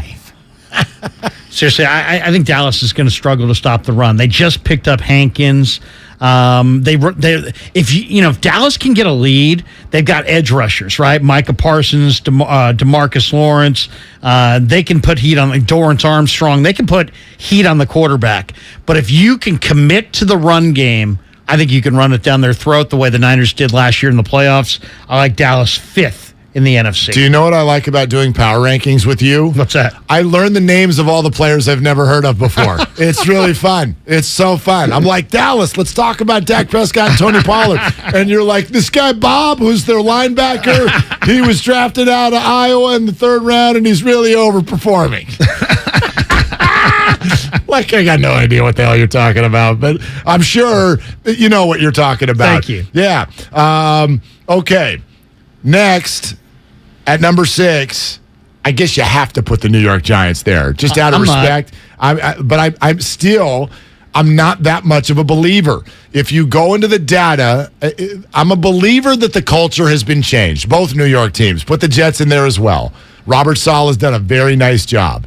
The culture has changed. They're believing in themselves, but they are too talent deficient when it's going to come to big games. And if you look at the New York Giants, I mean, they have had so many things go their way in the final 6 minutes of football games. It's like they trail every week, and then something funky happens and they win. And I had a feeling that they would lose by double digits when they got to Seattle last week, and they did. So that one was a comeuppance to me. But they're the next best thing that the NFC has to offer, so I'm going Giants at 6. Giants are interesting. I love the rookie receiver they have, Wan'Dale Robinson. But come on. I mean, no. I'm putting Atlanta. Atlanta, to me, is looking really, really good. They're leading their division. They got a good head coach. Marcus Mariota's playing the best football I've ever seen him play. They don't have a great running attack, but, man, Drake London and Kyle Pitts in the red zone, one of the NFL's better offensive lines. Grady Jarrett on the defensive tackle spot. I like Atlanta. They added Rashad Fenton, a trade from Kansas City. They're deeper in the secondary. I like Atlanta. I think Atlanta is actually kind of a scary team. Yeah, out of A.J. Terrell getting hurt a couple of weeks ago. I mean, Carolina ran roughshod over this team offensively. Yeah. And Deontay Foreman looked like, he looked like Barry Sanders out there last week. So I'm not a terrible believer in Atlanta. In fact, so much so that I got to number 7, and I'm like, okay, who are we going to get? There's nobody with a winning record that I can stick in here. Atlanta's 500, so I could do that. I'm still going to put at number 7 the Green Bay Packers. I know it's gone sideways, but it's still Aaron Rodgers. And if you look at the schedule the last couple of weeks, it makes some sense. They showed a little fight there against Buffalo. Rodgers even came out and said that was the first time we were ready to play. They're not good enough to win in Buffalo on Sunday night. But is it a team that could be a different group come January if they can scratch out that last wild card spot? They would still scare me more than anybody else. Put it that way. All right, I'm going with the New Orleans Saints as the 7 hole because got the Saints ahead of the 6-2 Giants. I don't believe in the Giants at all. Okay. I mean, I seriously, I think the Giants are living right. I mean, you still at the end of the day, you look up, there's still Daniel Jones, and they have no receivers. They just traded Kadarius Toney. Galladay's nowhere close to the player that he was. Gone. Yeah, but you look at New Orleans. Raiders didn't even cross midfield until the 2-minute warning of their game. They got shut out. That's true. Dalton I don't love. Obviously, but they still have Taysom Hill, and they got Winston there. But look at this team. You got Alvin Kamara. You got a pretty good offensive line. And then on defense, Cam Jordan, David Onyemata up front, big-time player. Demario Davis, a big-time player. And on the back end, you got Marshawn Lattimore, Paulson Adebo, the former Stanford corner. I think New Orleans, on the strength of their defense, is in the 7 hole over the Giants. We both got the 49ers sitting at number 2, which is so funny because 4 days ago we're like, the season's on the brink. Now we've got them as the 2 seed in the NFC. That's the effect of Christian McCaffrey. Okay, you can turn the stuff down now, Sam. And they got a ton of players coming back. I mean, the 49ers have They got the roster, man. They got the roster. They got about half of a championship football team that should come back to the lineup in the next month. So they should, and the schedule's very favorable. You looked at their schedule at the beginning of the year when we were sitting doing a show in August. They don't go anywhere. They go anywhere. They go to Arizona. They go to Mexico. They go to Mexico. They go to Seattle, and they go to Vegas. Seattle and Vegas. That's it. Yeah, they are not leaving. They're not going to have to deal with body clocks, and they've got a ton of home games, and they've been low-key really, really good at Levi's Stadium. Let's put Patrick Mahomes aside. Other than that, they've played really well at Levi's Stadium, and some of the games that looked really tough aren't going to be as tough as maybe you thought, like Tom Brady coming in on December 11th. Nowhere near as scary as that was thought to be at the beginning of the year. All right, let's go to Redwood Dave. Hey, Dave, what's going on? You're on with Willard and Larry Krueger. What are you doing, Dave? I got two things to celebrate, guys. My son plays for Woodside High School. There you go. In the Lake Division, going 7-0 for the first time since 2004 when Edelman was the QB. So now they're going to the playoffs. Nice. Wow. Nice. Congratulations. Woodside. The second thing is the rebirth of the 49ers because, all those players are going to come back, and I'm just going to enjoy the season because this is probably the last time the Niners will be playing for a Super Bowl anytime future because Jimmy is going to move on, and we will possibly be back to square one. Wow. Dave, thank you. I don't look at it that way. I mean, this was a big part of our show yesterday, and we can get into this a little bit later. I've reached a point, if you can remove the names Trey Lance and Jimmy Garoppolo from the conversation, my question to Kyle Shanahan, if I got into a private room with him when I could trust his answer, would be, what is your way of validating the idea that you can hand a Super Bowl ready roster over to a rookie? I just don't know if conceptually that makes sense. I think it's wrought with all kinds of danger. And because of the way this year played out, they're essentially doing that again next year. Now, I know he's not a rookie. He wasn't a rookie this year, but he's a young, inexperienced player. And handing everything over to him does not mean that he won't do well and does not mean that he's not going to be a great player. But it seems like there's going to have to be a maturation process. And I don't know if the 49er veterans and 49er fans should be asked to wait through that. It's a really, really interesting discussion point because personally, I feel like whatever quarterback is there when they win the Super Bowl is going to be the quarterback. So if Jimmy Garoppolo goes on and wins the Super Bowl this year, they're going to find a way to have Jimmy Garoppolo be their quarterback. I don't disagree. Heck, if Brock Purdy somehow got into the starting lineup and won the Super Bowl this year, Brock Purdy would be their quarterback. I'd like you to slow down. I'd like you to. If Mark Willard became the quarterback, Mark Willard would be their guy. No, but I would like you to leave the Brock Purdy train for one day, please. The one thing I can't picture is I can't picture the 49ers organization or the fan base, but obviously the organization comes first. They make the decisions. Ever giving Trey the ramp-up time that he needs that he's going to need to actually secure this thing and go forward. It's like almost impossible to envision. So I would just say this, from when you're talking Niners and quarterbacks, stay in the present. Don't worry about the future. Stay in the present. Stay in the present week to week because who knows? It's all sponsored by Pfizer and BioNTech. It's Larry Krueger in for Dibs on Willard and Dibs on 95.7 The Game. And you have some questions that you need to answer, honestly, because my gosh, that tweet that you sent out a week and a half ago. Yes, which I have not taken down, by the way. The tweet heard round the world, filled with rumor, innuendo, and all kinds of backdoor dealings. We'll tell you what we're talking about coming up next on 95.7 The Game. Steiny and Guru stream live on YouTube and Twitch every day. To me, it was their most impressive win of the year. Obviously, McCaffrey was tremendous. Jimmy Garoppolo he played one of his best games as quarterback of the 49ers. No doubt about it. Now you get to take a week off knowing you are sitting pretty in the division, knowing you've beaten the Rams twice. This is the Bay Area's sports station. Oh, show. 95.7 The Game. Charging a cell phone can be like getting a booster shot. A booster is given to enhance or restore protection after a primary series vaccination, which wanes over time. Schedule an appointment when you are eligible. Sponsored by Pfizer and BioNTech. AT&T Fiber presents a straightforward moment inspired by straightforward pricing. And now we just cube the pancetta as such. So what's on the menu tonight? This carbonara I found online. It's fire. You gonna love it, Mom. I hope you hold on to this AT&T Fiber, son. It's nice. Yeah, you should settle down now that you're a gagillionaire. Oh, I am. I finally found the one internet I've been looking for my whole life. So, no more one-year stands? No, I'm done with all that. With AT&T Fiber, there's no price increase at 12 months. What about equipment fees? Nope. Those were never any good for you. Exactly. But now, everything's completely straightforward. Well, in the spirit of being straightforward, I never liked any of your old ones. Me neither. Blah. Y'all never told me that. But we're being straightforward now, which feels good, yeah? Yeah. Now let's get straightforward about that girl he's been seeing. Straightforward is better. No equipment fees, no data caps, no price increase at 12 months. Live like a gagillionaire with AT&T Fiber. Limited availability in select areas. Visit att.com/hypergig for details. Hey, this is Kenny Mayne, host of something called Hey Mayne. That's a podcast. We're working busily on season 2, but let's not forget about season 1. Remember Roy Wood Jr.? Wow, opening for Ron White. I've arrived. He's such a nice man.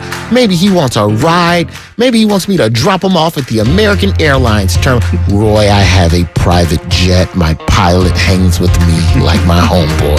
If you missed that episode of Hey Mayne, check it out on the Odyssey app or wherever you get your podcasts. Prescription products require an online consultation with a healthcare provider who will determine if a prescription is appropriate. Restrictions apply. See website for full details and important safety information. Subscription required. Refund available for 60 days after purchase. Hey guys, did you know there's a generic form of Viagra that works just the same but is 90% cheaper? And you can get it online? Just go to 4hims.com/joy. You'll get a free medical consultation, discreet shipping if prescribed, a 100% online process, and trusted generic alternatives to the biggest brands at 90% off. That's right, get generic for Viagra, the same active ingredient as brand name Viagra, but 90% cheaper. It's the same medication you get from your doctor, but with zero copay, no expensive appointments, and no awkward face-to-face conversations. Results are guaranteed or your money back. To start your free online visit, you need to go to this exclusive address, 4hims.com/joy. That's 4hims.com/joy for your free online visit. FORHIMS.com/JOY. If you own a business, this has been a bumpy ride. From pandemic to inflation, I'm sure you could use a break. If your business has 5 or more employees and survived COVID, you might be eligible to receive a payroll tax refund of up to $26,000 per employee. The challenge is getting your hands on it. Hi, I'm Howard Mackler, and that's why I founded GetRefunds.com to cut through the red tape and get you that money. The team of tax attorneys we have put together are highly trained in this little-known payroll tax refund program. We do all the work, charge not a dime up front, and simply share a percentage of the cash that we get for you. Businesses of all types qualify, including those who took PPP, nonprofits, and even those that had increases in sales. We have helped return over $1 billion to businesses, and we can help your business too. Just go to GetRefunds.com and answer a few questions. This payroll tax refund is only available for a limited period of time. Don't lose out on up to $26,000 per employee. Go to GetRefunds.com. That's GetRefunds.com. My husband and I live next door to a haunted graveyard. It's a little creepy, but we manage. Just like we manage without home internet. Do I wish my mobile hotspot was faster? Yes, but I make it work. Kinda. Just like we make it work sleeping next to a 17th century burial ground. Honey, can you move your hand? That's not my hand. It's mine. Not having home internet? It's not that bad. Grab my hand. Wait, okay. No, not up the stairs. We tried that last time. You can literally run through him. It is that bad. Don't settle for just mobile. Get Xfinity Home Internet for just $24.99 a month for 2 years with no annual contract and a free streaming box included. Go to Xfinity.com, call 1-800-XFINITY, or visit your local Xfinity store today. Restrictions apply. Not available in all areas. Requires paperless billing and auto pay with stored bank account. After 24 months, regular rates apply. Offer ends 12/21/22. No one knows where this market will go. Things could change tomorrow, next week, or next month. At Merrill, we've been here before, and history shows this is the time to stay focused on your future. Because through every market, the bull will always have your back. find an advisor in the Bay Area at ml.com/bullish. Merrill, a Bank of America company. What would you like the power to do?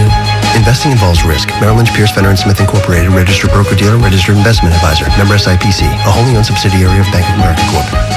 Fall is here and the rainy season is coming. Are your outdoor painting projects finished? Hi, this is Matt Jesse, president of MB Jesse Painting, and I'm here to offer a last call for fall. If your home needs a fresh coat of paint, now is the time. How about an interior repaint before the holiday rush? Our team of painters is ready to get started, and we'd love to save a spot for you on our schedule. Don't miss your chance. Call 855-MB-JESSE or visit us online at mbjesse.com. MB Jesse. You're listening to 95.7 The Game, KGMZ FM at HD1 San Francisco. Always live on the free Odyssey app.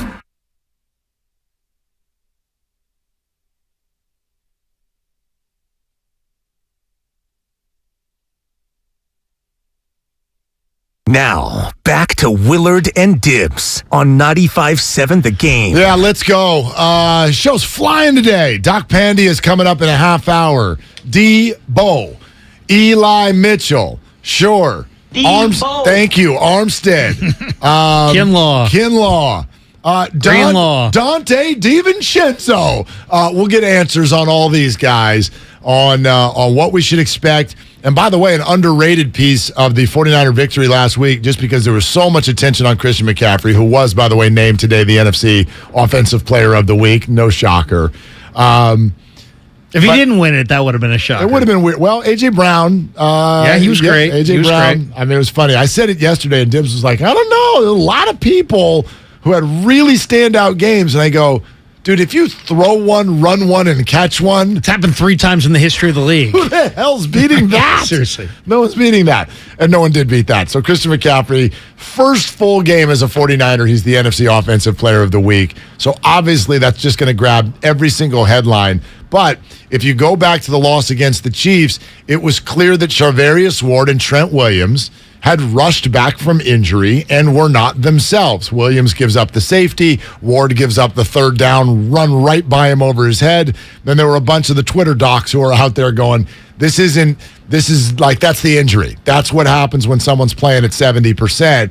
And so I think a very big underrated part of that game last week was that those guys look like themselves again. And those are 2 huge pieces to what the 49ers are trying to do. Yeah. Yeah, I mean, Charvarius in that Chiefs game, I mean, he wasn't, they say on defense it's a rush and cover game. They didn't rush Mahomes. He was clean all day, and his uniform was clean, and they didn't cover at all. I mean, the coverage was so soft. Yeah. It's like, I'm standing closer to you right now than Ward was standing to most Chief receivers all day. I mean, he was just like never quite there. There was a couple that were like no Niner was in the picture. Exactly, which was wild because Ward, this was his go against the Chiefs game. This was the team he left, and he immediately, even after the injury in Atlanta, he had tweeted, he's like, do not let Chiefs fans buy tickets to this game. Do not let the chop into Levi's. Like, he was clearly activated and motivated,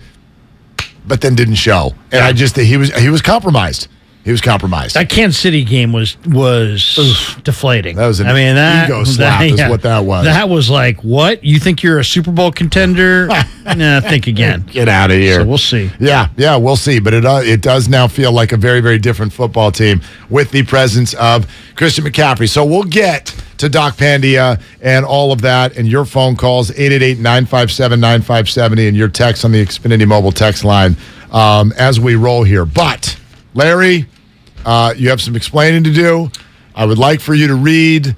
Can you read it verbatim? Do you have it in front of you? I don't have it in front of me, but actually somebody retweeted it, so I probably do have it pretty... a lot of people retweeted it. I think a lot of people retweeted it. Let me check my Twitter timeline here. Yeah, go to Twitter. You've got about 3 more days before it closes, so you might as well go to Twitter. That's right, before I have to pay $20 a month for my blue check. Twitter's going to close here pretty soon. But anyway, you sent the tweet that was at least heard round the Bay not too long ago, about a week and a half ago. You are like Randy Miller of NJ.com, who was on this station and got a lot of pub last week as well. You are roundly convinced that the Aaron Judge San Francisco Giants press conference is being planned? I know that he's on the top of their list, and from the people I've talked to, and I know that they're on the top of his list, but his list, the number one thing is leaving New York. And that's why Paul O'Neill's brother or something, tweeted out, I know Paul O'Neill and you don't, or something, and my source is better than yours. And I'm like, all right, well, whatever. I mean, I'm not claiming that I know Paul O'Neill. Oh, did you get blowback from Paul O'Neill's brother? Paul O'Neill's brother basically said, hey, your source is, I think my source is better. My source is Paul O'Neill. Okay. And I'm like, well, I didn't even address it. I hope you told him, hey, dummy, you're not supposed to say who your sources are. What kind of tweeter are you? But what I was told, and I have a good source in the Giant front office, is that Aaron Judge is absolutely on top of the Giants list. They won't be outbid, and it's really a matter of how competitive, what can they do else before Judge signs to make him convinced that they are going to be a competitive team in 2023. And there's also some questions from what I heard from my source about Kapler, and Judge has some questions about Kapler. So, but he wants to be West. His wife wants to be West. The Giants are his first choice. The Dodgers are his second choice. And he's a very loyal guy. He didn't like the way some of the Yankee fans turned on some of the Yankee players in the postseason. They got booed loudly. And he kind of sees it for what it is. He also doesn't have great feelings about Cashman. So what I've been told is that if the Giants can, sign a free agent or two that would convince him that he's not just going to be setting the new intentional walk record here in San Francisco. Right. That's the thing. Then he's going to want to be here. And then they have plenty of money to make it happen and money to go pursue others to make it to give him incentive. So here's why I find this believable, because I really do, and I bet you got this with your tweet. I bet you saw a lot of this, which is that for a lot of Giants fans, it's I'll believe it when I see it. Well, we're tired of being teased. Right, you're tired of Stop teasing me. Stop finishing in second place. Plus, we've also watched Farhan never spend. Now, I, as you well know, have the whole time been very much a Farhan believer. And a believer that he will spend. This idea that people have that Farhan is a penny pincher, I believe to be unfair, and here's why. And Andy Baggerly wrote about this just yesterday. Here's been the deal all along. They were going to spend, but they were going to spend at a certain time. They were going to spend when the farm system was ready to spit out some homegrown talent, because as any good baseball person will tell you, the way to build a good, sustainable organization is to blend the homegrown talent, and then when it's ready to go, bang, you pounce and go get big players. Watch what the Dodgers and Padres have done. That's it. They weren't going to acquire Mookie Betts until they also were like, so Cody Bellinger and Will Smith and all of the players that they've got all over the diamond. They had Justin Turner already in shape, right? Max Muncy was already there. Then they went out and did the boom. Padres, same thing. Oh, Tatis is ready to come up. Pow, Machado's going to be right next to you. Boom! That's it. Boom! So that's the way you do it. And that's the way the Giants wanted to do it. And here's the problem. The farm system did not get ready in time. It was supposed to be ready right now. But here's pandemic hit. They shut down the minors for a year, delayed some things, and it takes time. Right. And here's the white knight.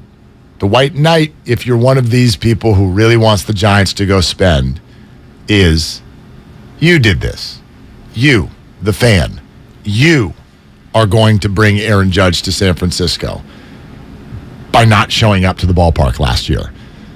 That, to me, is the key cog to this entire conversation. First time ever they drew under 2.5, right? 23 years. This is the worst attendance in the history of this ballpark. So, when you ask, is ownership going to greenlight Farhan? It's the other way around. Is Farhan, ownership is, they are the green light. They're going to make Farhan go spend, probably against his better judgment, as opposed to is Farhan going to convince ownership to open up the bag? They've got the bag. They got more money to spend than anyone. It doesn't mean Judge will want to come. It simply means they're going to be forced to go spend because of that attendance. So you said a few times, Judge is at the top of their list. Yeah. Everybody believes that. The question is, are the Giants at the top of Judge's list? And that's, I think, where a few people have fair questions and have a hard time buying it. Well, because right now, if you put him in a lineup that has Padlow and Stewie Fairchild and all these guys, he's going to break Barry Bonds' intentional walk record, by late August or something. You know what I mean? It's going to happen. So thank God for Stewie Fairchild. You have gotten so much content out of him. I knew. I was trying to think of his name. I'm going, who's the guy that Larry always brings up? I couldn't remember it off the top of my head last week. It's just Stewie Fairchild. It's a parade of no names. I don't even think his name was Stewie. You did that. I just called him Stewie. Stewart. You said, hey, little Stewie's out there. Stewie Fairchild. It plays well on YouTube. I would just say though that the one question I have is how much money. First of all, my Giant source said to me, there is no bad contract for Aaron Judge. Correct. If you add in a reasonable increase in attendance, and we debated this, what would be a reasonable increase in attendance? I said roughly 5,000 a night. He said, yeah, I would agree. That's a rough increase that could be, that's, envisionable. So what does that equal? Well, it's $5,000 a night at whatever an average person pays for a game. I would say $200 maybe, right? Well, yeah, I mean, with everything, parking, eating, everything. Sure. And then in addition to that, you've got that factor, and you also have the jerseys, the 99 jerseys. So, but my guy said if you look at the attendance increase, if it's just 5,000, and the number of 99 jerseys they could possibly sell, you could make a very compelling argument that if you paid him $40 million a year, and we're talking about Aaron Judge now, that essentially he would pay for himself. Sure. So it's not about, is going after Judge a smart move? Going after Judge is absolutely a smart move for your bottom line. It's definitely a smart move if you're trying to sell tickets and trying to be relevant. The question is he going to be walked? Is it a good baseball move? Is it a good baseball move? And can they spend enough money outside of that to attract the kinds of players? Somebody has to be first. Somebody has to be Andre Iguodala. Somebody has to be the guy who says, you know what, I kind of see the vision there. Well, Iguodala was the first guy to do that, and then the momentum started. I think somebody, whether it's Anthony Rizzo, Jacob deGrom, Carlos Rodon, somebody, Trey Turner, Carlos Correa, somebody other than Judge is going to have to be the first person to say, you know what? I believe in Gabe. I believe in Farhan. I believe in the Giants. I'm going there. And if that happens, then I think you're going to see Judge. Yeah, well, and all they really have to say is, I believe in the American dollar, because that's the Giants just need to somebody to take their money. They need to be the high bidder for the first time ever. You need to be the high bidder. Here's what I'd say, though, on the contract, because as you said, everyone's putting out the $40 million number. Let's say it's 8 years and $320. That's 40 per year. It's funny to me how, oh my gosh, are you going to go to 40 a year? Well, okay, especially as a fan, and if you're the Giants, if you want to do this, what the hell's the difference between 38 a year and 40 a year? Who cares? Right. Be the high bidder. Go back to Bryce Harper's negotiation. We'll do 305, but 330 over 13 years. Holy hell. That's $2 million more a year. And now he's hitting bombs in the World Series, sending teams from the NLCS to the World Series and winning Game 3 in an arena that is packed with people going nuts. Was that worth $2 million a year to you? Now, here's the flip side. If I'm the Giants, here's what I can't ask for publicly, but they deserve. If you are in favor of Aaron Judge coming to the Giants, go ahead and raise your hand. Now all of your hands are up. Okay. If your hand is up, you need to say this with me right now. I, Giants fan. Hereby solemnly swear. That I will not get angry with the Giants. In 5 years when this looks like a bad contract. In 5 years when this is proven to be a bad contract. Okay, so it's going to be a good contract for the first half of it because Aaron's a really great baseball player. I don't know if he's going to look like Albert Pujols when he's 37. And if he does, and Farhan's like, that's why I don't sign these contracts, but I had to this year because we stunk and you were mad and attendance went down. Don't get mad at me in 2030 when this doesn't look good. Well, wait a second. Giants fans are looking at $25 million of bad money on DeSclafani and La Stella. No doubt. So what's you 15 can get more? mad, but you can get mad at those. So, okay, DeSclafani, La Stella. I mean, what's the upside of those guys? There's nothing. Who goes to the game because of DeSclafani and La Stella? Nobody. So now you could spend 15 more than what you're allotting for those two guys and get Aaron Judge? Oh, listen, don't get it wrong. My hand was up too. Yeah. I am absolutely team Aaron Judge. My point is, Farhan, but I think it's just every free agent contract's going to look bad, right? Especially like you got to know that if you want to do the 8-year deal with a big time power hitter, you got to live with the back half of the deal. And also, I think if you're the Giants, it may, you're saying 8 years, it may be that if you're going to keep Judge from going to the Dodgers, who are perennially the favorite in the National League, and the Yankees, which is going to hurt his Hall of Fame candidacy because he's got a better chance to make the Hall as a Yankee than as a Giant or a Dodger.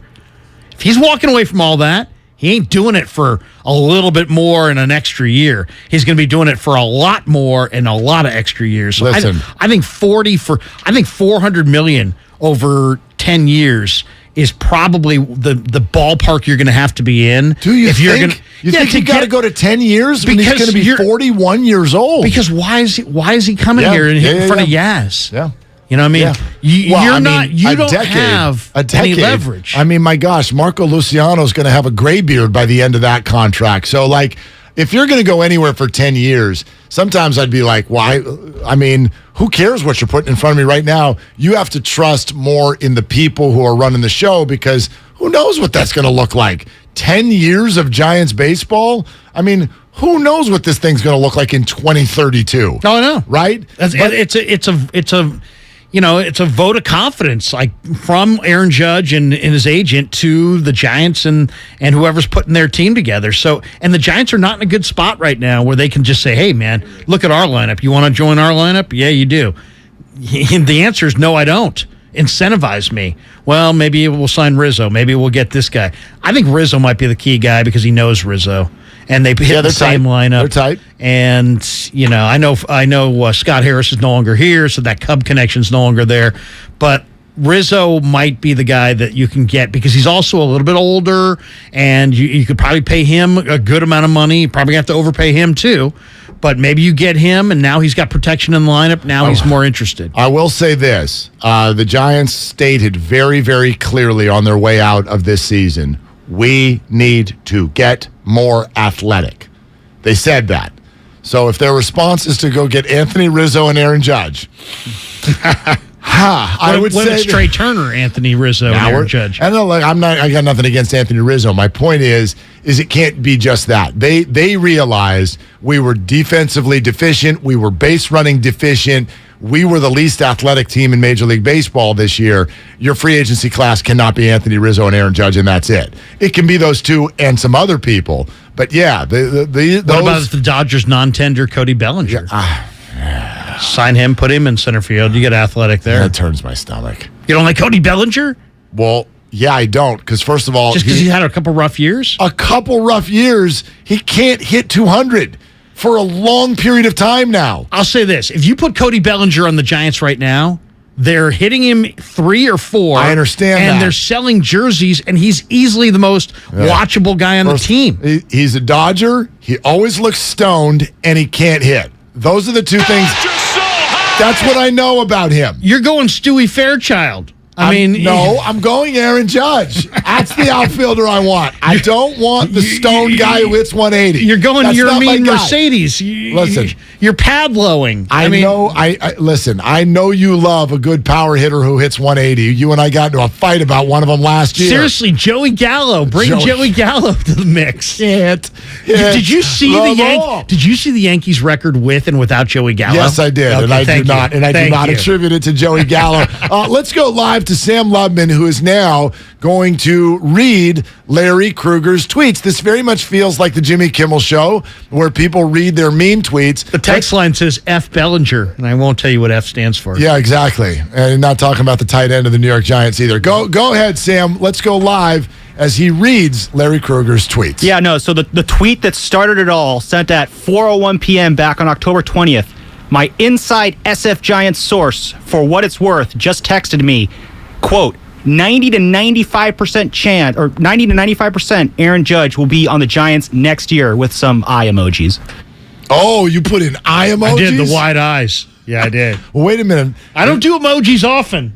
I mean, go research. But when you do, but when I did, Aaron Judge come to town. I busted out the emojis just for Judge. I want to get you. That was a shout out to Lyndon. I want to get what up, Lyndon? Hey, listen for Lyndon news. Dibs and Willard are big in Lyndon. Just take you think we're big now? It's a show of choice in Lyndon. Give us 8 days. Wait till you see how big we are in Lyndon. That's like real life eye emojis right there. I mean, my gosh, I would have used ear emojis because we weren't actually looking at your source at the time, right? But point being, I want to get you and Randy Miller in a room and grill the two of you as to who this floppy-mouthed Giants ownership source is, who's running around telling everybody from one of the most tight-lipped front offices in the history of sports, this is a done deal. It was a consideration. Yeah, Aaron Judge, done, 95%. Let's just say this. I'll give you one more insight. I will not divulge a source. Will you off the air?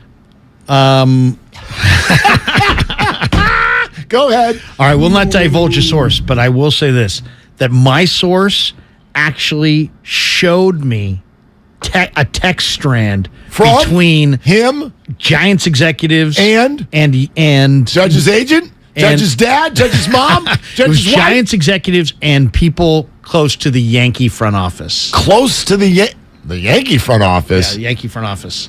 Why would they be texting them? It was a little discussion back and forth about the viability of Judge leaving the Yankees versus coming to the Giants, and I was privy to this. That's wild. Why don't the Yankees want to keep him? Why would youth soccer game? Why would they be talking to the Giants about their guy they want to keep? These are people that know each other within the industry. Wow. There you go. Man, you got good friends. I got good sources. What the hell? Yeah, Sam. I just got a question here. If Judge comes back and he does start to set the intentional walk record, do we see the rubber chickens line up along the right field wall again? Do we bring that back? Do we bring the chicken dance back? Seriously. Yep, there you go. Come on. Why not? Oh, think how many rubber chickens you'll be able to sell again. I mean, that's the thing. It's what animal? If you can get it. What animal will they attach to Judge to try to sell? Gavel night. You got to do gavel night, right? So you go with the hair, and then robe night. You do robe night. So they give a bunch of fans gavels. Fake wig night. Everybody, I'm not sure if gavel night's too big here in San Francisco with the hammers and all the things that are. Point. Come on, man. Boy, that ruined that joke. Hey, I've got it here for you, Mark, and I know we're a little bit up against it, but this is worth it. You partner with Altoids, okay, and you do a giveaway, yeah, and you put Aaron Judge on the Altoids tin, and you have Judgment Day. Judgment Day. That could not have come from anybody but Kyle. That's Madsen. I don't even know Madsen that well, but I know him for that. Yeah, I don't hate it. It's sort of brilliant. It's very brilliant. No, but it's caught somewhere between brilliant and so Kyle. Like it's one and the same. Your tweets represent that same tone. Remember that show? That's So Raven. Later, That's So Raven. We have that saying here at 95.7 The Game. That's so Kyle. Yes. Yeah. All right. Doc Pandia cleared to play coming up next. Krueger's in for Dibs. Willard and Dibs. Today, Warriors head coach Steve Kerr joins Damon and Ratto at 4 p.m. You know, what's interesting with James is even on the nights where, maybe he's been, in the negative, in the plus minus, he's still productive. He's scoring. He's got such good touch around the basket. He's such a lob threat. James is showing his potential. Steve Kerr, today at 4. Brought to you by Xfinity. Supercharge your home with supersonic Wi-Fi. Unbeatable internet. Only from Xfinity. Come on, we're going to be late to the cookout. I was just packing up my famous mac and cheese. I hope you packed the Pepto, too. Huh? Pepto-Bismol provides fast relief from heartburn and indigestion. You know, that uncomfortable feeling after you eat too much? And after the deviled eggs, baked beans, and barbecue ribs? You're going to need it. Barbecue ribs? I should probably pack an extra shirt, too. Good call. When you have nausea, heartburn, indigestion, upset stomach, diarrhea. Pepto-Bismol. Use as directed. Keep out of reach of children. Thousands of people contact InventHelp monthly about their invention or new product. Do you think companies would be interested in your idea? Do you want to try to get a patent? Call InventHelp now. Best of all, the call and information are free. InventHelp keeps your idea confidential, explaining every step of the invention process. Join people just like you who made the call to InventHelp. Call 1-800-217-4380. That's 1-800-217-4380. Again, 1-800-217-4380. Don't waste your time trying to sell your old car. Donate it to Cars for Kids. It's the easiest and fastest way to donate your car and get a tax deduction. Donate online at carsforkids.org. That's cars with a K. 1-877-CARS for Kids. Donate your car today. Do you have 3 ex-wives and your current trophy wife wants a life insurance policy 3 times the size of the policies you had to purchase for your previous mistakes? If so, you need to call Big Lou at Term Provider, 800-200-1966. Big Lou is intimately familiar with your problems, and if you're 50 or 60 years old and in reasonably good health, a $1 million policy should only cost about $100 to $200 per month. Big Lou may have a solution for your previous policies as well. You may even save enough money to lighten the load on your new $1 million policy. Remember, call Big Lou. He's like you, except he's only on number 2. Call Term Provider at 800-200-1966. That's 800-200-1966 for $1 million in term life insurance that you can live with. Call Big Lou at 800-200-1966. 800-200-1966. Attention! Did you or a loved one live at or near Marine Base Camp Lejeune in North Carolina between 1953 and 1987? If so, listen closely for this important legal announcement. From 1953 to 1987, Marines and their family members at Camp Lejeune drank water that was contaminated with hazardous toxins. The toxins found in the water at Camp Lejeune may cause health issues, especially later in life. Types of health issues associated with water at Camp Lejeune are numerous. If you or a loved one lived near Camp Lejeune between 1953 and 1987, you may be entitled to substantial financial compensation without going to court. Even if you were turned down in the past, a new law can allow you to file a claim today. If you or a loved one spent time near Camp Lejeune, call the Negligence Network to find out if you're eligible for financial compensation. There's no fee unless we win your case. Call 1-800-700-4333. That's 1-800-700-4333.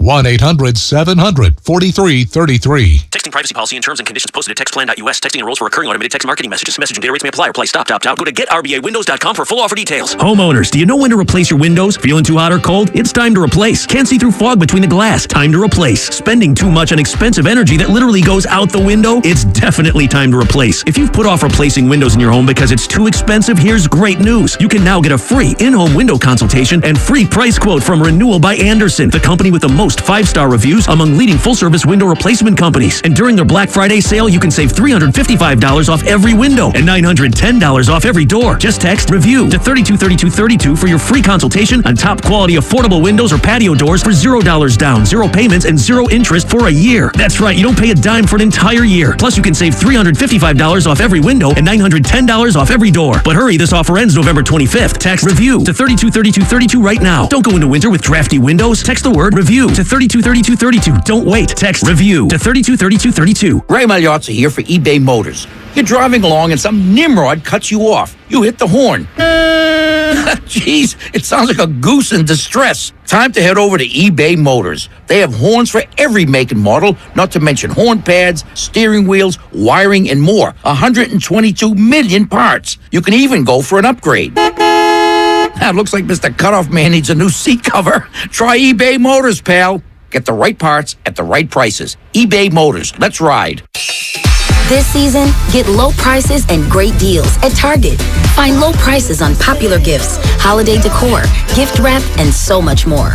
Plus, order today and get it today with free drive up, free order pickup, and same-day delivery when you shop Target.com or place your order on the Target app. Holiday shopping at Target is easier than ever. Get low prices and great deals so you can holiday your way. Only at Target.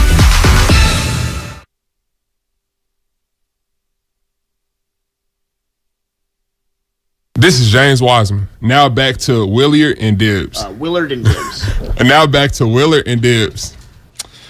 Yeah. What's up, Willard? There's not a lot of one-take Jakes on the Golden State Warriors this year, I'll tell you that. Missing shots from the outside, missing their reads here on 95.7 The Game. Yeah, no, I was actually telling Dibs this after the Warriors went through this process and half the team called me Willard. I don't know what it's been my whole life. Well, there's Hilliard. I Hilliard, sure. I Hilliard. I Killard. People want to put a second I in there. You know, there is an I in Willard. There aren't two I's in Willard. Right. Okay? There's no me, but there is I. Well, I grew up in the Sunset District on Rivera Street, and every time I would write it down, people would be like, "Oh, you live on Riviera?" No, it's Rivera. Rivera. Yeah. Not Ruben Riviera that was running around the bases all crazy Riviera. like that. Yeah, exactly. All right, it's time for Cleared to Play. Let's do this, okay? We'll take you inside the tent, get you updated on the latest injuries in the Bay. Proud to partner with UCSF Health on this segment and bring in Associate Professor of Orthopedic Surgery, Dr. Nirav Pandya. And it has been a couple weeks since we've gotten to talk to you, so how are you? And let's be real, how are you handling this Rocky Warriors start, Doc? It's not good. Not super happy. Yeah. It's only 8 to 9 games. Everyone needs to kind of hold on the panic button. But I'm getting a little concerned. A little bit about the defensive effort concerns me. Yeah, we'll circle back to the Warriors and any injury stuff that they've got going on. But let's talk 49ers and let's talk Debo. Obviously, the 49ers came out and said this was not precautionary. He's not ready. So a hamstring injury of some significance. Will the bye week be enough to get him back? I think so. In general, if you look at NFL players coming off generally kind of like a mild hamstring strain, which is what it sounds like based on the report, you're looking at somewhere between 18 to 22 days. So that kind of puts him in the time for him to be ready for the bye week. But obviously, given his history of soft tissue injuries, you're always a little bit concerned. I think probably the biggest thing for Debo is having McCaffrey on the team is that he's going to not have to be used as much when he comes back. So the best thing for Debo's soft tissue injury history risk is probably going to be having McCaffrey on the team where he doesn't have to come back, play a whole bunch of snaps, and strain that hamstring. So I think there's a pretty good possibility he should be able to play, given that he can be played without having that high usage that they usually use him for.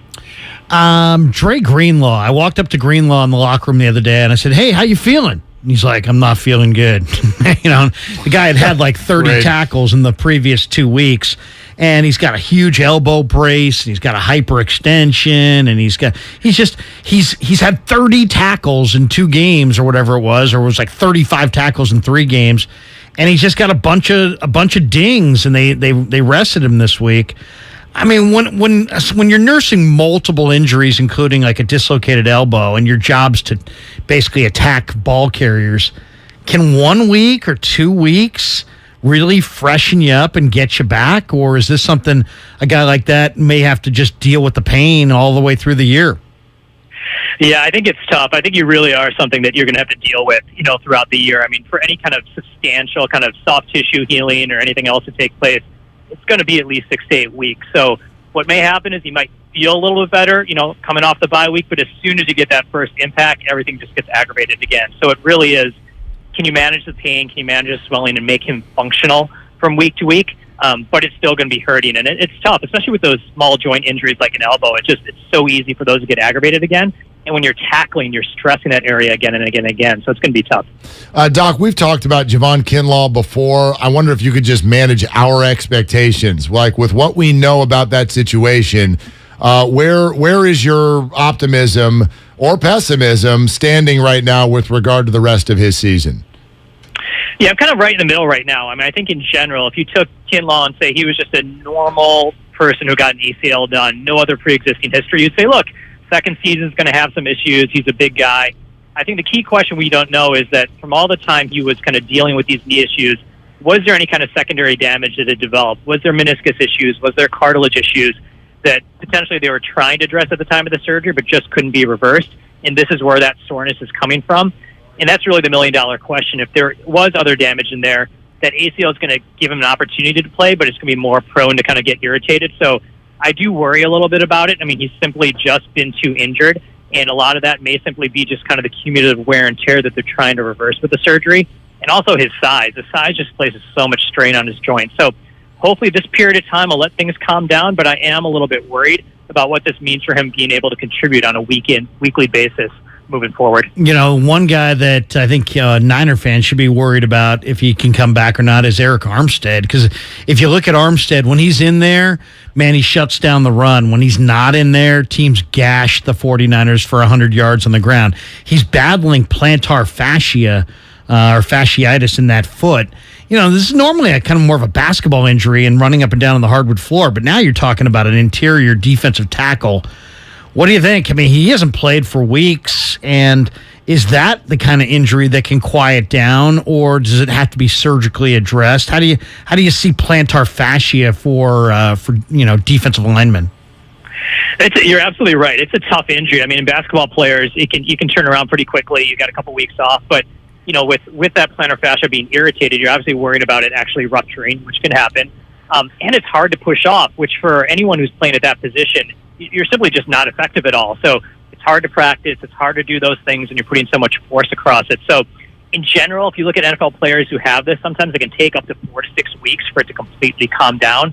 But then you have that larger question is, well, if you can't really do anything, because that's the only way to really get it to calm down, how effective are you going to be when you come back, and are you going to get that secondary injury? So hopefully with him, it was relatively mild, and they're kind of just being extra cautious with it. But it's hard at that size and for a football player because it's particularly rare to get back to it pretty quickly. So, there are injections, there are things you can need to do, but it really is an off season where this is going to really fully get nipped in the bud. And can you get that pain relief to make sure that he can be effective? But if you can't push off, it's hard to play at the line position. Doc Pandia with us here on Willard and Dibs. Larry is in for Dibs, 95.7 The Game, cleared to play. Doc, as someone who has played sports and come out of a scrum with a finger pointing the wrong way, I felt a little kinship with Kyle Juszczyk. And because of that, now mine was different than his. He had surgery. I didn't have to have that, but I feel optimistic that he's going to be ready to play when the 49ers play again in a week and a half. Do you share that optimism? I do, yeah. I mean, we look for, we kind of break finger injuries into like thumbs, which are the much bigger deal, and then every other finger. And it sounds like, I think it was his ring finger. I think that was the report. So in general, for these kind of garden variety finger fractures that get surgery, you're looking at, 2-3 weeks of recovery. So that puts him back in a position to be able to actually play. And you think of the position, I mean, he's not, except for every now and then where he might be a safety valve for Garoppolo and catches a pass, like he can block, his play is not going to be impacted. So assuming that everything's healing well, I don't anticipate him not being able to play. And secondarily, he should be just as effective as he usually is. Blocking should not take a hit with this kind of injury. Doc, great stuff. As always, who plays basketball tomorrow night? Ooh, that's a tough. I'm going to go with my man Clay. Clay needs a little help right now. Yeah, he does. Klay Thompson. Clay plays basketball. Okay. All right. Yes, he does. I think he does at least. Doc Pandia, thank you, sir. Always great to have you. Thanks, Doc. Awesome. Thanks, guys. Yep. There he goes. The proceeding was sponsored by UCSF Health. This is so unfair to do to basketball players or any athlete for that matter, but we're so used to such greatness. I mean, when Clay gets the ball at the top of the circle there, about a minute and a half to go, whatever it was in Miami last night, and they're down by 3, and Steph's looking to create a shot, and it's not there, and they double team him, and he kicks to Clay, and Clay is just there by himself, and he misses it. You're just like, how'd you miss that? Well, it's a 3-pointer. Like, the best in the world only hit 4 out of 10. But it's just like, man, that one would have been so big because, again, the point that we've talked about already with the Warriors, we're all working through lineup stuff and what about tinkering here? And this guy's not good enough on defense. I really don't feel like this is about X's and O's. This feels like a lot of different people on the Warriors are going through different mental gymnastics right now. Oh, I mean, he's at the front of the line. I mean, you got a lot of guys who are kind of wondering how they fit in, and it's an evolving deal. So he used to be the superstar player. He's still getting paid that level, but his skills have regressed. Of course, they've regressed. I mean, you saw the soundbite the other day when Charles Barkley, when he kind of sounded out about how Barkley ripped him, and obviously it bothered Clay. And so I think, he's only been kind of this young up-and-coming player. Now he's dealing with, like, his NBA mortality, and I'm sure there's guys chirping at him. I bet you Booker was chirping at him the other night. Sure. And, these things all kind of compound. I bet you it becomes physical, then it's mental. So there's just a lot of guys going through changes. Well, more on that next because more Barkleys might be exactly what the Warriors need. We'll explain. Steiny and Guru are going to hop in here soon as well. Larry's in for Dibs. Willard and Dibs on 95.7 The Game. Kyle's brilliant. Listen to the Morning Roast with the Odyssey app. For the first time in a long time, I saw a lot of trust. Steve Young has been hitting on this, it feels like every single week of the season. The quarterback and the coach have to be in lockstep. And I thought, just for the first time in a long time, I saw Jimmy Garoppolo look extremely confident, and Shanahan saying, you know what? I'm going to take the training wheels off. Feels great, baby. This is the Bay Area's sports station. Check it out. 95.7 The Game.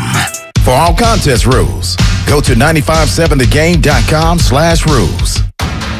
There's a reason Comcast Business powers more businesses than any other provider. Actually, there's a few.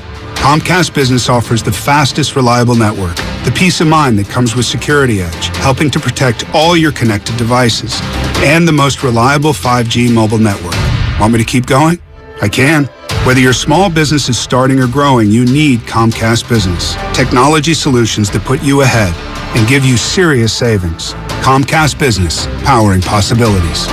Get started with fast speeds and advanced security for just $49.99 a month for 12 months with no annual contract. Plus, ask how to get up to a $750 prepaid card with a qualifying bundle. Offer ends 12/5/2022. Restrictions apply. New Comcast Business 50 megabits per second internet and Security Edge customers only. EcoBill and autopay required. Equipment, taxes, and fees extra and subject to change. Most reliable based on Root Metrics US report. Results vary, not an endorsement. We're on a journey to make healthcare more accessible and more equitable, to treat the most complex diseases and offer hope where often there is little, to provide better care to more people across the Bay Area. We are more than a hospital, more than a university, beyond science and technology. We are the people of UCSF. UCSF Health, redefining possible. If you own a business, this has been a bumpy ride. From pandemic to inflation, I'm sure you could use a break. If your business has 5 or more employees and survived COVID, you might be eligible to receive a payroll tax refund of up to $26,000 per employee. The challenge is getting your hands on it. Hi, I'm Howard Mackler, and that's why I founded GetRefunds.com to cut through the red tape and get you the money. The team of tax attorneys we have put together are highly trained in this little-known payroll tax refund program. We do all the work, charge not a dime up front, and simply share a percentage of the cash that we get for you. Businesses of all types can qualify, including those that took PPP, nonprofits, and even those that had increases in sales. We have helped return over $1 billion to businesses, and we can help you too. Just go to getrefunds.com/sports, click on Qualify Me, and answer a few questions. This payroll tax refund is only available for a limited period of time. Don't lose out on up to $26,000 per employee. Go to getrefunds.com/sports. That's getrefunds.com/sports. AT&T Fiber presents a straightforward moment inspired by straightforward pricing. And now we just cube the pancetta as such. So what's on the menu tonight? This carbonara I found online. It's fire. You gonna love it, Mom. I hope you hold on to this AT&T Fiber, son. It's nice. Yeah, you should settle down now that you're a good gillionaire. Oh, I am. I finally found the one internet I've been looking for my whole life. So, No more one-year stands. Nah, I'm done with all that. With AT&T Fiber, there's no price increase at 12 months. What about equipment fees? Nope. Those were never any good for you. Exactly. But now everything's completely straightforward. Well, in the spirit of being straightforward, I never liked any of your old ones. Me neither. Blah. Y'all never told me that. But we're being straightforward now, which feels good, yeah? Yeah. Now let's get straightforward about that girl he's been seeing. Straightforward is better. No equipment fees, no data caps, no price increase at 12 months. Live like a gagillionaire with AT&T Fiber. Limited availability in select areas. Visit att.com/hypergig for details. Why wait to save? Dell Technologies Black Friday event arrives early with select deals on top tech to power business productivity. The savings start now with up to 48% off performance business PCs powered by 12th Gen Intel Core processors. Don't forget special pricing on the latest monitors, docks, and accessories, including free shipping on everything. Call a Dell Technologies advisor at 877-ASK-DELL for Black Friday deals. That's 877-ASK-DELL. You're the one who protects the flock, and that requires an eye for detail. Because when safety and well-being are on the line, it's the details that can save lives. Even when no one else is watching, you see everything. Grainger gets you, and we're here for you, and all the ones who get it done with a wide range of safety products and solutions, plus board-certified safety consultants here to answer your questions. Call, click Grainger.com, or just stop by. Grainger, for the ones who get it done. Get in zone, AutoZone.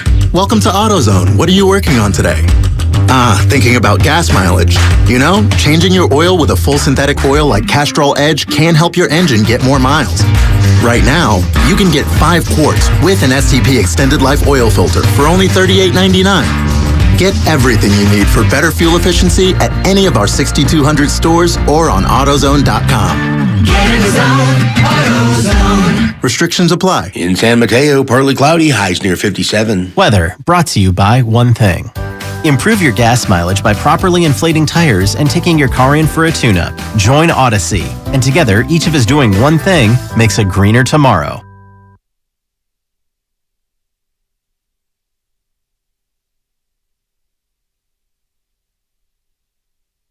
Now, back to Willard and Dibs on 95.7 The Game. That's where my head was too, Sam. There's no doubt. When you can waltz into this office and host a radio show with your own name on your chest, you are bad to the damn bone. Bad to the bone. Ladies and gentlemen, I give you Larry Krueger. Thank you. Yeah. A man of big tweets. Exactly. Look at the tweeter on that guy. What's the better Thurgood song? Bad to the Bone or I Drink Alone? Oh, well, from a concept standpoint, I Drink Alone, but Bad to the Bone is definitely more recognizable and popular for sure.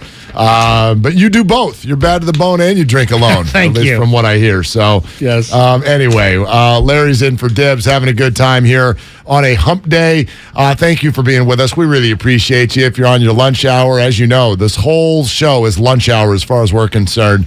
If you want to go on a lunch break, why not at 9:30 in the morning? Like, let's eat.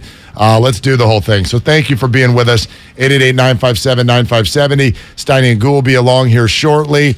We were talking earlier about the Warriors, and then we were just talking to Doc Pandy about the Warriors, and I'm sure Steiny and Guru are going to get in here and share some thoughts about where this team is. And you brought up Klay Thompson and Charles Barkley. And so remember when he says at the podium, man, Charles Barkley says I'm slipping. Yeah, like, hello. Of course I'm slipping. I'm like, do you have any idea what I've been through? And the further I get from whatever this Warrior losing streak is, the more I realize maybe what they need is more Charles Barkleys. Here's what I mean by that. They don't enjoy it, but the Warriors got to June, and they got microphones and buses and streamers and podiums and all the things that come with a championship. And they basically told you what, in a way, helped them get there. It was years of people telling Steph Curry, you don't have a Finals MVP. It was years of people telling the organization, as soon as you got Andrew Wiggins, bye-bye, that's the end of you in the playoffs. Draymond Green doesn't need anybody to fire him up. He just kind of shows up that way. Right. It was years of people telling Klay Thompson, I don't think you're going to make it back to who you were. And so they kept saying They kept calling out all of the people who were wrong. And as I watch them start this season, what is it that's ticking them off right now that can be in the front of their faces as they imagine themselves going out and winning on a basketball court? I'm starting to wonder if that's the problem, because it is only the first 8 games. I'm not concerned. They don't look concerned. Kerr says he's not concerned. Well, and maybe that is the concern. Like, the concern is you're not concerned, and you're not concerned because what does this kind of a team do to make themselves care about November basketball? And you can, the standings can get out of hand really, really fast. But I wonder if this team doesn't feel like all the boxes have already been checked. It's interesting. And also, then you also have last year's bench unit had guys who started.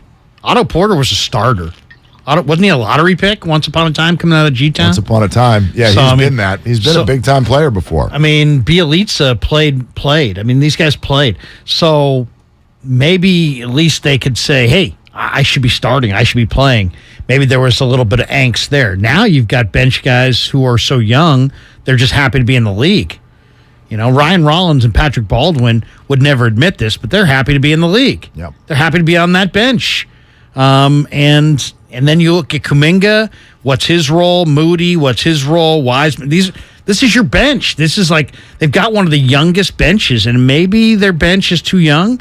Maybe their bench would be better off if there was 1 or 2 guys on there who were, hell bent to be in the starting lineup but just weren't. I don't know. It's a weird situation because too much harmony can be a bad thing. It's interesting. I was looking back. I forgot how high of a draft pick Otto Porter was. 2013, 3rd overall. Was he really? He was the 3rd overall pick. Yeah. And so sometimes you wonder why the league thinks what they do about the Warriors and why Brian Windhorst runs around. It's a checkbook championship. Well, they had a number 1 overall pick. That was Andrew Wiggins. They have a number 2 overall pick. His name is James Wiseman. I know he didn't play last year. They had a number 3 overall pick. That was Otto Porter. I think Steph and Kuminga are both number 7 overall picks. Right. Is that correct? Yep. Let's see. You had Klay Thompson was number 11 overall pick. Right after Jimmer Fredette. Moses Moody was number 16 overall pick, I believe. Obviously, Draymond's a second rounder. 35. But this team is dotted with first-round draft picks. And now it's dotted with people who have achieved their goals. That's what I'm now concerned about. And listen, I know they are competitive freaks. So that's why I'm not concerned, because I know that Steph Curry is like Tiger. He's like Brady. He's like Jordan. You put the money on the table, he'll get it going. They are not going to lose because they just don't care. But it's November 2nd. And when you've got Steph Curry, who's now got a Finals MVP, and Klay Thompson, back from injury, got a championship. Draymond, I told Kevin we didn't need him, and we didn't need him. Jordan Poole, bag. Andrew Wiggins, bag, and validated as an NBA star. When you've got all these things that have now happened, they're all in the rearview mirror. What is it that's driving the bus? What is it that's making them go, we have got to go win a basketball game tonight because it's Tuesday, November 1st? Well, and how many guys on their bench are sitting there going, damn it, I'm sick of my plight.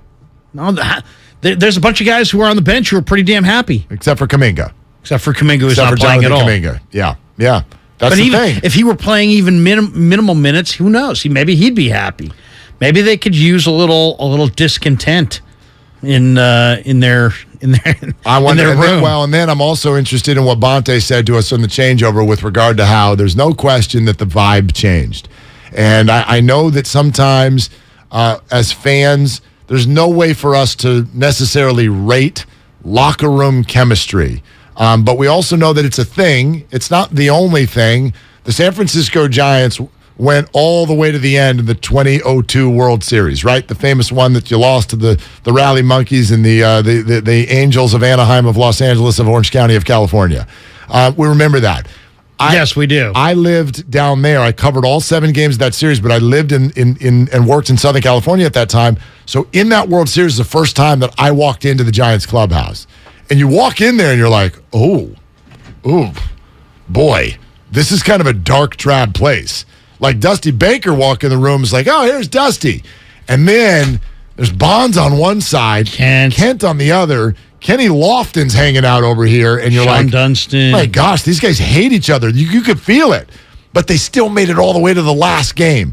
So locker room chemistry is not everything, but it's a thing, and the Warriors have always had a really, really good vibe, and right now they're probably struggling to get that back to a certain degree. You know, it's interesting, too, because there's a really good documentary out on the Yankees and Dodgers of the 70s. It was called, I think it's called An Uncivil War. And I didn't realize that Garvey and Sutton brawled. And, well, we knew the Yankees all hated each other, Billy and Reggie and that whole thing. That played out publicly. But just to see these two great dominant teams that wound up in back-to-back World Series in the late 70s, and they didn't have great chemistry. Heck, these guys fought it out. You know, they fought it out in the clubhouse before the game. So maybe clubhouse chemistry may be overrated. Let's find out. Steiny and Goo have been in the green room for the last hour. How's your clubhouse chemistry going? You guys doing okay? I think chemistry's less important in baseball. That hurts me. What? You play 162 games. It's way more but your important. play on the field can be more individualistic. You don't have to pass the ball to anybody. The only thing I'd say about baseball, though, there's a lot of freaking downtime. There's a lot of time. downtime. A lot of downtime. So it's good that if we're cool, go catch a movie, do something. It's great if we're cool. It's always better. Yeah, it's always better. I wonder. I don't really have the answer to that, but I mean, Steiny, I get where you're coming from the perspective of like when I'm at the plate. Right? Sharing the ball in basketball is a major part of whether or not there's no sharing the ball in Kobe baseball. wouldn't pass it to Shaq in the finals. Well, and that was a problem. That was real. They got beat by a team that had way less talent. I was there. I went to all 5 of those games. Wow. It was a gentleman's sweep. Yeah, when Barry Bonds is at the plate and everyone hates him, he's like, cool, I'm going to hit the ball in the bay. Okay. Right? Like that I agree with. I don't care that Jeff Kent doesn't like me.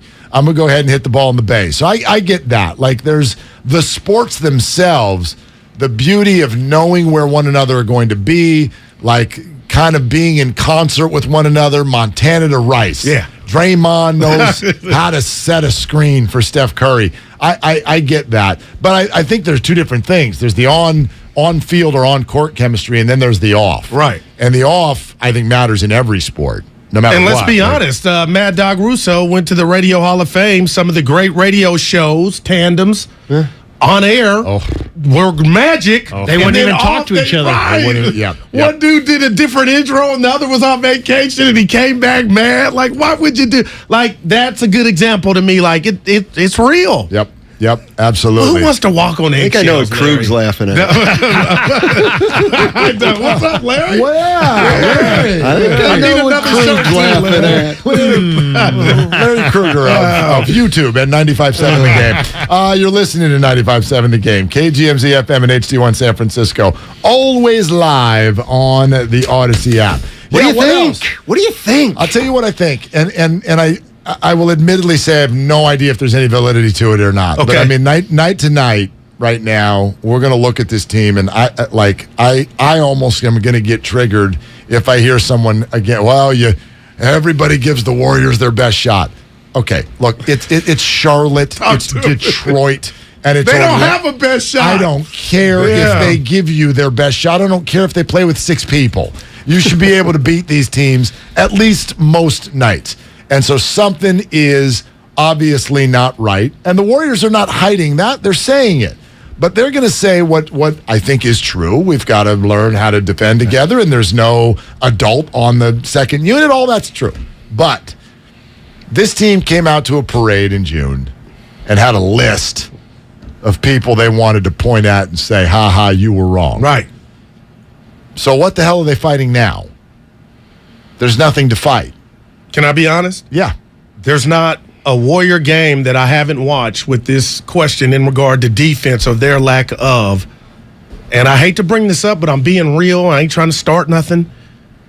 That punch on Poole what it may have manifested or turned into in that locker room, on that plane, the things that you speak of, Larry, I don't know if this is a byproduct of that. I have no way of knowing, but I do know, guys, defense is a want, and you got to be unified. And if somehow something was lost with that punch, I could be reaching bad defense.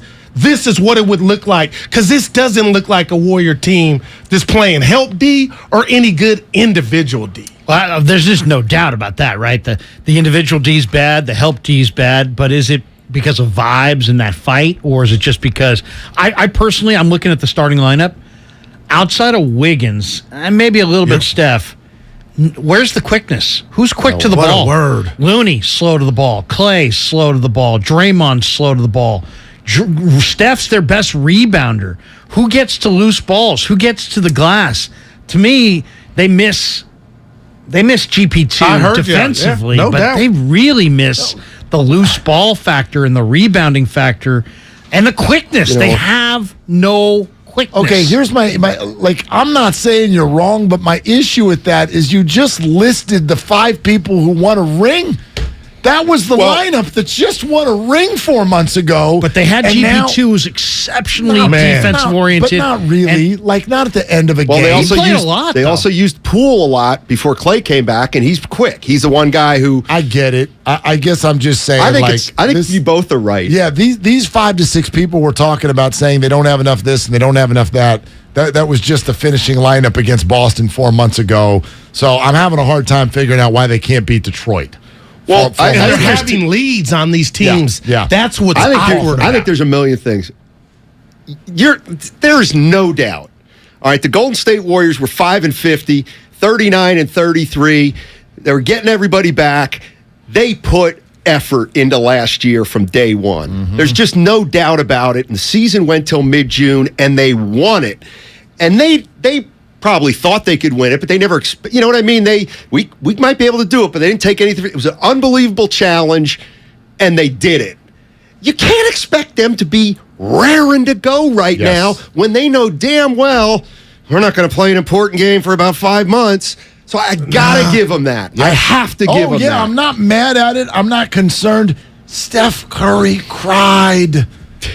He cried. Right. That tells you reached the end of a rainbow. Yeah, right. The pot of gold. And now it's November 1st and it's Tuesday. And I just look at them and I go, but see, they don't. What's ticking them off? What's making them go, I got to go win this game? Producer Evan gave us the stat of, I want to park my car at that street, what Steiny's saying. But Larry just said it. This is not the same team outside of the starters. And the Warriors starters are plus 57. The next team, starting 5, is plus 36. So the problem is, after the starters, that's not going to change. GP2's not walking through that door. Otto Porter Jr. And what I want to throw a rock at the TV is, I'm not telling you what Kuminga can be, but I think these guys are getting a raw deal. In regard, Larry, you're still losing. You're still giving up points. How's he getting better in Wiseman if they're not getting run? Like, how are you going to get greater later if they're not even getting their number called? And that's what's kind of having me biting my nails. Like, you're right, Steiny, but after the starters is the problem. And when's that going to get rectified? I just think this is part of the problem. If I just said to you, you're going to have one era and you're going to win, and then you're going to try to seamlessly transition to this new era with all these younger players, what are the odds that you're going to seamlessly transition? It's not good. Exactly. So this is the bumps in the road. And the other thing is, when you've played meaningful games in May and June, you're not showing up until January 1, right? I'm not. Yes. I don't. Nothing they do before January 1 is going to move the needle for me, really. Well, it might move the needle in terms of if they dig a hole for themselves, then they're going to have to expend a lot of energy coming out of it, theoretically going into the playoffs. Yep. That's if they cared about their seed. See, I think I heard you guys talk. I think 6 is too low. I think they still got to go 4, 1, 2, 3, or 4.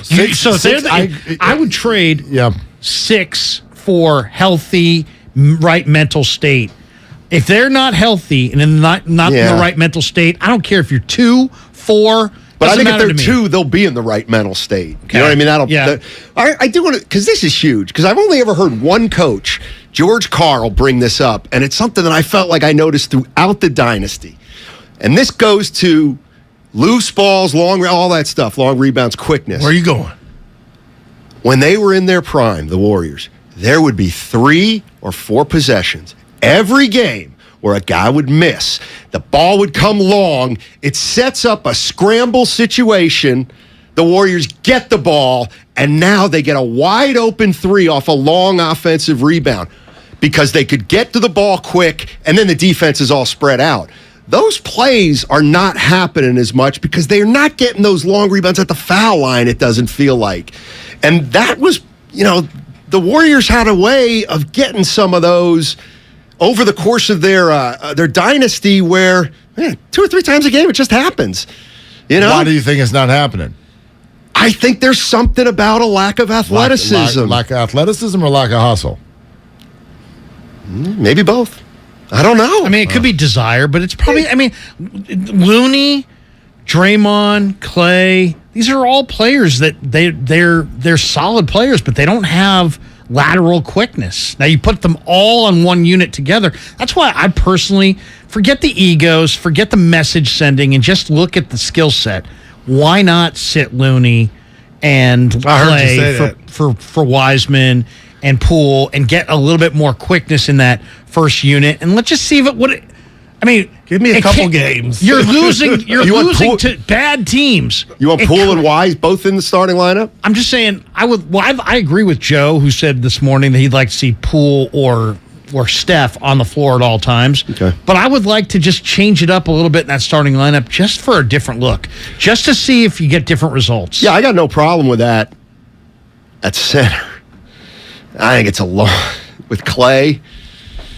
Well, hey, you don't think Clay would respond well to that? It's delicate, I think, with Clay, especially where he's at right now. It'd almost be like, God, can he get it together for a month or 2? Then maybe we make the move. But then it it's like be we not won't want a to make the move. Don't view it as a demotion. More as like, hey, look what you could do for our second unit. And that's a rat on the table, Willard. We talked about it. He's still getting paid. Yes, but no. Yeah, there's you know no what doubt. I mean? Like, it just doesn't. Like, in a weird way, human Clay's beings, he ain't stubborn of the big sacrificing nothing. 3. He told us that when KD was coming to town. Human beings are human beings. Yeah, I hear you. And NBA egos. Human nature. And how this is viewed and all of this. I mean, they're riding with Clay. Of course. Good or bad, he's earned it. I get it. We talked about it yesterday. Loyalty. There is, nothing. Like, if we get to January or February, let's just say Clay didn't improve.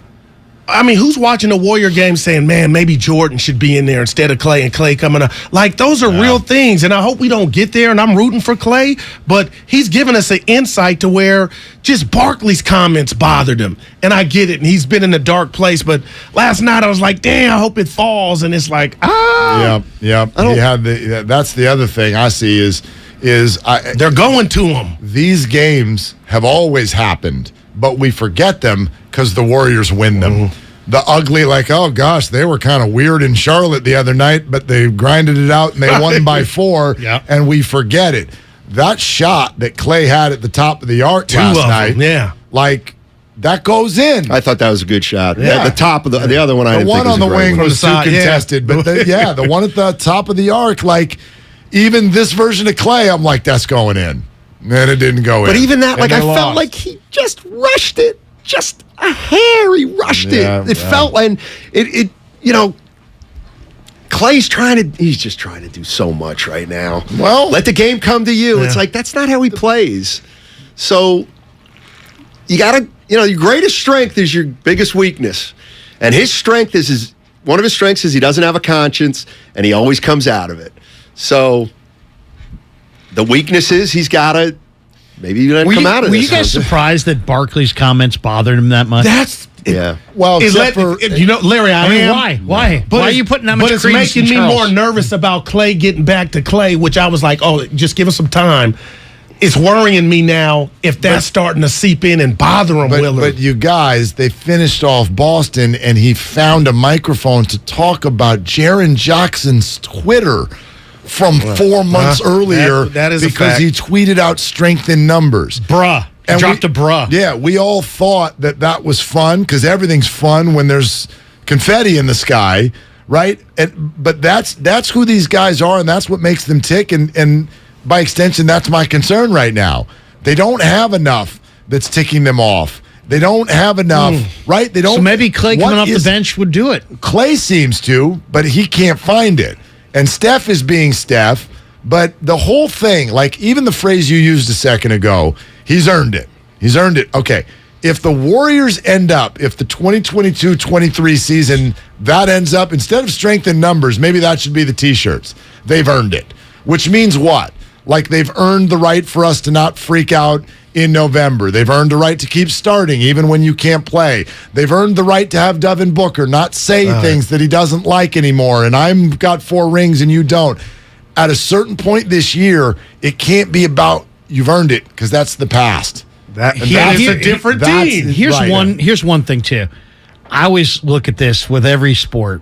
How many players do you have in their prime? And to me, that makes a huge difference. And you look at this Warrior team. Wiggins. We maybe look at, and I'm end of list. The text line jogged the thought. Yeah, 415 are the older Warrior players getting too old, and the younger Warrior players still too young? That's an interesting point. That's a really interesting point. Nutshell is there's too much slippage from the veterans and not enough growth from the young players as of right now. Love it. As of right now, and you can't grow if you don't play. But I'm hearing you can practice hard, and that's like playing hard in the game for Kuminga. There's no game that should go by that he shouldn't be in, even if you fail miserable. How about this? And this is for effect. But I'll tell you what, the league starts calling that palming. Oh, man. And he ran that's with not the a last foul one. on Curry, dude. With Butler, they're done. What's that? I mean, you got to reason that that's a foul. Oh on my Curry, gosh! Curry. Now I hate it. I hate that call when they call it a foul. But it is. But if the they don't hand. Touch a guy's hand. I didn't know that. He slapped. I the never hand. knew that before. That I if mean, he by the hits way, the ball first, then you and it can was a high review. five or No, whatever. I didn't know that either. Are my eyes being selective here? I slowed the thing down on video. I'm not 100% sure that ball And got the ball blocked. didn't change trajectory at all. The ball's Thank rotation you. was still a I was shooter's shocked, rotation. man. I'm not his dad's a ref, so they stick up for the refs. But even then, he's saying it was bad. I couldn't believe the chef didn't get those. I don't do this, Larry, with the refs. I was shocked. That was embarrassing. I mean, Kalena was on the broadcast. He's like, "There's." I mean, he goes, "There is no way That's this what is I getting thought. overturned." If you're playing and it got pickup, overturned. What you're did you playing say? I pickup heard ball. you. I don't care if you're playing in the panhandle. Yeah, I heard you. If somebody connects on your hand, on your shooting hand, that's got to be a foul. They called it a foul. Yeah, and then to overturn it, The ball. I did not see his fingers hit that ball. No. I'm shocked.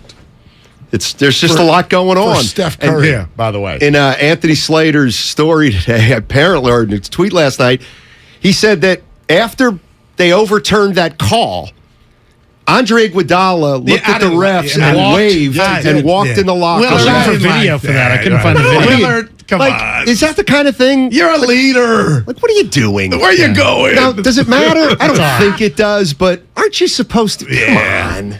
That does send the wrong message. Are we being old men with that? It wasn't a good look to bounce. What is he playing this year? I got an unbelievable call. I think he's going to play sooner rather than Haslam later. has played a couple minutes already. Hang on a sec. If He's Steve teeing Kerr, off in about 5 minutes. Steve Kerr is sitting here going, you know what we're missing this year is a stabilizing veteran presence off the bench. I'm sorry, I'll ask it louder. Is Andre Iguodala playing this year? Because I think he said he was getting close. I don't know. Oh my gosh! Like it seems like that might, be a good role for him. Did you peep Draymond's outfit yesterday? It was fire. He had the black flamingo. Did you see him, Larry? Yes. He had the black shirt like you. Had no collar, but he was clean. He wasn't good enough last night. Good. I'm glad he looked good after the game. Any plans to look good? We got some trivia for you real quick before you sign off. Go ahead. Warriors already lost their 5th game. Yep. Last year, can you two tell me when the Warriors lost their 5th game? Yes, I I can. can. I hate you Game. Well, I think I can. December 11th or something like that? Game 26. Game 26. Is that right? Well, I don't know the game. I just know the date, December 11th. I think they were 21-5. Okay. I think they were 21-5. What about the year they won 73? Well, I want to say they're 50-5 at one point. Seriously, was it March when they lost their 5th game? All right, all over it. Here comes Steiny and Go. He brings the passion. For what? I want to know now. I'm mentally invested. Don't tell me to pray and you don't say what for. He brings the perspective. Yeah, I think they both have great points. Get off me, text line. He's truly one of a kind. That is wow. Oh, my God. And he's doing a great job. I need you to man up and say what you really want to say. Simon, you're doing a great job. And together, they're Steiny and Guru. Yeah. On 95.7 The Game. Yes, sir. Matt Simon, Tharrell, Guru Johnson. Hey, we got the executive show at 1 o'clock, Zaza Pachulia. And one thing we're going to try to talk to Zaza about, and I'd kind of forgotten this, but he is really, really tight with Klay Thompson. And I'm hoping he can give us some insight as to what's going on with Klay Thompson, because we were talking before the show, Goo. There's something about Klay Thompson. There's two things going on here. One is he's not playing well. But two is a fan base can certainly see that he's struggling mentally. Right. And so I think there's a natural inclination to want to prop him up a little bit. Yeah. So I'm just wondering what, But it's not just him not playing up to standards. He's trying. He's sharing with the world what he's going through, and everybody wants him. Steiny, are you going to tell me Steph didn't go out his way to get that ball to him down the stretch for those couple of shots? Sure. I appreciated that. But what worries me is, okay, and Barkley even said it because he got checked by the other three guys up there saying, you know what, it's too soon to declare he won't get back. But Barkley was more for science, trying to overcome those two injuries for any player and his age at 32. My fear is, and worry, it's not just Klay not playing up to standards. Poole's not playing good defense. The metrics, I don't know what's going on, but you can't just say it's all Klay. Oh, of course not. Nobody's saying it's all Klay. But if Klay's going to be this Klay, and I don't think anybody expects him to stay like this, but if he's like this, they're in trouble. I mean, let's be honest. No doubt, right. He's their second most important player. Klay would tell you that. Yeah, exactly. You know, we're trying to figure out what's going on with the Warriors, and let me throw it out to Warrior fans. Warrior fans, what do you see? What do you see? You guys know that for the most part, Guru's going to give the Warriors the benefit of the doubt because they're champions. Right. Even though he's worried. You guys know where I'm coming from. I just don't like the way this year is setting up. I didn't like the way it was setting up before the punch. I don't like the way it's setting up after the punch. I think Father Time is lurking. I don't think the young guys are quite ready. I could be wrong on all of it. But I want to know what you guys see and think after 8 games. And I know there's going to be a lot of relax. And I'm willing to take relax. But I'm also willing to be open to maybe this team is different. And that's what I want to ask you about. We keep it real from 12 to 3. I'm throwing you a fastball. Do you like this roster? If Daryl the Guru Johnson, I'm with third person, Matt Steinmetz, do you like the Warriors roster after 8 games, man for man? It's a yes or no. You're going to think I'm kidding, but yes. Oh, okay. It's got Steph Curry on it, and I'm dead serious. Preach. That's why I would like this roster, because you can build stuff around Steph Curry. Okay, but what about producer saying. Evans' stat? They're plus 57, the starters. So for the Warriors to get back to the promised land, we said they got to bridge. They got to do what the Niners were doing. The youth has to meet the veterans, the OGs. And right now that's not happening. But what I don't like and what worries me is I don't feel like the youngsters are getting their opportunities. And we do this a lot, and I'm sure Steve Kerr will say you got to earn your opportunities. We're going to talk to Zaza about that. Yeah, we will. We're trying to here's one way this team's different. All right, and people aren't going to like this, but this is the kind of stuff to me you have to think about, and why they're not playing well. Yep. Klay Thompson was a player who was 6'6", who you would put on point guards who were great, and he would slow them down. So you had an advantage because Klay Thompson can guard ones very effectively over the course of his career. Gotcha. Now, he's a bad defender at 2. All right? So he used to be a big advantage because he could guard ones. Well, now he can't even guard 2s for the most part, at least early in the season. Well, that's an unbelievable drop-off right there defensively. But didn't you have that last year when you beat Boston and beat Denver and beat... I thought he was better. I thought Clay was better in the playoffs last year than he is right now. Dude, he's only averaging 12 a game. I mean, like, even that number surprised. 13 or something like that. But I would have thought he's still averaging 18 a game. But... Interesting. Anyway, that's, what are you seeing, Golden State Warrior fans? And I don't want to do this worry every day. Right. But you're shocked they're 3-5. I am. I'm not shocked. They had to lead. I'm not shocked. They had to lead against Detroit. Steiny, not worried a bit about Clay. He always starts the season slow. That is correct. a fact. Everyone just using his injury to suddenly mean something this season. He'll be fine. That's what good shooters do. Okay. That's a valid point. It is. But I can't.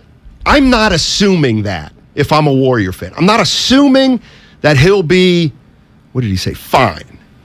But fine. they're riding or dying with him. If fine means that Klay Thompson is 10% less of the player that he was last year, that might not be fine enough for the Warriors to win a title. You know what I mean? Yeah. And he didn't come to the team until January. And they built their identity 18-2 before he came. Nope. Now he's in the fire from the get-go. Let's go to Scott and Hayward to start us off. Let's go, Warriors. Gentlemen. Hey. I am a Warriors fan. I am not too worried. It's 8 games into the season, and on November 2nd, Happy Dia de los Muertos, I do not panic about my team. I think they're going to be fine. What does fine mean? I got to do that. Scotty, what does fine mean? What does it mean? Talk to us. It means Clay starts a little slow every year. Last year, obviously, he wasn't in to start slow, but he's a slow starter. We got some young bucks on the team. You got to give it time to gel. 8 games into a season is not time to gel. I'd like to see some Kuminga getting better and get some minutes. I like what I'm seeing from Moody. I think defense is something they can absolutely improve on as they gel as a team. I think some of these pick and rolls and fast breaks are a little sloppy, and those are all things that with time and with playing time will come together. So relax, Steiny. Take a breath. It's 8 games in. It's November 2nd. None of this matters. Half the teams make the playoffs. Go Dubs. Well, the problem with it does matter. 10 teams make it. It does matter. Because if you dig yourselves a hole now and you're forced to expend some energy in the regular season that you wouldn't expect to expend, well, maybe you're tired heading into the postseason. And if I have a... By the way, can I say something? Yeah, because I was going to give you some... I'm not panicking. Right. I'm not a fan. What I am is I'm just talking about some stuff that I've observed. Right. That's what your job is. Observed. Yeah. But, like, just because I don't think they're going to win an NBA championship, they're going to go to the playoffs. They're going to be a factor. They might they could get on another run again. It feels like, I guess that's the thing. It still feels like there are a lot of people expecting that. And if I were a Warrior fan, I'd be more like looking at it saying, well, I'm hoping. If this were the exact same team, go ahead. If this were the exact same team, I would be on that street. I'd be like, they're rubbing their belly. They know when to do it, but this is a different team. And I don't know through 8 games, and we're going to ask Zaza at 1 o'clock. Steiny, are they really handling the youngsters the right way? And I mean, if I had $1 for every person that's called this station, other shows included, it said, Wiseman's not good defensively. I just read an article on the internet. I'm like, how are you so quick to jump to that conclusion? Let him grow like Clay. Clay's trying to climb that hill to get back to where he was. Let him go through puberty, him and Kuminga. They weren't a good team when Steph and Clay were getting plenty of minutes. young in their career. They weren't good. They didn't make the playoffs till Steph's third or fourth year, right? Under Mark Jackson. So, again, this comes down to, guess what? Lottery picks on horse bleep teams, they play. One of the reasons this is so unusual is because the Warriors have been a great team, and they got a second number 2 pick and a number 7 pick. That doesn't usually happen. But they need, to win it all, they need something from both of those guys. Yeah. The days of riding on the bus, not doing that, those are over. They need production. Well, somebody might want to tell them, because they don't seem to have a sense of urgency. Well, how can Kuminga produce if he's not even in the, what's the store where they keep the vegetables? How about practicing harder? Make sure you tune in at 1 o'clock, 1 hour. 1 hour. No, not an hour from now, 1 o'clock. Are you throwing your hands up because I butchered that, or was there something else going on, Evan? I was asking. Zaza Pachulia joins us for this week's executive show. We're going to hit on everything. I'm going to spend some time talking a little Klay Thompson with Zaza. Remember when they had the contest about who would dunk more in a season? Remember that? I don't. I'll try to remember it on the other side. Today, Warriors head coach Steve Kerr joins Damon and Ratto at 4 p.m.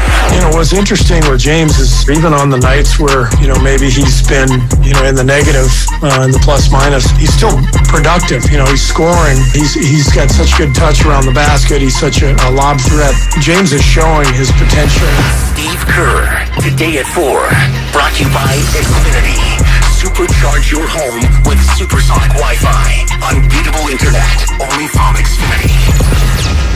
Texting privacy policy and terms and conditions posted at textplan.us. Texting enrolls for recurring automated text marketing messages. Message and data rates may apply. Reply stop, opt out. Go to getrba.windows.com for full offer details. Homeowners, do you know when to replace your windows? Feeling too hot or cold? It's time to replace. Can't see through fog between the glass? Time to replace. Spending too much on expensive energy that literally goes out the window? It's definitely time to replace. If you've put off replacing windows in your home because it's too expensive, here's great news. You can now get a free in-home window consultation and free price quote from Renewal by Andersen, the company with the most 5-star reviews among leading full-service window replacement companies. And during their Black Friday sale, you can save $355 off every window and $910 off every door. Just text REVIEW to 323232 for your free consultation on top quality affordable windows or patio doors for $0 down, 0 payments, and 0 interest for a year. That's right, you don't pay a dime for an entire year. Plus, you can save $355 off every window and $910 off every door. But hurry, this offer ends November 25th. Text REVIEW to 323232 right now. Don't go into winter with drafty windows. Text the word REVIEW to 323232. Don't wait. Text REVIEW to 323232.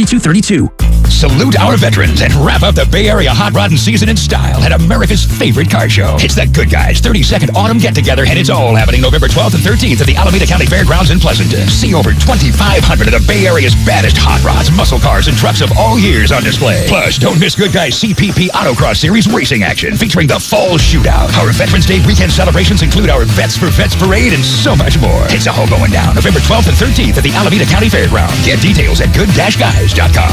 Diabetes, high blood pressure, anxiety meds, everyone's on them. If you're a 50-year-old male, maybe a bit porky, and you may even have type 2 diabetes, $1 million of term insurance may only cost you about $200 a month. Call Term Provider. Speak with Big Lou at 800-200-1966. Big Lou will find a term life policy for you even if you have type 2 diabetes, are overweight, or have high blood pressure. Term Provider has helped thousands of people like you who think they can't afford term life insurance. To buy $1 million of affordable term life for you, all you need to do is call Big Lou at 800-200-1966. Lou will make sure the scales are tipped in your favor. Call 800-200-1966. Big Lou will answer your call and work to fit you into a term life policy that you can afford. Remember, Big Lou's like you. He's on meds, too. Call 800-200-1966. 800-200-1966.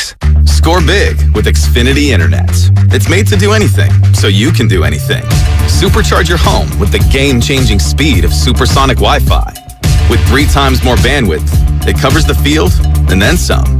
And blocks billions of threats with advanced security that helps keep you protected at home and on the go. If you're keeping score, that's internet that does it all. That's unbeatable internet from Xfinity.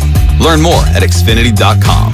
Restrictions apply. Not available in all areas. Attention. Did you or a loved one live at or near Marine Base Camp Lejeune in North Carolina between 1953 and 1987? If so, listen closely for this important legal announcement. From 1953 to 1987, Marines and their family members at Camp Lejeune drank water that was contaminated with hazardous toxins. The toxins found in the water at Camp Lejeune may cause health issues, especially later in life. Types of health issues associated with water at Camp Lejeune are numerous. If you or a loved one lived near Camp Lejeune between 1953 and 1987, you may be entitled to substantial financial compensation without going to court. Even if you were turned down in the past, a new law can allow you to file a claim today. If you or a loved one spent time near Camp Lejeune, call the Negligence Network to find out if you're eligible for financial compensation. There's no fee unless we win your case. Call 1-800-700-4333. That's 1-800-700-4333. 1-800-700-4333. Get a cash offer for your car, truck, or SUV today at your local Bay Area Chevy dealers. Selling has never been easier. Just bring it into a Bay Area Chevy dealer, get a free appraisal, and we'll make you a cash offer on the spot with no obligation to buy. We buy any make or model, paid off or not. Find your local Chevy dealer at BayAreaChevroletDealers.com. Kansas City Steak Company, another AmericanEagle.com success story. Started in 1932 as a family-owned butcher shop, today they're a leading distributor of superior all-American steaks delivered right to your door, ready for the grill and your taste buds. When it came to their website, an average site wouldn't do. They chose AmericanEagle.com to take their website to the next level. With a dramatic increase in competition and a softening market demand, they had two challenges: improve their brand presence and message, and produce a positive return. AmericanEagle.com got to work and executed usability studies and detailed audits of site experience, digital assets, and marketing. The result? An integrated digital marketing and customer experience plan, organic traffic increase of 20%, and a long-term roadmap for success. If you love great steaks, go to KansasCitySteaks.com for website design, development, and online solutions that bring efficiency and results. Visit AmericanEagle.com. If you need a results-driven website, call the team at AmericanEagle.com at 877-WebNow1. That's 877-WebNow1.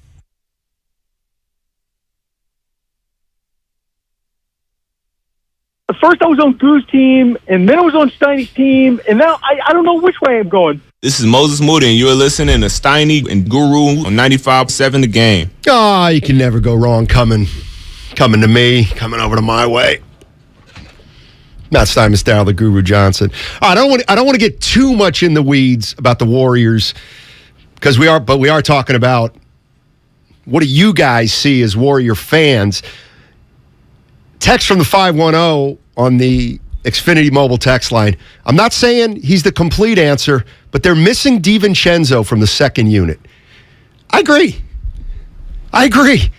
Like, he's not going to solve all their problems, but they need a guy like him on the second unit, guy who's been around a little bit, who's not so high risk, high reward. So I agree with that. I don't know how much better it'll make him, but I think he's going to help.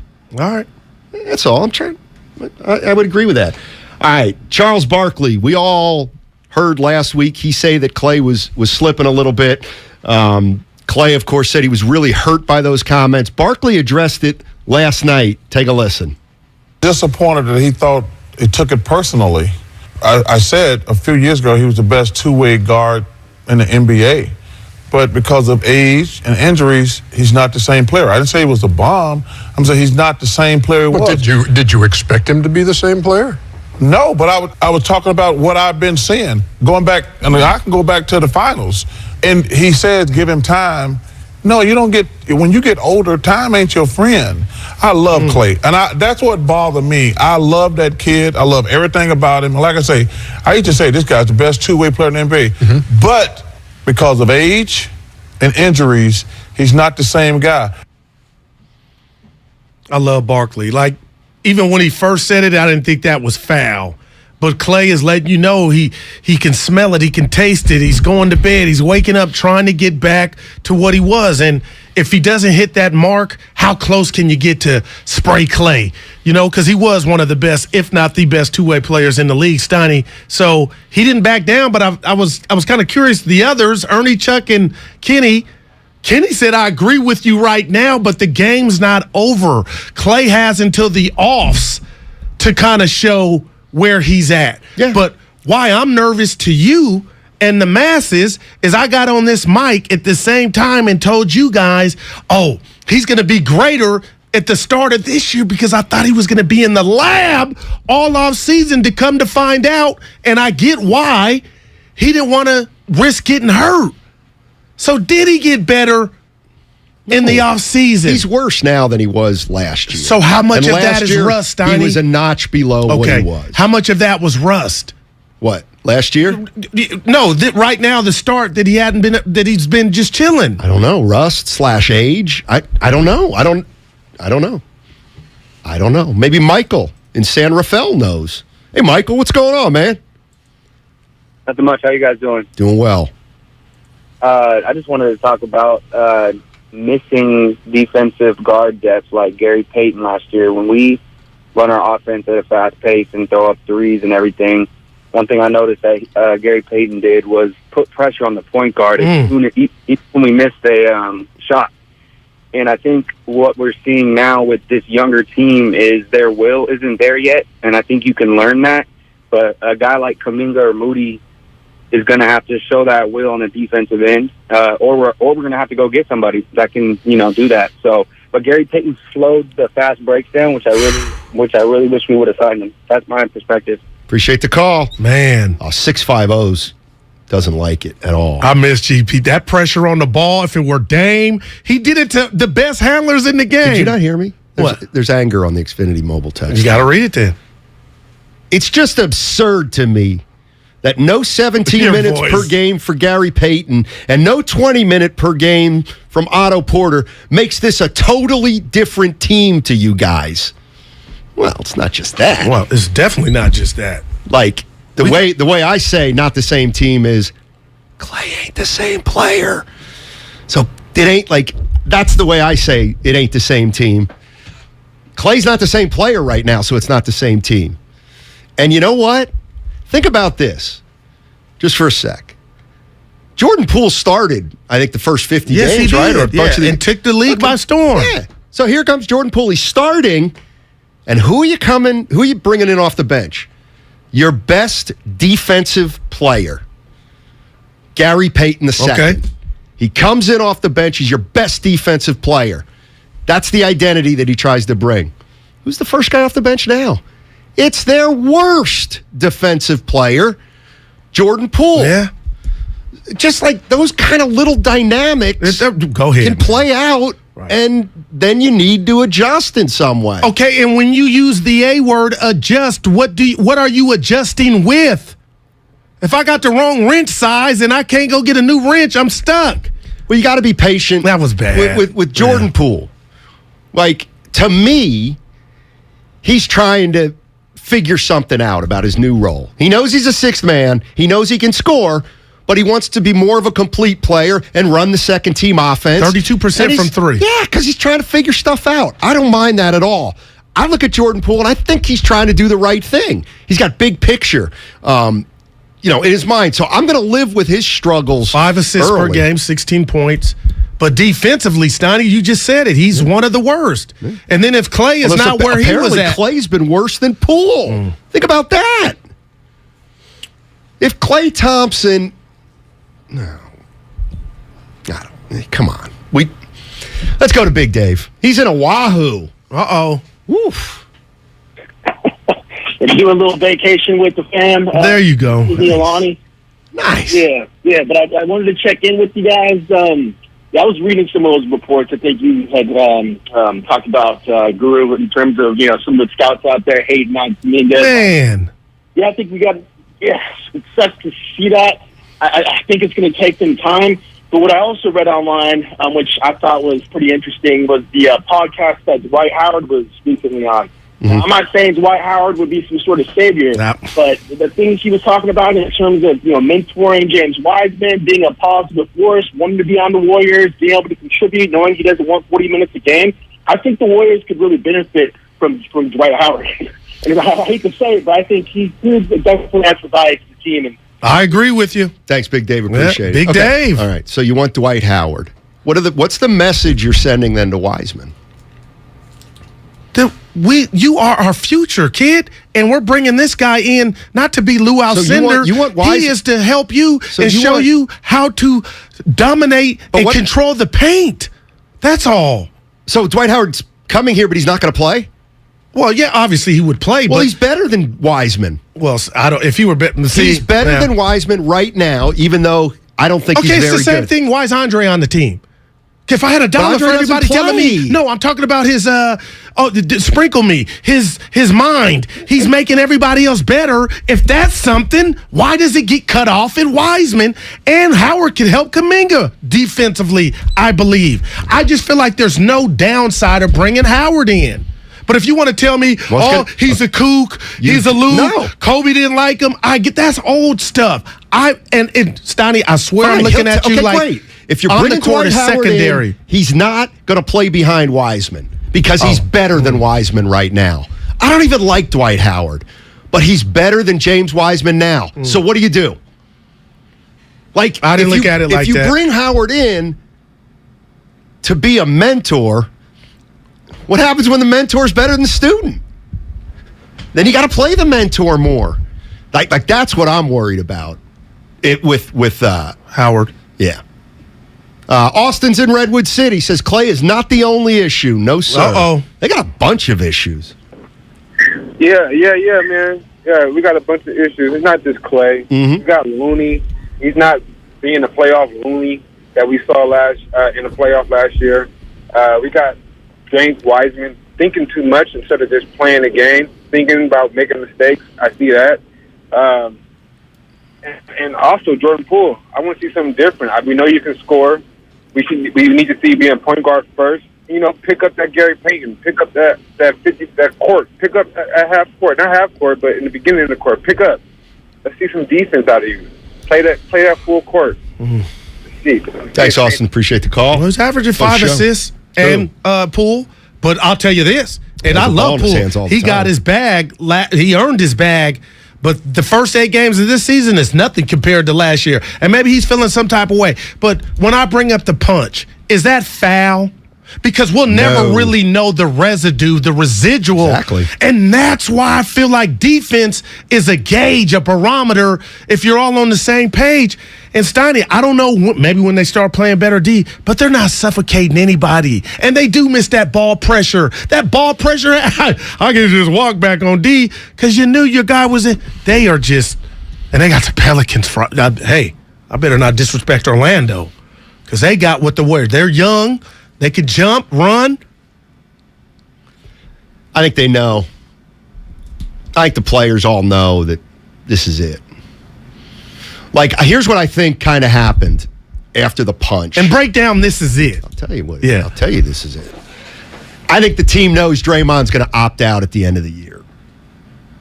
That's what I think's going. One of the things I think is going on, and I'm going to give Draymond because he's playing hard. Energy. Yeah. I think he wants to have a good year so he can opt out. So how would that affect? What are you kidding? No, I'm asking. I mean, how would it affect Curry and Clay? Well, if he knows he's opting out right now, how invested can he be? And I just think that's what's happening. I think Steph and Clay probably know that Draymond's coming to an end here. They probably know that the kids might not be able to get it done. So is that why you're team? Is that why you're squandering leads against Charlotte when you're up 4 with a minute left? Like Draymond leaving or his future had nothing to do with Dennis Smith Jr. going by Steph and getting to the bucket. And I want to ask you a question because I know you're not a big plus-minus guy. And I'm not mad at JaMychal Green. But I look at him like I would rather get 6 points from Wiseman or Kuminga than 12 from Green, who was not the future. He was a minus 22 in 18 minutes. Wiseman, a minus 9 in 9 minutes. How does Green get the extra 10 over James and the plus minus is worse for Green? Like, what am I missing?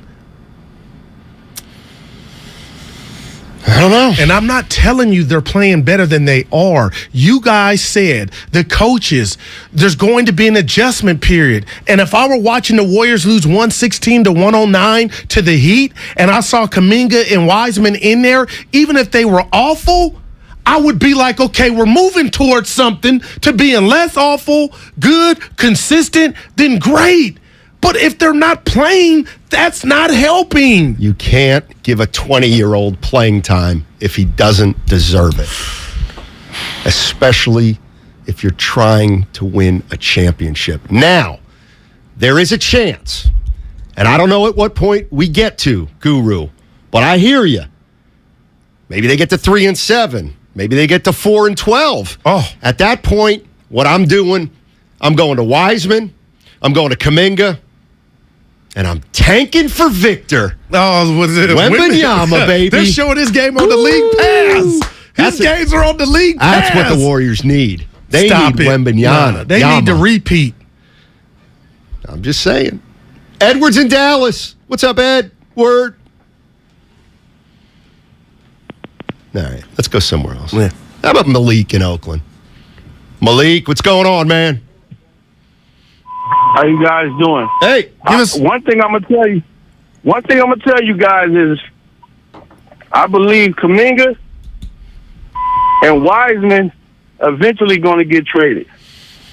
I just don't think. I think Kuminga hit his ceiling. He don't look like that. He look like he can play in the NBA with a pick and roll type of point guard. And Wiseman, he's not ferocious. Like, when you're a center, you got to be a dog, and he don't even show no dog in him. And Clay, we just got to wait. Clay, it's 82 games. We have a whole different conversation after 50 games or something. But right now, with certain guys, Kuminga and Wiseman and Poole, another one, Poole, his rotation on defense is horrible. That's like, he played like high school. Like, come on, man. But, yeah, I want to hear you guys' opinion. I mean, before the Steiny. season started, I would say relax. You're not trading Kuminga or Wiseman. Relax. But if this team doesn't look like a championship team and Bob Myers and Joe Lacob say we can't win it, then that's the point when you ask, could we move one of these guys? We're obviously not there yet. Or somebody but I don't else. think it's the craziest Or somebody thought. else. I mean, like, the bottom line is the Golden State Warriors are going for a repeat. Somewhere along the line this year, they're going to have to say, we can do it with this team or we can't. And if they can't, well, guess what? Then they're like every other team that's pretty good and wants to make a move to get over the top. Yeah. And Very possible. Yeah, no doubt. And I'll say this. Styles make fights. We've seen it in the NBA more so than any other sport. The type of offense a certain coach or team runs, it doesn't fit some guys. They're out there thinking too much, and we were having fun. I wasn't. I look at Houston. Obviously, they're not winning. Teams that go up and down. And if Kuminga was kind of in, and I'm not being a Kuminga apologist, but guys, I want to taste the drink. I want to see what it tastes like. I want to taste the milk. I want to taste the milk. And he's been awful in the mount. He has been. That's divine, right? Go ahead. Flip a coin as to who's been worse, Wiseman or Kuminga. My point is maybe the Warriors' style doesn't fit Kuminga. That doesn't mean he's a bum. So if you, I thought they had a culture that everybody wanted to be a part of. They can. Where's the indoctrination? I do give the caller credit for the. I want to see more ferociousness from Wiseman. Like you know what? Do you learn that, Steiny, or that ain't on IO8? Hey, where's your fans? I need the dog in there. Remember when we wanted Eric Dampier to be more ferocious? Mississippi. Did that ever come? God, Dampier bothered me. My boy Derek, they knew each other. But all right. Fillmore Mike, he's in Berkeley. What's up, Fillmore? Hey, what's up, man? Talk to us, man. I don't know what's wrong with y'all. Y'all got a promo that y'all got Steve Kerr talking about Wiseman is playing to his potential. He looking good, and I come on the radio and everybody's saying he's 20 years old, dude. Yeah. Like, I'm defending him, Mike. I'm defending him. Hold on, seriously. He's 20 years old. You're right. Like, give him some time, man. He only played a certain amount of games. Steiny played D3. You a 24-hour fitness. I ain't listening to you. All listening to Steve Kerr. He just said the man was playing okay. Mike, he is playing okay, Mike, but he's not Philmo. Why do you only playing 9 minutes, Mike? Why is JK getting DMPs? That is not what it was supposed to be. 20 years old, Guru. Right. That's why. Philmo. All right, I got. That's why. Right. That's why they have a problem if they're trying to develop Wiseman and win a title. That's all.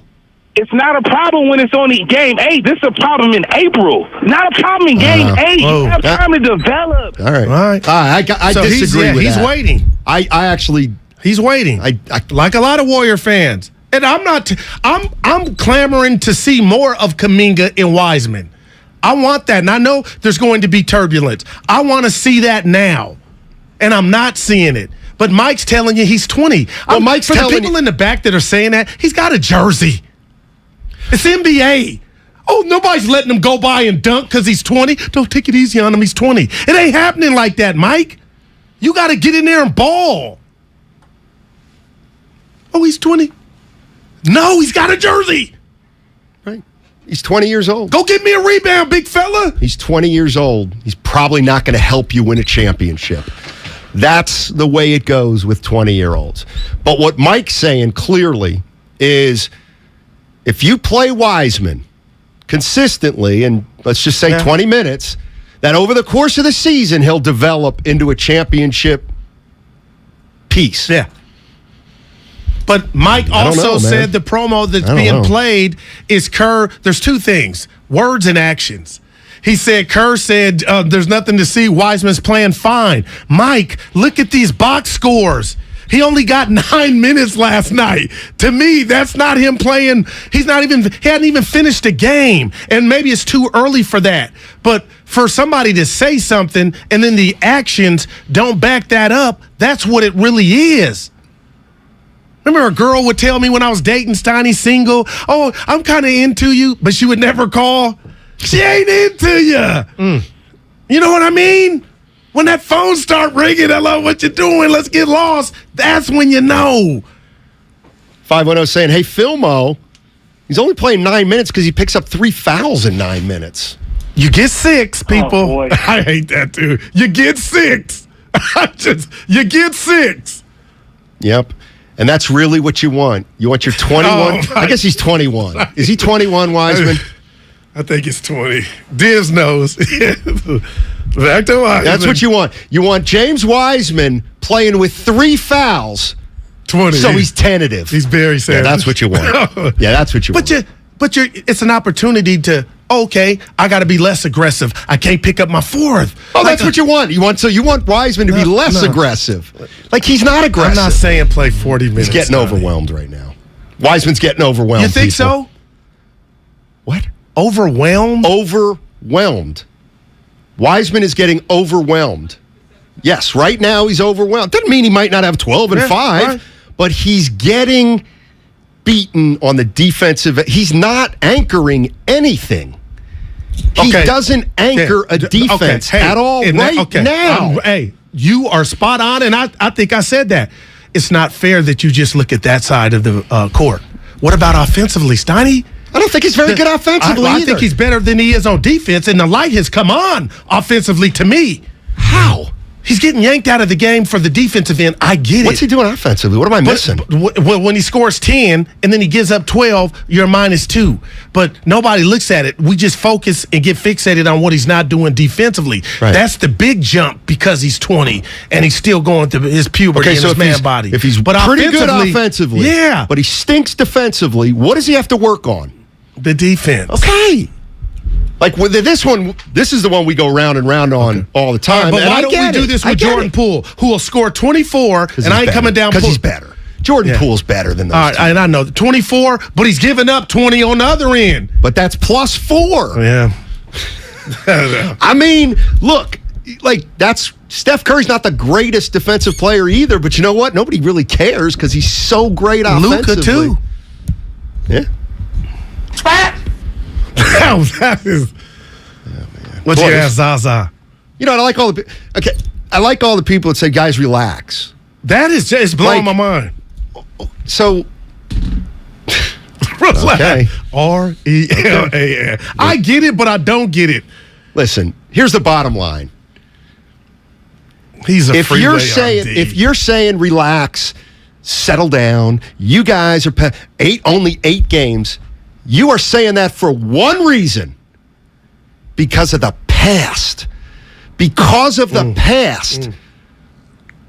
Some are ignoring all the possible future pitfalls.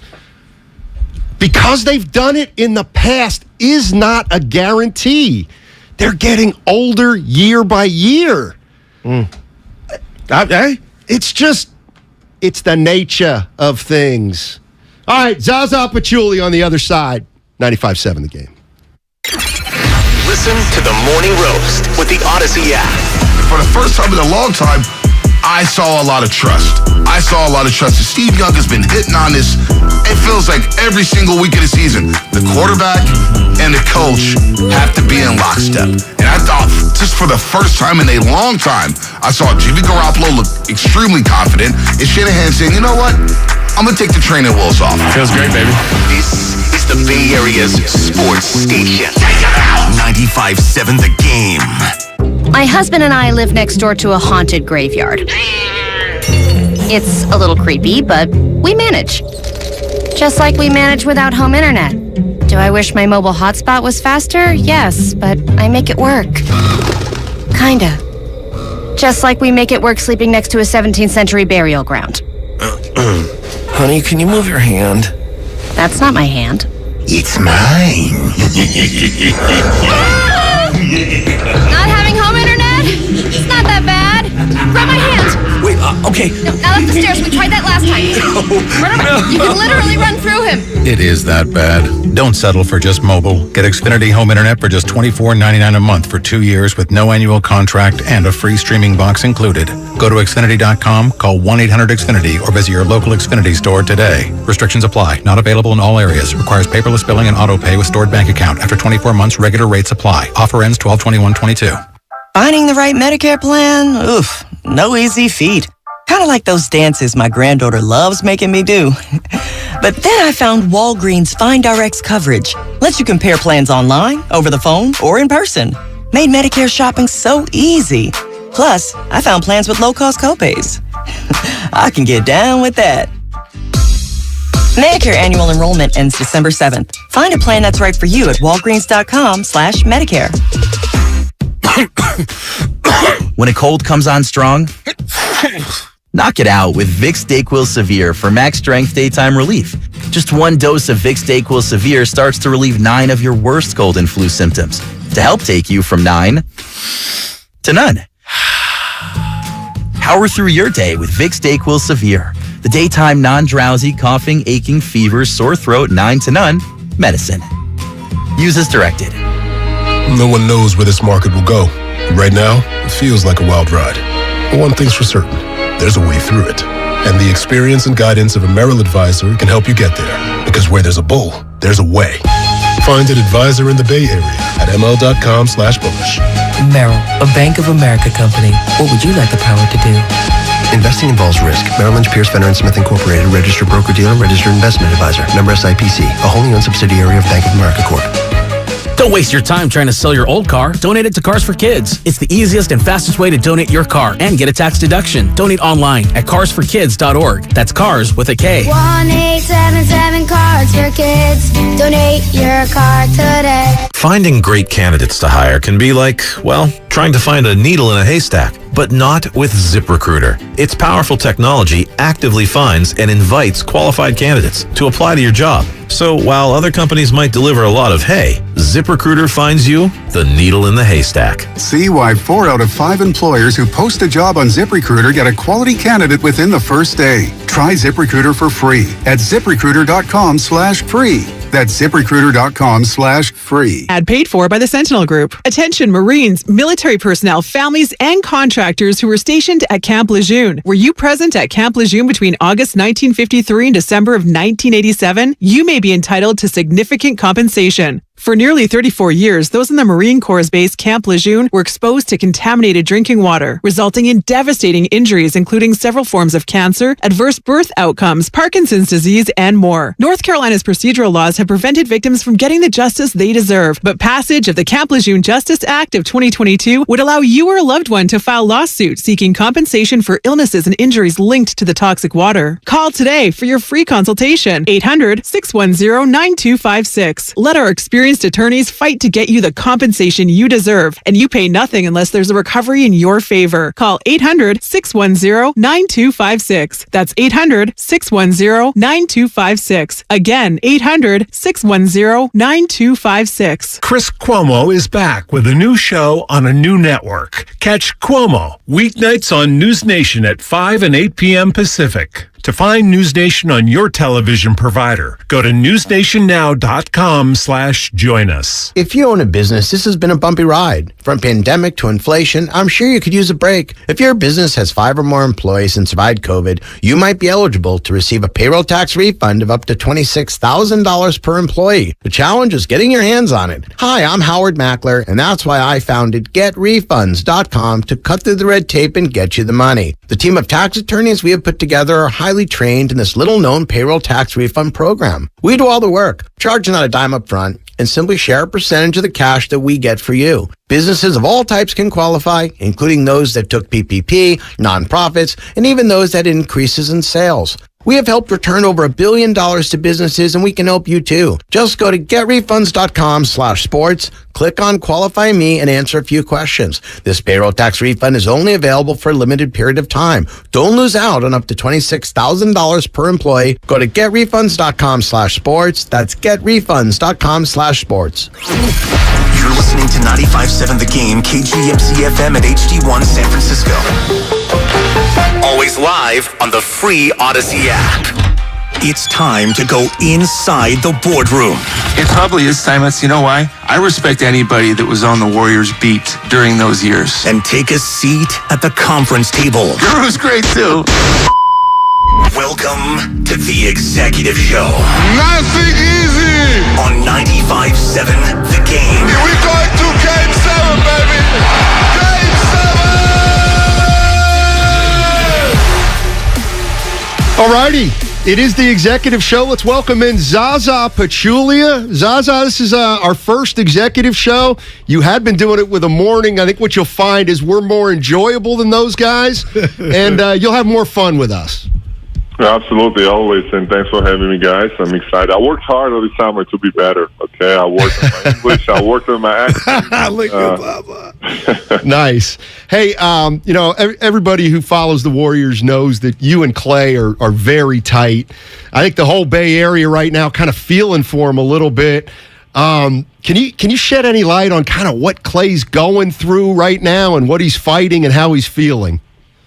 Yeah, we had this conversation yesterday with our executive meeting. Now, first of all, I got to tell you, like, you always want to have a player in your team that wants to play, right? And it shows the emotions that, hey, I'm ready. I want to play. I want to get more minutes. I want to get more involved because he believes in himself. You've proven, right? But at the same time, you're trying to make the right decisions where, with not playing back-to-back, it's a long season. It's just coming up, to big injuries, and it's about being smart, right? Rather than the player who just doesn't care, right? So I think he's in a really good hands, first of all, I got to tell you. And I'm going to remind you guys that, he's the hug he had after winning the championship in Boston with Recalibrating, right? So there's a trust factor, but at the same time, being competitor.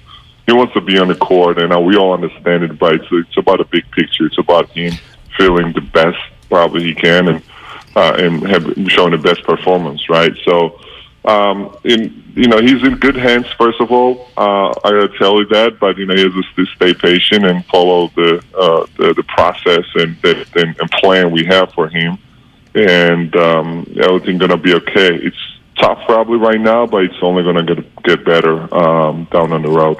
So, Zaza, and we're joined by Zaza Pachulia. It sounds to me like he's on a minutes restriction, and you have to ramp him up over time, but you don't want to ramp him up too much because you don't want to have him have a setback.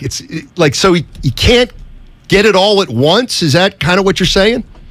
Absolutely. And, that's why I mentioned the plan that we have for him throughout the 82 games, and obviously hoping the playoffs and deep run, right? So that's our, the objective, to look at as the whole season.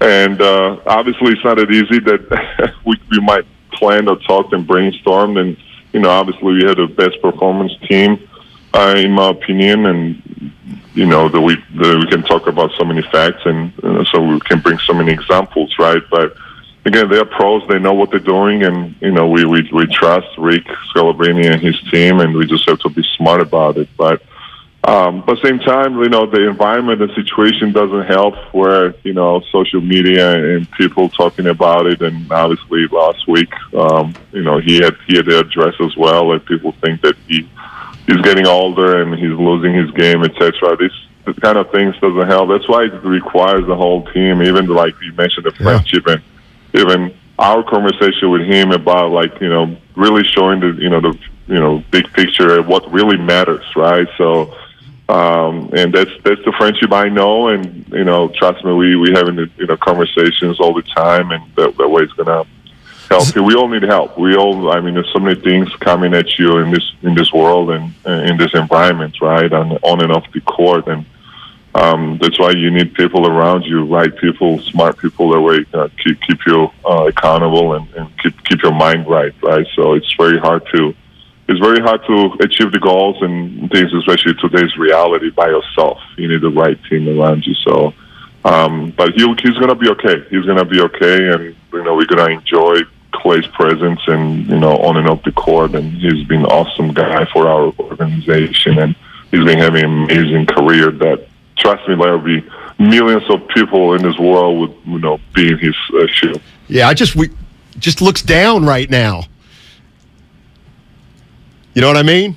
Yeah, no, I understand, but just because from outside it looks like, and I would agree with you, but there's a different kind of down to whatever you mentioned, is because he wants to play. Yeah. And he wants to play, and he wants to contribute, and especially when team loses, we're 3-5 right now, and he just don't want to accept it, and he wants to have a 5-3, not 3-5, right? So, but like I say, even though he's a pro and he's an experienced guy, as a competitor, he just hate to lose, and I like the personality. Honestly, I'd rather have the personality as a manager versus someone who doesn't care.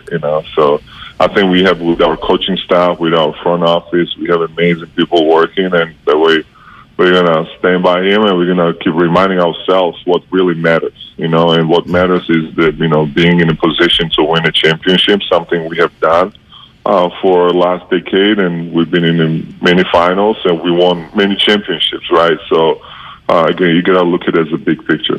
Zaza, you're a champ. You're a big man. You threw your body around, and last year the team won.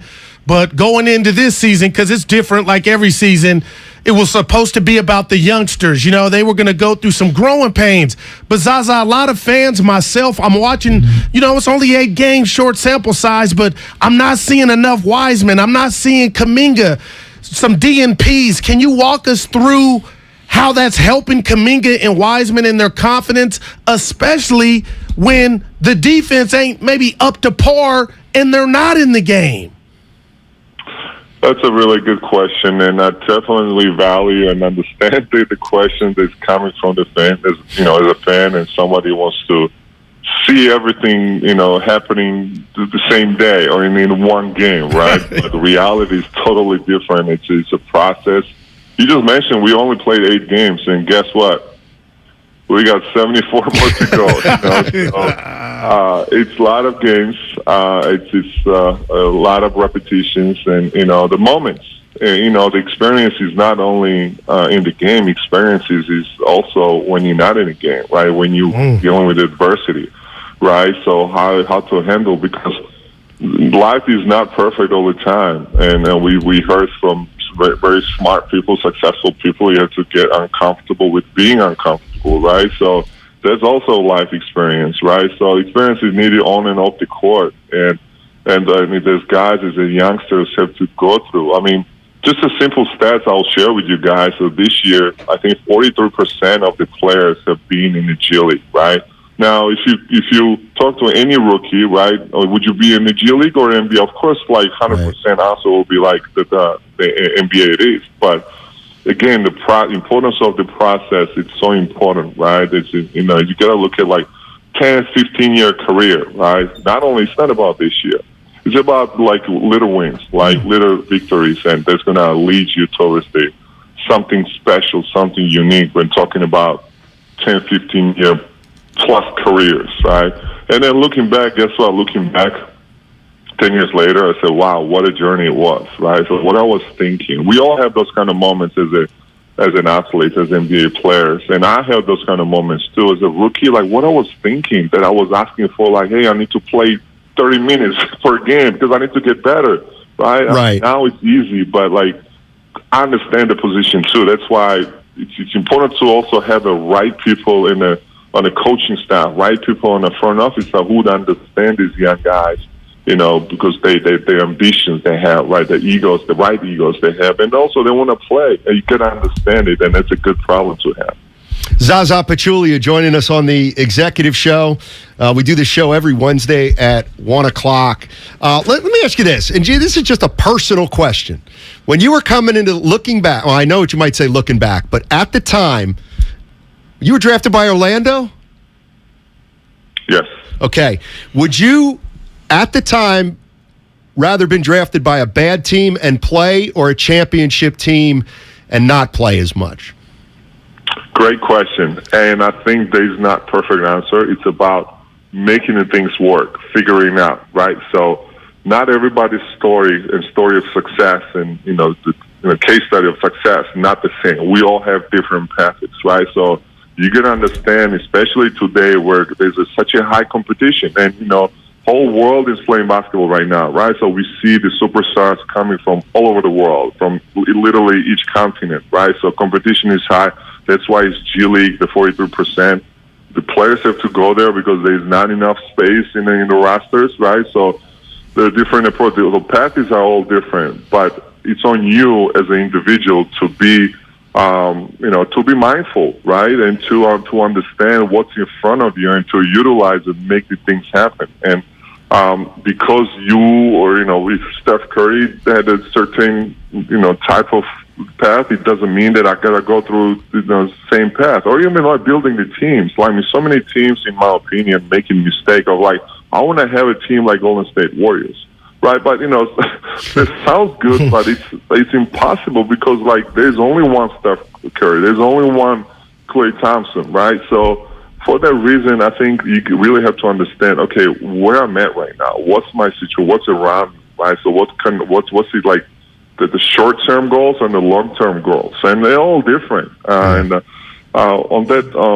for that reason, again, if you're drafted by the bad team, when I say bad team, the young team, right, who's figuring out and developing players, think about development. Think about competition, inside competition you have there, and what can you add to your game, right? So you're gonna get the opportunity, but at the same time you have to.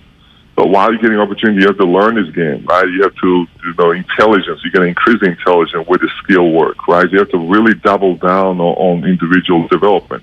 But if you're drafted by a team like Golden State Warriors, who is about the winning, is how can I fit in? Yes, I might be a high peak or, in a first round or second round. It doesn't matter how I can fit. Like, you know what? This team needs the defense, for example. So I'm going to lock in on this defensive end, right? While I'm also getting better at other stuff. And my time going to come. Again, you have to look at the big picture.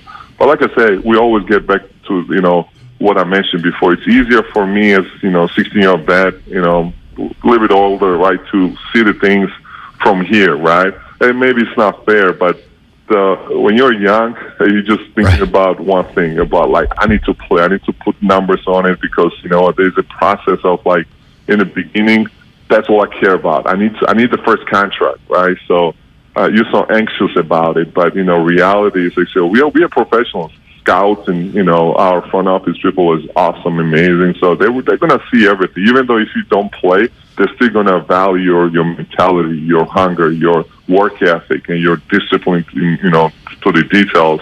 We all see that, and it's not going away.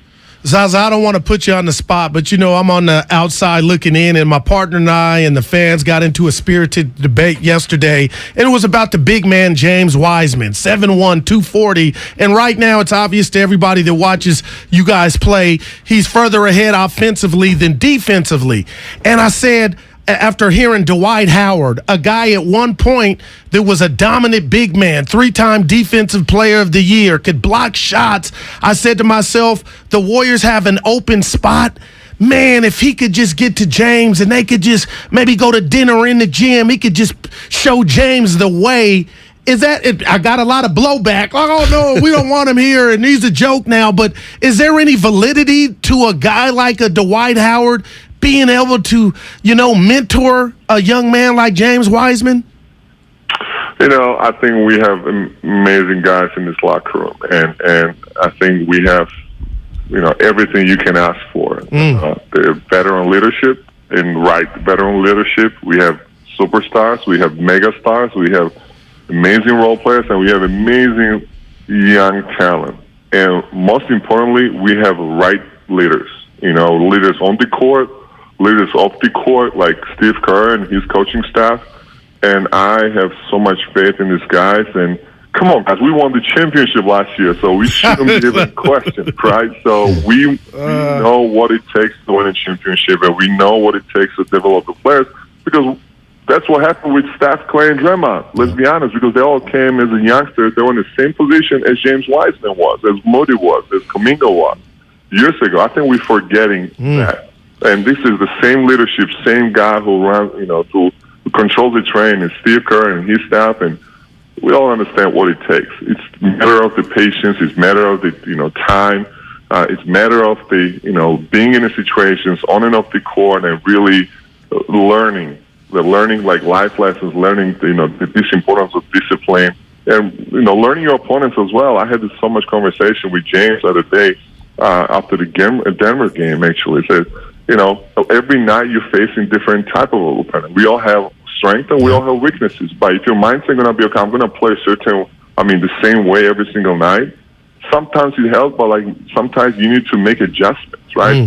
Some centers are shooters, some centers are just screen and rollers, right? Yeah. So you have to know the tendencies, right? And with the repetition, that's how you get better. Just being disciplined and having the intelligence, playing with the intelligence, it's only already going to put you in a situation where, you know what, this kid can play, and now you add the skills, right? Now you add your offensive skills or defensive the skills. That's it. Then you're becoming a really, really good player, right? So, but without the time, it's just impossible to make the things happen overnight. And we can talk about so many examples. We can bring so many examples. But like I said, you got to look at it as long-term deal.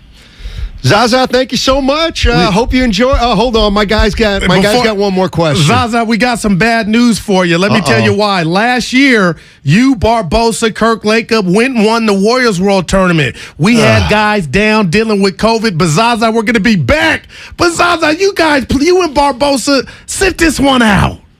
Well, my guy Barbosa is gone. Even though he's still in the Bay Area, I might call him and see if he's available to come, because that's a dangerous duo right there. Oh, Zaza, good luck stopping that. Yeah, you and me going to be fighting for a rebound. Y'all watch for us, Zaza. As Stephen A. Smith would say, you better be careful. You get hurt in a game like that, Zaza.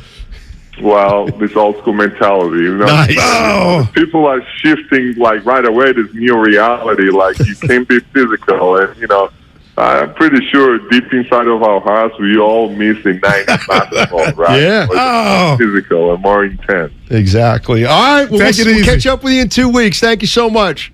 Thanks for having me, guys. All right. That's Zaza Pachulia, the executive show. What if I told you? No Dwight's coming, Steiny. They got everything in that locker room. Wow. Well, they do need a clown. They don't really have a full-blown clown like a Nick Young. Watch yourself. You mean, fan favorite? No, a clown. Like Dwight Howard would play the court jester. But you wouldn't say that to either one of those maybe dudes. he could keep the team lighthearted. Nick had game at one point. He stunk. When yeah, him USC. When early LeBron in Cleveland and G-Code, Gilbert Arenas, they would go at it. Your boy had no scrubs are in the league, Steiny. And I think you got a problem with it because you were D3 trying to get there. Okay, so now I got to do this.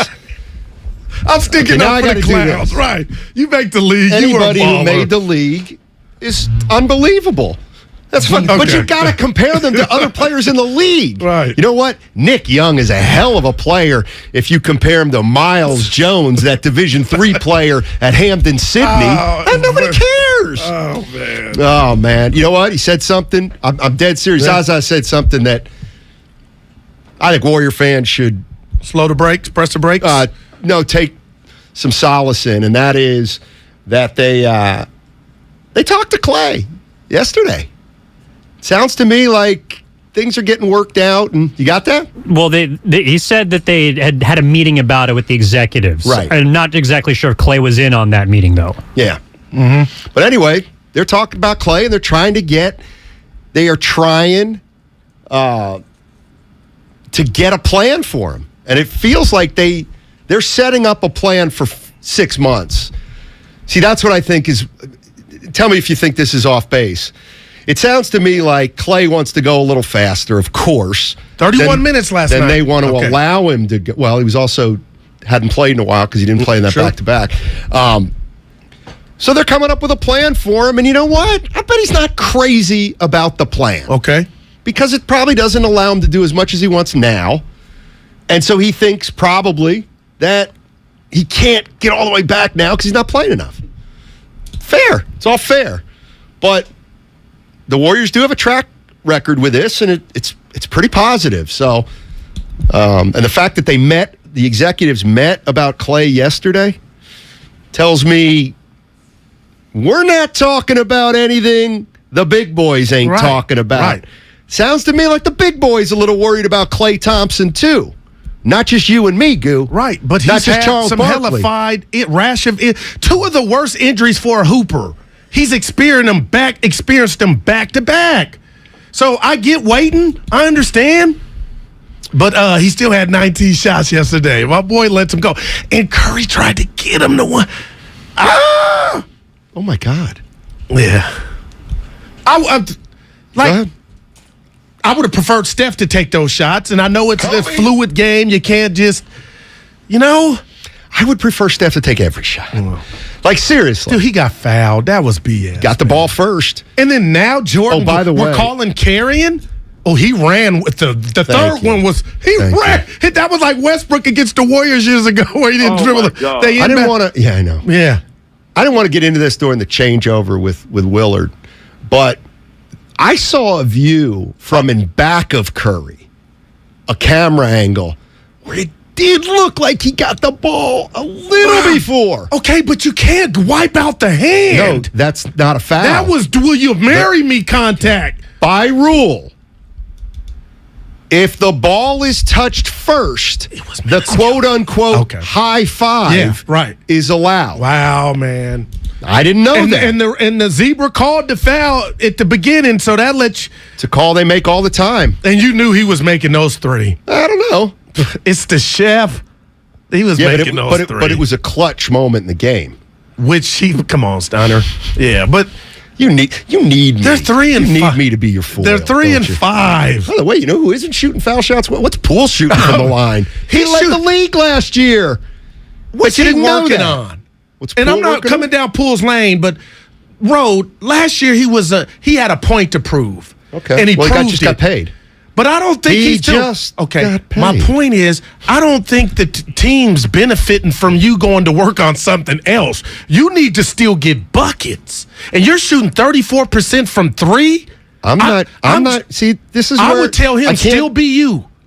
Well, that's what you would tell him. But what if Steve Kerr told him, hey, listen, it's a long season. We're going to ask you to make a little more with that second unit, but we still want you to be that offensive player, but we want you to Get some other guys involved. Who would What you if he's rather being shoot in that told? second unit than Poole? Well, I'd rather him make a play for a dunk for Wiseman. Yeah.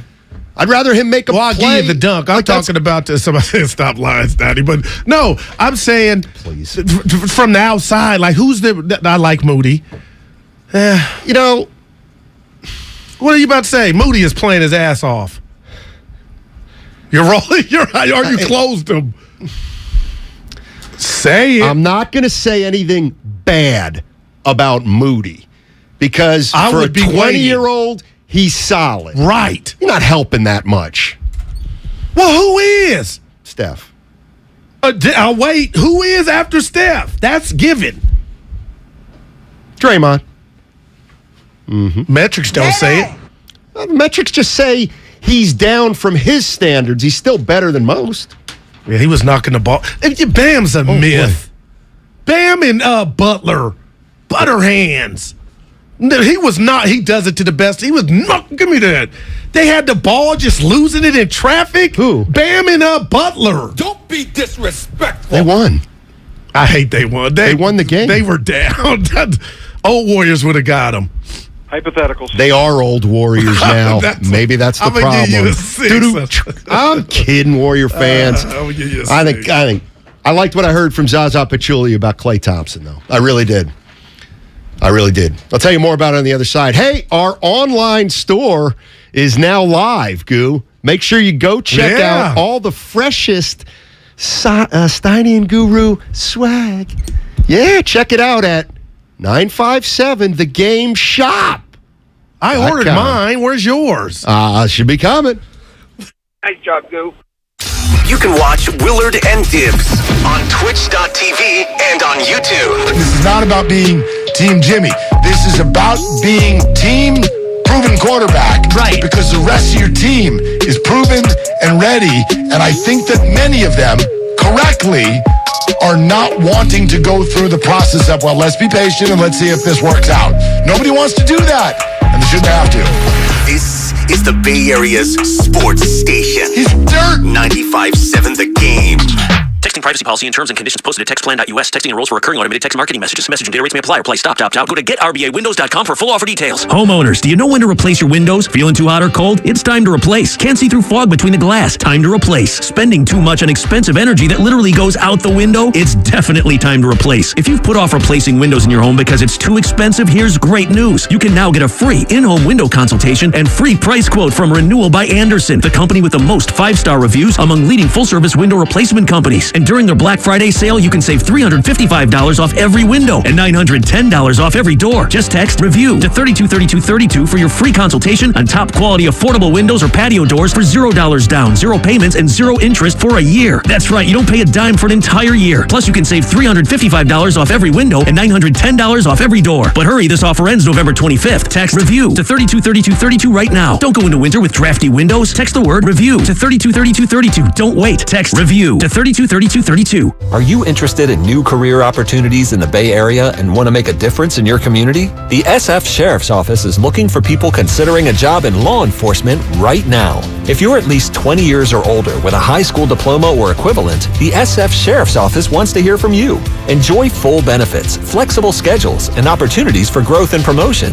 For employment announcements and more information, visit sfsheriff.com. That's sfsheriff.com to apply today. Do you have 3 ex-wives and your current trophy wife wants a life insurance policy 3 times the size of the policies you had to purchase for your previous mistakes? If so, you need to call Big Lou at Term Provider, 800-200-1966. Big Lou is intimately familiar with your problems, and if you're 50 or 60 years old and in reasonably good health, a $1 million policy should only cost about $100 to $200 per month. Big Lou may have a solution for your previous policies as well. You may even save enough money to lighten the load on your new $1 million policy. Remember, call Big Lou. He's like you, except he's only on number 2. Call Term Provider at 800-200-1966. That's 800-200-1966 for $1 million in term life insurance that you can live with. Call Big Lou at 800-200-1966. 800-200-1966. Attention! Did you or a loved one live at or near Marine Base Camp Lejeune in North Carolina between 1953 and 1987? If so, listen closely for this important legal announcement. From 1953 to 1987, Marines and their family members at Camp Lejeune drank water that was contaminated with hazardous toxins. The toxins found in the water at Camp Lejeune may cause health issues,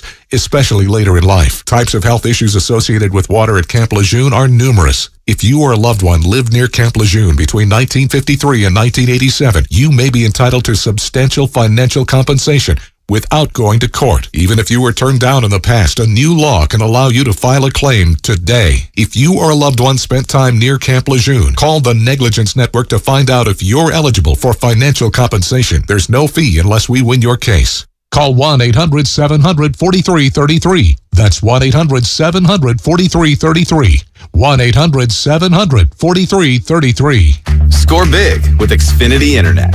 It's made to do anything, so you can do anything. Supercharge your home with the game-changing speed of supersonic Wi-Fi. With 3 times more bandwidth, it covers the field and then some. And blocks billions of threats with advanced security that helps keep you protected at home and on the go. If you're keeping score, that's internet that does it all. That's unbeatable internet from Xfinity. Learn more at Xfinity.com. Restrictions apply. Not available in all areas. Get a cash offer for your car, truck, or SUV today at your local Bay Area Chevy dealers. Selling has never been easier. Just bring it into a Bay Area Chevy dealer, get a free appraisal, and we'll make you a cash offer on the spot with no obligation to buy. We buy any make or model, paid off or not. Find your local Chevy dealer at BayAreaChevroletDealers.com.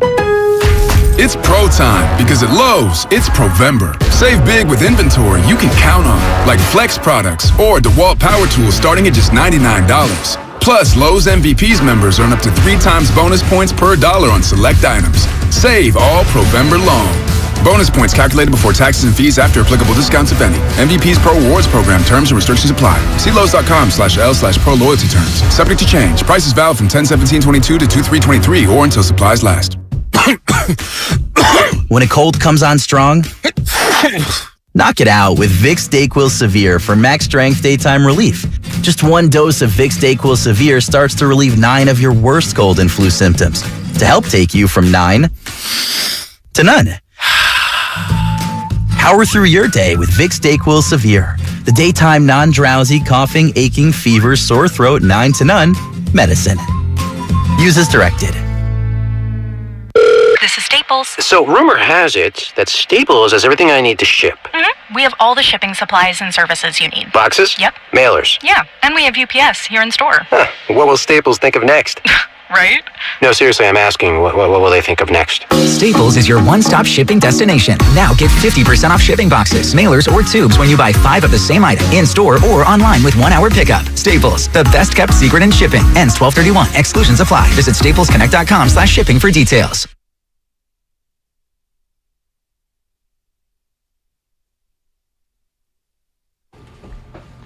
Guru, first of all, I love your energy. Steinmetz and... This is Kevon Looney. Welcome back to Steiny and Guru on 95.7 The Game. Take it away, Steiny.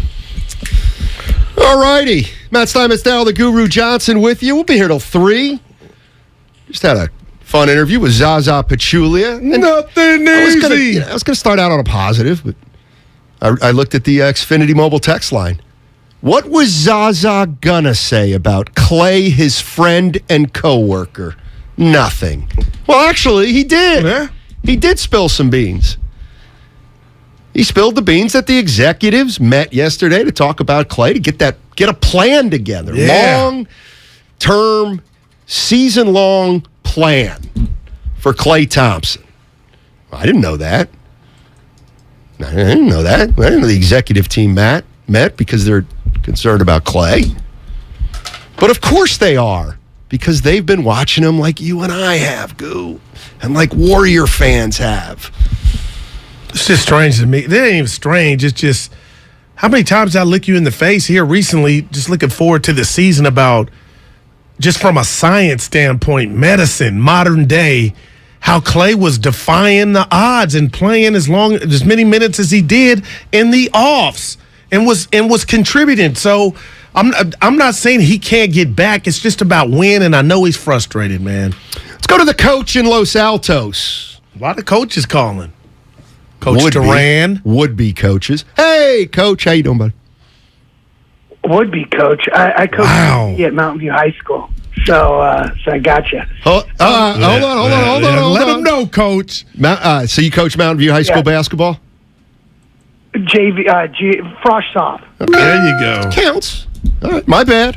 And so, hey, no worries. No, I'm just messing. Hey, my comments are around the Warriors. I think I fall in the middle. 8 games in, am I freaking out? No, I'm not. Season ticket holder. I go to a lot of basketball games, and it's a long ass season. Right. So that's the first comment.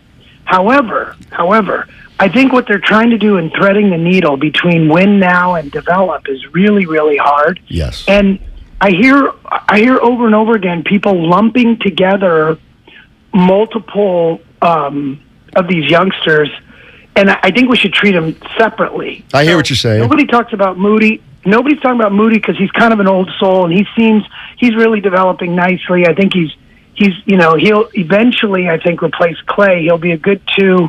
He's long. He can defend, and he can shoot the 3.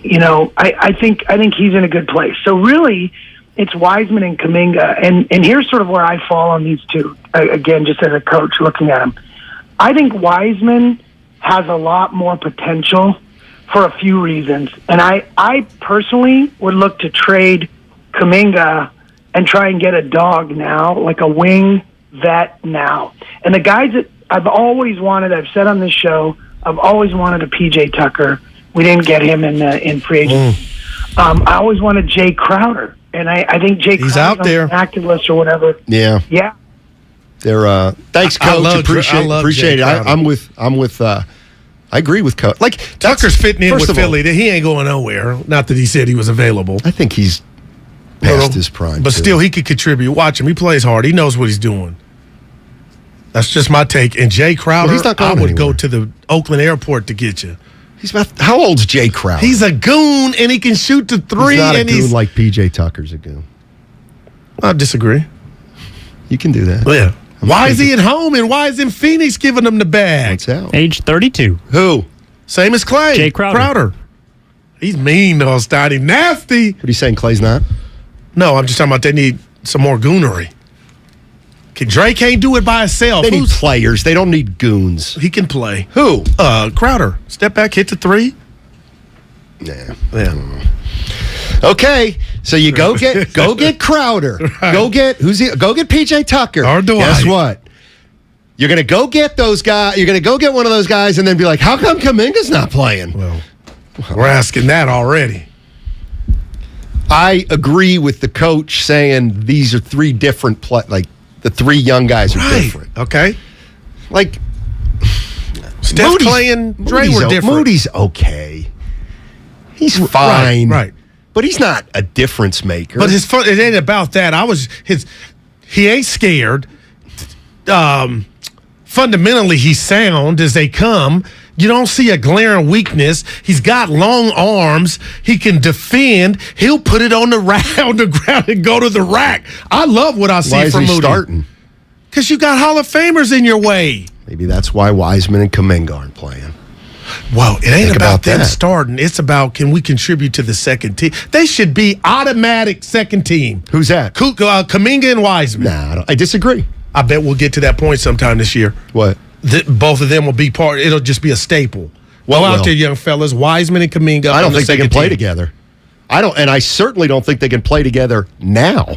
I think I heard. And I certainly don't believe they can play together now for a championship team. See, isn't that what all this is about, Goo? Yeah.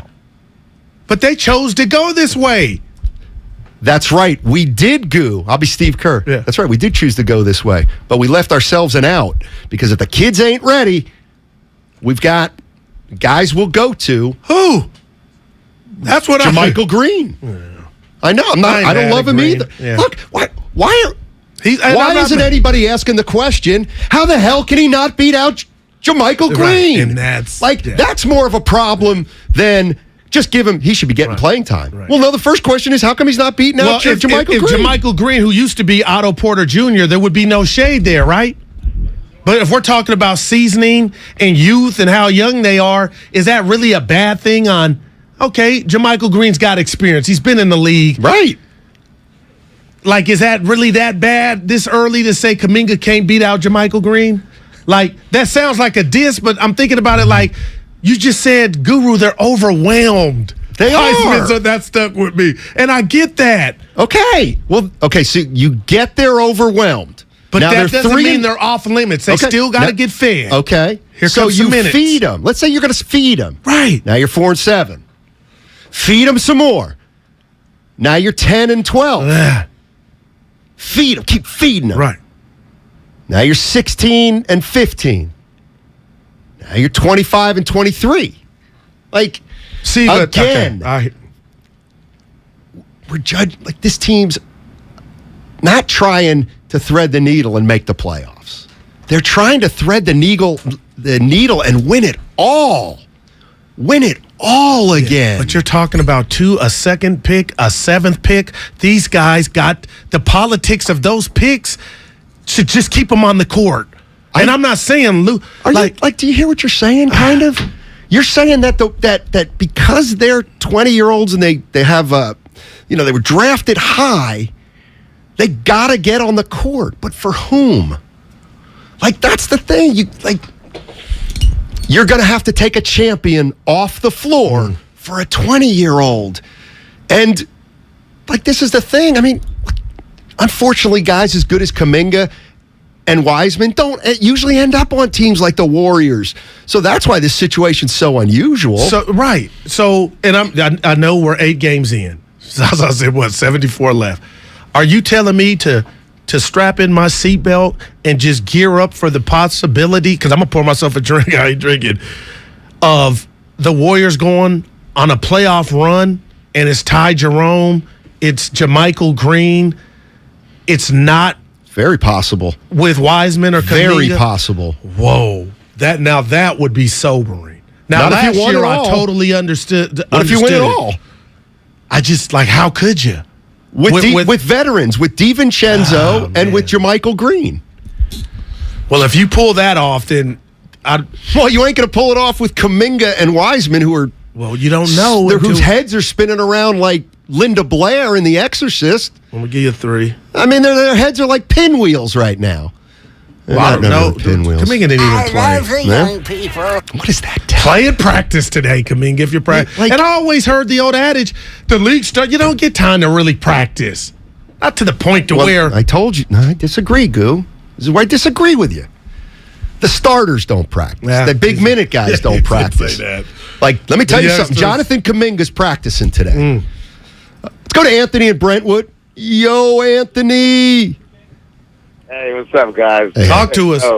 I wanted Goober to pump his brakes, because you have to realize that the reason why Moody is getting playing time is because he's showing it in practice.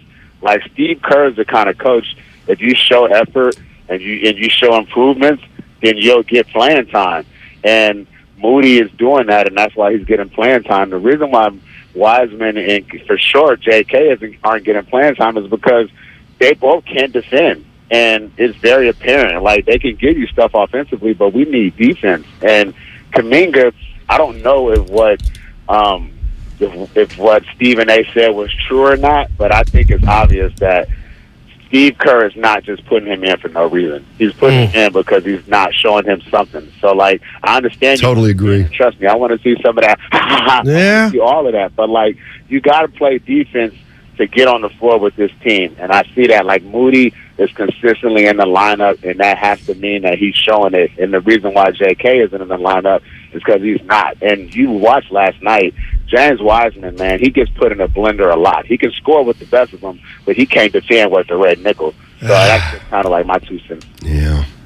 What if you did just a thought? And we love play Wiseman at point? No, run zone when Wiseman's out there, like Miami did. Dude, that changed the game. Just a thought. Okay. So You know why you play zone? You're right. Because you don't have a rim protector. That's why you play zone. But you pack the paint when so you ain't got to worry about So that. basically, you'll give it like... Give it to me. We're 4-time champions, and we know in our organization... Oh, they've been running zone, the Warriors, that though. we have been a great defensive team. That's been our staple. Let's go zone because of our 20-year-old that can't pick up like our that. defense. Yeah. Not like that. Joe's in Dallas. That's the Lone Star State. Big Back D. to Wiseman. Mm-hmm. Deep Ellum. Right, Joe? See, that bothers me. Yeah. I was going deep You said with my it, no doubt. I was going you were in great. your bag. All right. We got to go to Jill in San Mateo. Hey, Jill. Hello. Hey. Hey, so you kind of alluded to it a little bit, but I think there's two things. One is that we're missing the glue in the middle, the Peyton and the Porter, which was the glue last year between the old and the new, or the past and the future. And we don't, Jermichael Green, Vincent, are they taking that spot? And number two, also in those couple of years in between our championships, our stars weren't playing a lot and gave our other folks time to develop. Good call. That's right. Because remember, Jill, and thanks for the call, we would always talk about, remember when Curry was like back in his heyday? Not that he's not. Yeah, right. Because I was remember Curry 6 years ago when we always were mad because he didn't even play in the fourth quarter. Strength in numbers. So guess what? Now it's stress in numbers. Kuminga could play 12 minutes of a fourth quarter. Whatever. Moody could play if the starters aren't playing in the fourth quarter. Well, starters got to play because they're not as good. They're not as dominant. I just thought of Ian Clark, all those dudes. He's got a ring. Yeah. I know. The Warriors didn't play in the fourth. They would be on the bench. I know. And everybody got mad because that hurt Steph's numbers. Oh, you're right. I know it hurt yours. I mean, you really were upset about that. You hated that. No, That's why I never understood this. Like, you're always like, oh, keep Steph in. Let him get 50. But then you criticize Shanahan for keeping McCaffrey in that game to get numbers on Sunday. That was a baby criticize. I didn't come in here hot. Yeah, no, not at all. Also, Steiny, you just kind of blew past Guru's new slogan for the team. I thought it was pretty clever. Dude, I actually do too. Stress in numbers right now. It ain't strength, it's stress. Thank you. 888-957-9570, scale of 1 to 5. Is it a 1 or 5? Right. Guru thinks the Warriors' new nickname should be stress in numbers. But the numbers are there. You're just not going to them. I'm going to give you 4 there. Wait, the numbers are there. You're just not going to? JK shouldn't have got a DMP. I'm sorry. Okay. I just. Can I And you tell lost the game. That's what's really starting to turn me off. Can I tell you a story? Yeah. Okay. So I love it. You grabbed the mic. This is a story. Story time with Steiny. And this is why I love to appeal to longtime Warrior fans. Okay. Because That's they what understand. I am. I'm in Chicago back in, 99-ish, 1999, last century. And we're in Chicago, and P.J. Carlesimo is the coach. And the Warriors got run out of town. And everybody played except Dickie Simpkins. Wow. Remember Dickie Simpkins? They called him the Moon Man. Yeah, all right. Dickie Simpkins didn't play. I just pictured him, man. So, I was covering the team, and there were a bunch of people covering the team, and one of the guys covering the team was Jorge Ortiz, who worked for the San Francisco Examiner. Okay. Okay, well, the Examiner is an afternoon paper. So the Examiner always try to get a little different angle rather than somebody scored 20 points. So Jorge that night said, you know what I'm going to do?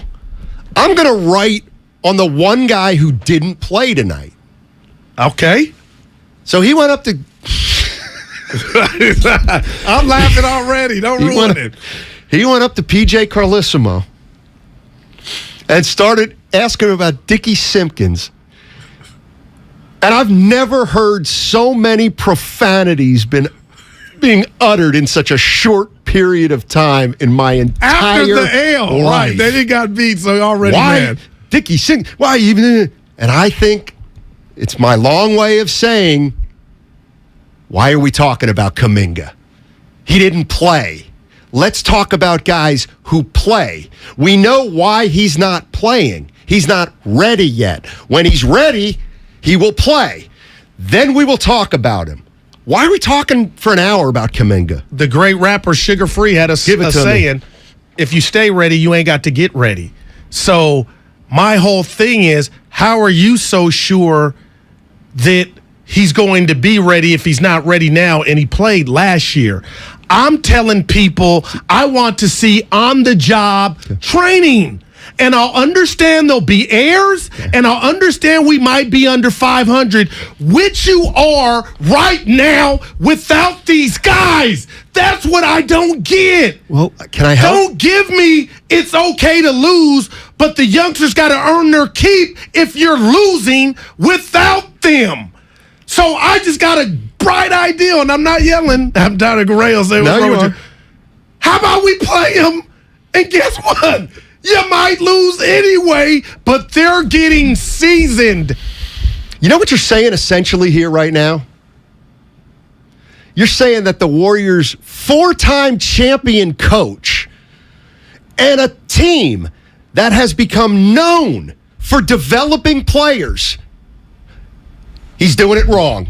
They're doing it wrong now. That's what I'm hearing. That's a little too strong. What do you mean? Because Kerr's my guy. Who's got the best player development in the NBA? Everybody says the Warriors. Well, if it is, then how can you rail? How can you? I trust Steve Kerr. I do too, but I just don't agree with what's going on now. They can't. I'm second guessing. And Jordan Bell on line one. Patrick McCaw on line two. Should he be fired? Stop. Well, you wanted to fire. You've already fired Shani. Play my guy. Give him some minutes. Earn him. That's what's bothering me. Win.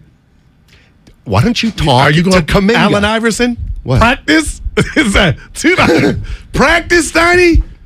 Wow. Oh, Kuminga's too cool to practice? No. See, that's what I'm. What if I told you I think it's a myth that's he's got to do it in practice and then he'll get the opportunity on the court? What if I told you that's one of the few things that's like a truism in basketball? That if you prove yourself at practice to the coach, you play. Yeah, but if he's not going up against the big boys, then you really should be petrified. If he ain't doing it against the guy. You're answering your own questions. Trey Lance was a bad practice player, and he got to start. Let's go to Amit in the Yoon. Yeah, my spot. Well, it's Amit's spot. Hey, buddy. What's going on, y'all? Talk to us. I was just saying, I feel like a lot of people are jumping the bus and getting a little ahead of themselves. I mean, Wiseman hasn't played in, 2 years, let alone, 2 games. So, like you said, Kerr's the best developmental player or coach in the league, so let's give him some time. All right. And last year, all we were saying was we just need someone to put their hands up at the rim. He'll get used to it, and I think we're going to be all right. Appreciate the call. Yeah. Listen, I get it, man. I'm not worried about Wiseman. Yeah. I'm not. They're 2 young big men. And I know Kuminga thinks he's a 3. That's probably part of the problem. And you think I'm joking? I'm not, because Steve Kerr made a point of saying that today, or a few days ago. Right. He's not a 3 right now. He's a 4. He has to be. Maybe down the road he can be a 3. But not right now. And again, I can't fast forward the season. So for the Aaron Rodgers people in the back telling me relax, I am. But Steiny, you said something a few minutes to just you gonna call me on it, or are you going to call me on it, or are you going to say not a bad point? Do you think the Warriors can win a chip with non-contributions without Wiseman and Kuminga in the rotation? I'm saying I went into this season, my answer would be hell no. The growth is, the hope is the growth would be where it needs to be by playoff time. But if you're telling me, Goo, there might be a scenario to where they go to the playoffs without these guys being fixtures of the rotation, I would be hell no. Yeah. I wouldn't. And to me, look, to me, this team's very similar to last year. Even though I've said it's different because there are a lot of components, the fit is different. But why do you think they have DiVincenzo and JaMychal Green on the team? Why are they even on the team? Veterans. Experience. But when are they? Okay. And to replace what Otto and GP2 had. Okay, well, Otto and GP2 played before the young guys. I totally understood it. Okay, so they're not better than the older veterans right now. Maybe, what if, here's the other thing, and I agree, it's like nobody's panicking here, but this may be the way it goes for 20 or 25 or 30 games, and then all of a sudden, Kuminga's getting 20 a night. 20 minutes a night. Yeah. Because Steve Kerr says, you know what? He's working harder now than he's ever worked in his career. Really proud of James. I know we got to go. Really proud of On the other side, tell me why you told Willard you think the 6th seed might be too low. Because I feel like if that's the like I got him, we got a bet. Whoa. I got him anywhere. Okay. And I'm betting everything the stew will be ready to eat come playoff time. But why you feel like 6 was too low? I'll tell you why I think 6 is too low on the other side. And let me tell you what's going on. We got, as P. Franklin would say, we got jam-packed lines. We're talking about the Warriors. Stop making mountains out of molehills. I'm with you. But if we're not going to make a mountain out of a molehill, then we got to talk about the molehills at least. And that's what we're going to do on the other side. Nothing easy. Today, Warriors head coach Steve Kerr joins Damon and Ratto at 4 p.m. What's interesting with James is even on the nights where, maybe he's been, in the negative, in the plus minus, he's still productive. He's scoring. He's got such good touch around the basket. He's such a lob threat. James is showing his potential. Steve Kerr, today at 4. Brought to you by Xfinity. Supercharge your home with supersonic Wi-Fi. Unbeatable internet, only from Xfinity. My husband and I live next door to a haunted graveyard.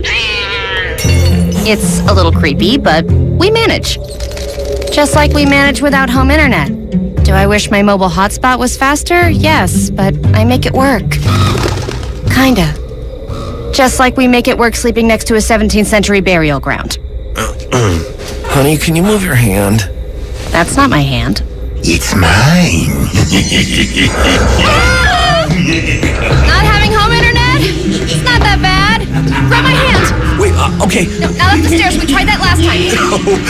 You can literally run through him. It is that bad. Don't settle for just mobile. Get Xfinity Home Internet for just $24.99 a month for 2 years with no annual contract and a free streaming box included. Go to Xfinity.com, call 1-800-XFINITY, or visit your local Xfinity store today. Restrictions apply. Not available in all areas. Requires paperless billing and auto pay with stored bank account. After 24 months, regular rates apply. Offer ends 12/21/22. In this market, you'll find Fisher Investments is different than other money managers. Different how? Aren't we all just looking for the hottest stocks? Nope. We use diversified strategies to position our clients' portfolios for their long-term goals. You don't just provide cookie-cutter portfolios? No. We tailor our clients' portfolios to their goals and needs. But you still sell investments that generate high commissions for you, right? No, we don't sell commission-based products. We're a fiduciary, the highest standard of care for a financial advisor. It means we're obligated to act in our client's best interest. So when do you make more money? Only when your clients make more money? Yep. We have one transparent management fee structured so we do better when our clients do better. Sounds like you really look out for your clients. We do, because our priority is helping them achieve a comfortable retirement. That might be why most of our clients come from other money managers. Visit FisherInvestments.com to find out why investors like you switch to us. Fisher Investments. Clearly different money management. Investments in securities involve the risk of loss. Homeowners are choosing the beauty of Milgard Trinsic Vinyl featured at Dolan's. Narrow frames, the contemporary look, the color choices, perfect white and tan, and an array of custom exterior colors. And that's only the beginning. The innovative Smart Touch window locks exceed California's rigorous forced entry codes, plus energy efficiency for comfort. Discover Milgard's vinyl benefits in the ideas section at dolanlumber.com. Diabetes, high blood pressure, anxiety meds, everyone's on them. If you're a 50-year-old male, maybe a bit porky, and you may even have type 2 diabetes, $1 million of term insurance may only cost you about $200 a month. Call Term Provider. Speak with Big Lou at 800-200-1966. Big Lou will find a term life policy for you even if you have type 2 diabetes, are overweight, or have high blood pressure. Term Provider has helped thousands of people like you who think they can't afford term life insurance. To buy $1 million of affordable term life for you, all you need to do is call Big Lou at 800-200-1966. Lou will make sure the scales are tipped in your favor. Call 800-200-1966. Big Lou will answer your call and work to fit you into a term life policy that you can afford. Remember, Big Lou's like you. He's on meds too. Call 800-200-1966. 800-200-1966. It's pro time because at Lowe's, it's Provember. Save big with inventory you can count on, like Flex products or DeWalt power tools starting at just $99. Plus, Lowe's MVPs members earn up to 3 times bonus points per dollar on select items. Save all Provember long. Bonus points calculated before taxes and fees after applicable discounts, if any. MVPs Pro Rewards Program terms and restrictions apply. See Lowe's.com/L/Pro Loyalty terms. Subject to change. Prices valid from 10/17/22 to 2/3/23 or until supplies last. Hi there, I'm your host, Dog, filling in for the human who's normally here and bringing you the smells and sounds of the holidays, courtesy of Beggin' Dog Treats. We wish you a begging Christmas. We wish you a begging Christmas. Dog rest ye merry Doberman, let begging you acquire. Deck the halls with strips of begging. Arf, arf, arf, arf, arf, arf, arf, arf, arf. Remember, for bacon-loving dog excitement this holiday, it's Beggin'! Chris Cuomo is back with a new show on a new network. Catch Cuomo weeknights on News Nation at 5 and 8 p.m. Pacific. To find News Nation on your television provider, go to newsnationnow.com/join us. AT&T Fiber presents a straightforward moment inspired by straightforward pricing. And now we just cube the pancetta as such. So what's on the menu tonight? This carbonara I found online. It's fire. You gonna love it, Mom. I hope you hold on to this AT&T Fiber, son. It's nice. Yeah, you should settle down now that you're a gagillionaire. Oh, I am. I finally found the one internet I've been looking for my whole life. So, no more one-year stands? No, I'm done with all that. With AT&T Fiber, there's no price increase at 12 months. What about equipment fees? Nope. Those were never any good for you. Exactly. But now, everything's completely straightforward. Well, in the spirit of being straightforward, I never liked any of your old ones. Me neither. Blah. Y'all never told me that. But we're being straightforward now, which feels good, yeah? Yeah. Now let's get straightforward about that girl he's been seeing. Straightforward is better. No equipment fees, no data caps, no price increase at 12 months. Live like a gagillionaire with AT&T Fiber. Limited availability in select areas. Visit att.com/hypergig for details. You're listening to 95.7 The Game, KGMC FM and HD1 San Francisco. Always live on the free Odyssey app.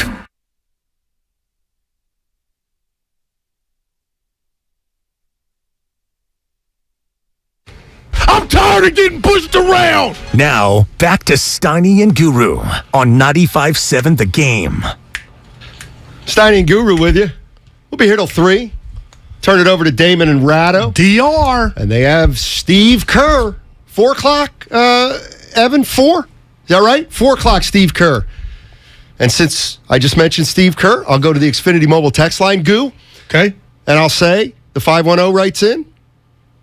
And it's Dan and Benicia. At what point does Steve Kerr and Steph Curry get some criticism for losing? The 49ers lose, and everybody gangs up on Kyle Shanahan and Jimmy Garoppolo. Well, just like you said, Steph's off to a great start, so there's nothing to see there. Well, right. Benicia. I wouldn't compare Steph to Garoppolo. I'd compare Steph to Nick Bosa. Well, I didn't compare him to there's not a just your problem best with Nick player. Bosa. Yeah, exactly. Yeah. But when the defense laid an egg, what were you saying about Bosa? Did you blame him? No. He didn't play. Debo. No, he was there. He did play against Kansas City. Over this. Right. I was right on whatever I said. The other thing is Kyle Shanahan has no rings. He has no rings. You got to Google it. McVay does. You know what? I want to look this up too because this is a good point, and I know some fans may roll their eyes. Remember, it was Damian Lee and JTA taking up minutes early last season. Mm-hmm. Great point. And I know a lot of us didn't like Damian Lee, but he competed. I love Lee. He competed. No doubt. And so did JTA. No doubt. I hated those departures, but I get it. But now Dante, don't tell me the Warriors are 3-5 and you're not because of Dante. And I like Dante. He's not playing. I know, What but you're saying they were 3 and 5. coming down here. No, you want to come down? Come down. What do you got? You got a problem you with gotta something pay I off said? the tease about the 6 seed. No, I'm saying you said Dante ain't playing. It's a big deal, and I believe that for the second unit, but it ain't why they're 3. Listen, Of course it's not. Who's the best defender on the Warriors? It's Wiggins. Or Dre and Wiggins. Outside of that, it's turnstile city. It's turn. That's the reality. Wiggins hasn't been great either, and that's what Jimmy Butler.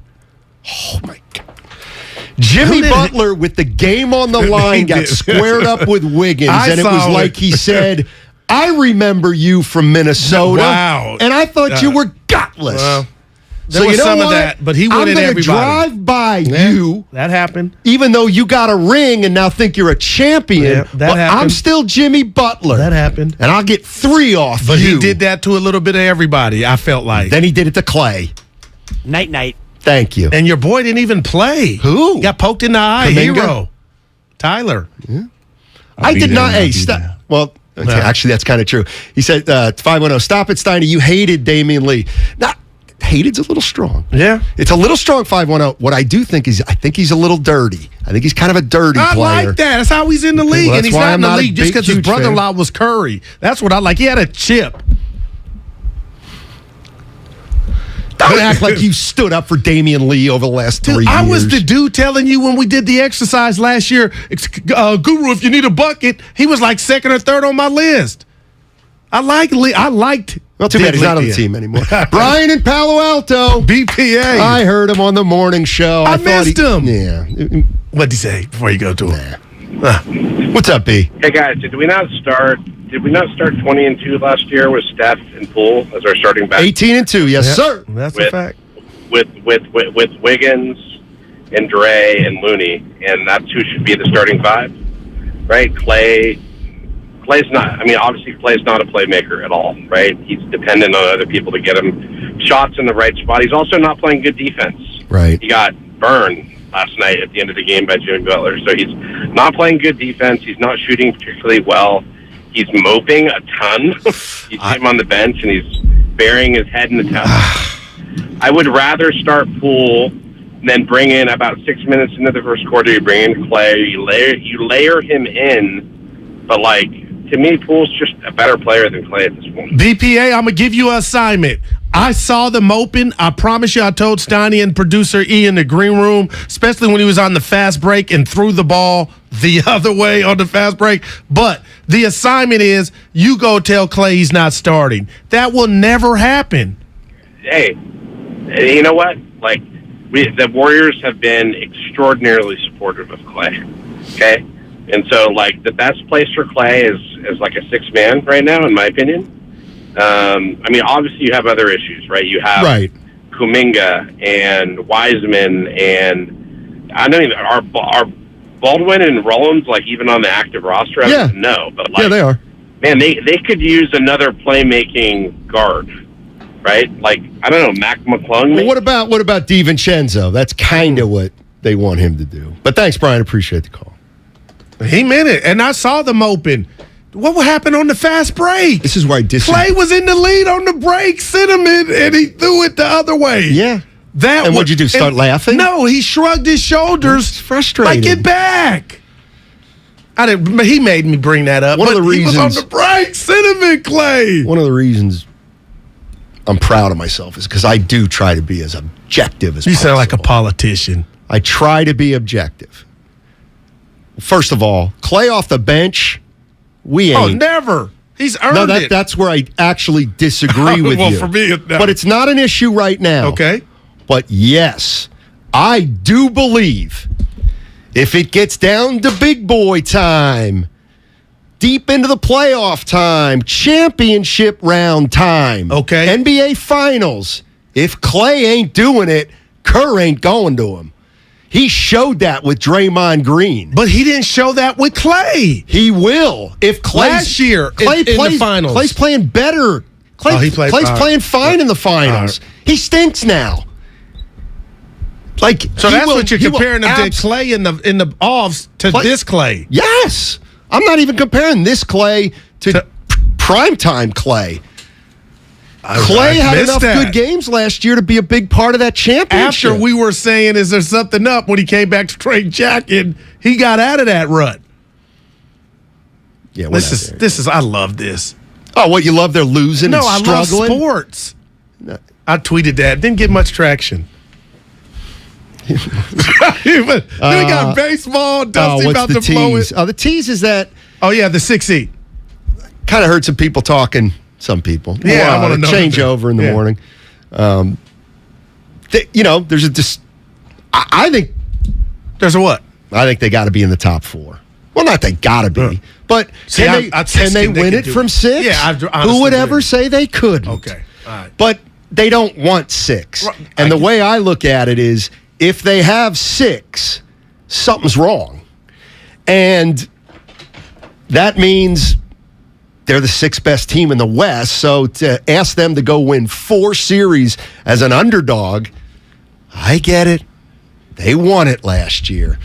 But I don't put as much stock into that. Just that they won it. All right. I put a lot of stock into championship pedigree. But the fact that they won it last year, okay, they won it last year. That has nothing to do with this year. The fact that they won it last year has nothing to do with this year.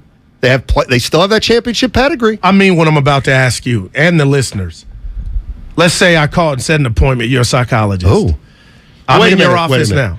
Wait, psychologist is the one that can't prescribe drugs. Yeah, I don't need drugs. I just need somebody to listen to me. Psychiatrists can RX you left and right. No doubt. And that's why I'm here. I'm on your couch. Why do you think I've never seen a psychiatrist? Because you talk too much. Oh, that's not why. I don't know where that came That was a terrible answer. No, it was, because I thought you were saying, why haven't you seen one? Well, forget it. You didn't get my bad attempt at humor. Because I'm focused and honed in on this. No, you're distracted. No, I'm ready. Okay, well, say something. And then I'm going to tell you about the hoop team. Oh, yeah, okay. Do you think I'm missing something when I try to share with everybody about the punch? No, that's fair game. Because we'll never really know the damage. You know what, Goo? This is why I'm at the office, the doctor's office. Like, I'm feeling like that's what's happening. There's something. I don't know if I should be patient with you. Try patient. Or to lower the boom. Definitely lower the boom. No, I've never heard you say that to boom. No, go. Be you. Guru.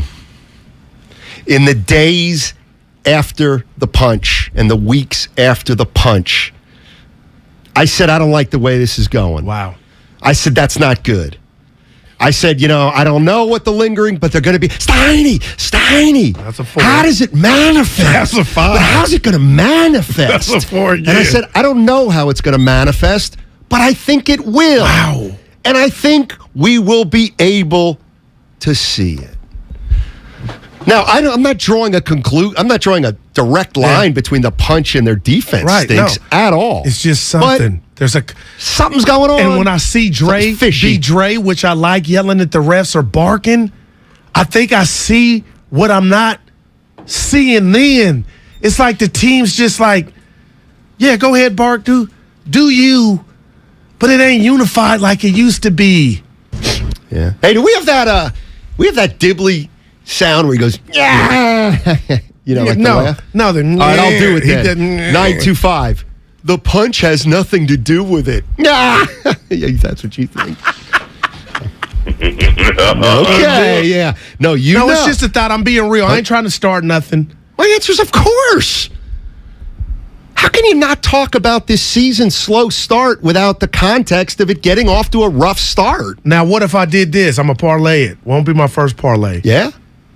What if somehow that did something to Kuminga, the young guys, to where, not fractured, because they're 20, but some type of I can never hitch my wagon to that trailer type of thing because they're not scared of I can't defend myself scared, but it took something from them.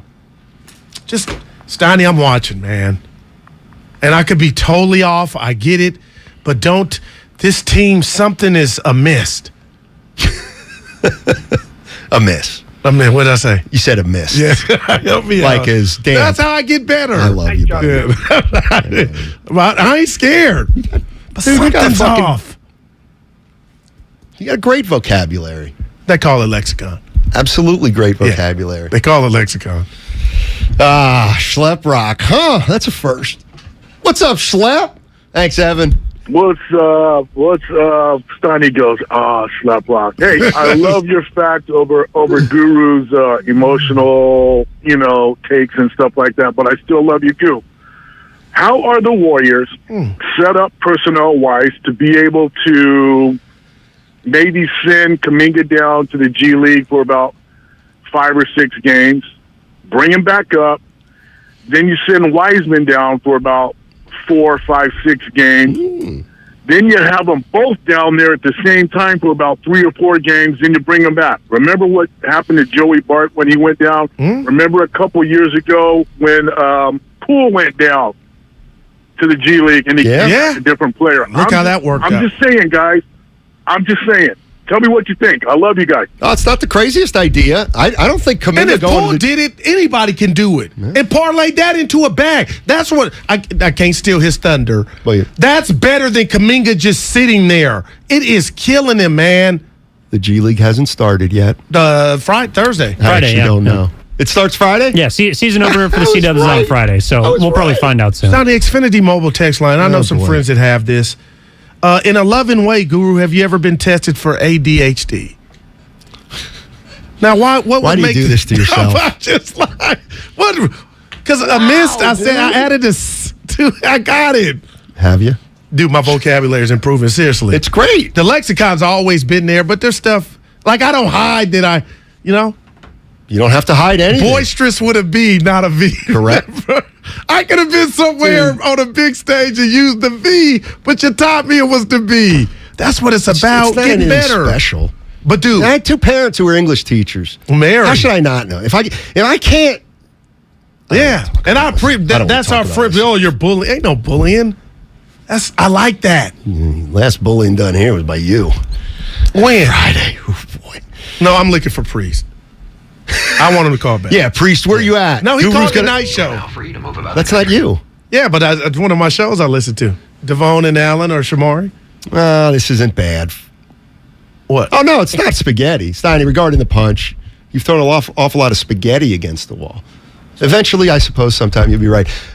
I thought it was ketchup was what he threw. And in sales term, there's another word. Oh, what is it? I can't say it. Is it? Yeah. Rich in Fremont. What's up, I like Rich.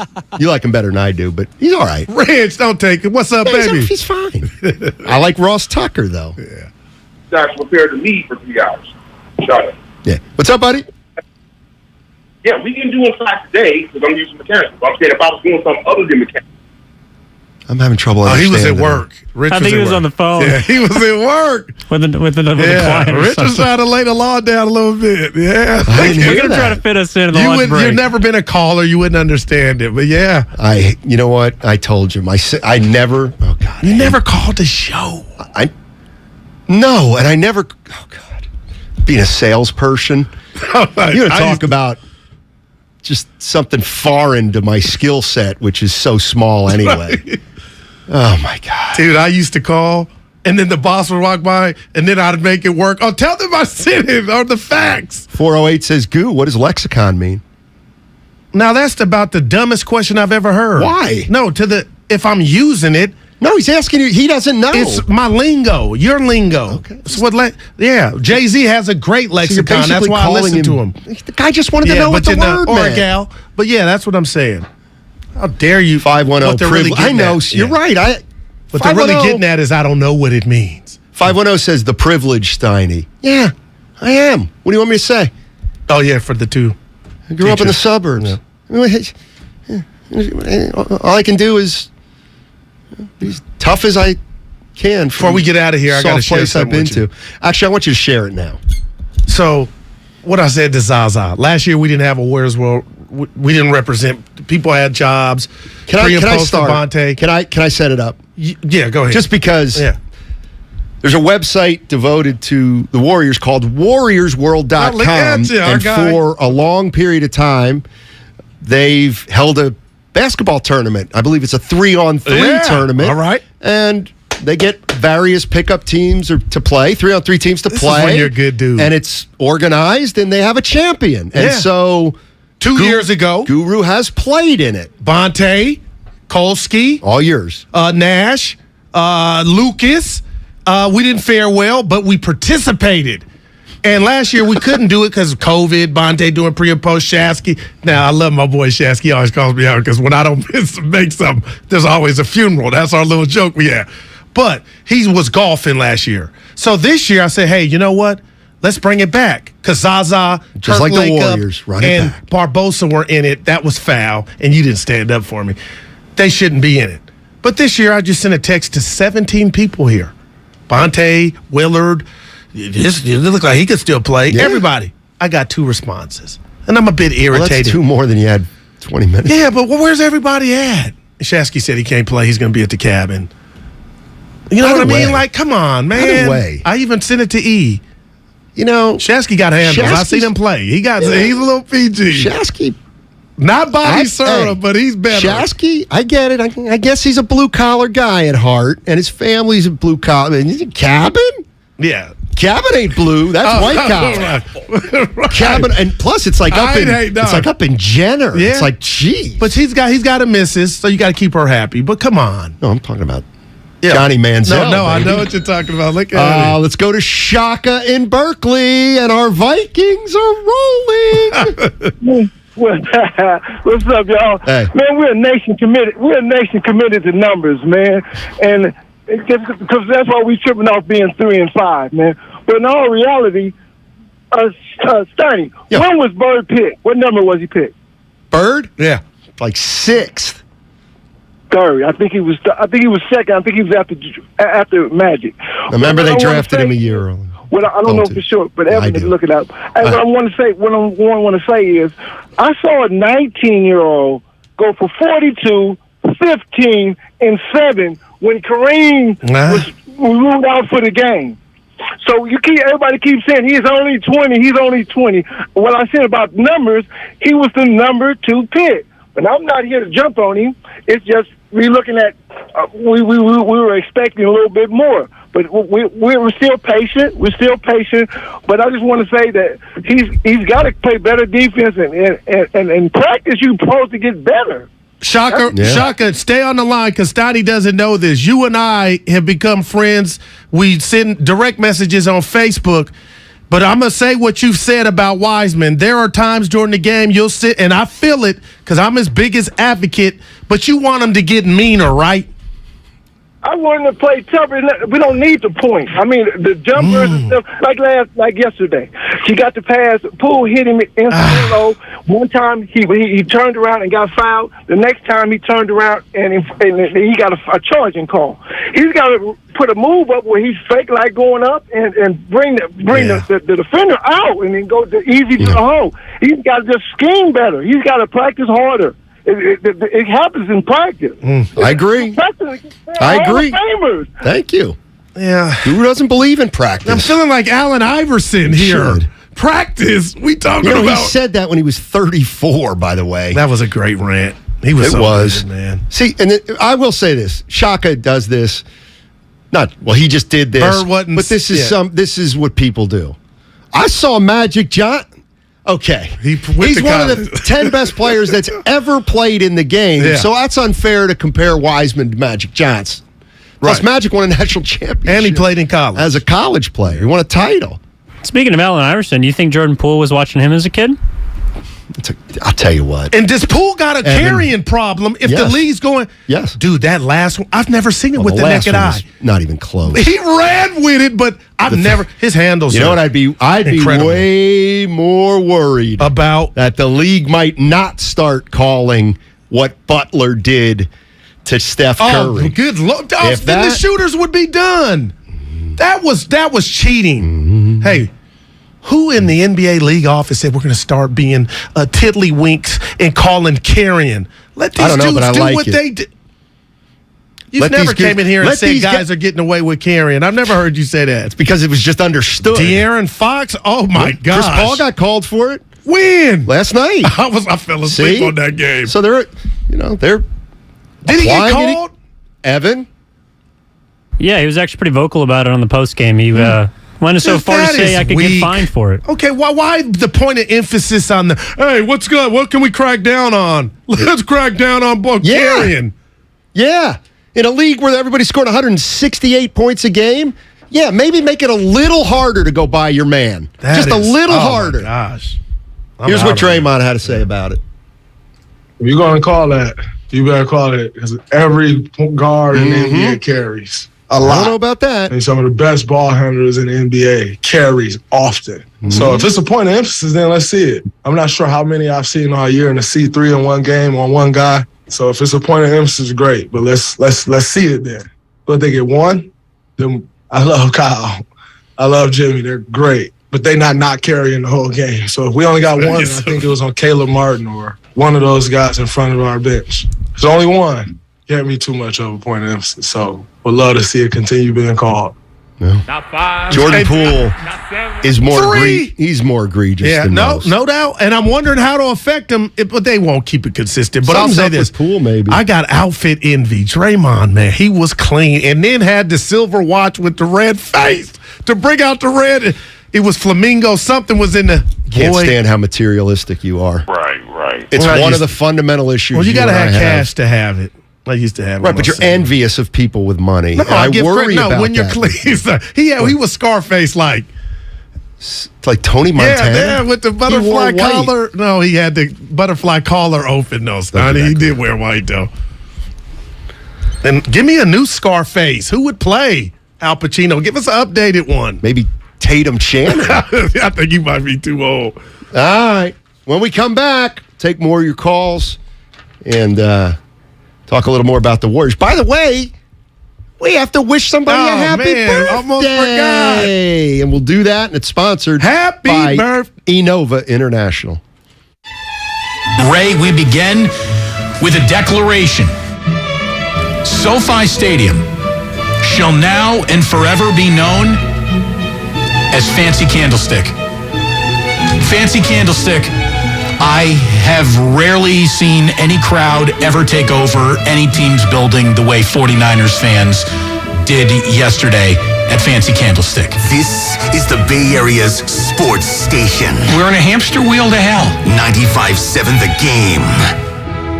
Brought to you by On Deck Small Business Loans. When you own a small business, sometimes you need funds fast. So go to OnDeck.com, America's largest online small business lender.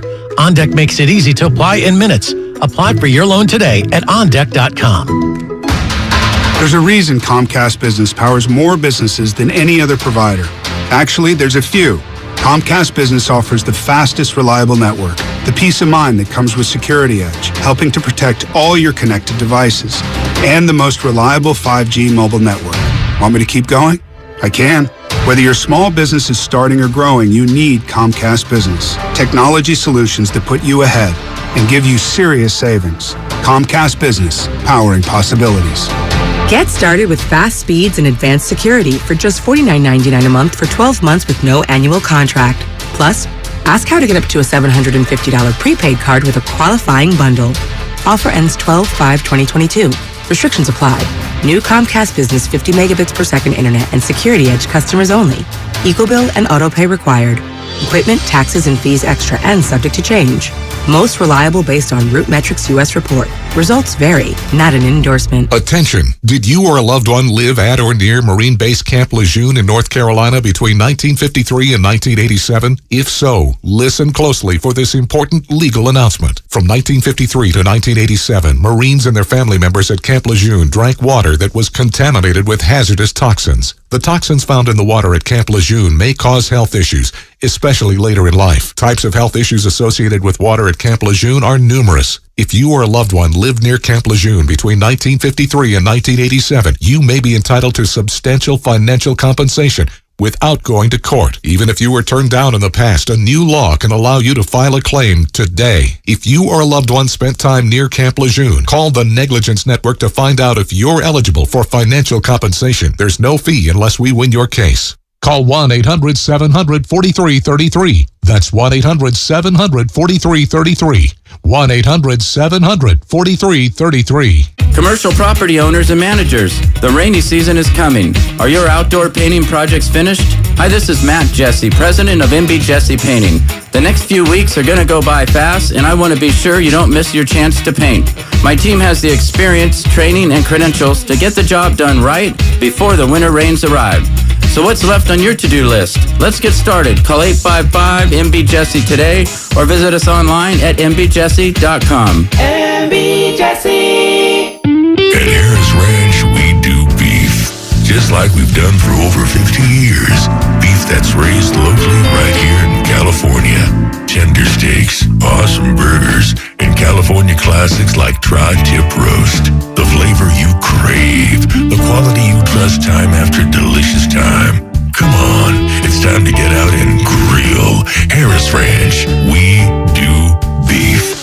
Legendary beef. Legendary quality. It's Joe Shasky from The Morning Roast. And if you're an independent restaurateur or are starting a brand new business, then you gotta know about my friends at Trimark. Trimark, making independent restaurateurs' dreams come true in Northern California for over 55 years. Whether you're designing your next restaurant or you need equipment and supplies, this is where Trimark comes in. They do it all. And what's most important to them is being a partner to their business customers. Visit TrimarkWest.com. That's TrimarkWest.com. Tune in to 95.7 The Game for Warriors Live, 60 minutes before tip-off of every Warriors game. Brought to you by Xfinity. Supercharge your home with supersonic Wi-Fi. Unbeatable internet, only from Xfinity. Traveling, volunteering, spending time with family. What's your retirement look like? With income planning from Fidelity Wealth Management, a dedicated advisor can help you grow and protect your wealth. They'll look at your full financial picture and help you create a flexible strategy that considers things like market conditions and healthcare expenses, so you can stop worrying about the future and enjoy whatever comes next. Visit fidelity.com/income planning. Investment minimums apply. Fidelity Brokerage Services, member NYSE SIPC. Hey, I'm Andy. If you don't know me, it's probably because I'm not famous. But I did start a men's grooming company called Harry's. The idea for Harry's came out of a frustrating experience I had buying razor blades. Most brands were overpriced, overdesigned, and out of touch. At Harry's, our approach is simple. Here's our secret. We make sharp, durable blades and sell them at honest prices for as low as $2 each. We care about quality so much that we do some crazy things, like buy a world-class German blade factory. Obsessing over every detail means we're confident in offering a 100% quality guarantee. Millions of guys have already made the switch to Harry's, so thank you if you're one of them. And if you're not, we hope you give us a try with this special offer. Get a Harry starter set with a 5-blade razor, weighted handle, shave gel, and a travel cover, all for just $3 plus free shipping. Just go to harrys.com and enter code JOY at checkout. That's harrys.com, code JOY. Enjoy. In San Mateo, partly cloudy, highs near 57. Weather brought to you by One Thing. Install a low-flow shower head and keep water off when brushing teeth or shaving to save water every day. Join Odyssey, and together each of us doing one thing makes a greener tomorrow.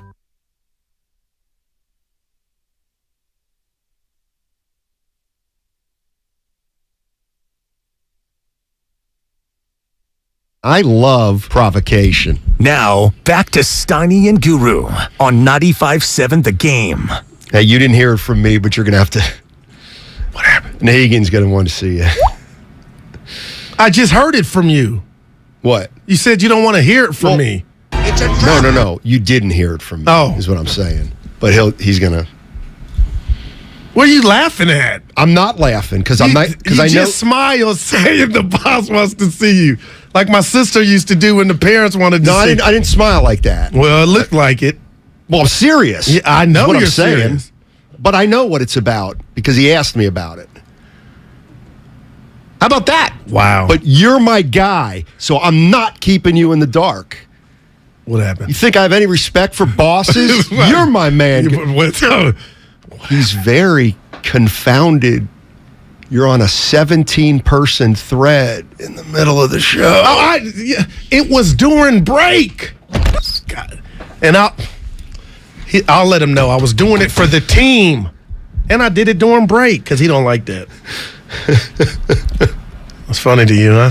It's funny because it is a joke. That's why. Was Steiny in it? I mean, he mentioned it, but you're not going to get It's not going to go in your file. I got one person that responded. Lucas needs surgery on his knee or something, so he ain't playing. He didn't even respond. Yikes. Shasky's at the cabin, and Bonte, we'll see what he's going to do. Hey, by the way, we have to wish somebody a happy birthday. Oh, you're right. Happy birthday, Jimmy G. Jimmy Garoppolo. Hello. 31 years old. For quarterbacks, that's nothing. I got to tell you something. What's he doing right now? Evan, our producer. See, when there's a great idea, I think you got to give credit. You know how like we like to ask a lot of questions. People do. Yeah. It's interactions back and forth. Evan goes, well, I got one for you. I said, what? He goes, are Jimmy Garoppolo's best days behind him or ahead of him? Oh, that's easy. I love the idea. I don't think it's easy at all. He just got a new toy for his birthday that now has opened up the field, and now he's doing things that the great ones used to do. So he has He has one more Super Bowl appearance and one NFC Championship game in his future. Yeah, there's no doubt. And that may happen. No, there is no doubt to me. Dude, the Niners, what man. What if he's not the Niners quarterback? I already told you how I feel about that. We talked about it the other day. But the best days are ahead of them. Before this move, I was like, Kyle is stale, stagnant. You don't know what's going on. You don't know how to spread it around. And now I don't want to jinx him. I've seen enough to where like oh my goodness. I think. Yeah, I'm telling you. It's going to be Eagles-Niners NFC Championship or Niners-Dallas NFC Championship. I just think it's a great question. Yep. Maybe we'll save it for tomorrow. Because I went back and forth already twice on it, believe it or not. But what's hanging you up from the better days are ahead? Because now that they're not. Because he's not that great a quarterback. He's played in the Super Bowl. Right. Had a 10-point lead. And I don't think he'll get to the Super Bowl again. Okay, right. If I had a bet, I'm not saying I would bet they have are. no chance. I'm not doing that. I was there. But what I'm saying is, the odds are against. Not me. Not for me. What do you need to see, or what are you? What are your heads? Oh, because of Jimmy, you're saying he's the weak link. I need to see him win us a game. Right. Because he didn't the throw situation a pick. calls. Ramsey for didn't catch it. You know what? I'm about to stick it in your face. Hold on one sec. Kyle in San Jose. What's up, Kyle? Hey, guys. Can you hear me? Yes, sir. Kyle. Hey. So, I know you guys were talking Niners a bit, but I kind of wanted to shift back to Kuminga. And one thing I know, a lot of people thinking, why is he not getting these minutes, Like, why are Jermichael Green and, Ty Jerome getting the minutes instead? Sure. And I think I got part of the answer to that. And, from what I've seen from Kuminga this season, he's not been really fit in the system as much as he has the past year and even in preseason. Everyone knows the Warriors are all about ball movement, dribble kickouts, getting your shooters open, using your bigs as screeners. But now I think, like, what we see from Kuminga is that whenever he gets in the post, like, the ball just becomes stagnant. Like, 4 out of 5 times, he's going to try to go for a forced layup or, his little Kuminga half hook. But he needs to work on that handle. Yeah. Yeah, He's got that old spin move right now, Steiny. I just go back to, let's just say you have 3 20-year-olds. You have Moody, you have Kuminga, and let's just go Kuminga and Wiseman, who've basically had no college experience. Basically, they didn't play organized basketball. Let's put the rat on the table. They really didn't even play organized ball, or they have for a very short period of time before coming on to the NBA champions. Right. But Moody, you would have think he played 4 years. Give him that. I didn't put him in there. Oh, okay. Okay. You're right. I just put Kuminga and Wiseman in there. So, but forget Wiseman, if Kuminga pulled up to the left to this microphone, because there's 2 sides to every story, and this doesn't mean somebody's at fault. But I'm really starting to see maybe his skill set doesn't fit. Now, you can say, well, make it fit. Or if he were in a run and gun style or on a different team, the things he does well, we would say he's further along than he is. So now I'm starting to think math. I was good at math, Steiny. This is calculus. This Warrior offense And right now he needs general math, which was easier. That it was too sophisticated. It was harder. So what if you put him on the Rockets or on a different team that was up and down? He averages 18 a game Pelicans. And you go 26 and 56. Well, hey, but that wouldn't all be his fault. Of course not. My point is, how do you unlock that? Can I tell you? And what would Kuminga say right now on the DMPs and what they're asking him to do? Just a thought. I drafted him. I try to answer your questions differently and honestly each time. I need to put the rat on the table because sometimes you just got to simplify it. Kuminga and Wiseman essentially have not played organized basketball for most of their life. Not college, not even organized. They're now on a championship team. Gotcha. Moody is playing a little. The bottom line is Moody knows how to play. Wiseman and Kuminga right now are learning how to play, and they have no idea how to play. Why is Moody playing? Because he gets it. Yeah. Wiseman and Kuminga don't know how to play yet. And if that yet, and I appreciate what you just said, gets into February or March, then Houston, which is Golden State, we got a major problem. It may take 3 or 4 years. Curry them don't have 3 or 4 like that. I did this before. We're trying to go. If I told you right now, you know who Kuminga's going to have the exact same career as? Jermaine O'Neal. Would you take it? Yeah. Well, Jermaine O'Neal didn't even play his first 3 or 4 years with the Blazers because they were pretty good. But I don't think they drafted him because of what it is now, the situation and the need. I don't think they got that portfolio to where, what did you say, the timelines will meet and mesh, and they'll hoist up another chip.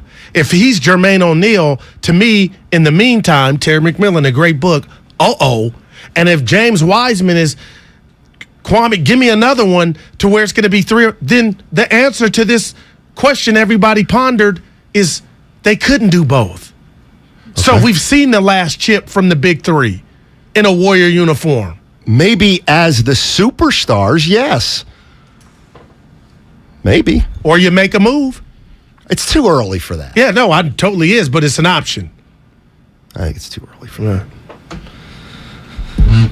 I think it's really like Orlando's not an easy game now. Before I was like, just take it to the bank. I did that with the Niners in Chicago. I did that with the Niners in Denver.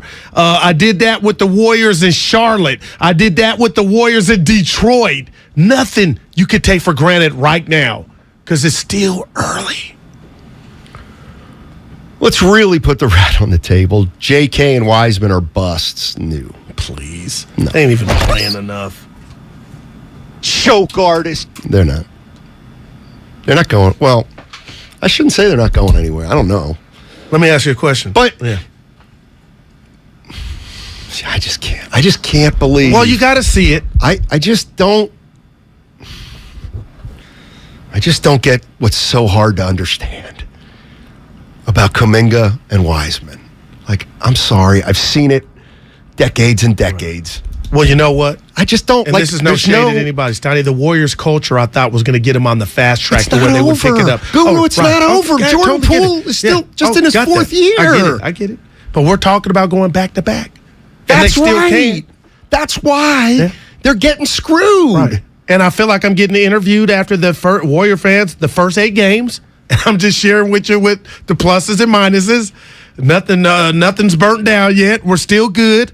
But, man, if Jordan – do you think Jonathan Kuminga could benefit from going to play once the G League – I think it's Thursday they start. Steiny, I'm being real. That's for the Warriors to decide.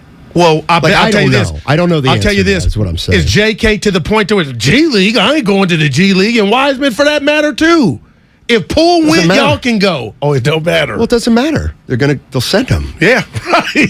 But are they afraid of how James, they would we're take going to send you down to the G League. I don't want to go. Okay. Well, We'll see you there at 6. Right. I mean, that's this fine is part and of the dandy. culture, Okay. Goo. Yeah. No, it worked for Poole. They're man. asking kids to become grown-ups because that's the only way you win titles, with grown-ups. Big Game James. What's up, man? What's up? Absolute fire show today, guys. Oh, thank you. I got a rat to put on the table, though. I don't care if it's the 50th rat of the day. I don't care. Last year, We love it. you guys did those elevate your tailgates, and I'm wondering what's up with this year because Steiny and Dana. First of all, shouts out Dana. Absolute. It was so electric.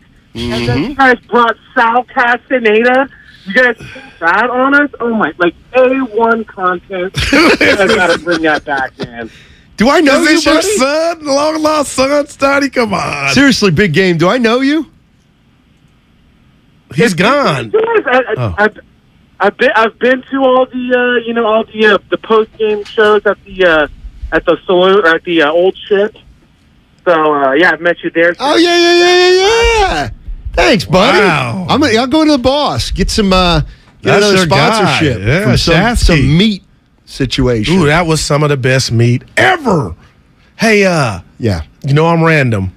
So Jimmy Garoppolo, he looks like Superman, the son of Jarrell. Jawline, good looking. I'm sorry. Son The of son of who? Jarrell. I don't know who that is. That's Superman's dad. Same line as the Lex Luthor reference from yesterday. Yeah, remember I called you like, come on, Steiny. Hey, and he's single. He's in the bye week. You just had a big win. You're rich. Where you think he's at? I think he's probably somewhere. I'm going Vegas. Before you answer Vegas. I love when Guru does that. No, I think Steiny, he's in where Vegas. do you think he is? Well, I think he's in Vegas when you answer your own question. Where you think he's at? I think he's in Illinois, going to see family. But he's single. But you can still get it in. I'm with you. He might be at the house with moms. Chicago. Were you married at 31? 32. Okay, perfect. What would you do on your bye week? What would you do on your bye week back at 31 I years would be old? in Nevada, in Vegas. Yeah. Like, what would you be doing? Partying. Till I couldn't remember. I was day drinking. Jimmy Garoppolo's not partying.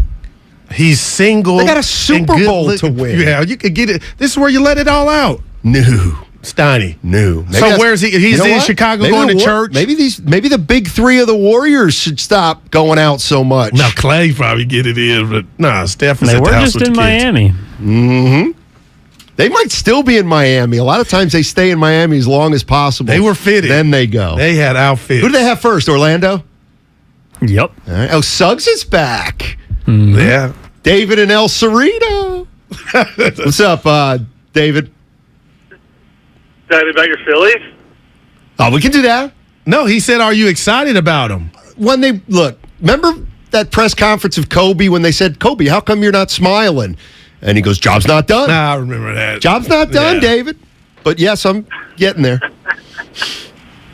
Now, I just want to say, like, Wiseman, Kuminga. I like Kuminga. I like the way he moved without the ball before he even, got to the Warriors. Watching some of his previous clips, he seems to have a decent head. And Wiseman's athletic, but when you take away, like, LeBron's teams, he understood the game so well. When you take away the Spurs teams that understood the game so well, and if you take away the Warriors, which will end up going away, you are left with an NBA of players just like Wiseman and Kuminga. No one really understands the game anymore other than just dribble to the basket, kick it out, shoot the threes. So these dudes are on the team where understanding the game is so important. But if they end up somewhere else, they're just like everyone else in the league. That's a great point. And what do I say? That's a great Teams point. play stupid. Thanks, David. Why don't they try to mimic what the Warriors are doing? Well, it's because it's you heard Zaza Pachulia early. Everybody wants to be the Warriors. You can't. Why can't you? Well, first of all, let's forget this year's Warriors. Yeah. Why can't you be the Warriors? Well, where do you want me to start? Okay. First of all, they have the two best shooters in the history of the game. But what about egos? All the other dudes don't want to. There's some that ain't in that line that want to share the ball and do all that because they got so many egos that they don't care if they win 20 or 25 games as long as I'm hoisting up 25 shots and getting my numbers. That, to me, is the number one reason. For what? Selfishness. Guys don't want to. You got 2-3 selfless dudes in Dre, Clay, and Steph Steph number one that make it work. Yeah, and they're once in a lifetime, aren't they? That's real. Once in a lifetime. Yeah. Imagine that. The big three. That could be something on the dock. What? Once in a lifetime. I can't believe you would not take if they. I cannot believe you would not take Jermaine O'Neal. I said I would. Okay, well, guess what? Jermaine O'Neal ain't playing on this team. But they're not winning the chip with that. Okay, but guess what? Yeah. What about in 2026? Hey, all bets on. I'm trying. We want another parade. Dude, it was hot that day. Going to happen. I mean, thank you. Oh, yeah, throw it in my face. I just said I don't know if that's going to happen. That sounded so negative, and I didn't want to put it like this. Here's the issue we have. This team's got 4 titles, and they won a title last year. Okay. There's only one thing to do this year, and that's win it again. So that's like it. And I was thinking, it would be great if Warrior fans could look at this year and somehow imagine you've never won a title. You've never won a title. And what would that do? It would maybe make fewer people expect history to just occur like it's nothing. But when you put out a number one album, when you do it again, they expect it to be number one. You're judged off your greatness. You set a standard. And they're paying the price. And what I'm saying is, they might not be a championship team this year. Oh, my God. No, people would be disappointed. Rightfully so. But you know why they'd be really disappointed? Because they're expecting it. Some people are expecting it. They're expecting. Clay will be fine. You guys are jerks. Okay? Yeah. Maybe he will be. But there's nothing wrong with expecting it, Steiny. That's what you dream of as a fan. If I'm any kind of smart Warrior fan, I am not but I get it. Championship or bust. 4-8. Well, guess what? Odds are very, very long this year. You thought they were long last year. They're going to be even longer this year. And this is not the same team. So, Steiny, don't panic. I'm not panicking. But you're champs until somebody knocks you off. I'm not panicking because I am not saying they are the number one favorite to win it all. They're among teams that can win it. Well, I'm not looking at them as though, if they lose, if they don't win a title, I'm not going to say, what a bad year. I know a lot of people will be like, well, it's championship or bust, and I get that. That's where I'm at. Yeah. Well, think about that for a minute. But it comes with the terrain. I don't know. Expectations are good. I don't know, though. And that's what I'm saying. At some point, it comes to an end. Yeah. And I'm not saying we're there yet, but can't be. And you heard of the thing, defend the throne. Only the great ones get to experience that because you earned it to get the throne. Now, how you going to defend it? Flukes happen, and then they go away. That wasn't fluke what the Warriors did. 4-8, and you still got the Curry, Steph, and Dre? Curry, Clay, and Dre? Yep. The thing that has thrown a monkey wrench into this whole thing, and there is one, is they won it last year. No, that's the good one. How's that a monkey wrench? Because the monkey wrench is the you. Do you want to know? Taking the next step, yeah. How much time we have? We're up against it. You got about 60 seconds here, guys. Get it in. Monkey wrench. They did not think they were going to win it last year. Yeah. That didn't mean they said there's no chance, but they did not think they were going to win it last year. Myers told us. The front office expected them, whatever. Let's say they won they lost in the Western Conference Finals. Great. Western Conference Finals. How do we get back to the finals? This past summer would have been tinkering. There's no doubt. But wouldn't you take this over anything else, though? If you were wouldn't you take the expectation of trying to get it after just tasting it? 15. Don't you want that, Steiny?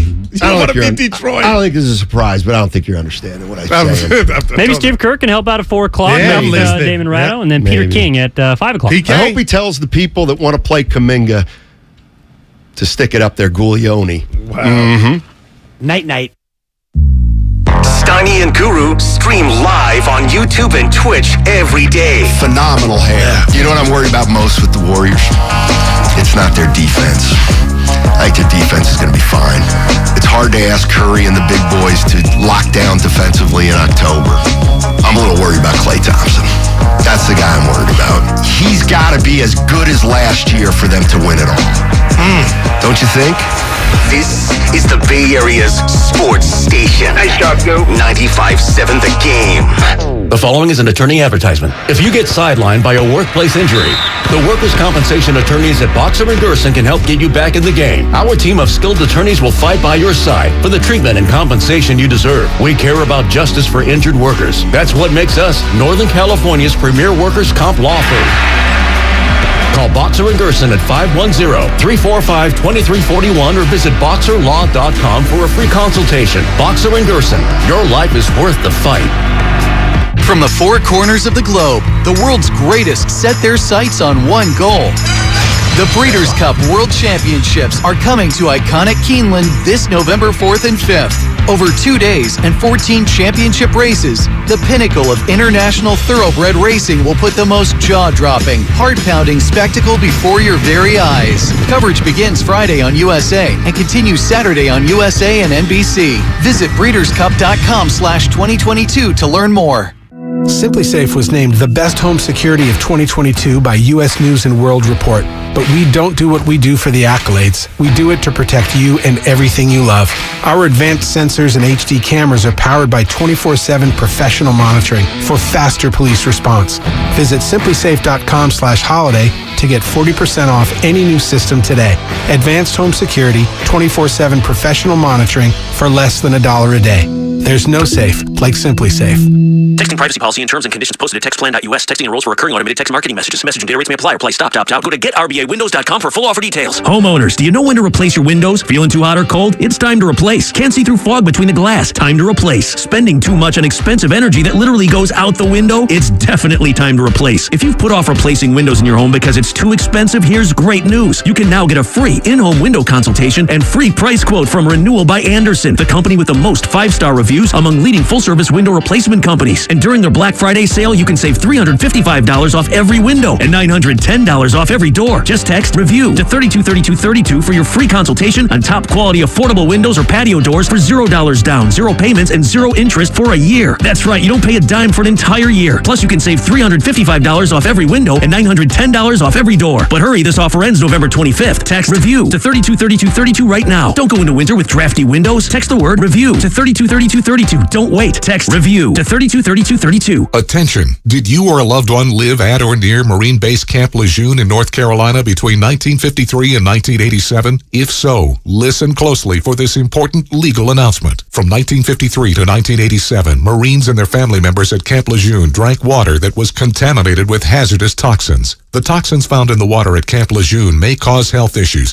especially later in life. Types of health issues associated with water at Camp Lejeune are numerous. If you or a loved one lived near Camp Lejeune between 1953 and 1987, you may be entitled to substantial financial compensation without going to court. Even if you were turned down in the past, a new law can allow you to file a claim today. If you or a loved one spent time near Camp Lejeune, call the Negligence Network to find out if you're eligible for financial compensation. There's no fee unless we win your case. Call 1-800-700-4333. That's 1-800-700-4333. 1-800-700-4333. Football season is here. The new Odyssey app lets you stay connected to your NFL team, your station, your shows. Follow your favorite stations and come back again and again. Get real-time updates on everything you care about. Miss your show? Jump back to their awesome rewind feature. The Odyssey app is NFL football. Live and on demand. Wherever you are, whenever you want. And did we mention it's all free? Download the Odyssey app today. Without the ones like you, who work tirelessly to keep things running, everything would suddenly stop. Hospitals, factories, schools, and power plants, they all depend on you. No matter the weather, emergency, or time of day, you're the ones who get it done. At Grainger, we're here for you 24/7, with supplies and solutions for every industry, and access to product specialists ready to help. Call, click Grainger.com, or just stop by. Grainger, for the ones who get it done. With With Black Friday savings at the Home Depot, you can get top brand laundry sets with the latest tech to tackle any mess you might face this holiday, like automatic fabric and load size detection for spills of any size, from cookies and milk on your favorite holiday sweater to the toddler of the house discovering just how fun cranberry sauce can be. Make more magic this holiday season. Let your new appliances handle the mess. Shop Black Friday savings and get up to 30% off, plus instantly save up to $750 on select LG laundry sets at the Home Depot. How doers get more done. Offer valid November 2nd through 30th. U.S. only. See store or online for details. Ad paid for by the Sentinel Group. Attention Marines, military personnel, families, and contractors who were stationed at Camp Lejeune. Were you present at Camp Lejeune between August 1953 and December of 1987? You may be entitled to significant compensation. For nearly 34 years, those in the Marine Corps' base Camp Lejeune were exposed to contaminated drinking water, resulting in devastating injuries, including several forms of cancer, adverse birth outcomes, Parkinson's disease, and more. North Carolina's procedural laws have prevented victims from getting the justice they deserve, but passage of the Camp Lejeune Justice Act of 2022 would allow you or a loved one to file lawsuits seeking compensation for illnesses and injuries linked to the toxic water. Call today for your free consultation. 800-610-9256. Let our experienced attorneys fight to get you the compensation you deserve, and you pay nothing unless there's a recovery in your favor. Call 800-610-9256. That's 800-610-9256. Again, 800-610-9256. You're listening to 95.7 The Game, KGMC FM at HD1 San Francisco. Always live on the free Odyssey app.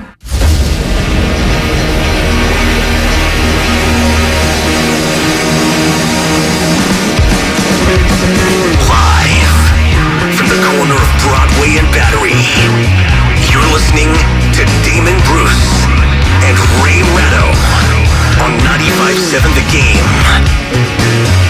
Oh, it's good to have you here. Thanks so much for stopping on by. And my goodness, Ray, we had history happening.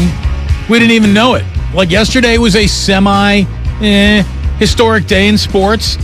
Most trades on a single day in NFL history in 32 years. Most home runs ever surrendered, I guess I should say, by a single pitcher in postseason history. Somebody going to wake up Dusty Baker? We'll get into all that in just a minute. An NBA head coach gets fired less than 10 games into a season. And as his team was handing out a pink slip to him, they're close to hiring another coach who's trying to get into the slips of other women that he worked with at his last job. That's kind of a unique situation, to say the least. Oh, and we wake up today with the news that, what do you know, little Danny Snyder might actually think it's time to sell after all. Nothing's official yet, but they've called the bankers, which is, I guess, where you got to start any multi-billion-dollar transaction. Hi, Ray. Hi there. And you also heard about Becky Hammon. No, what happened? She's going to be an ESPN NBA analyst until the WNBA season starts. Oh, so she's not leaving the WNBA for that job? No, but she's getting one step closer to the league she should be working in. There you go. Congratulations to her. That'll be, I'm sure she'll be a welcome actual voice who understands basketball in a world where not a lot of people understand basketball. And look, we live in that world. And she's not likely to shout the way so many ESPN people do. I thought you were directing that at me for just a second there. I can if you'd like, but don't shout. Okay. Don't shout.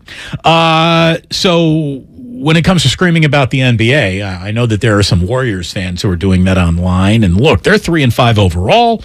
They're 0-4 now away from Chase Center. They've officially lost 3 in a row. The Heat beat the Warriors last night. Again, they remain winless on the road trip. They haven't even won a game away from Chase. And a 116-109 final yesterday. The Warriors, look, they played well. They flashed sort of a little reminder that they could play defense in a moment, but they couldn't string enough of those moments together. And what do you know? 116-109. They end up losing in South Beach, getting outscored 30-15 in the fourth quarter. So it was a little bit of an offensive letdown as well. There were a couple opportunities, Ray, to win that game, or at least, that's a big bucket. It's going to be tough for Miami to overcome that. Should they hit that bucket, they weren't able to hit that bucket. And Klay Thompson took the shot that was the big bucket shot 3 different times. 2 were clean, wide open looks. The other one, maybe not so much, but Another disappointing night of Warriors basketball, and we got Steve Kerr live at 4 o'clock to talk about where his team is right now. Yeah, they shot 28% in the fourth quarter. That'll do it. That'll do it. That'll pretty much do it. I know that's when they led another 30-point quarter up from their opponent. You got Max Struss, going for 24 off the bench. Struzel, whatever. He destroyed the Warriors last night. You can't let him do that. Jordan Poole had a bad game. He was minus 23 in the box score. JaMychal Green was even worse, even though he went 9 for 9. No, he was minus 22, so Jordan Poole was even worse than that. Look, the Dubs are getting beaten over the last 4 or 5 minutes of just about every single quarter they're playing, whether it's the bench, whether it's the starting five. It's been a disappointing closeout quarter after quarter after quarter after quarter, and that's got to be rubbing on Steve and the team the wrong way, which is why you need a coach who knows how to dance around a press conference. And even though the Warriors aren't in mid-season form, I thought Steve Kerr was at that little post-game presser last night where I think a lot of people wanted to come with knives out saying, what's wrong? And he just basically calmed everybody down, saying, I'm pleased pretty much mostly with tonight's effort. We would have liked to have played a few more moments differently. The big foul that was a no call on Curry is something that he might still be a little upset about, but I, as a coach, I'm not going to project that frustration. This is what it's like to have a calm and steady hand on the switch. Also, he's not going to tear into the team 2 nights in a row, because the other night he made a point of saying how unhappy he was with the way they played. And if you're going to start doing that night in and night out, that's the fast track to a team just turning you off. And he's already got enough trouble getting the second unit to pay attention without just burying them on a nightly basis. Stick, carrot. Stick, carrot. You got to know when to dangle or do a little good old-fashioned stick whooping. Yeah, or more importantly, to not suddenly get the fan base riled about something that you're trying to fix. I know that a lot of the fan base is riled up about Jonathan Kuminga. He gets his second DNP coaching decision last night. And look, young players do need to play. There isn't only one young player waiting in the young player who needs to play line. So that's kind of working against Jonathan Kuminga. And there's another thing that a lot of Warriors fans don't want to admit that might be working against Jonathan Kuminga. But it's true, and you can go into the box score, and you can see a guy who right now stinks. I mean, I'm sorry. I wish I could land it a little bit more gently than that. Jonathan Kuminga's numbers across the board stink. Just full-on stink. So when you're giving a level of measurable box score numbers that are collectively unimpressive, you start looking for the things that are nuanced that don't get measured in the box score. And those might be the things that this coaching staff thinks he's doing even worse than the performance in the box score that stinks. They're not happy with his production or his intangibles, and that's going to mean, for a young player, quite a few more DNP coach decision. I mean, if Steve Kerr reacted to the box score, Jordan Poole would have played about half as much as he did, because he was genuinely awful. But I think what you hit on it when you said Kuminga's not getting it in any way that allows them to trust him with minutes yet. And that's going to mean that when they do have practices, he's got to show a quicker understanding of what they want him to do and the way they want him to do it. And, it's not punishment. It's just, we're trying to win basketball games here, is their view. It's and so they're not going to give away minutes to somebody who right now isn't helping them win. Right. It's guys develop at their own paces. You can accelerate some guys through that pace. Some guys, no matter how hard you coach them, how hard you ride them, they have to develop at their own pace. Remember, 7 years ago, Jonathan Kuminga's never set foot on our continent and wasn't playing any sort of level of professional basketball. He is in the NBA because he is a world-class supreme athlete who has a lot of basketball skill to be developed. So I think he is going to be an important player for the Golden State Warriors. And they think he's going to be an important player. It's why they just picked up his third-year rookie option. Oh, it's too early for them not to. Right. I mean, you don't dump a guy that you drafted 7th after what is ostensibly a year and a half in which you didn't play that much to begin with. They don't know enough about what they don't know about him. All they know is they need to be able to rely on him more than he's giving them right now. And that's what this is. It's game 8. I mean, what's the panic? Yeah, it's we're still 3 weeks out from Thanksgiving dinner.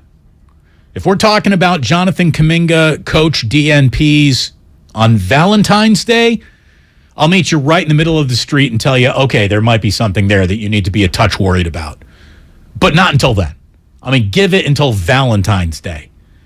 Now, if the Warriors want to wait around until Valentine's Day to start playing any defense, that would be a really good way to make the second half of the season hard on themselves. So let's not do that. There is some good news for some elements of the Warriors lineup. We'll share all of that with you. Obviously, it is a week of rest and reflection for the San Francisco 49ers, a bye week for them, a fascinating day in the NFL trading market. We're going to talk to Peter King about all of that live at 5. We're looking forward to saying hello to him. By the way, the Phillies absolutely clobbered Houston in Game 3 of the World Series last night. Again, could somebody put a mirror under Dusty's nose? Can somebody poke Dusty with a stick? He is sitting here managing a World Series game like it's a Wednesday night in Cincinnati in the month of May. There's a reason why Dusty Baker's never won a World Series, and it was on full display, I believe, just a touch, last night. So we're going to get into all of that. World Series has a Game 4 coming up tonight. Reese Hoskins' wife is officially one of the coolest women on Planet Sports, and we'll tell you why. We got a lot of stuff to get into today. It's good to have you here. Steve Kerr, live at 4 o'clock. Peter King, live at 5. Damon and Ratto, live until 6 p.m. tonight here on 95.7 The Game. And you can celebrate by buying something at the merch store. Ray, turn your mic on is an option. No, Ray, I'm just saying that's a T-shirt that's available. Your microphone has been on for the entirety of this segment. So we're very, very proud of you. You're off to a great start today, and so is Damon and Ratto. On 95.7 The Game. 95.7 The Game. Shop a Punta Comb for all your shopping needs. And when I say all your shopping needs, I mean very few of your shopping needs. It's quite a niche market. Neuropathy pain? Call Dr. Robert Dees, DC, 925-393-0100. There's a reason Comcast Business powers more businesses than any other provider. Actually, there's a few. Comcast Business offers the fastest, reliable network, the peace of mind that comes with Security Edge, helping to protect all your connected devices, and the most reliable 5G mobile network. Want me to keep going? I can. Whether your small business is starting or growing, you need Comcast Business. Technology solutions that put you ahead and give you serious savings. Comcast Business, powering possibilities. Get started with fast speeds and advanced security for just $49.99 a month for 12 months with no annual contract. Plus, ask how to get up to a $750 prepaid card with a qualifying bundle. Offer ends 12/5/2022. Restrictions apply. New Comcast Business 50 megabits per second internet and Security Edge customers only. EcoBill and AutoPay required. Equipment, taxes, and fees extra and subject to change. Most reliable based on RootMetrics US report. Results vary, not an endorsement. America's favorite car show makes its final Bay Area stop of the year with a jam-packed weekend of hot rod and fun the whole family will love. It's the Good Guys 32nd Autumn Get-Together, and it's all going down November 12th and 13th at the Alameda County Fairgrounds in Pleasanton. See over 2,500 of the West Coast's coolest hot rods, muscle cars, and trick trucks of all years. Plus, shop the huge swap meet and vendor exhibit. Check out the Smash for Cash Demolition Derby. Experience a tire smoke and burnout competition, Nitro Thunderfest, and so much more. It's November 12th and 13th at the Alameda County Fairgrounds. Get details at good-guides.com. No one knows where this market will go. Things could change tomorrow, next week, or next month. At Merrill, we've been here before, and history shows this is the time to stay focused on your future. Because through every market, the bull will always have your back. Find an advisor in the Bay Area at ml.com/bullish.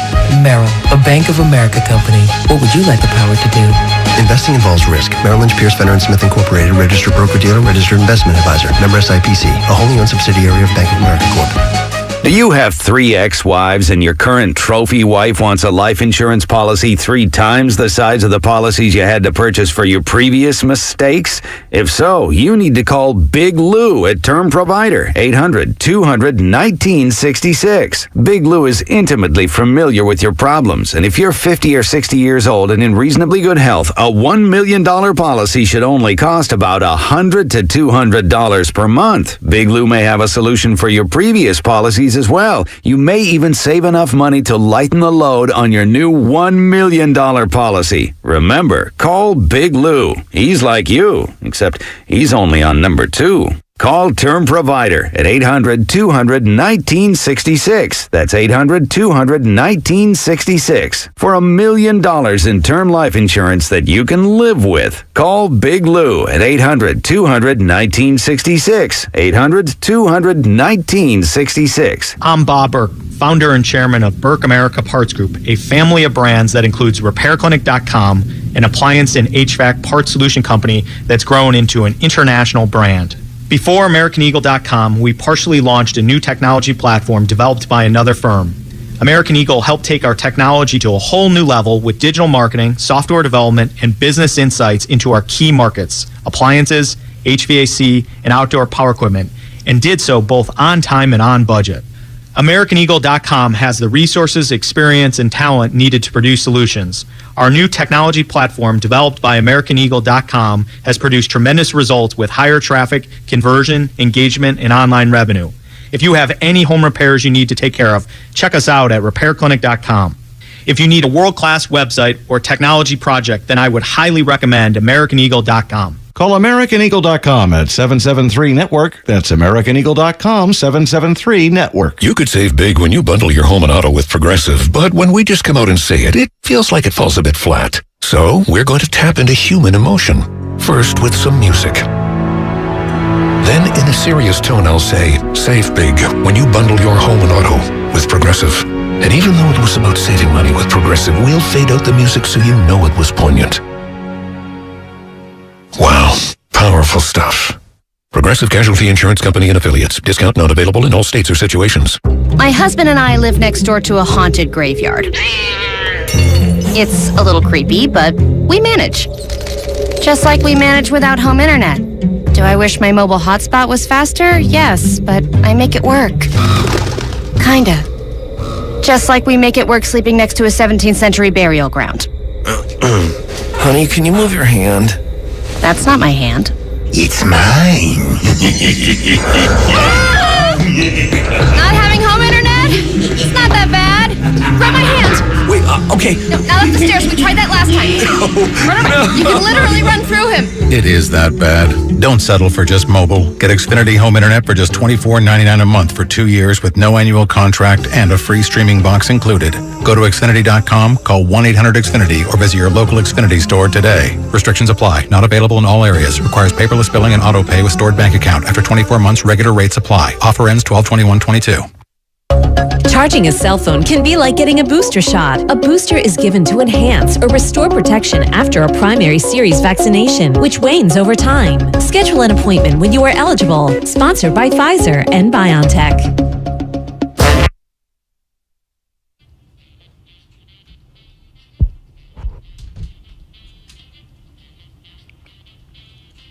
Now back to Damon and Ratto on 95.7 The Game. We are brought to you by Canyon Chiropractic.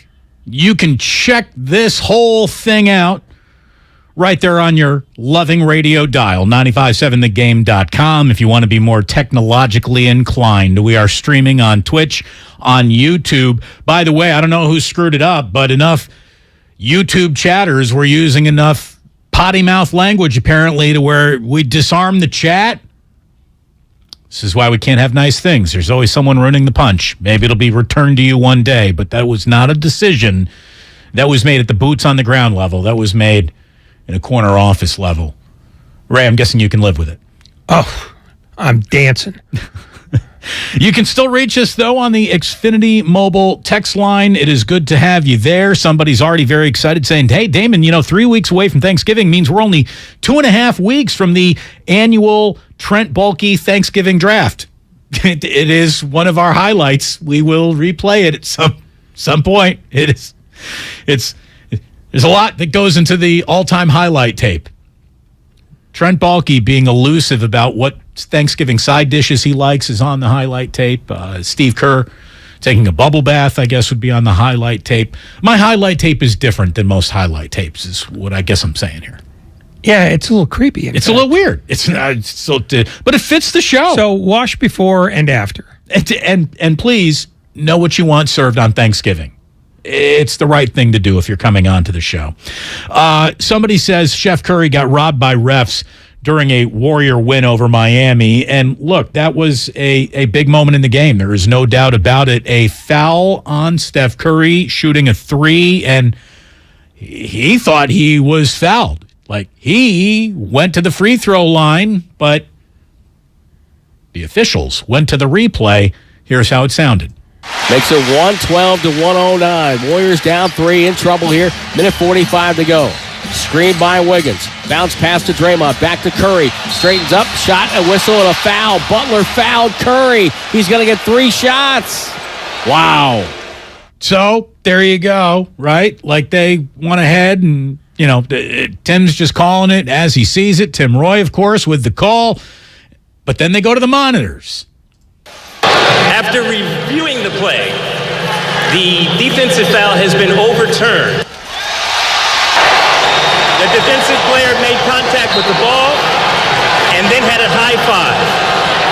The result of the play is Miami's ball with the shot clock at 24 and their ball on the sideline.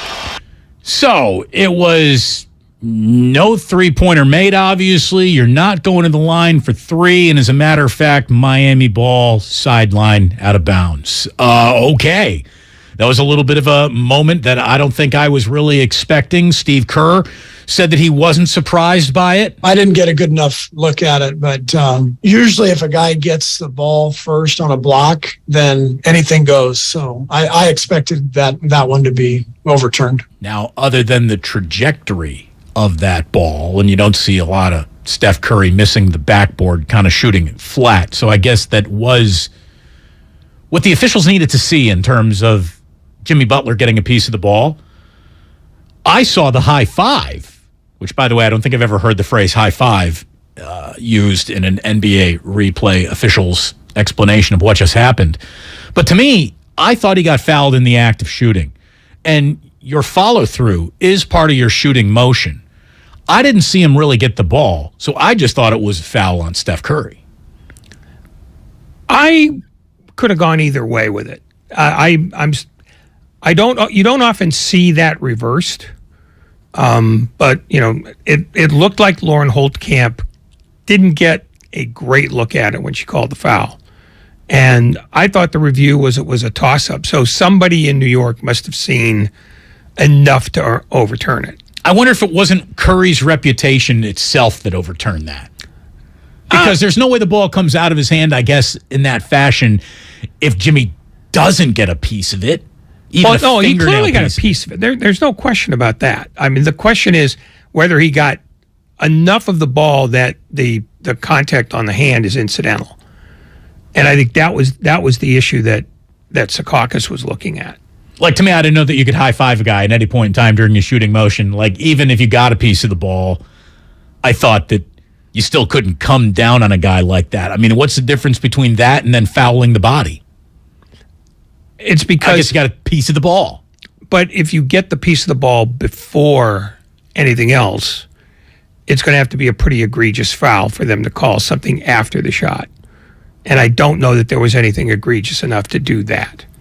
Steph Curry did not like it. It's an awful call. What you think I was supposed to say? I was just walking to the free throw line thinking that I was going to get 3 free throws and have an even score with a minute, some change left.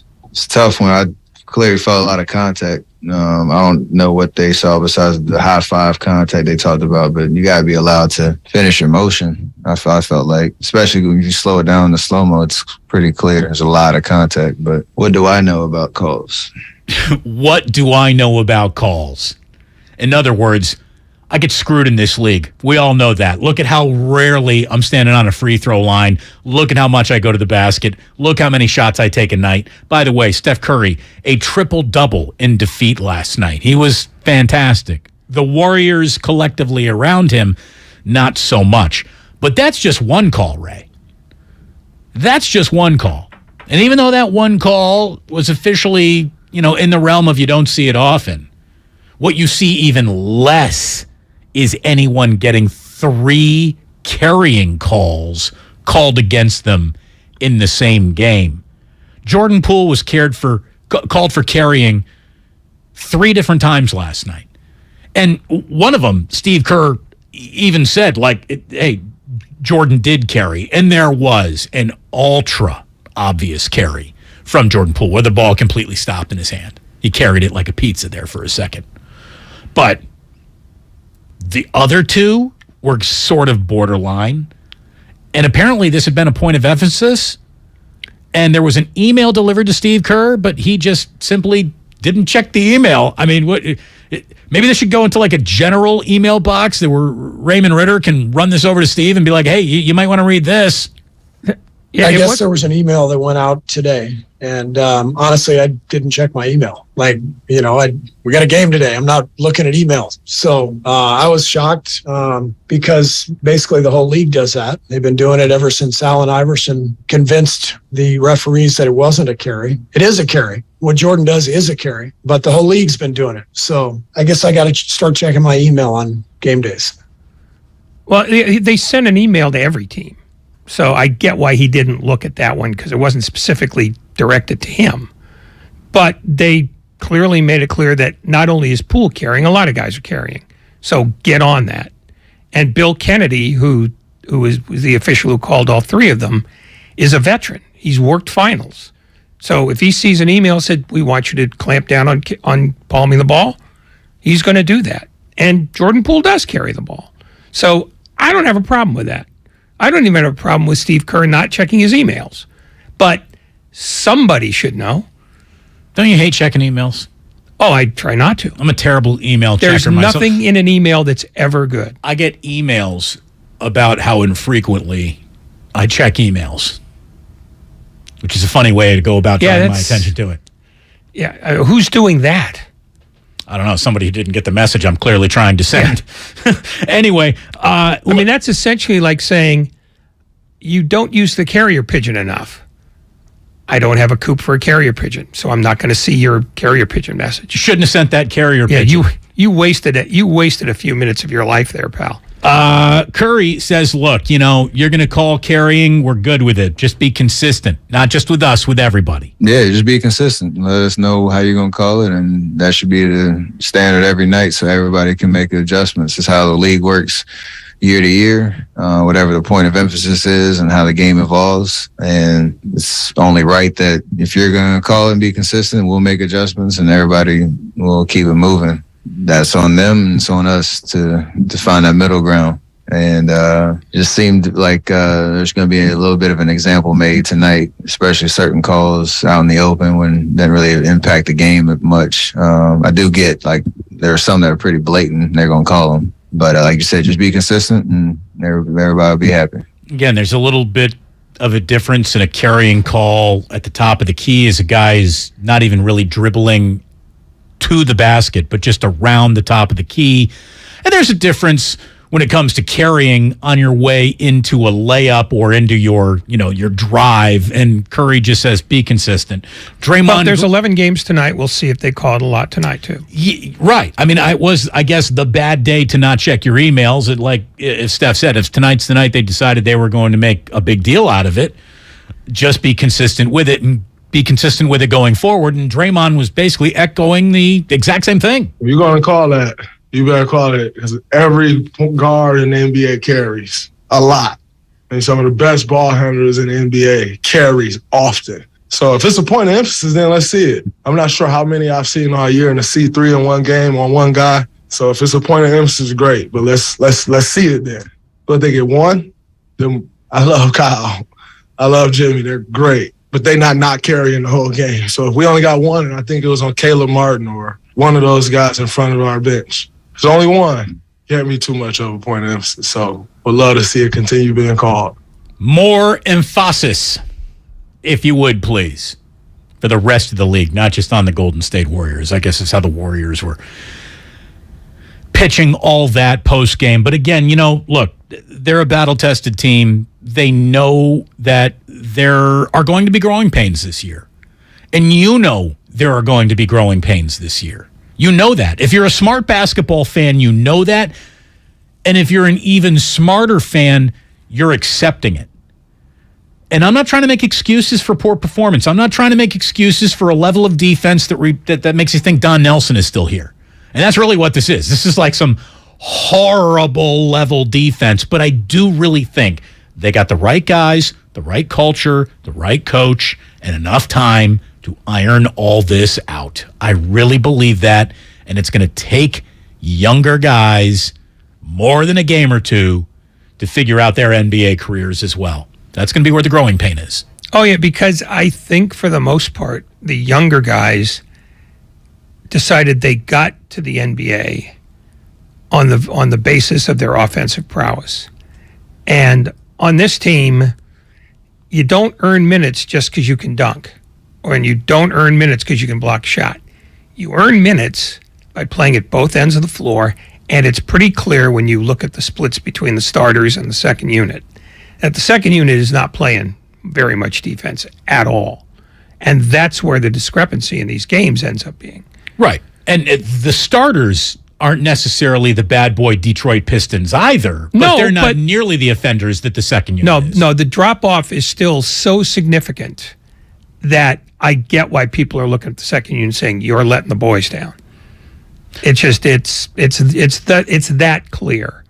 And because it's defense and not offense, that's a matter of attention to detail and wanting to do it right. Because that's what defense is. By the way, speaking of units, the Warriors starting five is officially cooking with firepower. Now, they need to be better defensively, too. There isn't a single guy on this team who doesn't have more defensive responsibility that they better start putting out on the floor night in, night out. Everyone. There is not a single Golden State Warrior that is immune to playing better defense as soon as possible. But the starting offensive five for this team does have one thing going for it that makes it hard to shake your stick at. The best offensive rating by any five-man lineup in the NBA this season with 75 minutes logged is the Warriors starting five in terms of offensive rating. Curry, Thompson, Wiggins, Draymond Green, and Kevon Looney have a 128.9 offensive rating in 92 minutes of court time this season, according to StatMuse. They do have the best. They got the most powerful five in the NBA in terms of scoring the basketball. Like Ray said, the drop-off between them, not just that offensive rating, but what happens defensively between them and the second unit, is maybe enough, Ray. And at 4 o'clock when he joins us, I want to ask Steve, are we maybe, and again, we're all still figuring it out. We're in the figuring it out portion of the NBA season. Is it maybe time to stop making wholesale substitutions? Does he need to take that second unit and make sure that it's not five guys out there playing the second unit that are all second unit guys? Does he need to have a Curry, a Clay, a Wiggins, a Looney, a Draymond on the court at all times? Because it feels like that's, a lever that was used in the past when this team would play with a more veteran, proven bench.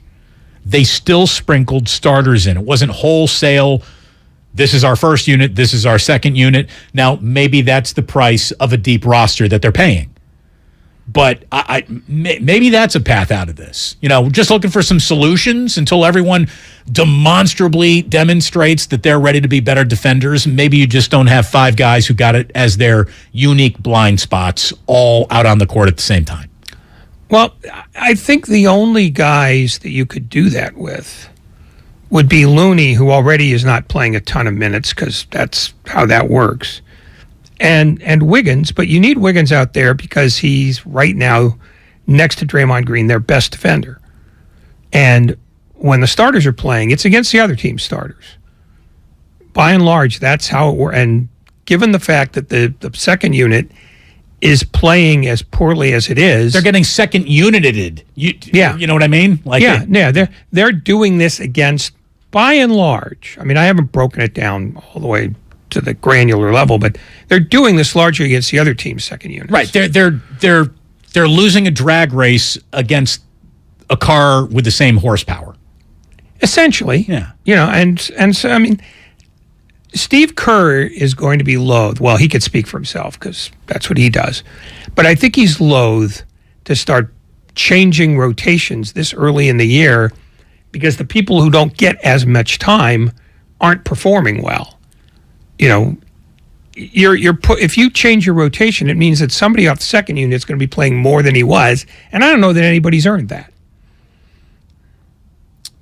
So maybe you just say, look, we're getting clobbered when it's not even a young player in the second unit, but JaMychal Green is getting clobbered defensively. He is many, many nights. He is a minus double-digit number in the box score.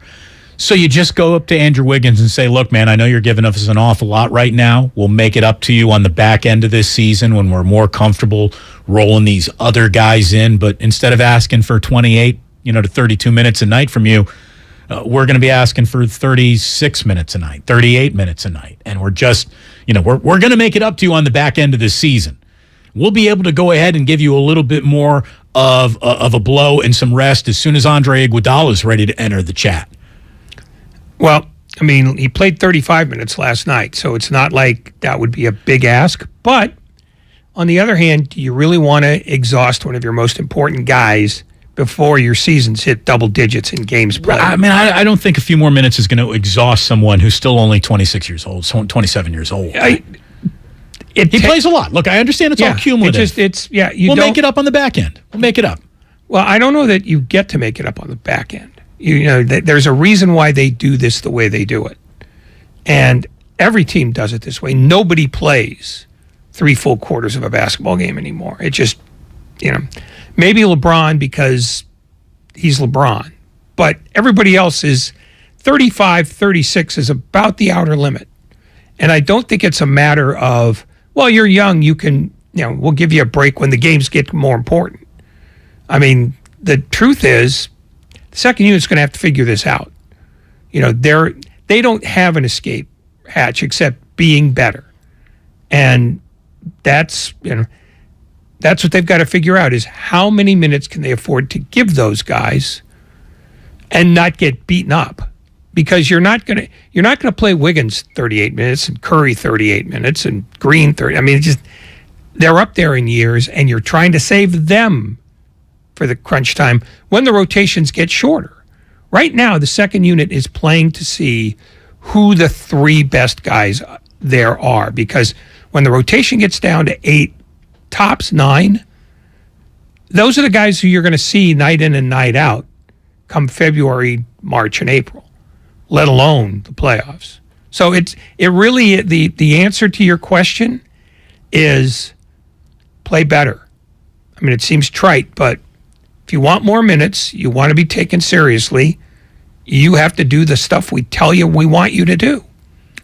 And I quite frankly think right now the second unit is trying to show its worth by working hard on the offensive end and not on the defensive end, and they've got to reverse that thinking. I agree with that, and I also think you hit it on the head when you said they need to play better, and it's not trite. It's accurate. It's accurate that they need to play better, not harder. As a matter of fact, Steve went out of his way last night in that post-game press conference to talk about he wasn't upset with last night's effort level. It was the execution that clipped the Warriors. Tonight was great from a competitive standpoint. The ball was flying around in a good way. The first quarter was beautiful. Wiggs made some great passes. We were getting each other great shots. So that was a big step forward for us. And that's always been the way we've played. It's always what we've hung our hat on is ball movement and unselfishness. And I saw a lot of that tonight. Xfinity Mobile text line says, look, the Warriors need to get it done against Orlando and start putting together a winning streak. Oh, look, we'll worry about the winning streak once you got the first leg of it in the books. You got to snap a losing streak more than you need to worry about starting a winning streak. And let me tell you how I think that this is going to go, Ray, this 5-game roadie. I bet you they come back 1-4. I do think they beat Orlando. And then the very next night, they've got a date with the New Orleans Pelicans, who are playing above expectations right now. Whether Brandon Ingram or Zion are even in there, they're cooking with some fire right now. So it won't be easy rolling in New Orleans, last leg of this 5-game roadie, which up to this point has yet to produce a win. I do think they get a win against Orlando. They better get a win against Orlando. Let's just leave it there. Well, and then New Orleans, I'm telling you right now, that is coin flip city. That could go either way. I don't know that it goes either way. New Orleans is playing very well, and I have no idea on earth who guards Zion Williamson the way he's playing right now. He's a beast. He dropped that weight. He got in the gym and became a better basketball player, not just a better athlete or a better physical specimen. He's changing games. And that's the reason why New Orleans is not in Tank City already, because I think he's definitely going to carry them into a top 8, maybe even a top 6 spot when this is over, because I don't know that San Antonio can maintain. I think ultimately out of that group,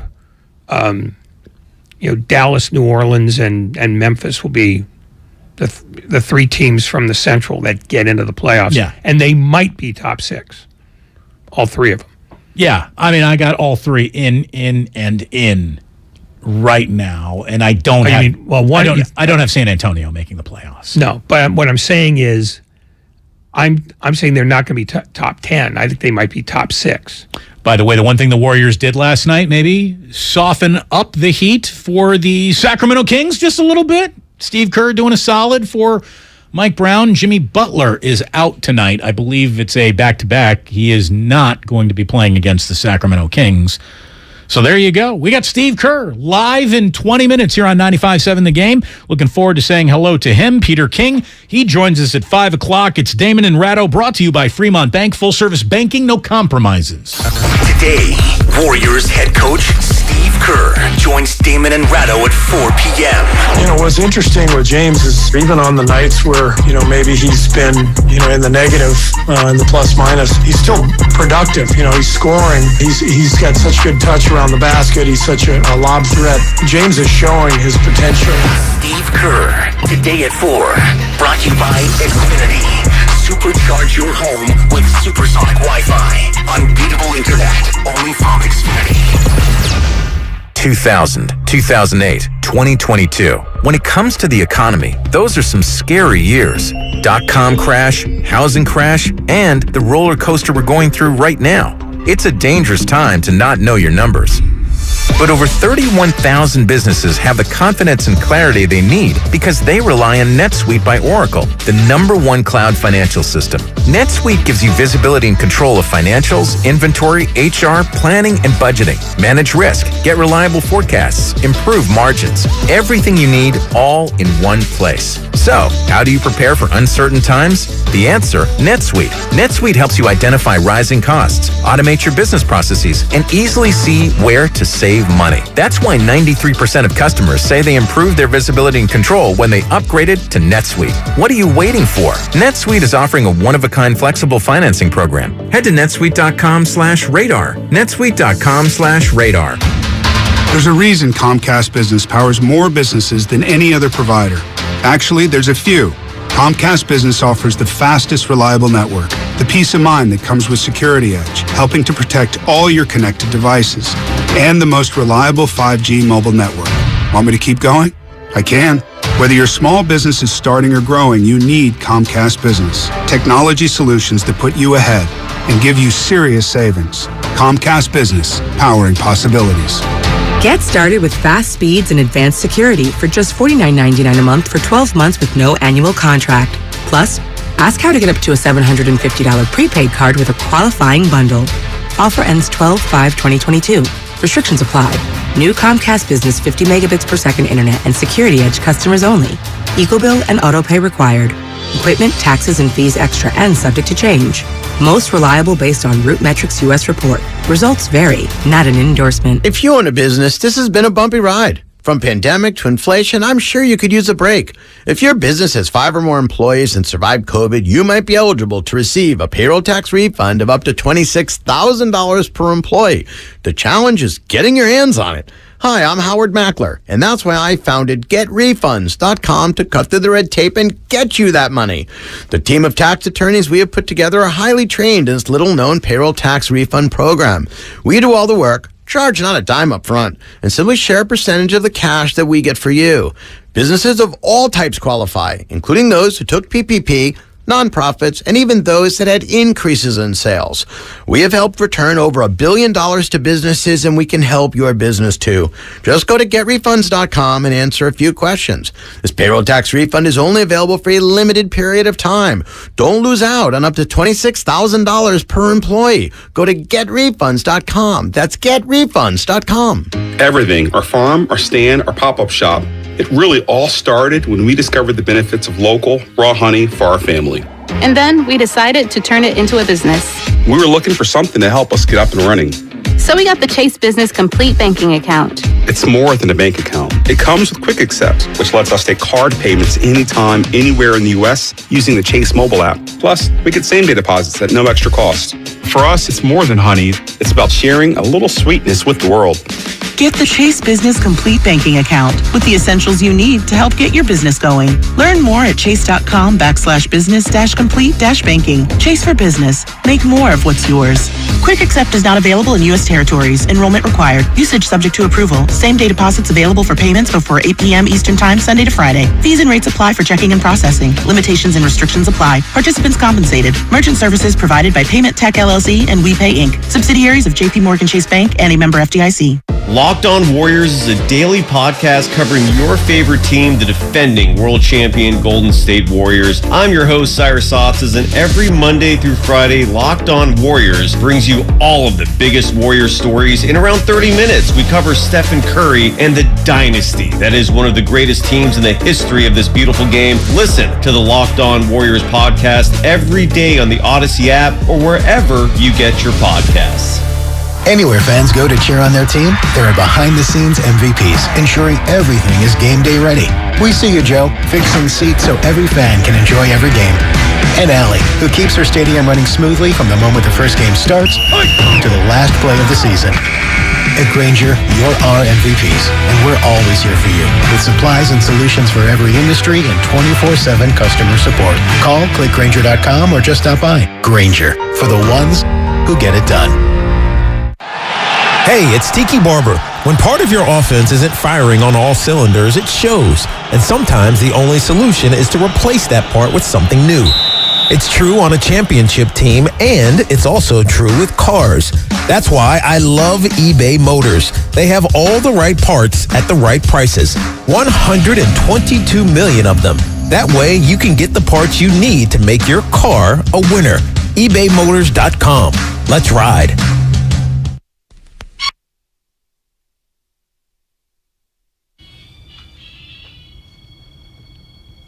Now back to Damon and Ratto on 95.7 The Game. Streaming live, Twitch and YouTube. Behold, whatever this is. It is good to have you, Damon and Ratto. We are, minutes away from saying hello to Warriors head coach Steve Kerr. Somebody says, what happened on YouTube? Nothing. You can still enjoy this, but the chat disabled. Too much spamming. Too much naughty language, apparently. Somebody screwed it up. I know it wasn't Otis Bird III, the fearless leader, but, sometimes just a few apples spoil the entire bushel, and I guess that's what happened. Turn your mic on, Ray. And that's not me trying to sell a T-shirt. That's really happening. That's what happens when you let people get involved. Simple as that. The people. People. The people. They're the worst kind of people there are. People. Ugh. You mean those people? Any people. Just all people. All people. Okay. Any mammal higher on the evolutionary chain than a gibbon.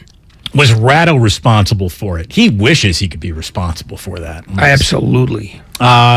James Wiseman says, someone from the 408 on the Xfinity mobile text line says, James Wiseman seems to have already hit his rookie wall. See, I don't think so. Number one, he's not a rookie. Number two, he's not even a sophomore. This is his junior year in the NBA, even though we haven't seen much of him. I maybe get what you're trying to say, but I disagree. I'm not looking at a player who is tired, who doesn't have more to give. I'm looking at a player who is just still an NBA's version of a big pawed puppy. I mean, that's what it really is. You ever see a tiny little Roddy and you're like, all right, that's going to be a 125-pound dog one day, and you can't see that anywhere but in his paws. And maybe the big floppy ears. That's what James Wiseman is. He's got huge paws and big floppy ears, but he doesn't quite have that NBA body, so he's a little clumsy. He's a little sloppy. And because of those big paws, Ray, and you'd think it'd be the opposite, James Wiseman is getting better. He is improving. I am watching that with my own two eyes. He's better positioned. He is more patient with the ball. I'm not seeing a guy who is hitting any kind of a rookie wall in his third year in the NBA. What I'm seeing is someone who is a supreme athlete, who has trouble controlling his body a little bit, which leads to fouls. Another thing that leads to fouls is the reputation that he does not have yet. Big, young guys always, never get the benefit of the doubt in terms of, was that a foul, or are we just going to swallow the whistle here? So he is part of that grouping that really follows all big young men in the NBA around. Young big men, I guess I should say. And the other thing, Ray, is let's just be totally honest. He doesn't have good hands. He doesn't. James Wiseman's hands need a lot of work. Like if I'm Steve Kerr, I'm calling the Niners and I'm saying, look, can I get a jugs machine up here? Because I'm just going to start firing footballs at James Wiseman from about 10 yards away as fast as they will come out to start working on those hands. He does not have great hands. Yeah, they can actually save a lot of distance by just getting one from the Giants. They also use them.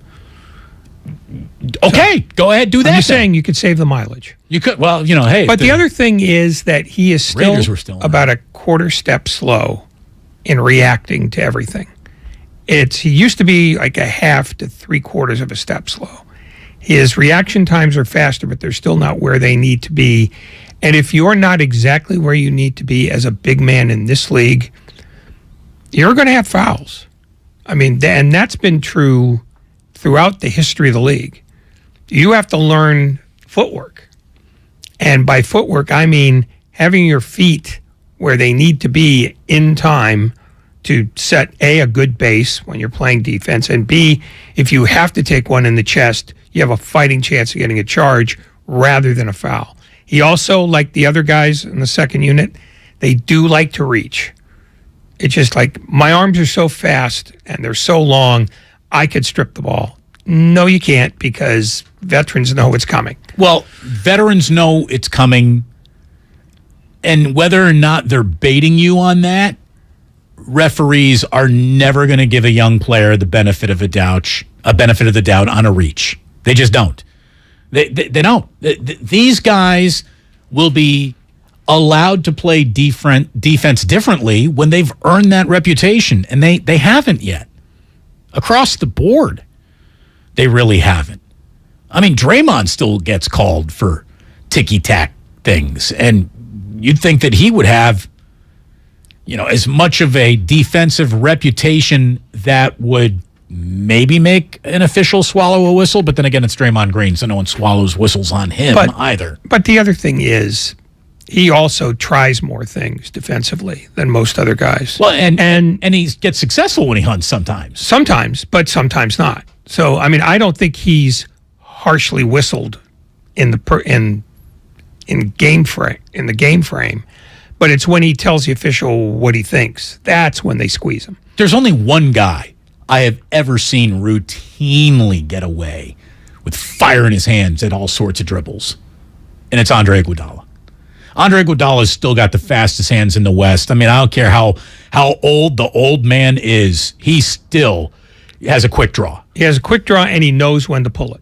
That's the other thing. It's that Iguodala, as quick as he's been throughout his career, he was also smart, so he could pick his spots in a more efficient way than most guys could.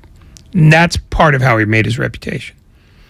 Got away from the Warriors in the fourth quarter last night. Look, it also got away from them in that first quarter, too. I mean, they had a 33-point first quarter go up against them once again. They get outscored. They allow 30 way too often. I mean, that's just all it is. They're giving up 30 like it's a bus ride. Anyone can get it.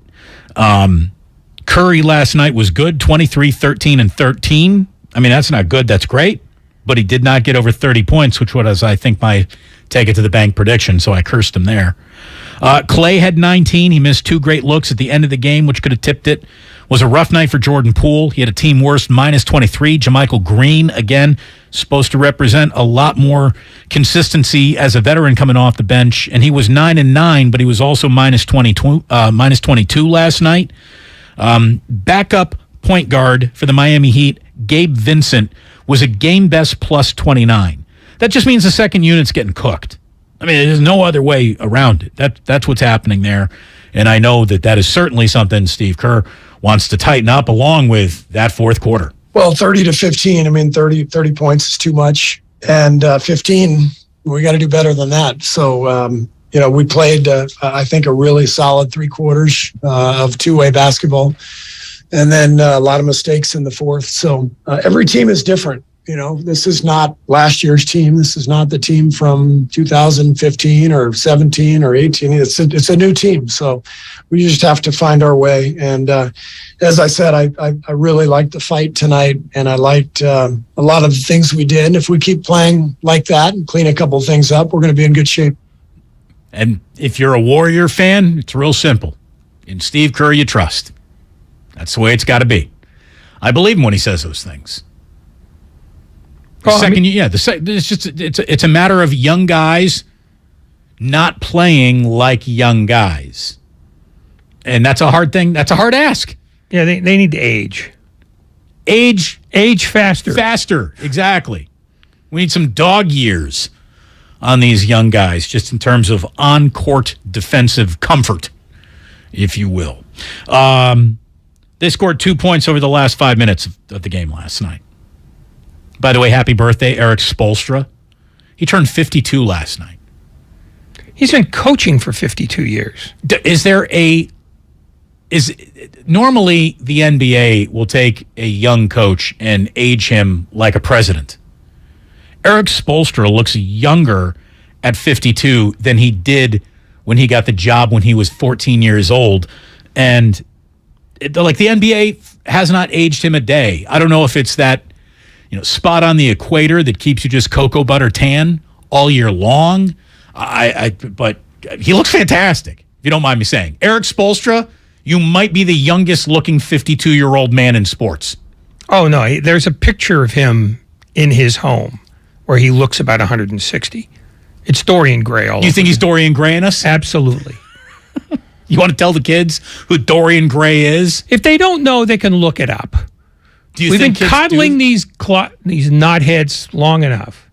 Did you see Jimmy Butler's quote last night? Yes. I wanted to have some audio for it, but we couldn't find this audio anywhere. He must have said it to a Miami. He said it in a gaggle. Right, yeah, something. Nobody was. Sam Amick is the guy who shared it. I saw him on Twitter. Jimmy Butler last night pregame didn't just predict a title for the Miami Heat. He predicted a 75-game winning streak that was going to begin over the Warriors. And, 1 down, 74 to go. Quote from Jimmy Butler, you all look back at this and be like, oh, man, they started 2-5, and they ended the season 77-5. Well, that's not exactly what he said. Well, no, there was some, let's just say. There was an adjective. Some sprinkling of things we will just not say here on the radio. But that's what we're doing. He was comprehensive in his analysis. It's funny.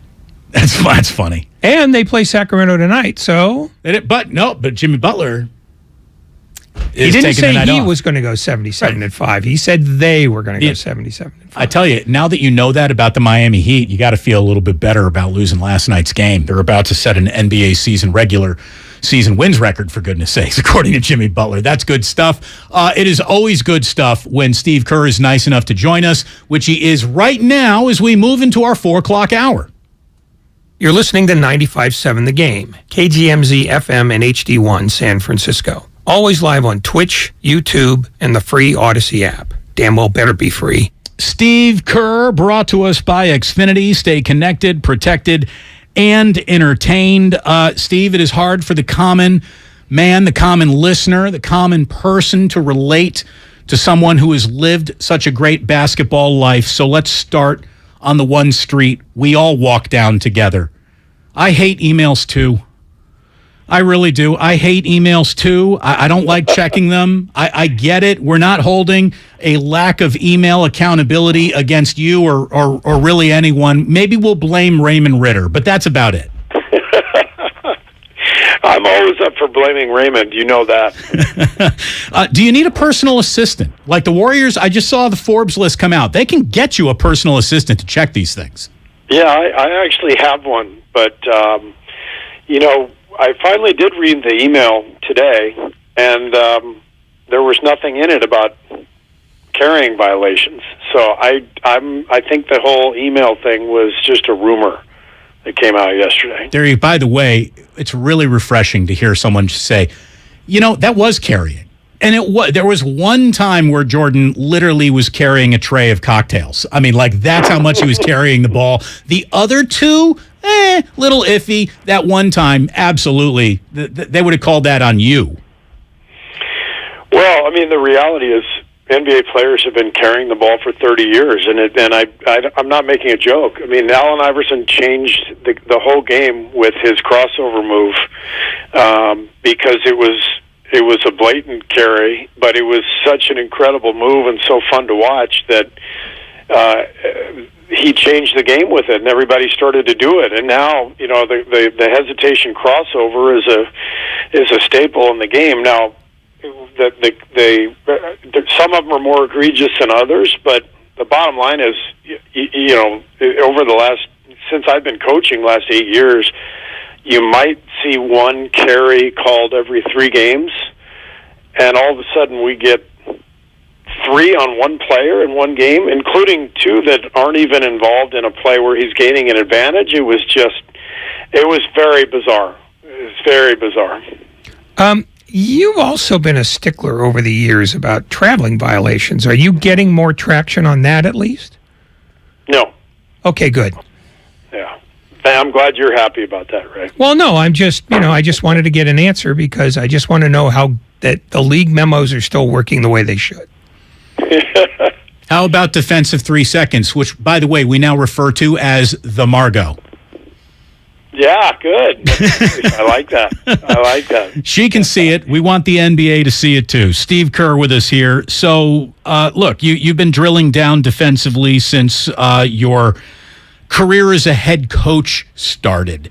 How upset are you that all the lessons that you've been teaching throughout the years maybe aren't more drilled down into this team right now? Oh, it's early. I mean, nobody likes to lose, but this is all part of it. We've got a new team. You can see. I mean, our 5-man starting lineup is the best 5-man combination in the league. Those guys have been playing together now for years.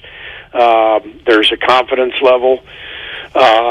they come out and they know exactly what they're doing, and now we have to build that with our bench and with the next guys who are coming in to help, and that doesn't just happen overnight, and it especially doesn't happen when you're putting a lot of new faces and young players in at the same time coming off the bench. So what we've tried to do is, as you've noticed, is kind of keep a couple starters on the floor at the same time as the young guys, as the new guys. But as I said, it takes time to build chemistry and continuity and familiarity, and in the meantime, there's some growing pains, and that's okay. That's all part of it. And obviously, that's what everyone signed up for, with the two-timeline storyline that's been, so well covered. And I just think it's something that we all have to go through kind of together. Is there any coaching trick or drill or something that impacted a team that you played for to make better defensive effort that you can deploy in practice, in a team dinner conversation? Like, what besides actual defense in an NBA game can improve defensive effort in an NBA game? So you're asking about pixie dust? Yeah, do you have any of that? You were in Miami, great place to pick it up. Yeah, I mean, the bottom line is there's no shortcut to being really good at something. The 10,000 hour rule applies to everybody and in every profession. It takes time. It's just the way the human brain operates. It's the mind and the body having to connect. All those things. It just takes time. And so the great thing is these young guys all have a ton of talent, and they're smart, and they're driven, and they want to do well, and they just need reps. And obviously the tricky part is we're also trying to defend our championship, and so how do you get the reps that those guys need and balance out the momentum of each game? And we're not in a place yet where we've been able to do that, but the goal is to try to be able to do that. Is it a fair question to ask roughly how long should this take? I don't need a specific date or a specific game, but in general, how long should this process take? No idea. Okay. Yeah. You just don't know, because every player develops on his own time, and every player comes from a different set of circumstances and different background, and I can tell you too that it's for us as an organization, as a staff, we have to learn about combinations too. So it's not just one player has to gain enough reps to be ready to win. It's a bunch of things have to happen, all at once. You got to have multiple players developing, but you also have to have players filling certain roles. You have to have different combinations that are effective. Then you have to get comfortable with whatever scheme you deem is the most effective for that group. That's why continuity is so crucial in this league. It always has been, but I think we're a perfect example of that. We've got a group that's been together for a long time, and that's why they've been very successful. Obviously, the talent has a lot to do with it, but the continuity matters, and so we're trying to incorporate some new guys into that, and that's it. Like I said, it just takes time. You just don't know, exactly what that means. How many days, how many reps? You don't know exactly what all that means. You just keep working. You keep going. Steve, were you surprised to see Miami have so much success with the old Syracuse matchup zone that they pulled out on you? No, it was interesting. They ran some of it against us last week in San Francisco. So we felt a lot better about it in the first half when we saw it last night, and we had some really good possessions against it. And then I think down the stretch, we just didn't get comfortable. I think Miami deserves the credit. I mean, those guys were flying around. I mean, between Bam and Jimmy Butler, there's probably not two better guys to anchor a zone, at the top and the bottom than those two. That play that Jimmy made, where the foul on Steph's three that was overturned, the high five foul. The high five foul. I thought it was a foul, but take away whether it was a foul or not, that was an incredible shot challenge. For him to get around that screen and even get a hand near the shot was remarkable. So, I give Miami a lot of credit. They were 2-5 coming in. They were pretty desperate, and they played like it, and they earned the win. How often have you seen that particular call overturned? And I'm not trying to bait you into complaining about it. I'm just saying it's unusual that they would go to New York to try to figure that out and then overturn it. Does that happen more often than we think? I don't really know.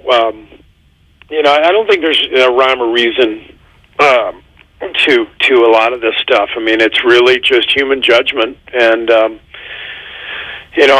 seen plays on replay that I thought, oh my gosh, this is for sure going to get overturned, and they weren't. And then I've seen plays that I thought, no chance this gets overturned, and then they are, like last night. So it's replay is the intentions are great with replay. We're trying to get things right. But there's a lot of subjectivity to it. There's a lot of nuance, and there's a lot of repercussions to it. So I've told you guys before, I'm not a fan of replay. I don't think it accomplishes what we hope that it does, and I would like to see replay just go away, other than buzzer beaters. Just, did a guy get a shot off at the end of the quarter, at the end of the game in time? Just leave it at that. I agree with you. I would also take time to look at, who's got possession on an out-of-bounds ball in the last minute of quarters. Like, we could take a look at that too. But disrupting the flow of the game to make sure every moment of the game is perfectly officiated, I think, is the bigger crime. Mm-hmm. Steve? The flow is everything in basketball. And I think... because the flow is compromised, and even the integrity of the game is compromised based on the unintended consequences of replay. The one I point to all the time is the famous Ray Allen shot against the Spurs in the finals. That's one of the great shots in NBA history. And because of the replay rule, the officials decided to stop the clock just to make sure his feet were behind the line. But in doing so, they stopped the Spurs 4-on-4 fast break with Tony Parker, the fastest player in the league at the time, from going down and in a 4-on-4 with Ray Allen out of the picture because he was buried in the deep corner. That may have decided the NBA championship. So, the flip side of that is you can say, well, what if his foot had been on the line and we didn't check it? And you have every right to say, you're right. That would have been a shame. But my point is, no matter how you slice it, there's unintended consequences where we're not going to get everything right. So with that in mind, I would much rather just have the flow and the beauty of the game and the acceptance that there's going to be some mistakes, because let's face it, there are plenty of mistakes anyway, even with replay, but then you don't even get the flow that you want. How well did Pop handle that call? Remarkably well. He's I don't think he's ever said anything publicly about it, but you go back and watch that play, 4-on-4 in transition with 5 seconds left. I've seen Tony Parker hit 1 million shots in cases like that, and instead it's a timeout, basically a de facto timeout, and Miami gets to set up their defense, and 5-on-5, totally different deal. There's just no space, not nearly as much space on the floor. So, to me, that's sort of the poster child for unintended consequences of replay. Steve Kerr with us here on 95.7 The Game. Since we're kind of going down San Antonio Spurs memory lane, I'd like to just walk down it for a minute and then bring it back to the Warriors as your guys are playing right now. Back in 2011, Ginobili was an all-star. He started 79 out of 80 games that year. Next season, he started the first 5 games. He gets hurt. He misses the next 21 games. And from that point forward, he becomes, the sixth man that pretty much began the conversation about how important sixth men really, really, truly are. How much different was that situation at that point in time in Manu's career and recovery from where you are with Klay Thompson right now? I've never given that any thought. I mean, that's a totally different set of circumstances. Every coach has to know his own team and feel whatever decision he makes is best for that team. So, I wasn't with the Spurs at that point, so whatever Pop was deciding, that was what he was feeling was best, and that's what I try to do with our team. Are you surprised to see Klay almost showing so much vulnerability? I mean, obviously what Charles Barkley said about him rubbed him the wrong way. I also thought it was a little disingenuous to say that when you're in a studio, when he was just out on the set with you as well on opening night. Does Klay need a little bit more attention right now? He had a couple of really good looks last night that I know you want him pulling the trigger when he's got those looks, but they came up short. It looked like a better effort from Klay, but the results probably still aren't where he wants them to be. Yeah, I mean, he's going to get better from here. We know that. Bottom line is, if we were 6-2 right now, this wouldn't even be a discussion. Right, no questions. 3-5. No questions. So at 3-5, it's like all these things come up. I've seen Klay have so many slow starts to seasons. I know Klay well. He is much deeper and more reflective than anybody would guess. My mom used to have this expression that she used about me. She said, "Still waters run deep." Meaning the people who don't show a lot of emotion are often, the most emotional. And I think Klay is really an amazing human being and just a wonderful teammate and person. And part of that humanity is just that he cares so much, and that makes him vulnerable in a good way. But it also makes him prone to beating himself up a little bit when he's in a bad shooting stretch. And that was true before the injuries, and it's still true now. So main thing with Klay is just for him to keep doing what he's doing and keep playing, and as our team gets better, he's going to get better, and vice versa. And it's all out there in front of him and our team, and I'm excited about it. Would this be a discussion internally if you were 6-2, or do you know him so well that it's not a discussion at all? No, I mean, what I was saying is it wouldn't be a discussion with us on this show right now if we were 6-2. We'd be talking about the good things, in our winning streak or whatever, and it might be an aside, but no, it wouldn't really matter that much because everyone would say, well, Klay will get going.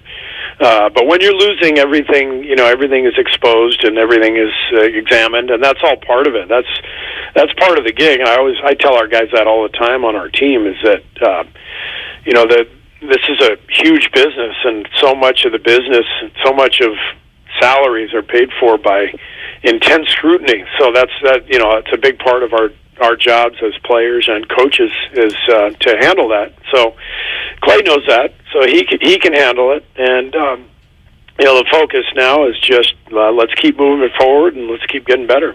In a little evidence that we can see some performances through, the losing that is followed you guys onto the road. How about Steph Curry with the quietest 13-rebound triple-double maybe of his career? I mean, 23, 13, and 13 for Steph last night. How's that guy getting 13 rebounds? My goodness. Incredible. I mean, he's just got such a nose for the ball. He's constantly anticipating, where the ball is heading. He's also fortunate to play with, Looney and Draymond who constantly are boxing their guys out. There are some teams where the big man is, just constantly gobbling up all the rebounds, 15, 17 rebounds. And that's a luxury, too. But we're a team where, Draymond and Loon are box-out guys more than they're heavy rebounders, and Steph recognizes that. So while they're boxing people out, he's anticipating where the ball's going, and he's racing to get it. But he's just Steph is playing at such a high level. He's so amazing. Still playing at a level that a lot of people wouldn't have expected at his age. But he's still going strong. Absolutely incredible performance again. Just really in all games so far this year for Steph. Steve, who is Jonathan Kuminga's veteran? Can that player help him become a better player just through, saying, how about this? Let's just start with this question. Do you want Kuminga to be a rebounder or a box-out guy? Both. I mean, it's the game. The game has a lot of nuance to it, and so for young players, as I was saying earlier, it's all about reps in practice, reps in your workouts, reps in games, because there are times to be a rebounder, there are times to be a box-out guy, and you got to recognize those and multiply that by 100 when it comes to the game, like rotations and passes to make and taking an extra dribble to get out of pressure in order to make the next pass. All these little things that you have to feel through experience. Young guys have to learn, and so that's all part of it. JK's doing great. He's working hard. He's kept a good attitude. He's going to get his time. He's going to get his chance. And so I'm not worried about him. Are the conversations that you have with him, is he demonstrating that he understands the patience that he needs to put on his own career, no matter how frustrating that is? Well, he's a young guy. He's very quiet.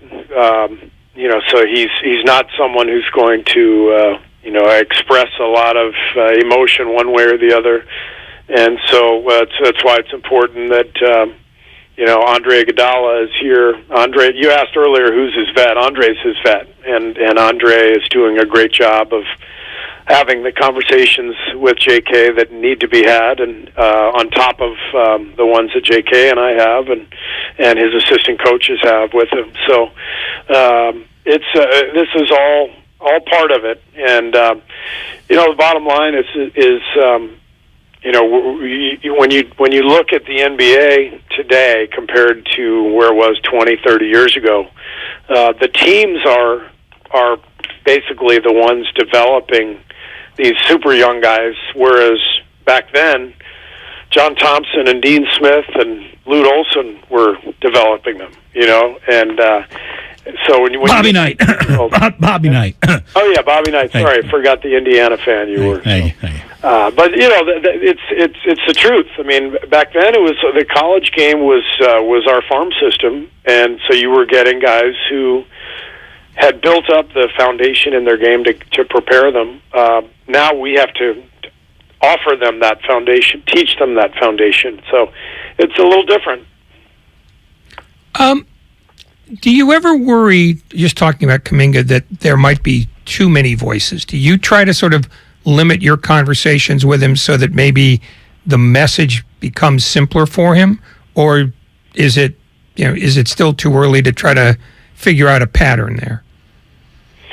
No, that's all part of it. You get to know somebody, you build a relationship with them, and you just try to connect and help that person. I mean, that coaching, by definition, is to help someone become better and to help them get the best out of themselves, and that's what we try to do with all of our guys. And it doesn't always mean, hey, you get to play. It means, here's what you have to do to keep getting better, and here's how you can weather the storm, and your time is coming, and you just got to keep people moving in the right direction. Are we getting closer to an Andre Iguodala on-court sighting?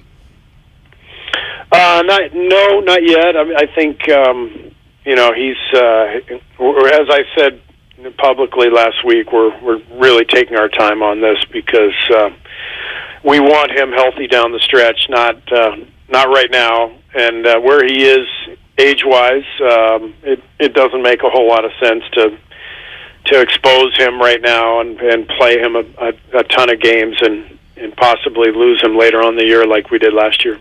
So what if Steve Nash just shows up and is standing at the free throw line telling Draymond to get his elbow just a little bit more towards the basket, and he pretends like he never even left? Would that be cool? Oh, as a consultant? Yeah, he just shows up again. He never left. Forget about Brooklyn never happened. I'm just here. Let's get those free throws down, boys.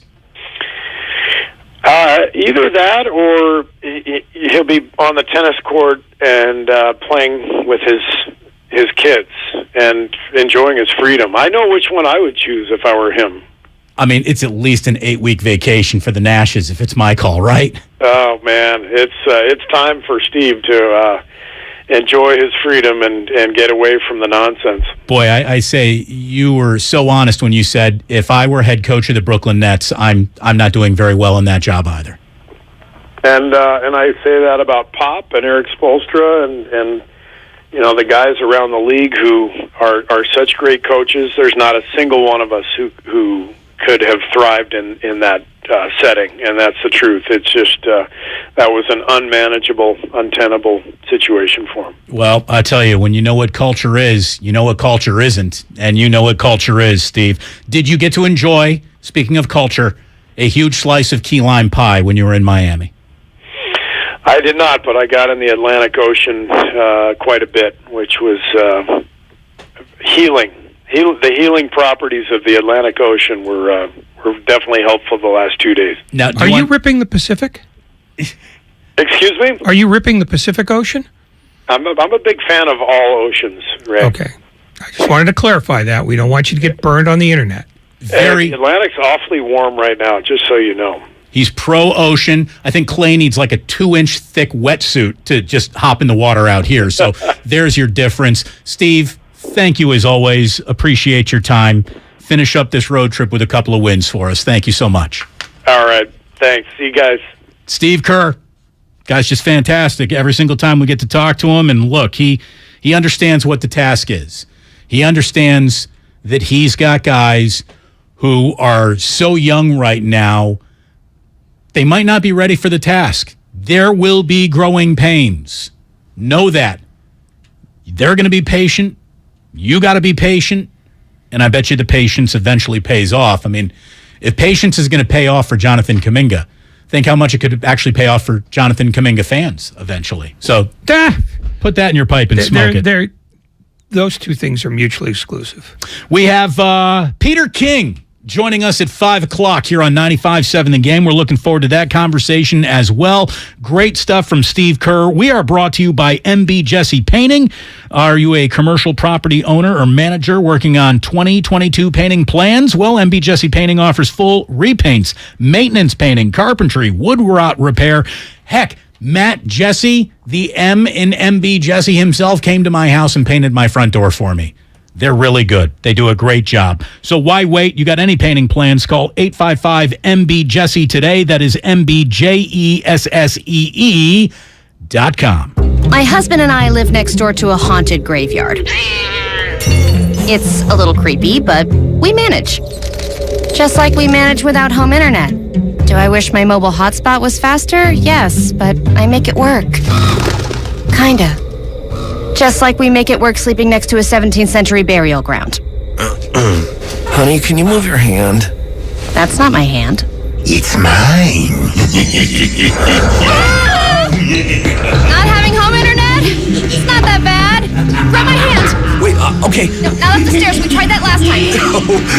You can literally run through him. It is that bad. Don't settle for just mobile. Get Xfinity Home Internet for just $24.99 a month for 2 years with no annual contract and a free streaming box included. Go to Xfinity.com, call 1-800-XFINITY, or visit your local Xfinity store today. Restrictions apply. Not available in all areas. Requires paperless billing and auto pay with stored bank account. After 24 months, regular rates apply. Offer ends 12/21/22.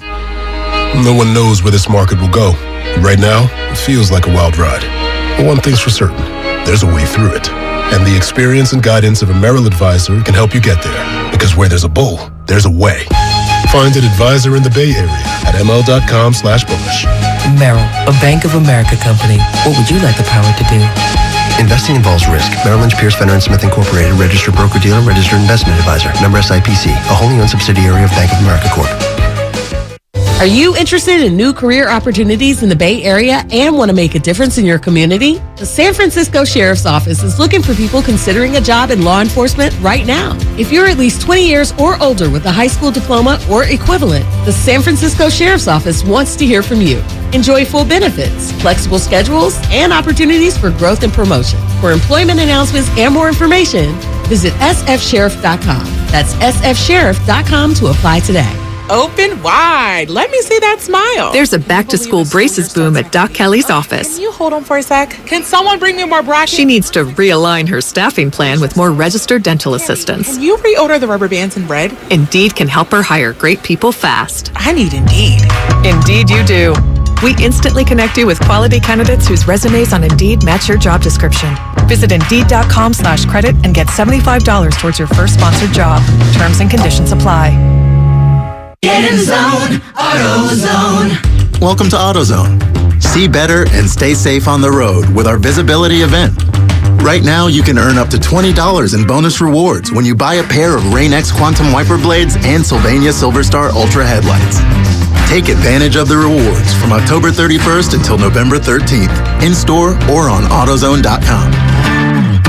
Get in the zone, AutoZone. Restrictions apply. Offer available to AutoZone Rewards members. AT&T Fiber presents a straightforward moment inspired by straightforward pricing. And now we just cube the pancetta as such. So what's on the menu tonight? This carbonara I found online. It's fire. You gonna love it, Mom. I hope you hold on to this AT&T Fiber, son. It's nice. Yeah, you should settle down now that you're a gagillionaire. Oh, I am. I finally found the one internet I've been looking for my whole life. So, no more one-year stands? No, I'm done with all that. With AT&T Fiber, there's no price increase at 12 months. What about equipment fees? Nope. Those were never any good for you. Exactly. But now, everything's completely straightforward. Well, in the spirit of being straightforward, I never liked any of your old ones. Me neither. Blah. Y'all never told me that. But we're being straightforward now, which feels good, yeah? Yeah. Now let's get straightforward about that girl he's been seeing. Straightforward is better. No equipment fees, no data caps, no price increase at 12 months. Live like a gagillionaire with AT&T Fiber. Limited availability in select areas. Visit att.com/hypergig for details. Finding the right Medicare plan? Oof, no easy feat. Kind of like those dances my granddaughter loves making me do. But then I found Walgreens FindRx coverage. Lets you compare plans online, over the phone, or in person. Made Medicare shopping so easy. Plus, I found plans with low-cost copays. I can get down with that. Medicare annual enrollment ends December 7th. Find a plan that's right for you at walgreens.com/Medicare. You can't get much for $5 these days. Unless you go to Wendy's for a $5 Biggie Bag. Get your choice of double stack, junior bacon cheeseburger, or crispy chicken BLT. Plus 4-piece nugs, fries, and a drink. All for just $5. You got that bag. You got that Biggie Bag. You got that bag. That was smooth, wasn't it? That's how you're gonna feel when you get that Biggie Bag at Wendy's. U.S. price and participation may vary. Includes 4-piece nuggets, small soft drink, and small fry. Prices may be higher in Alaska and Hawaii. Hi there, I'm your host, Dog, filling in for the human who's normally here and bringing you the smells and sounds of the holidays, courtesy of Beggin' Dog Treats. We wish you a begging Christmas. We wish you a begging Christmas. Dog rest ye merry Doberman, let begging you acquire. Deck the halls with strips of begging. Arf, arf, arf, arf, arf, arf, arf, arf, arf. Remember, for bacon-loving dog excitement this holiday, It's begging! In San Mateo, clear skies overnight, lows in the mid-40s. Weather brought to you by Pfizer and BioNTech. This fall, there are now updated COVID-19 booster shots designed for recent Omicron variants. Learn more and schedule your updated booster at vaccines.gov.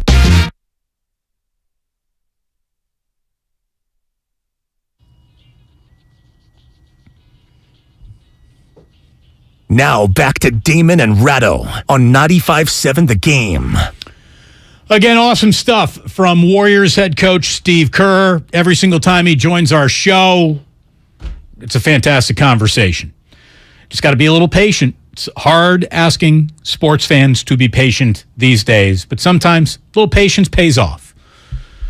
Look at what being patient with Steph Curry did for the Golden State Warriors. That was 2 years. That paid off pretty damn well, right? But nobody's doing patience. That's off the board. It's not We're even doing worth. it. bringing it up. We're doing it. Well, we're old and anachronistic. Is that a good word? Is that good? Is it good to be an acrid? I'm just like, acrid means stinky. I know. So we are probably that. We're probably that too. Tim Bontemps on who joins us routinely is covering the NBA, obviously for ESPN, and he is just sharing with us a statement that Kyrie Irving and the Anti-Defamation League have put out, a joint statement. The statement, according to Tim Bontemps, does not include an apology from Kyrie Irving, but each will be donating a $500,000, quote, towards causes and organizations that work to eradicate hate and intolerance in our communities. This all started with Kyrie Irving talking about a movie that could easily be just passed out on Ku Klux Klan night. I mean, it's a movie that is filled with inaccurate and ignorant statements about how there was a back and forth between Kyrie Irving and Nick Friedel just a couple of days ago, which led to all of this in the statement that we just shared with you. Here's a part of it. Kyrie, while we're on the topic of promotion, why did you decide to promote something that Alex Jones said? That was a few weeks ago. I do not stand with Alex Jones' position, narrative, court case that he had with Sandy Hook, or any of the kids that felt like they had to relive trauma, or parents that had to relive trauma, or to be dismissive to all the lives that were lost during that tragic event. My post was a post from Alex Jones that he did in the early 90s or late 90s about secret societies in America of occults, and it's true. So I wasn't identifying with anything of being a campaignist for Alex Jones or anything. I was just there to post. And it's funny, and it's actually hilarious, because out of all the things I posted that day, that was the one post that everyone chose to see. It just goes back to the way our world is and works. I'm not here to complain about it. I just exist. Yeah, look, when you screw up that big, that'll be the thing that everyone chooses to see. I just saw, our friend Amin El Hassan was on the Dan Le Batard show basically saying that you sound like Draymond Green saying, well, how come no tape of me being great to my teammates ever got released? It's because that none of that is interesting. When you start punching guys and assaulting guys, now we have something to talk about. Now is something that is different. Kyrie Irving, you are sharing things from the loony bin side of the world. You know, just because a significant portion of America is embracing the loony bin doesn't mean you won't be criticized once you do that. He went back and forth with Nick Friedel. Again, and by the way, the dumbest among us are the most susceptible to conspiracy theories and what Alex Jones sells. And he knows that.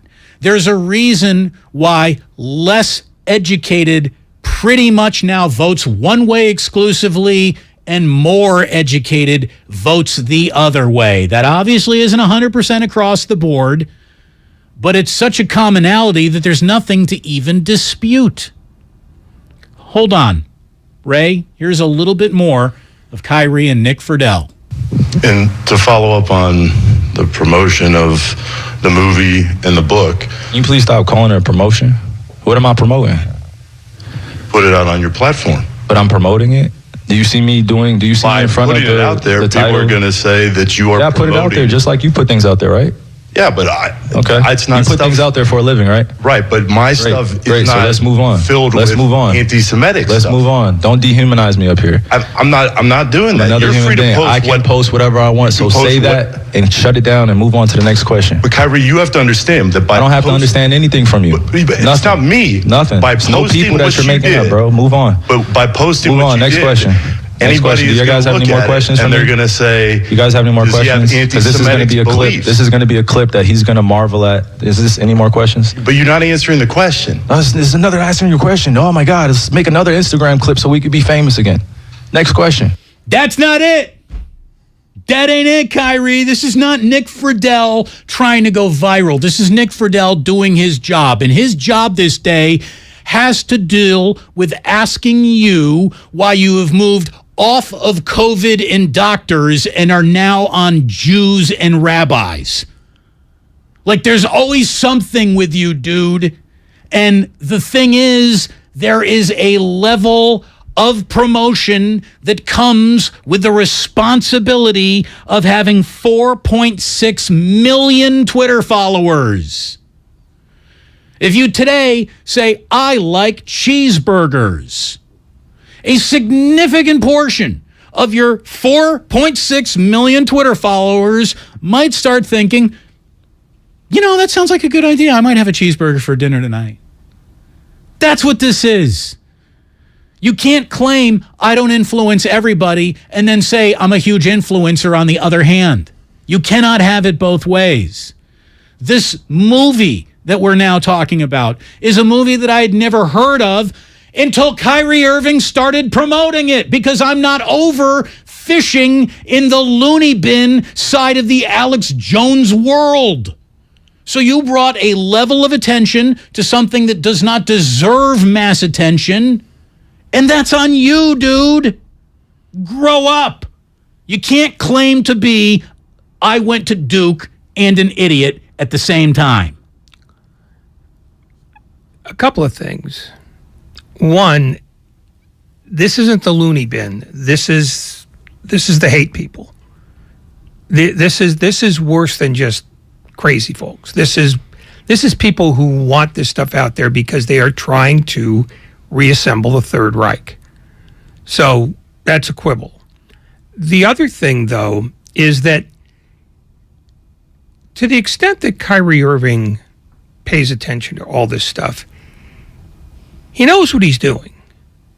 And whether he believes this or not, he's getting people to look at him, which is the exact thing that he's accusing Nick Friedel of. And that's what I heard when I heard him trying to put Friedel in the box of, well, you're just doing this for attention. This is Kyrie Irving in a nutshell. And that's the most benign argument we can put. The other thing I wanted to correct you on one thing, it's the Nets and Kyrie Irving are donating the money. The ADL is accepting the money. Oh, yeah, thank you. Okay. But no, it's Kyrie Irving is basically pointing to Nick Friedel and saying, I'm guilty, but I'm going to blame you for this. And it might work to a certain extent, but he will do this again, and Nick Friedel will call him on it again, and we will hear this exchange again, because Kyrie Irving doesn't think people are onto him yet. Look, and someone, Lucas just said, Kyrie still hasn't apologized. He never will. Narcissists don't apologize. It's why Donald Trump doesn't apologize. Narcissists do not apologize. They explain again. They re-explain what they failed to explain what before. You got wrong about it. Yeah. What you got. Forget about what I said. You have misinterpreted what I've said because you're not on my level. By the way, we just asked Steve Kerr.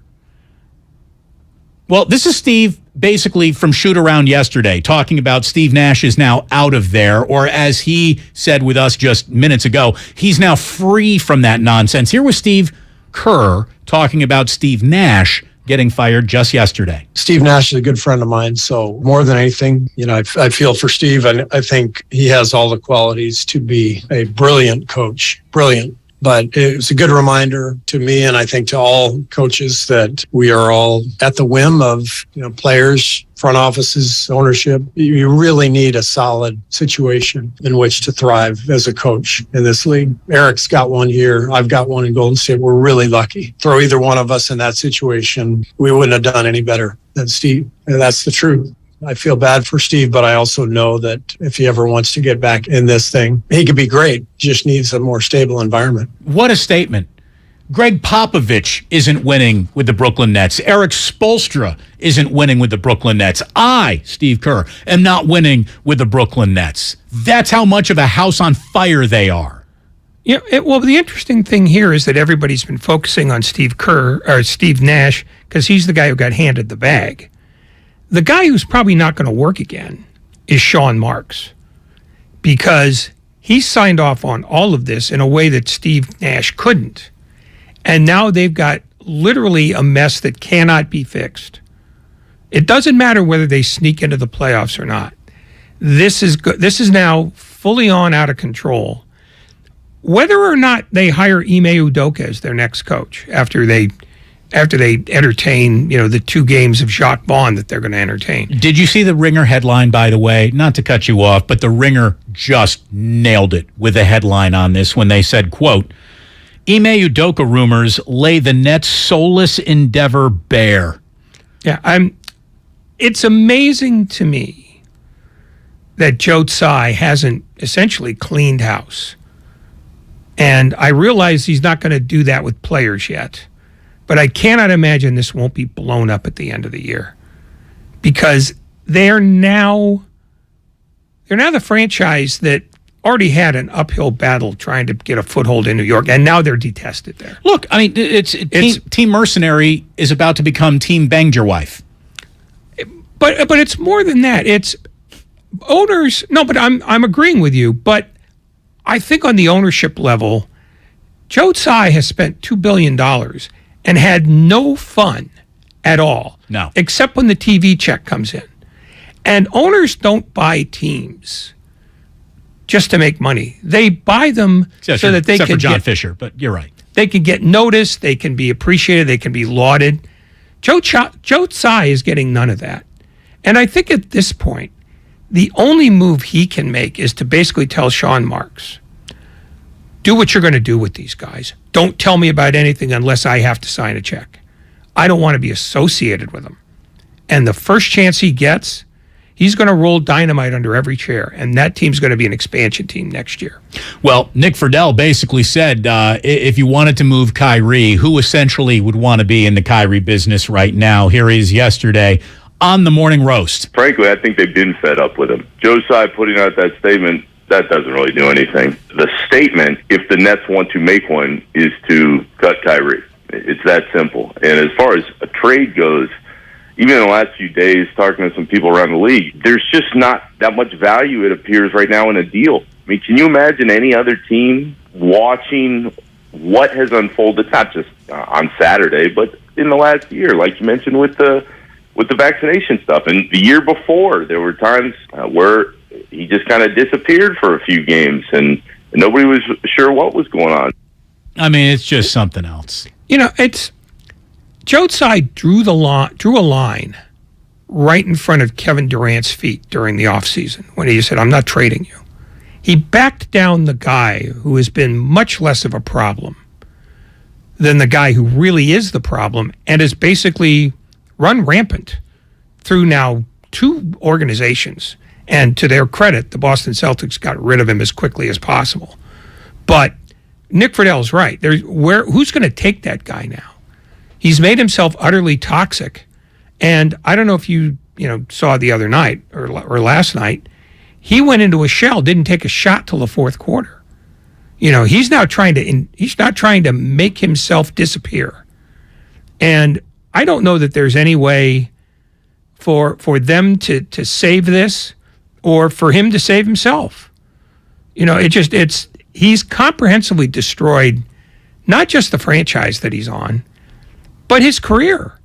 I mean, he'll be in box scores, but that's it. It's amazing how often talented people are self-destructive, and this guy just seems hell-bent on self-destruction. Again, we were just talking to Steve Kerr about this situation for Steve Nash and for Brooklyn. Here's what he said only moments ago. Oh, man, it's time for Steve to enjoy his freedom and get away from the nonsense. Boy, I say you were so honest when you said, if I were head coach of the Brooklyn Nets, I'm not doing very well in that job either. And I say that about Pop and Eric Spoelstra and the guys around the league who are such great coaches. There's not a single one of us who could have thrived in that setting, and that's the truth. It's just that was an unmanageable, untenable situation for him. Never mind survive. Thrive. Nobody could have survived that. This is unprecedented. I don't know that there's ever been a player who has had a more poisonous effect on everything around him, because he's basically driven the owner into hiding. He's ruined a general manager's career. He's gotten a coach fired, His team's terrible. And he's not the only reason why the team's terrible. The team is badly constructed. But all of his worst instincts have been paraded in front of us now for the better part of 2 years. And I think by now, you can only look upon him as someone who would have to improve his image to be a punchline. Because right now, when you say his name, you just get that taste in your mouth. Just like, ugh. The most charming thing about him is him saying, the earth is flat at this point. Yeah, that was the closest he's been to accurate. Look, and meanwhile, Kevin Durant said today he was shocked at Steve Nash's exit. Like, really? Dude, aren't you the same guy who flew to London and asked that he and the general manager be fired? You're shocked at this? I mean, what you should be shocked at, Kevin, is how your point guard finds more landmines to step on than a soldier in World War I. It's just ridiculous. Kyrie went from arguing with doctors and science to rabbis and religion. That's quite a trade. It really is. He went from I don't trust doctors to Hitler might have been right after all. That's really one hell of a pivot. He desperately wants to be looked upon as smart, but he never does any of the research required on any subject. Not the vaccine, not this, not the shape of the planet he lives on. He just finds something that confirms the suspicions that he holds, and he goes with that. Yeah, but even at that, if it's something he wants to comment about, he doesn't have the basic curiosity to look into it at all. He never looks into anything.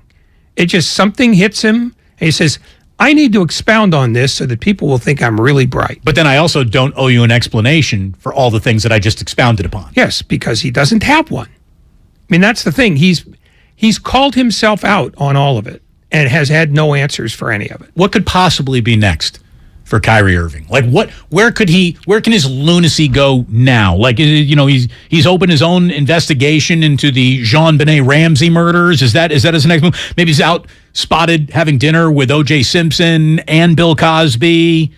Maybe he's leaving basketball to start a music career now with Kanye. Who knows? Maybe he's going to start dating Marjorie Taylor Greene. It seems like they visit the same websites.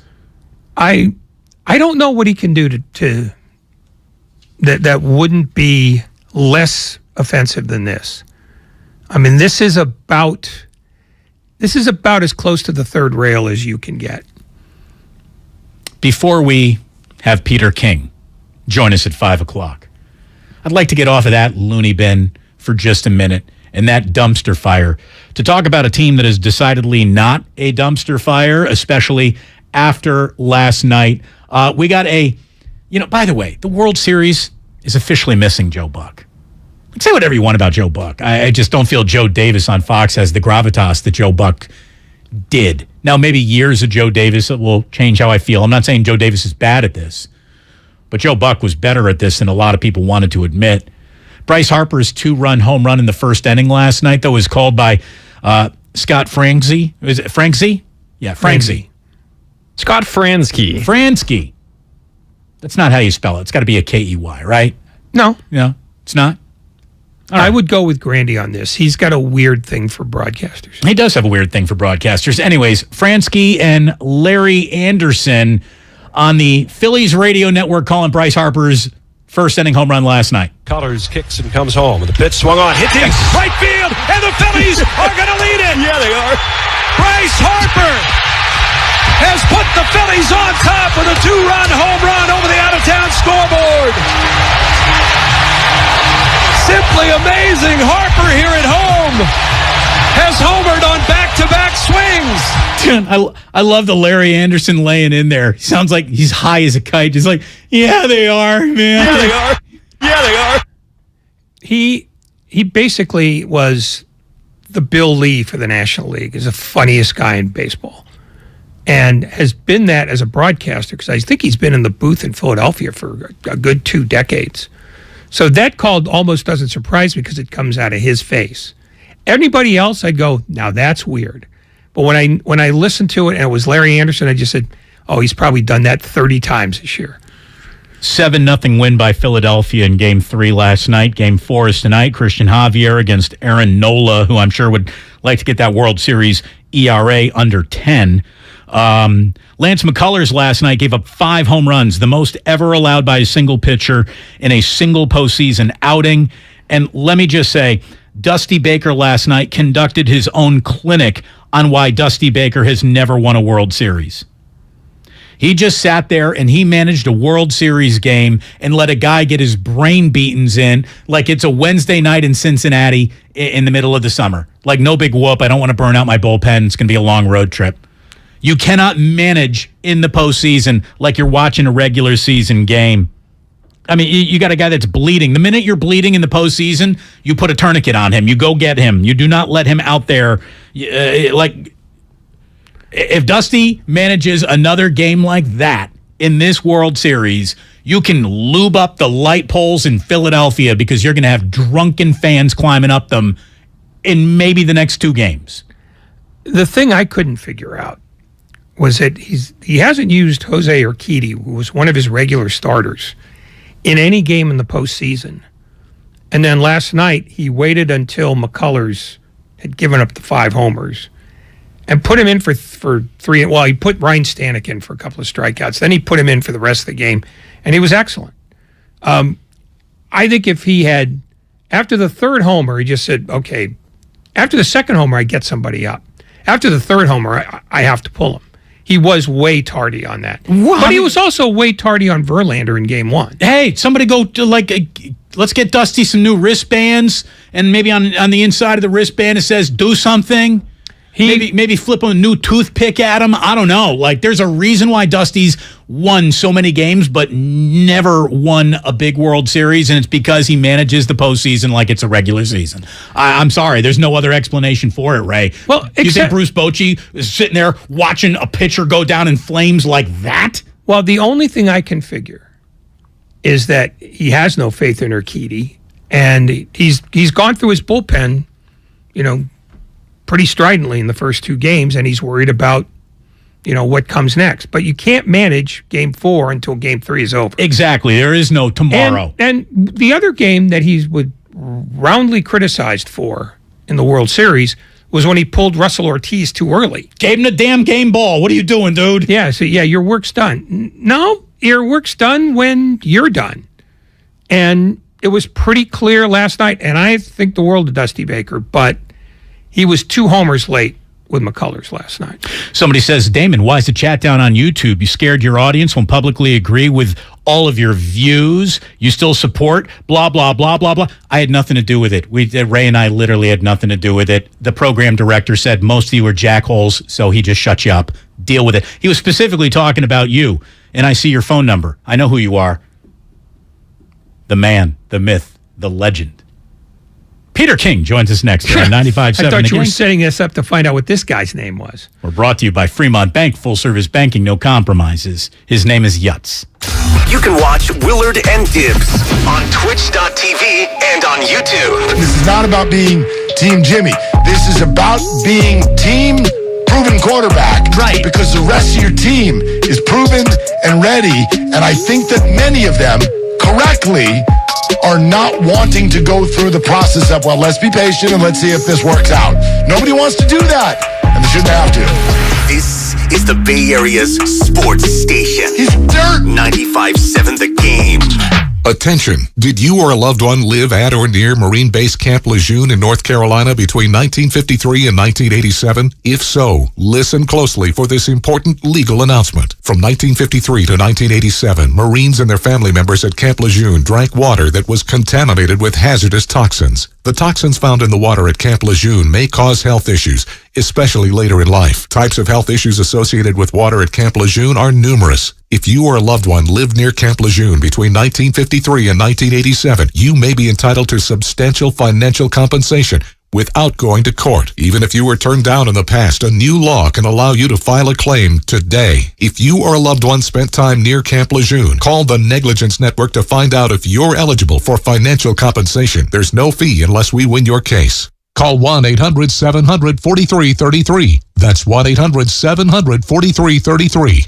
1-800-700-4333. Diabetes, high blood pressure, anxiety meds, everyone's on them. If you're a 50-year-old male, maybe a bit porky, and you may even have type 2 diabetes, $1 million of term insurance may only cost you about $200 a month. Call Term Provider. Speak with Big Lou at 800-200-1966. Big Lou will find a term life policy for you even if you have type 2 diabetes, are overweight, or have high blood pressure. Term Provider has helped thousands of people like you who think they can't afford term life insurance. To buy $1 million of affordable term life for you, all you need to do is call Big Lou at 800-200-1966. Lou will make sure the scales are tipped in your favor. Call 800-200-1966. Big Lou will answer your call and work to fit you into a term life policy that you can afford. Remember, Big Lou's like you. He's on meds too. Call 800-200-1966. 800-200-1966. Why wait to save?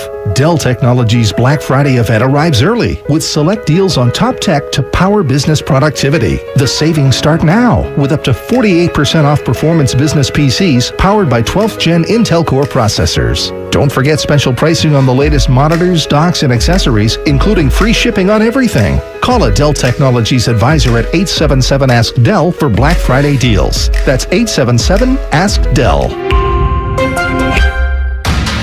There's a reason Comcast Business powers more businesses than any other provider. Actually, there's a few. Comcast Business offers the fastest, reliable network, the peace of mind that comes with Security Edge, helping to protect all your connected devices, and the most reliable 5G mobile network. Want me to keep going? I can. Whether your small business is starting or growing, you need Comcast Business. Technology solutions that put you ahead and give you serious savings. Comcast Business, powering possibilities. Get started with fast speeds and advanced security for just $49.99 a month for 12 months with no annual contract. Plus, ask how to get up to a $750 prepaid card with a qualifying bundle. Offer ends 12/5/2022. Restrictions apply. New Comcast Business 50 megabits per second internet and Security Edge customers only. EcoBill and autopay required. Equipment, taxes, and fees extra and subject to change. Most reliable based on RootMetrics US report. Results vary, not an endorsement. Everything, our farm, our stand, our pop-up shop, it really all started when we discovered the benefits of local, raw honey for our family. And then we decided to turn it into a business. We were looking for something to help us get up and running.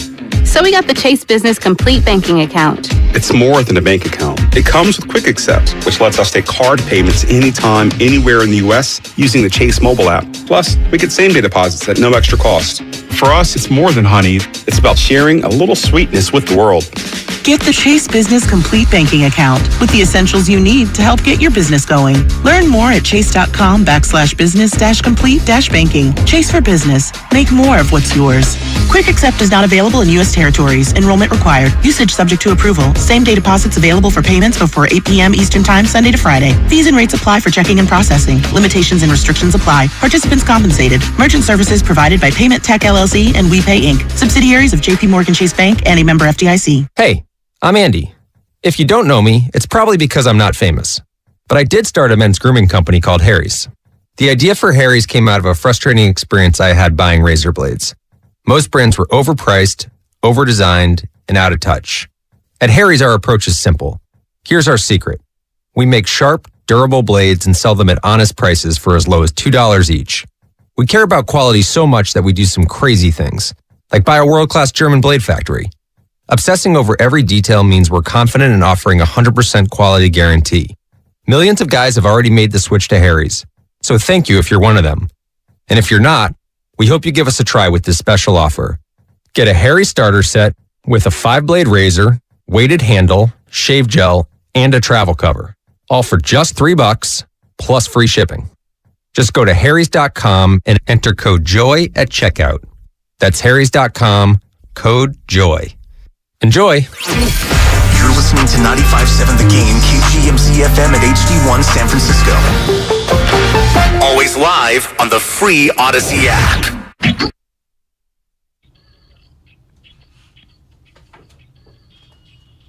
Now back to Damon and Ratto on 95.7 The Game. Hey, you can check out 957thegameshop.com for all of your station merchandise needs, baby. And you can just stick right here on 95.7 The Game, whether you're listening on the radio, on YouTube, on Twitch, on the Odyssey app. It does not matter. You are about to learn everything you need to know about the 49ers and how they plan on beating a bye week. Peter King, nice enough to join us from NBC Sports. Football Morning in America is always a must-read, especially this last week's version where you spent so much time just sort of marinating in what Christian McCaffrey's addition to the 49ers means in the short term, what it could mean in the long term. And Peter, he beat the Rams in about every way possible, and I think breathed some real contention back into the 49ers season. What was your biggest takeaway from, let's call it, Niners 2.0, now that Christian McCaffrey is here? You know, my biggest takeaway was that if you think about it, think about how the pass play from Christian McCaffrey for a touchdown to Brandon Ayuk, think about how that came to be. You know, basically, after practice on Thursday, Kyle Shanahan asked his coaches, hey, anybody know if McCaffrey can throw the ball? So Anthony Lynn, the running backs coach, reaches out to McCaffrey. McCaffrey says, oh, yeah, I can throw it. And he sends Anthony Lynn a video of his pass 3 years ago when he threw a touchdown pass to a tight end who I'd never heard of before named Manhurts for Carolina. And, the coaches look at it, Shanahan looks at it, and essentially Kyle Shanahan now can basically, draw up some fun plays that maybe he would not have thought to draw up before. Well, that was I'm sorry, Peter. My next question for you is simply, do you think we're now going to get to chapter 2 of the Kyle Shanahan playbook? That's what I mean. Like, Kyle Shanahan now, I think, it isn't that other players, can't throw a pass. You know what I mean? There's probably a lot of running backs in the NFL who can throw a 20-yard spiral. Okay? That isn't it. But when the pressure is on, when you're in a division game, when you're in a big moment, okay, can you throw a spiral that will be right on target? And right now, Kyle Shanahan has his answer. He can pretty much, and I'm not saying he can ask McCaffrey to do absolutely anything, but he knows now he's given Christian McCaffrey a test. And, if he had thrown the ball into the third row of the bleachers or thrown a wounded duck that got intercepted, he would have known, okay, now we're not going to necessarily take these chances with this player. But he now knows I can ask this guy to do a lot of things, and I think we're going to see that in the coming weeks. In terms of how quickly they got him to become the center of their offense, is there a way to know whether he still knows the entire playbook yet, or is that a process that's going to take a while longer? I'm sure it'll take a while, Ray, but I do think that, really, and I don't mean to minimize the importance of knowing an entire playbook, but if you've been in the NFL for a while, you pretty much understand that, if you're a running back, here's what I need to know. I need to know the protections. I need to know what I'm going to be required to do in blitz pickup. And look, Christian McCaffrey is going to spend a lot of time in the next 7 or 8 days. He's going to spend a lot of time with some lesson plans that I'm sure Kyle Shanahan and Anthony Lynn have given him to learn over this time. And so I don't think there's going to be any limit once they come back from the bye to what he's going to be asked to do. Peter King with us on Damon and Ratto. And, we always talk about hitters, right? And we'll say that guy's a professional hitter. Christian McCaffrey's a professional running back. That's why he's picking this up so quickly. So we got a huge Niner bye week. Let's call it the full Christian McCaffrey install week. You got healthy players returning, a favorable schedule, only 3 hotel rooms booked the rest of the way, and a game in hand over the wildly interesting, more than we thought they'd be, Seattle Seahawks. But with all that, Peter, does that sound like an NFC West title for the 49ers to you? I really, there. If a lot can happen. A lot can happen. A lot can happen. And if you look at the comparative schedules between the two teams, between Seattle and San Francisco, I think we would probably both agree that Seattle, to me, has a little bit of a tougher road. And that's going to start, obviously, with the Seahawks having to go to Munich and play Tampa Bay. And that's going to be a weird game for them. But look, I mean, if you are the 49ers, you have to respect Seattle a lot. And for a lot of different reasons. The difference between, finishing a game behind Seattle and a game ahead of Seattle in the standings, honestly, is probably going to be the difference between the 3rd and 6th seed in the playoffs. A minimum of 1 home game versus every playoff game that you're in is going to be on the road. So it's important. The second game against Seattle is really important. But I would think, when I look at the comparative schedules, I would really think that the 49ers have an edge there. Of all the trades that happened this week, if you fold the McCaffrey deal into the general sort of trade deadline moves, I think it's probably safe to say that McCaffrey was the most impactful. Was there one other that maybe has changed the landscape of the NFC that the 49ers need to be particularly mindful of? Or was this it and it solves all problems? Well, if you think about it, I'd say the majority of the big trades and the significant trades, basically benefited AFC teams. You talk about Roquan Smith going to the Baltimore Ravens. That's a huge trade in the AFC North. Baltimore is significantly improved with Roquan Smith. Professional tackler. Yeah, he is. He's a sideline to sideline linebacker. They haven't had a guy like him since C.J. Mosley, who was good and who left for a lot of money to the Jets. But anyway, I guess the one player, and I don't think it's going to have a lot to do with the 49ers, because I do think that the only time that this would matter would probably be late in January, is, the trade that the Eagles get in a really good pass rusher and getting Quinn from the Bears. And the reason why I think that's kind of a significant trade for Philadelphia is because even though they've got a good pass rush, they don't have a great pass rush. Brandon Graham is older now. Hassan Reddick is really giving them a boost, but they needed, and I'm not saying he's going to be Von Miller, but I think that probably is the most interesting trade. If you had told me that Green Bay would have gotten Chase Claypool instead of Chicago, then I would have said, okay, that is the biggest deal, because I think that could really lead to a big difference maker for Green Bay. And Green Bay tried to get him, and Chicago outbid him. Peter King here on 95.7 The Game. So yesterday we had the most NFL trades on a single day in 32 years.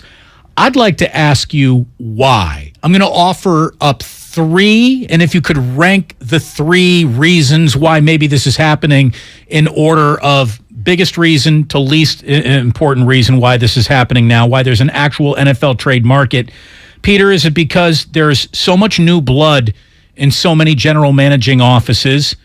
Is it the overall devaluation of draft picks around the NFL, which maybe directly correlates to the new blood in GM and GM offices? Or is the pressure to win now just simply more suffocating than it's ever been in this league? It's the first and the third reasons. The number one thing is, look, I'll go back to when I started covering the NFL. And, so that's in the mid-'80s. And for 4 years, I covered the New York Giants. And George Young, who was the general manager of the Giants and did a very good job, George Young treated draft choices almost like they were fine china. He hated the high draft picks. He hated to get rid of them. He didn't even want to think of trading a one or acquiring a one. It was just general managers in those days didn't view the landscape the way general managers like Les Snead, John Lynch / Kyle Shanahan do today.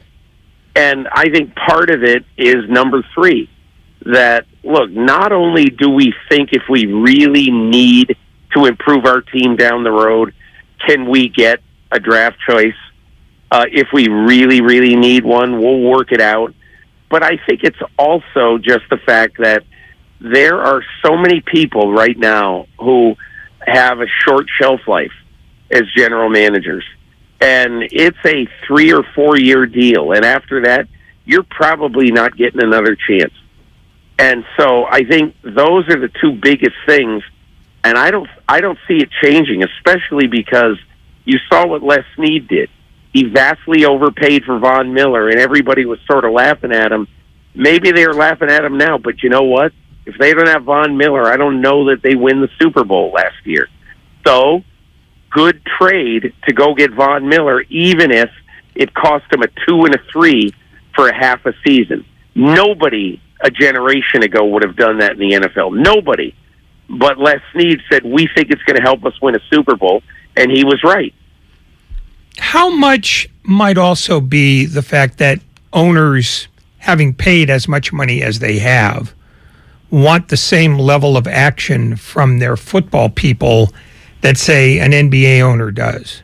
Because that's been the sport that's had the most volatile off seasons for the last several years. Right. And it's turned out to be a lucrative submarket for them.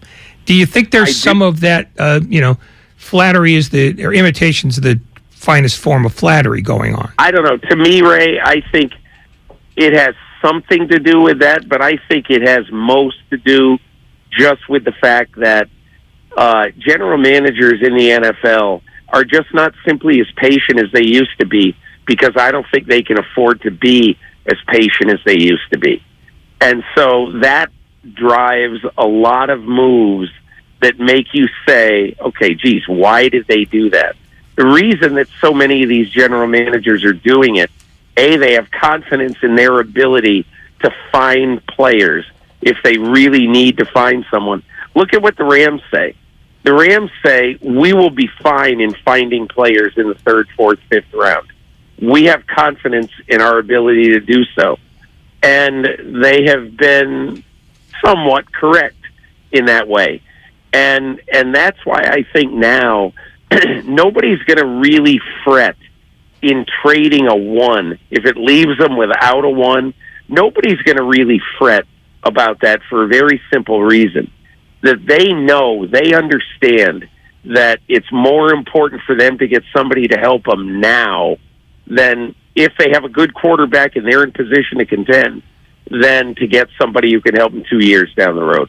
Peter King with us here on 95.7 The Game. It's a bye week for the Niners, so we get to touch on a couple of other big stories around the league, and we certainly had one dropped on us this morning on the heels of yet another investigation into the finances. It's actually not even on the heels. It came out before talk of looking at the Washington books in a big story on ESPN. But Daniel Snyder is now, I guess, formally exploring the idea of selling the Washington franchise Do you think there is a single owner, Peter, who's going to call him and say, like, Danny, don't do it. We'll love you. We'll miss you. It seems like the entire, normally the circular wagons of NFL ownership have become a circular firing squad on Daniel Snyder.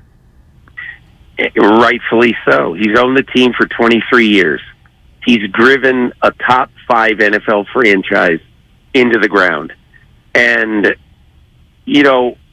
I think the bottom line in what owners want to see out of their fellow owner, they want to see them all help us maximize our business. And what has happened in Washington in the last 2 decades is that Daniel Snyder has hurt the business of the NFL in one of the red-hot markets of the NFL, which is Washington. And I don't know, I may have told you this, but, when I used to cover Washington, I covered the Giants for 4 years in the 80s, and I would go to RFK Stadium, and every time there was a big play in a game, every time, stadium would shake, the press box would rattle. And you just almost got the feeling that every time you went to one of those games, you didn't know what was going to happen. You just knew it was really, really important. And now, it's like going to see the Toledo Mud Hens. And, if you go to a Philadelphia or Dallas game there, you're going to be overrun by Philadelphia and Dallas fans because everybody's given up on this team. So when it isn't only because of the lawsuits and the sexual harassment charges and the government investigation and the NFL investigation. That's bad for business ultimately because it's bad. The image is terrible. The optics are terrible. But the bottom line in this is NFL owners are concerned about the bottom line. Daniel Snyder has basically bludgeoned a great franchise for the bottom line for the rest of the league. And so that's the biggest reason why I believe they all want him out. I've been a little surprised that there hasn't been more made within NFL circles of the fact that Snyder is also accused of shorting visiting teams when they come to Washington. That's essentially stealing from your fellow owners. But I haven't seen a commensurate amount of outrage in the outside about that. Are the owners as angry about that as they are about anything else? I don't think so, because I don't sense, Ray, that there are a lot of owners who believe that actually happened. At least their attitude is, show me. If we find there's some real evidence, I think they're going to be upset. But I don't think they've seen the real evidence yet. And everything I've heard about this is that there isn't enough evidence to prove that Snyder or anybody connected with the franchise actually did this. Now, that could change. Obviously, that could change. But I think if it is found out that he did that, I think there will be a lot of angry owners. And that could also contribute, if indeed there is anything there, that could contribute to why Snyder made the statement today that they have engaged Bank of America to help them find some buyers. Whether, what we don't know yet is whether he wants to sell everything or just part of it. The only reason that I think it is everything is very, very simple. You tell me if there's somebody, you think there's somebody out there who wants to buy 20% of this franchise for $1 billion or $800 million. First of all, who wants to go in business with Daniel Snyder? Second of all, who wants to be a minority partner with Daniel Snyder? I don't think who wants to, how many people got $1 billion to throw around? I just think that what's happening right now is that Snyder is paving the way to sell this team lock, stock, and barrel. How easy, in your view, would it be to essentially sell what is, and I'm just going to be conservative here, say a team that would fetch upwards of $5 billion, and then on top of that have to throw in another $2.5 to $3 billion on the new stadium that Washington can't seem to get under Snyder? Well, here's the issue about that, okay? One of the reasons that it's been really, really difficult for this franchise and Daniel Snyder to get a lot of juice out in the business community to help him sell or to help him buy a new stadium, to find ground, all that stuff, is because nobody wants to do business with Daniel Snyder. Nobody trusts Daniel Snyder. Nobody thinks he's a good guy to go into business with. Let's just say, for the sake of argument, the guy who I think is the dream owner for this franchise, for all of the owners in the NFL, the dream owner, Jeff Bezos. Let's say that Jeff Bezos is interested, and he walks into Alexandria, Virginia, and he says, hey, I'm here, I want to build a stadium in your town. They'll be lining up to help him build a stadium there. But does anybody really trust Daniel Snyder after what they've seen in the last 23 years? Peter, when you were a Cub reporter in Cincinnati, roaming the bowels of Riverfront Stadium, did that correspond with Marge Schott, since we are talking about terrible owners?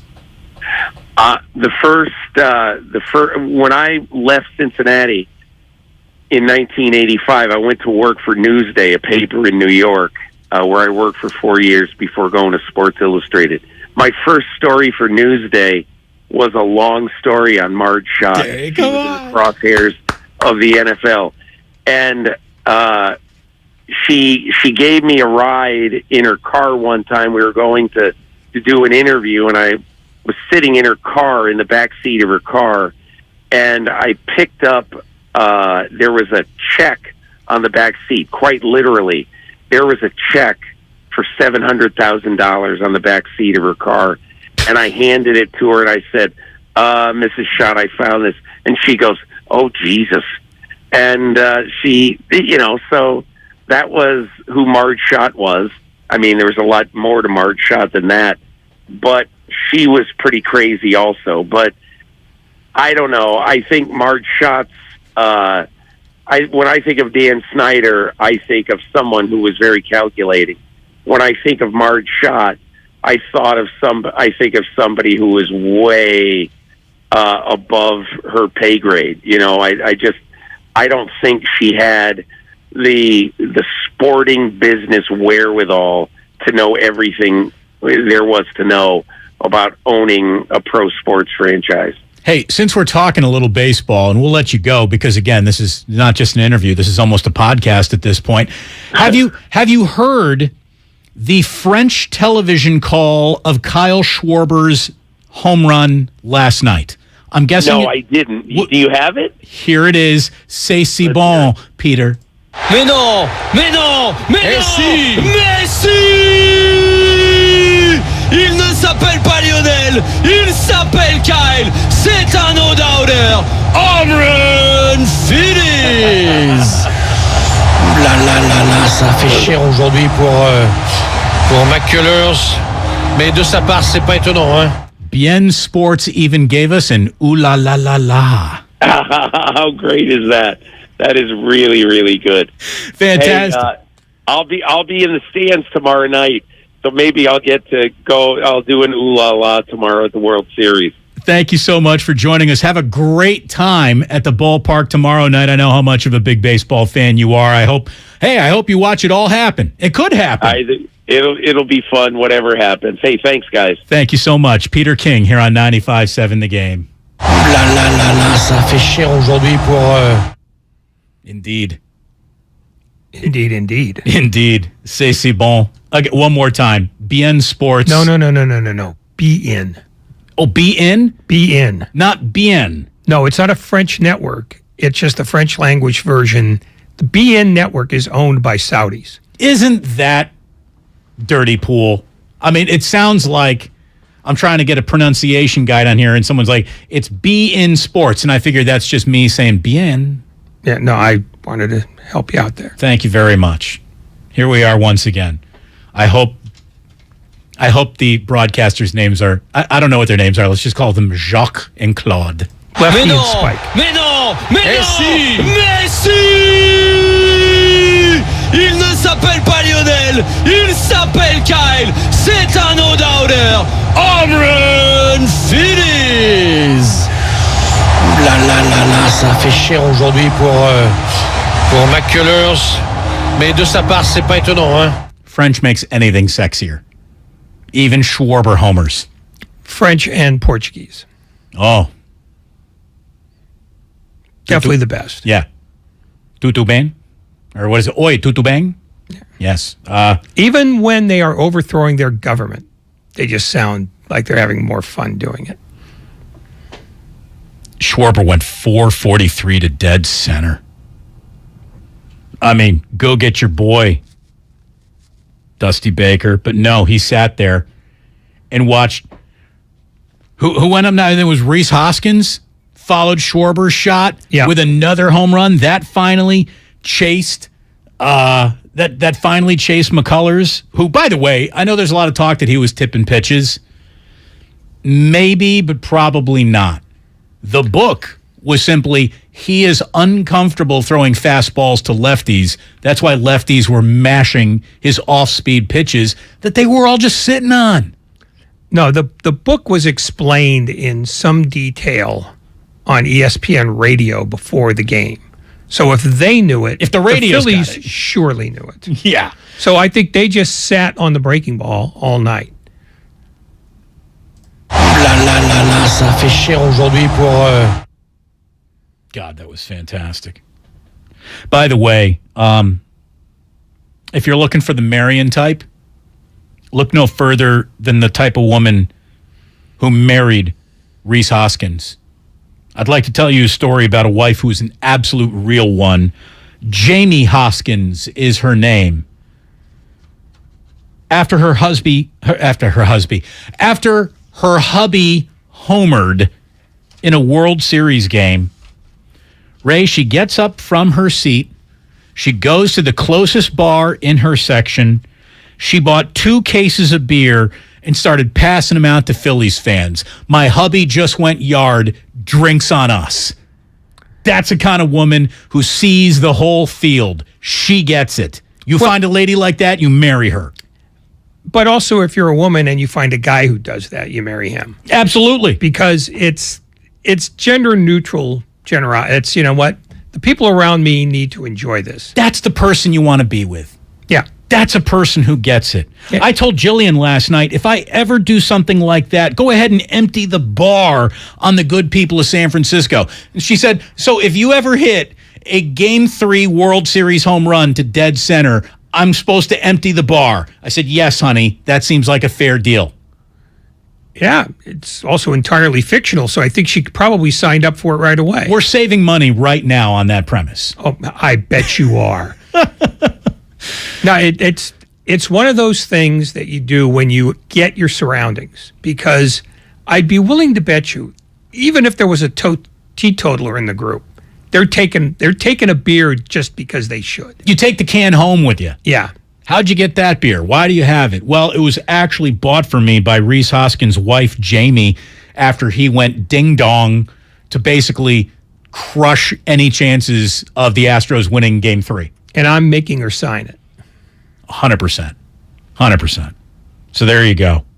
Find yourself someone who looks at you the way she looks at a bartender when her husband hits a bomb. I'm just wondering how she got, she must have gone to a concession stand or gotten somebody to go to get, what was it, pallets. 24 cans? It was 2 pallets. 2 pallets. 2 pallets. Cans, right? Yes. Yeah, tall boys, too. Okay, so I didn't realize they still sold cans, especially in a place like Philadelphia. They'll only sell you a can. They won't sell you a bottle there. No, I'm thinking like a bottle, plastic like a plastic bottle. Yeah, that's what I was thinking. These were cans. These were tall boy cans. Yeah, so I'm just wondering, did the concessionaires not know where they work?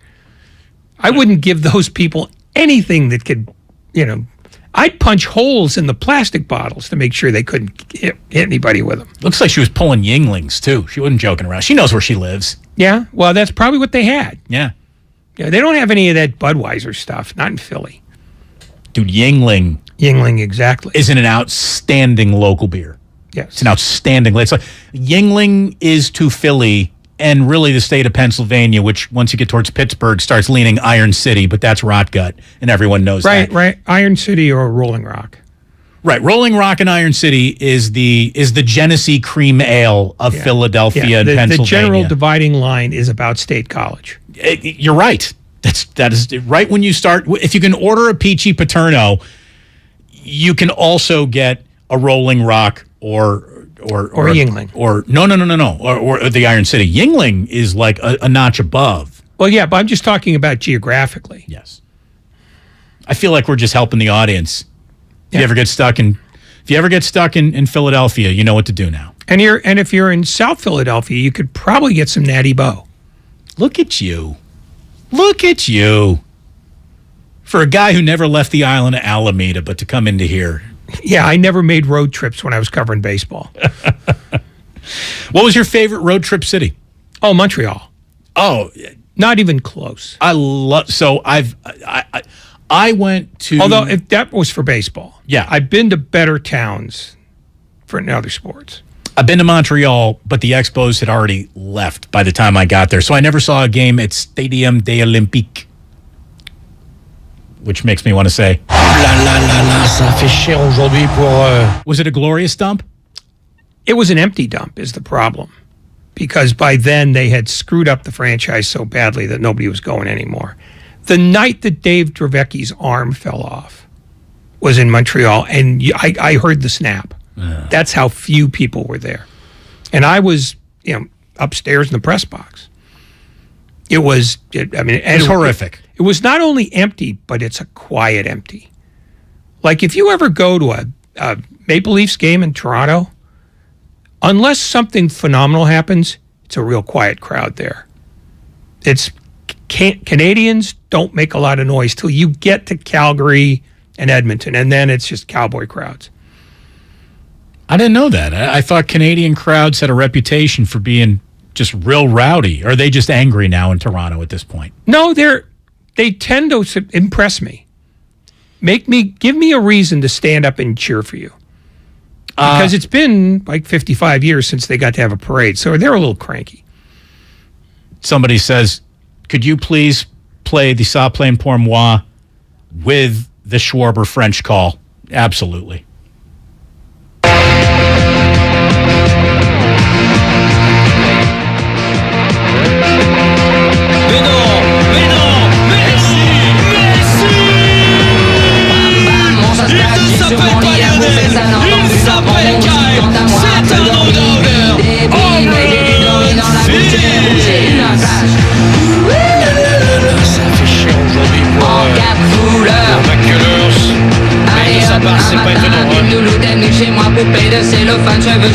It works.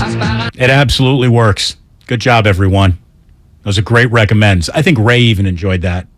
No, you did not enjoy that. No, not really. This is Mike in San Jose. What do you got, Mike? Oh, it's Mike now. Yeah, no, I'm sorry, but did you say Yearling was good? Did you say that you enjoyed the taste of that Intrepid beer? Yes. Yingling's pretty damn good. It's like, I would call it a very good regional beer. It's like Shiner Bock if you're in Texas. It's like an Anchor Steam if you're here. It's a when in Rome beer. I wouldn't seek out a Yingling unless I was in the Yingling zip code, If it was omnipresent, if you could get a Yingling everywhere, you probably wouldn't drink it. Right. But the fact that you rarely get it. It's a when in Rome beer. Yeah. Does that please you, Mike? Did we properly explain that? It's just hot. Because that is literally the Coors Light of just faux craft beer. That's what it tastes like. It is Coors Light. It's Coors Light with a different name. Right, but if you were in Golden, Colorado, wouldn't you want a Coors? No, you wouldn't. No, I wouldn't. Because you don't want to drink a Coors where you can get it everywhere. Well, I mean, it's like in St. Louis. It's a banquet beer, not a light. Yeah, but in St. Louis, Budweiser is the only thing that anybody can get because they own the town. but no other place is like that. I was with my buddy Tom Ackerman, who runs KMOX in St. Louis. So he's got pull around the town. We go to Sportsman's Pub, which is this great bar in St. Louis. I know where it is. And we walk in and we go, and like everyone else in St. Louis, we say 2 Budweisers, please. And the guy just said, our taps are out. And I turned to Tommy, and I'm ridiculing him, all the traditions of St. Louis, the Cardinals, the Clydesdales. I'm literally making fun of him. And he walks over to the door. He must have heard it backing up. He opens up the door, and they're literally backing in a trailer of Budweisers and unloading in real time 50 kegs as fast as humanly possible because they put up the bat signal that Sportsman's was out of Budweiser. And they solved that problem faster than Ozzie Smith would do his opening day somersault. Well, because all the taps at the Sportsman and every other place in St. Louis only serve Bud. If we're out of Budweiser, you're drinking alcohol. You're out of beer. Yeah. I mean, the point is everybody drinks one beer. So I easily can see why they would have run dry. But it's the only town where that's true. Like in Montreal, only the farmers drink Molson's. That's supposed to be like the beer. And if you order a Foster's in Australia, you'll get punched out. Absolutely. That is. What do you think of Labatt's? How does Labatt's play with the local crowd? In Toronto, no, they don't touch it either. It's you can get it everywhere, so nobody wants it anywhere. Fair enough. I mean, again, that caters to the snobby beer crowd, but like if you're painting the side of your house and you need 20 to get you through the day, you'll get 20 Labatt's. It's sort of like Bud that way. It just, you can drink a lot. It's meant to drink. It's hot summer beer day. Yeah. It's fishing beer. Yeah. I don't want to have to go to the refrigerator 3 times. Bring me 2 cases. I'll polish that off while I'm finishing off the barn. I love that this segment included an incredible conversation with Peter King, a full breakdown of Eastern, Central, and Western Pennsylvania acceptable beers. We spread the beer currency around all of North America, the entire continent. We went up to Canada. We learned. Ray, do you have 15 seconds on the Sharks since we're in a Canadian mode right now? They stink.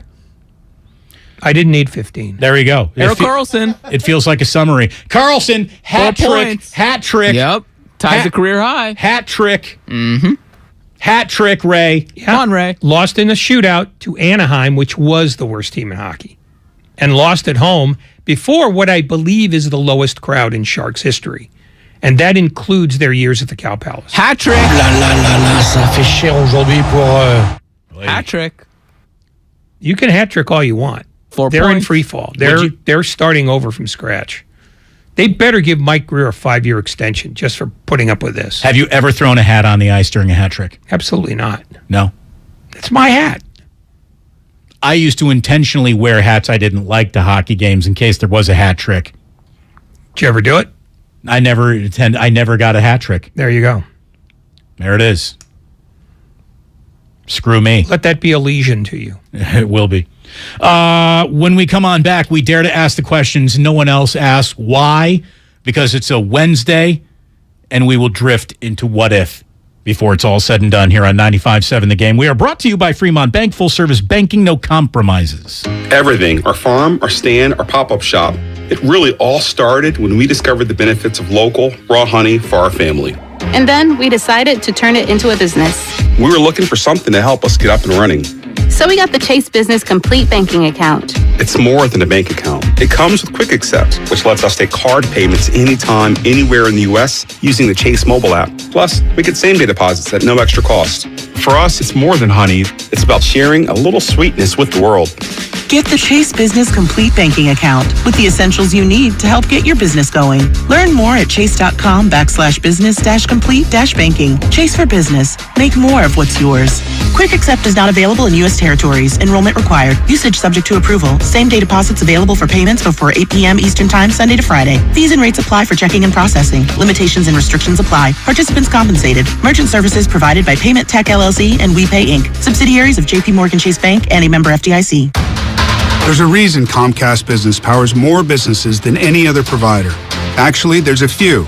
Comcast Business offers the fastest, reliable network, the peace of mind that comes with Security Edge, helping to protect all your connected devices, and the most reliable 5G mobile network. Want me to keep going? I can. Whether your small business is starting or growing, you need Comcast Business. Technology solutions that put you ahead and give you serious savings. Comcast Business, powering possibilities. Get started with fast speeds and advanced security for just $49.99 a month for 12 months with no annual contract. Plus, ask how to get up to a $750 prepaid card with a qualifying bundle. Offer ends 12/5/2022. Restrictions apply. New Comcast Business 50 megabits per second internet and Security Edge customers only. EcoBill and AutoPay required. Equipment, taxes, and fees extra and subject to change. Most reliable based on RootMetrics US report. Results vary, not an endorsement. In San Mateo, clear skies overnight, lows in the mid-40s. Weather brought to you by Pfizer and BioNTech. This fall, there are now updated COVID-19 booster shots designed for recent Omicron variants. Learn more and schedule your updated booster at vaccines.gov. No one knows where this market will go. Things could change tomorrow, next week, or next month. At Merrill, we've been here before, and history shows this is the time to stay focused on your future. Because through every market, the bull will always have your back. Find an advisor in the Bay Area at ml.com/bullish. Merrill, a Bank of America company. What would you like the power to do? Investing involves risk. Merrill Lynch, Pierce, Fenner & Smith Incorporated, registered broker-dealer, registered investment advisor. Member SIPC, a wholly owned subsidiary of Bank of America Corp. Are you interested in new career opportunities in the Bay Area and want to make a difference in your community? The SF Sheriff's Office is looking for people considering a job in law enforcement right now. If you're at least 20 years or older with a high school diploma or equivalent, the SF Sheriff's Office wants to hear from you. Enjoy full benefits, flexible schedules, and opportunities for growth and promotion. For employment announcements and more information, visit sfsheriff.com. That's sfsheriff.com to apply today. Score big with Xfinity Internet. It's made to do anything, so you can do anything. Supercharge your home with the game-changing speed of supersonic Wi-Fi. With 3 times more bandwidth, it covers the field and then some. And blocks billions of threats with advanced security that helps keep you protected at home and on the go. If you're keeping score, that's internet that does it all. That's unbeatable internet from Xfinity. Learn more at Xfinity.com. Restrictions apply. Not available in all areas. In San Mateo, clear skies overnight, lows in the mid-40s. Weather brought to you by Pfizer and BioNTech. This fall, there are now updated COVID-19 booster shots designed for recent Omicron variants. Learn more and schedule your updated booster at vaccines.gov. It's pro time because at Lowe's, it's Provember. Save big with inventory you can count on, like Flex products or DeWalt power tools starting at just $99. Plus, Lowe's MVPs members earn up to 3 times bonus points per dollar on select items. Save all Provember long. Bonus points calculated before taxes and fees after applicable discounts, if any. MVP's Pro Rewards Program. Terms and restrictions apply. See Lowe's.com/L/Pro Loyalty Terms. Subject to change. Prices valid from 10/17/22 to 2/3/23 or until supplies last. You're the one who protects the flock, and that requires an eye for detail. Because when safety and well-being are on the line, it's the details that can save lives. Even when no one else is watching, you see everything. Grainger gets you, and we're here for you, and all the ones who get it done with a wide range of safety products and solutions, plus board-certified safety consultants here to answer your questions. Call, click Grainger.com, or just stop by. Grainger, for the ones who get it done. Festivals, football, flannels. Some say fall is their favorite time of year. And this fall, there are now updated COVID-19 booster shots designed to help protect against COVID-19 variants. If you've had your primary series, schedule an updated COVID-19 booster shot appointment as soon as you're eligible. And don't forget to enjoy the foliage. Sponsored by Pfizer and BioNTech. You might not have the biggest garage on the block, but with eBay Motors, there's 122 million parts right at your fingertips. Whatever you need, there's something that fits your vehicle. Air filters, tires, seat covers, and more. Get the right parts at the right prices. ebaymotors.com. Let's ride. Here's what happened today on the game. The morning roast from 6 to 9. Everybody's going to focus on Wiseman, and I get it all. Wiseman this, the Wiseman that. The final 5 minutes. The final 5 minutes was on the starters. We'll start your Fast Five lineup. Willard and Dibs from 9 to noon. I, Giants fan, will not get angry with the Giants in 5 years when this looks like a bad contract. Steiny and Guru from noon to 3. You know what I'm worried about most with the Warriors? It's not their defense. I think their defense is going to be fine. I'm a little worried about Klay Thompson. And Damon and Ratto from 3 to 6. Hey, you got to snap a losing streak. And let me tell you how I think that this is going to go, Ray. This 5-game roadie. I bet you they come back 1-4. The best of the game, presented by the County of Santa Clara. COVID-19 booster shot now at sccfreevax.org or call 211.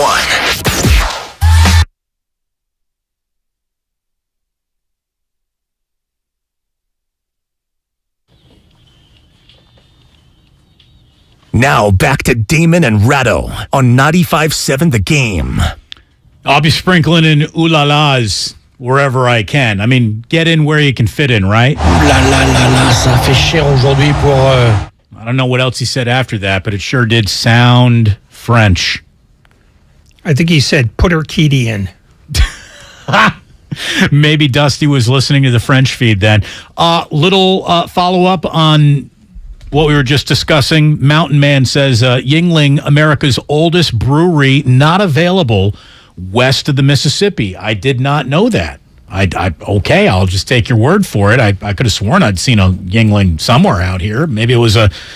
I used to have a buddy of mine at IU who was such a big Steelers fan. His dad would ship him cases of Iron City for Steelers games, and I would just tell him, I'd be like, this is really not a beer that should be shipped. I mean, you're paying more postage than you did for the case of beer. It feels a little silly to me, but he needed his Iron City. He was homesick. He didn't belong in Indiana. He should have been at Drexel. No, he had to get out. He had to get out. Somebody says, Damon, you're talking about regional beers. What about Old Style? Again, perfect example. I would never want an Old Style unless I were sitting in Chicago proper, specifically Wrigley Field, specifically left field bleachers at Wrigley Field. That's when I'm going to need an Old Style in each hand. But I don't go to Wrigley Field anymore because they ruined it, and I hate the people who own the team. So You'd go there if they were good. Yeah. You would. I would. You absolutely would. Let's see. I need to let you know that coming up next, brought to you by Fremont Bank, it's Warriors Roundtable with our pals Kevin Dana and Gary St. Jean. They're right around the corner. Somebody says, Yuengling, Steiny's favorite beer. Dude, it pegs him geographically. Absolutely it does. Oh, Steiny would drink anything out of a policeman's shoe. He didn't care. That's how Pennsylvania he is? Yeah. Well, no, he's how much of an alcoholic he is. Oh, nice. I'll let him know you said so. He's listening. We want to thank very much Steve Kerr and Peter King for joining us today. Both Ray and I had it worked into our contracts that we don't do Orlando Magic pregame. We refuse to do it. So tomorrow, actually, it's got nothing to do with our contracts, but we are so crushing the competition. We've been given good boy days off. John Dickinson will be with you at 3 o'clock. He will get you ready for Tim Roy's pregame that starts at 3:30, and then tip off with the Magic at 4 o'clock tomorrow. I'm sure more of that will be discussed on Warriors Roundtable coming up next year on 95.7 The Game. I hope that sounds good to you. In the meantime, it's not like you have a choice. You don't have a choice. If you're going to stick here, that's what you're getting. That's how it is. Yeah, shut up and take it. On a What If Wednesday.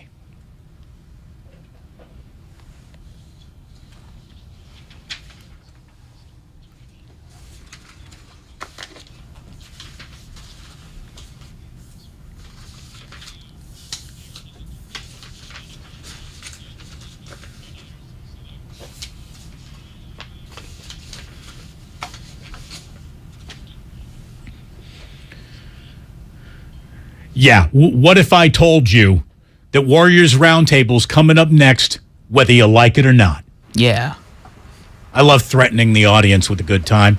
What do you got for us, Lucas? I'm just looking up Yuengling, and yeah, it was founded in 1829. It is, in fact, America's oldest brewery. Hey, would the text line share incorrect information with us? Never. Absolutely. Never. Those hyenas. What do you got? Peter King told us the difference between Christian McCaffrey, the Ram, and Christian McCaffrey, the 49er, was a 4th-round pick. What if the Rams outbid the 49ers and C-Mac was in LA instead of San Francisco. Season's over. I mean, I don't know if the 49ers season is over. I still think that they got a shot to be a playoff team. Jeff Wilson Jr. is still on the roster, and Elijah Mitchell. Here's the thing. Christian McCaffrey, I mean, now that we've seen all the razzle-dazzle that he brings to the table, it's more than just a running back. But adding a running back didn't even, in my mind, address some of the biggest needs that the Niners had. This is a luxury item more than a necessity. Maybe the luxury item will be so significant it makes the necessities less bare necessities. If the Rams have McCaffrey, they're the third wildcard team after the Giants and Cowboys. But wait a minute. How come the 49ers offensive line matters, but then all of a sudden Christian McCaffrey would render the worst offensive line maybe in the NFC something that didn't matter? Like that, to me, that offensive line's broken enough to not unleash McCaffrey. Because he gives the Rams the running back that they don't have. And but behind the offensive line you don't have, what good does that really do? That offensive line can't block for a drop-back passer, but with a guy who would be throwing the ball as quickly as Stafford would to McCaffrey, as well as Cooper Kupp, the line becomes less important. So are you now guaranteeing a playoff appearance for the 49ers since you guarantee it would be with the Rams? They have no excuse if they don't get in. I would agree with you there. They have what they need to put this recipe together. And this wasn't a luxury item either. It gave them a dynamic offense that they also didn't have last year when they reinvented Deebo Samuel. You have to think of it that way, that they got a hybrid, not a running back. All right. I'll take it. I mean, I'm pro the move. I like the move on the day they lost to the Kansas City Chiefs. A lot of people now love the move. Again, who do the Panthers actually have to draft for them to even pretend that they won this trade, unless McCaffrey is like stretchered off a field here and it's a disaster? Like outside of that, Victor Wembanyama. If they do get Wembanyama, I mean that's it. It's the only guy they can get. He could really high point a lot of red zone passes. Yep. And then you sell him to Michael Jordan for an exorbitant fee, and you pocket the money. Makes a lot of sense. It really does when you think about it. By the way, Victor Wembanyama is indeed from France. Ça fait cher aujourd'hui pour... See, it works. It just keeps working. Lucas, what if I told you we had time for one more What If Wednesday question? Oh, that's incredible. Celebrities all over yesterday were losing their minds when they found out Elon Musk announced users will have to pay, well, he started with $20 and now down to $8 to get or stay verified. So we're negotiating. On Twitter. We're negotiating. We're down to $8, and it sounds like it's going to stay at $8. You got to pay $8 to get that blue check mark on Twitter. Now, if you already have a blue check mark, do you get grandfathered in? Which also, I found out Ray is not verified on Twitter. Did you know that, Ray? Yeah, I'm kind of aware of that. Yeah. Is that a frustrating thing for you? No, I was verified, and then when I left NBC, I changed. When I got thrown out by NBC for being a complete keister, I had to change my my sign in, and the blue check mark went away. And somebody asked, "Are you going to try to get it back?" I said, "No, I verified myself. I know who I am." I don't need all 80,000+ followers, though. Congrats. I don't care. Here's my. The truth is, if he's going to do stuff like that, I probably will get off Twitter entirely. Here's my only point when it comes to that $8 fee. I hope Odyssey's ready to cover that, because the minute any social media costs me a penny, I'm done. And they're like, "Well, Damon, isn't it worth $8 to you to have the reach of?" No, it's worth $8 to you. No, it's not. It's not. Why am I going to pay someone for the right to put my content on their site for free? I'm not doing that. If my company wants to do that for me, that's fine. Let me just say this too. I was a non-verified Twitter user, and then I became a verified Twitter user. How? I do not know. Actually, that's not true. I do know. They used to listen to my show down at the headquarters. So one guy was like, "Verify him." And they did. It changed nothing. in my experience. There was nothing that automatically, like, I have a very humble Twitter following, nothing to brag about at all in terms of followers or prowess. My experience changed not at all when I got verified. There's nothing other than bragging rights, if that's the kind of thing you'd want to brag about, which I never did, so I don't even care. Take the blue check mark. If I can still tweet for free without the blue check mark, who gives a the majesty's not in the blue check mark. It's in these genius thoughts of mine that I use my thumbs to share with the world. That's the value. You're welcome. You're welcome, America. Ray, did you know that there's... It's 5:57, Lucas. This answer can't be important. It's not an answer. It's just information. Did you know that there's a dating app for checkmark people only? It's 5:57, Lucas. It's not important. What's it called? Check this out. It should be called Check This Out. I don't know what they're calling it, but they should call it Check This Out. Thank you very much to Grandy. Thank you, Lucas. Did John do anything?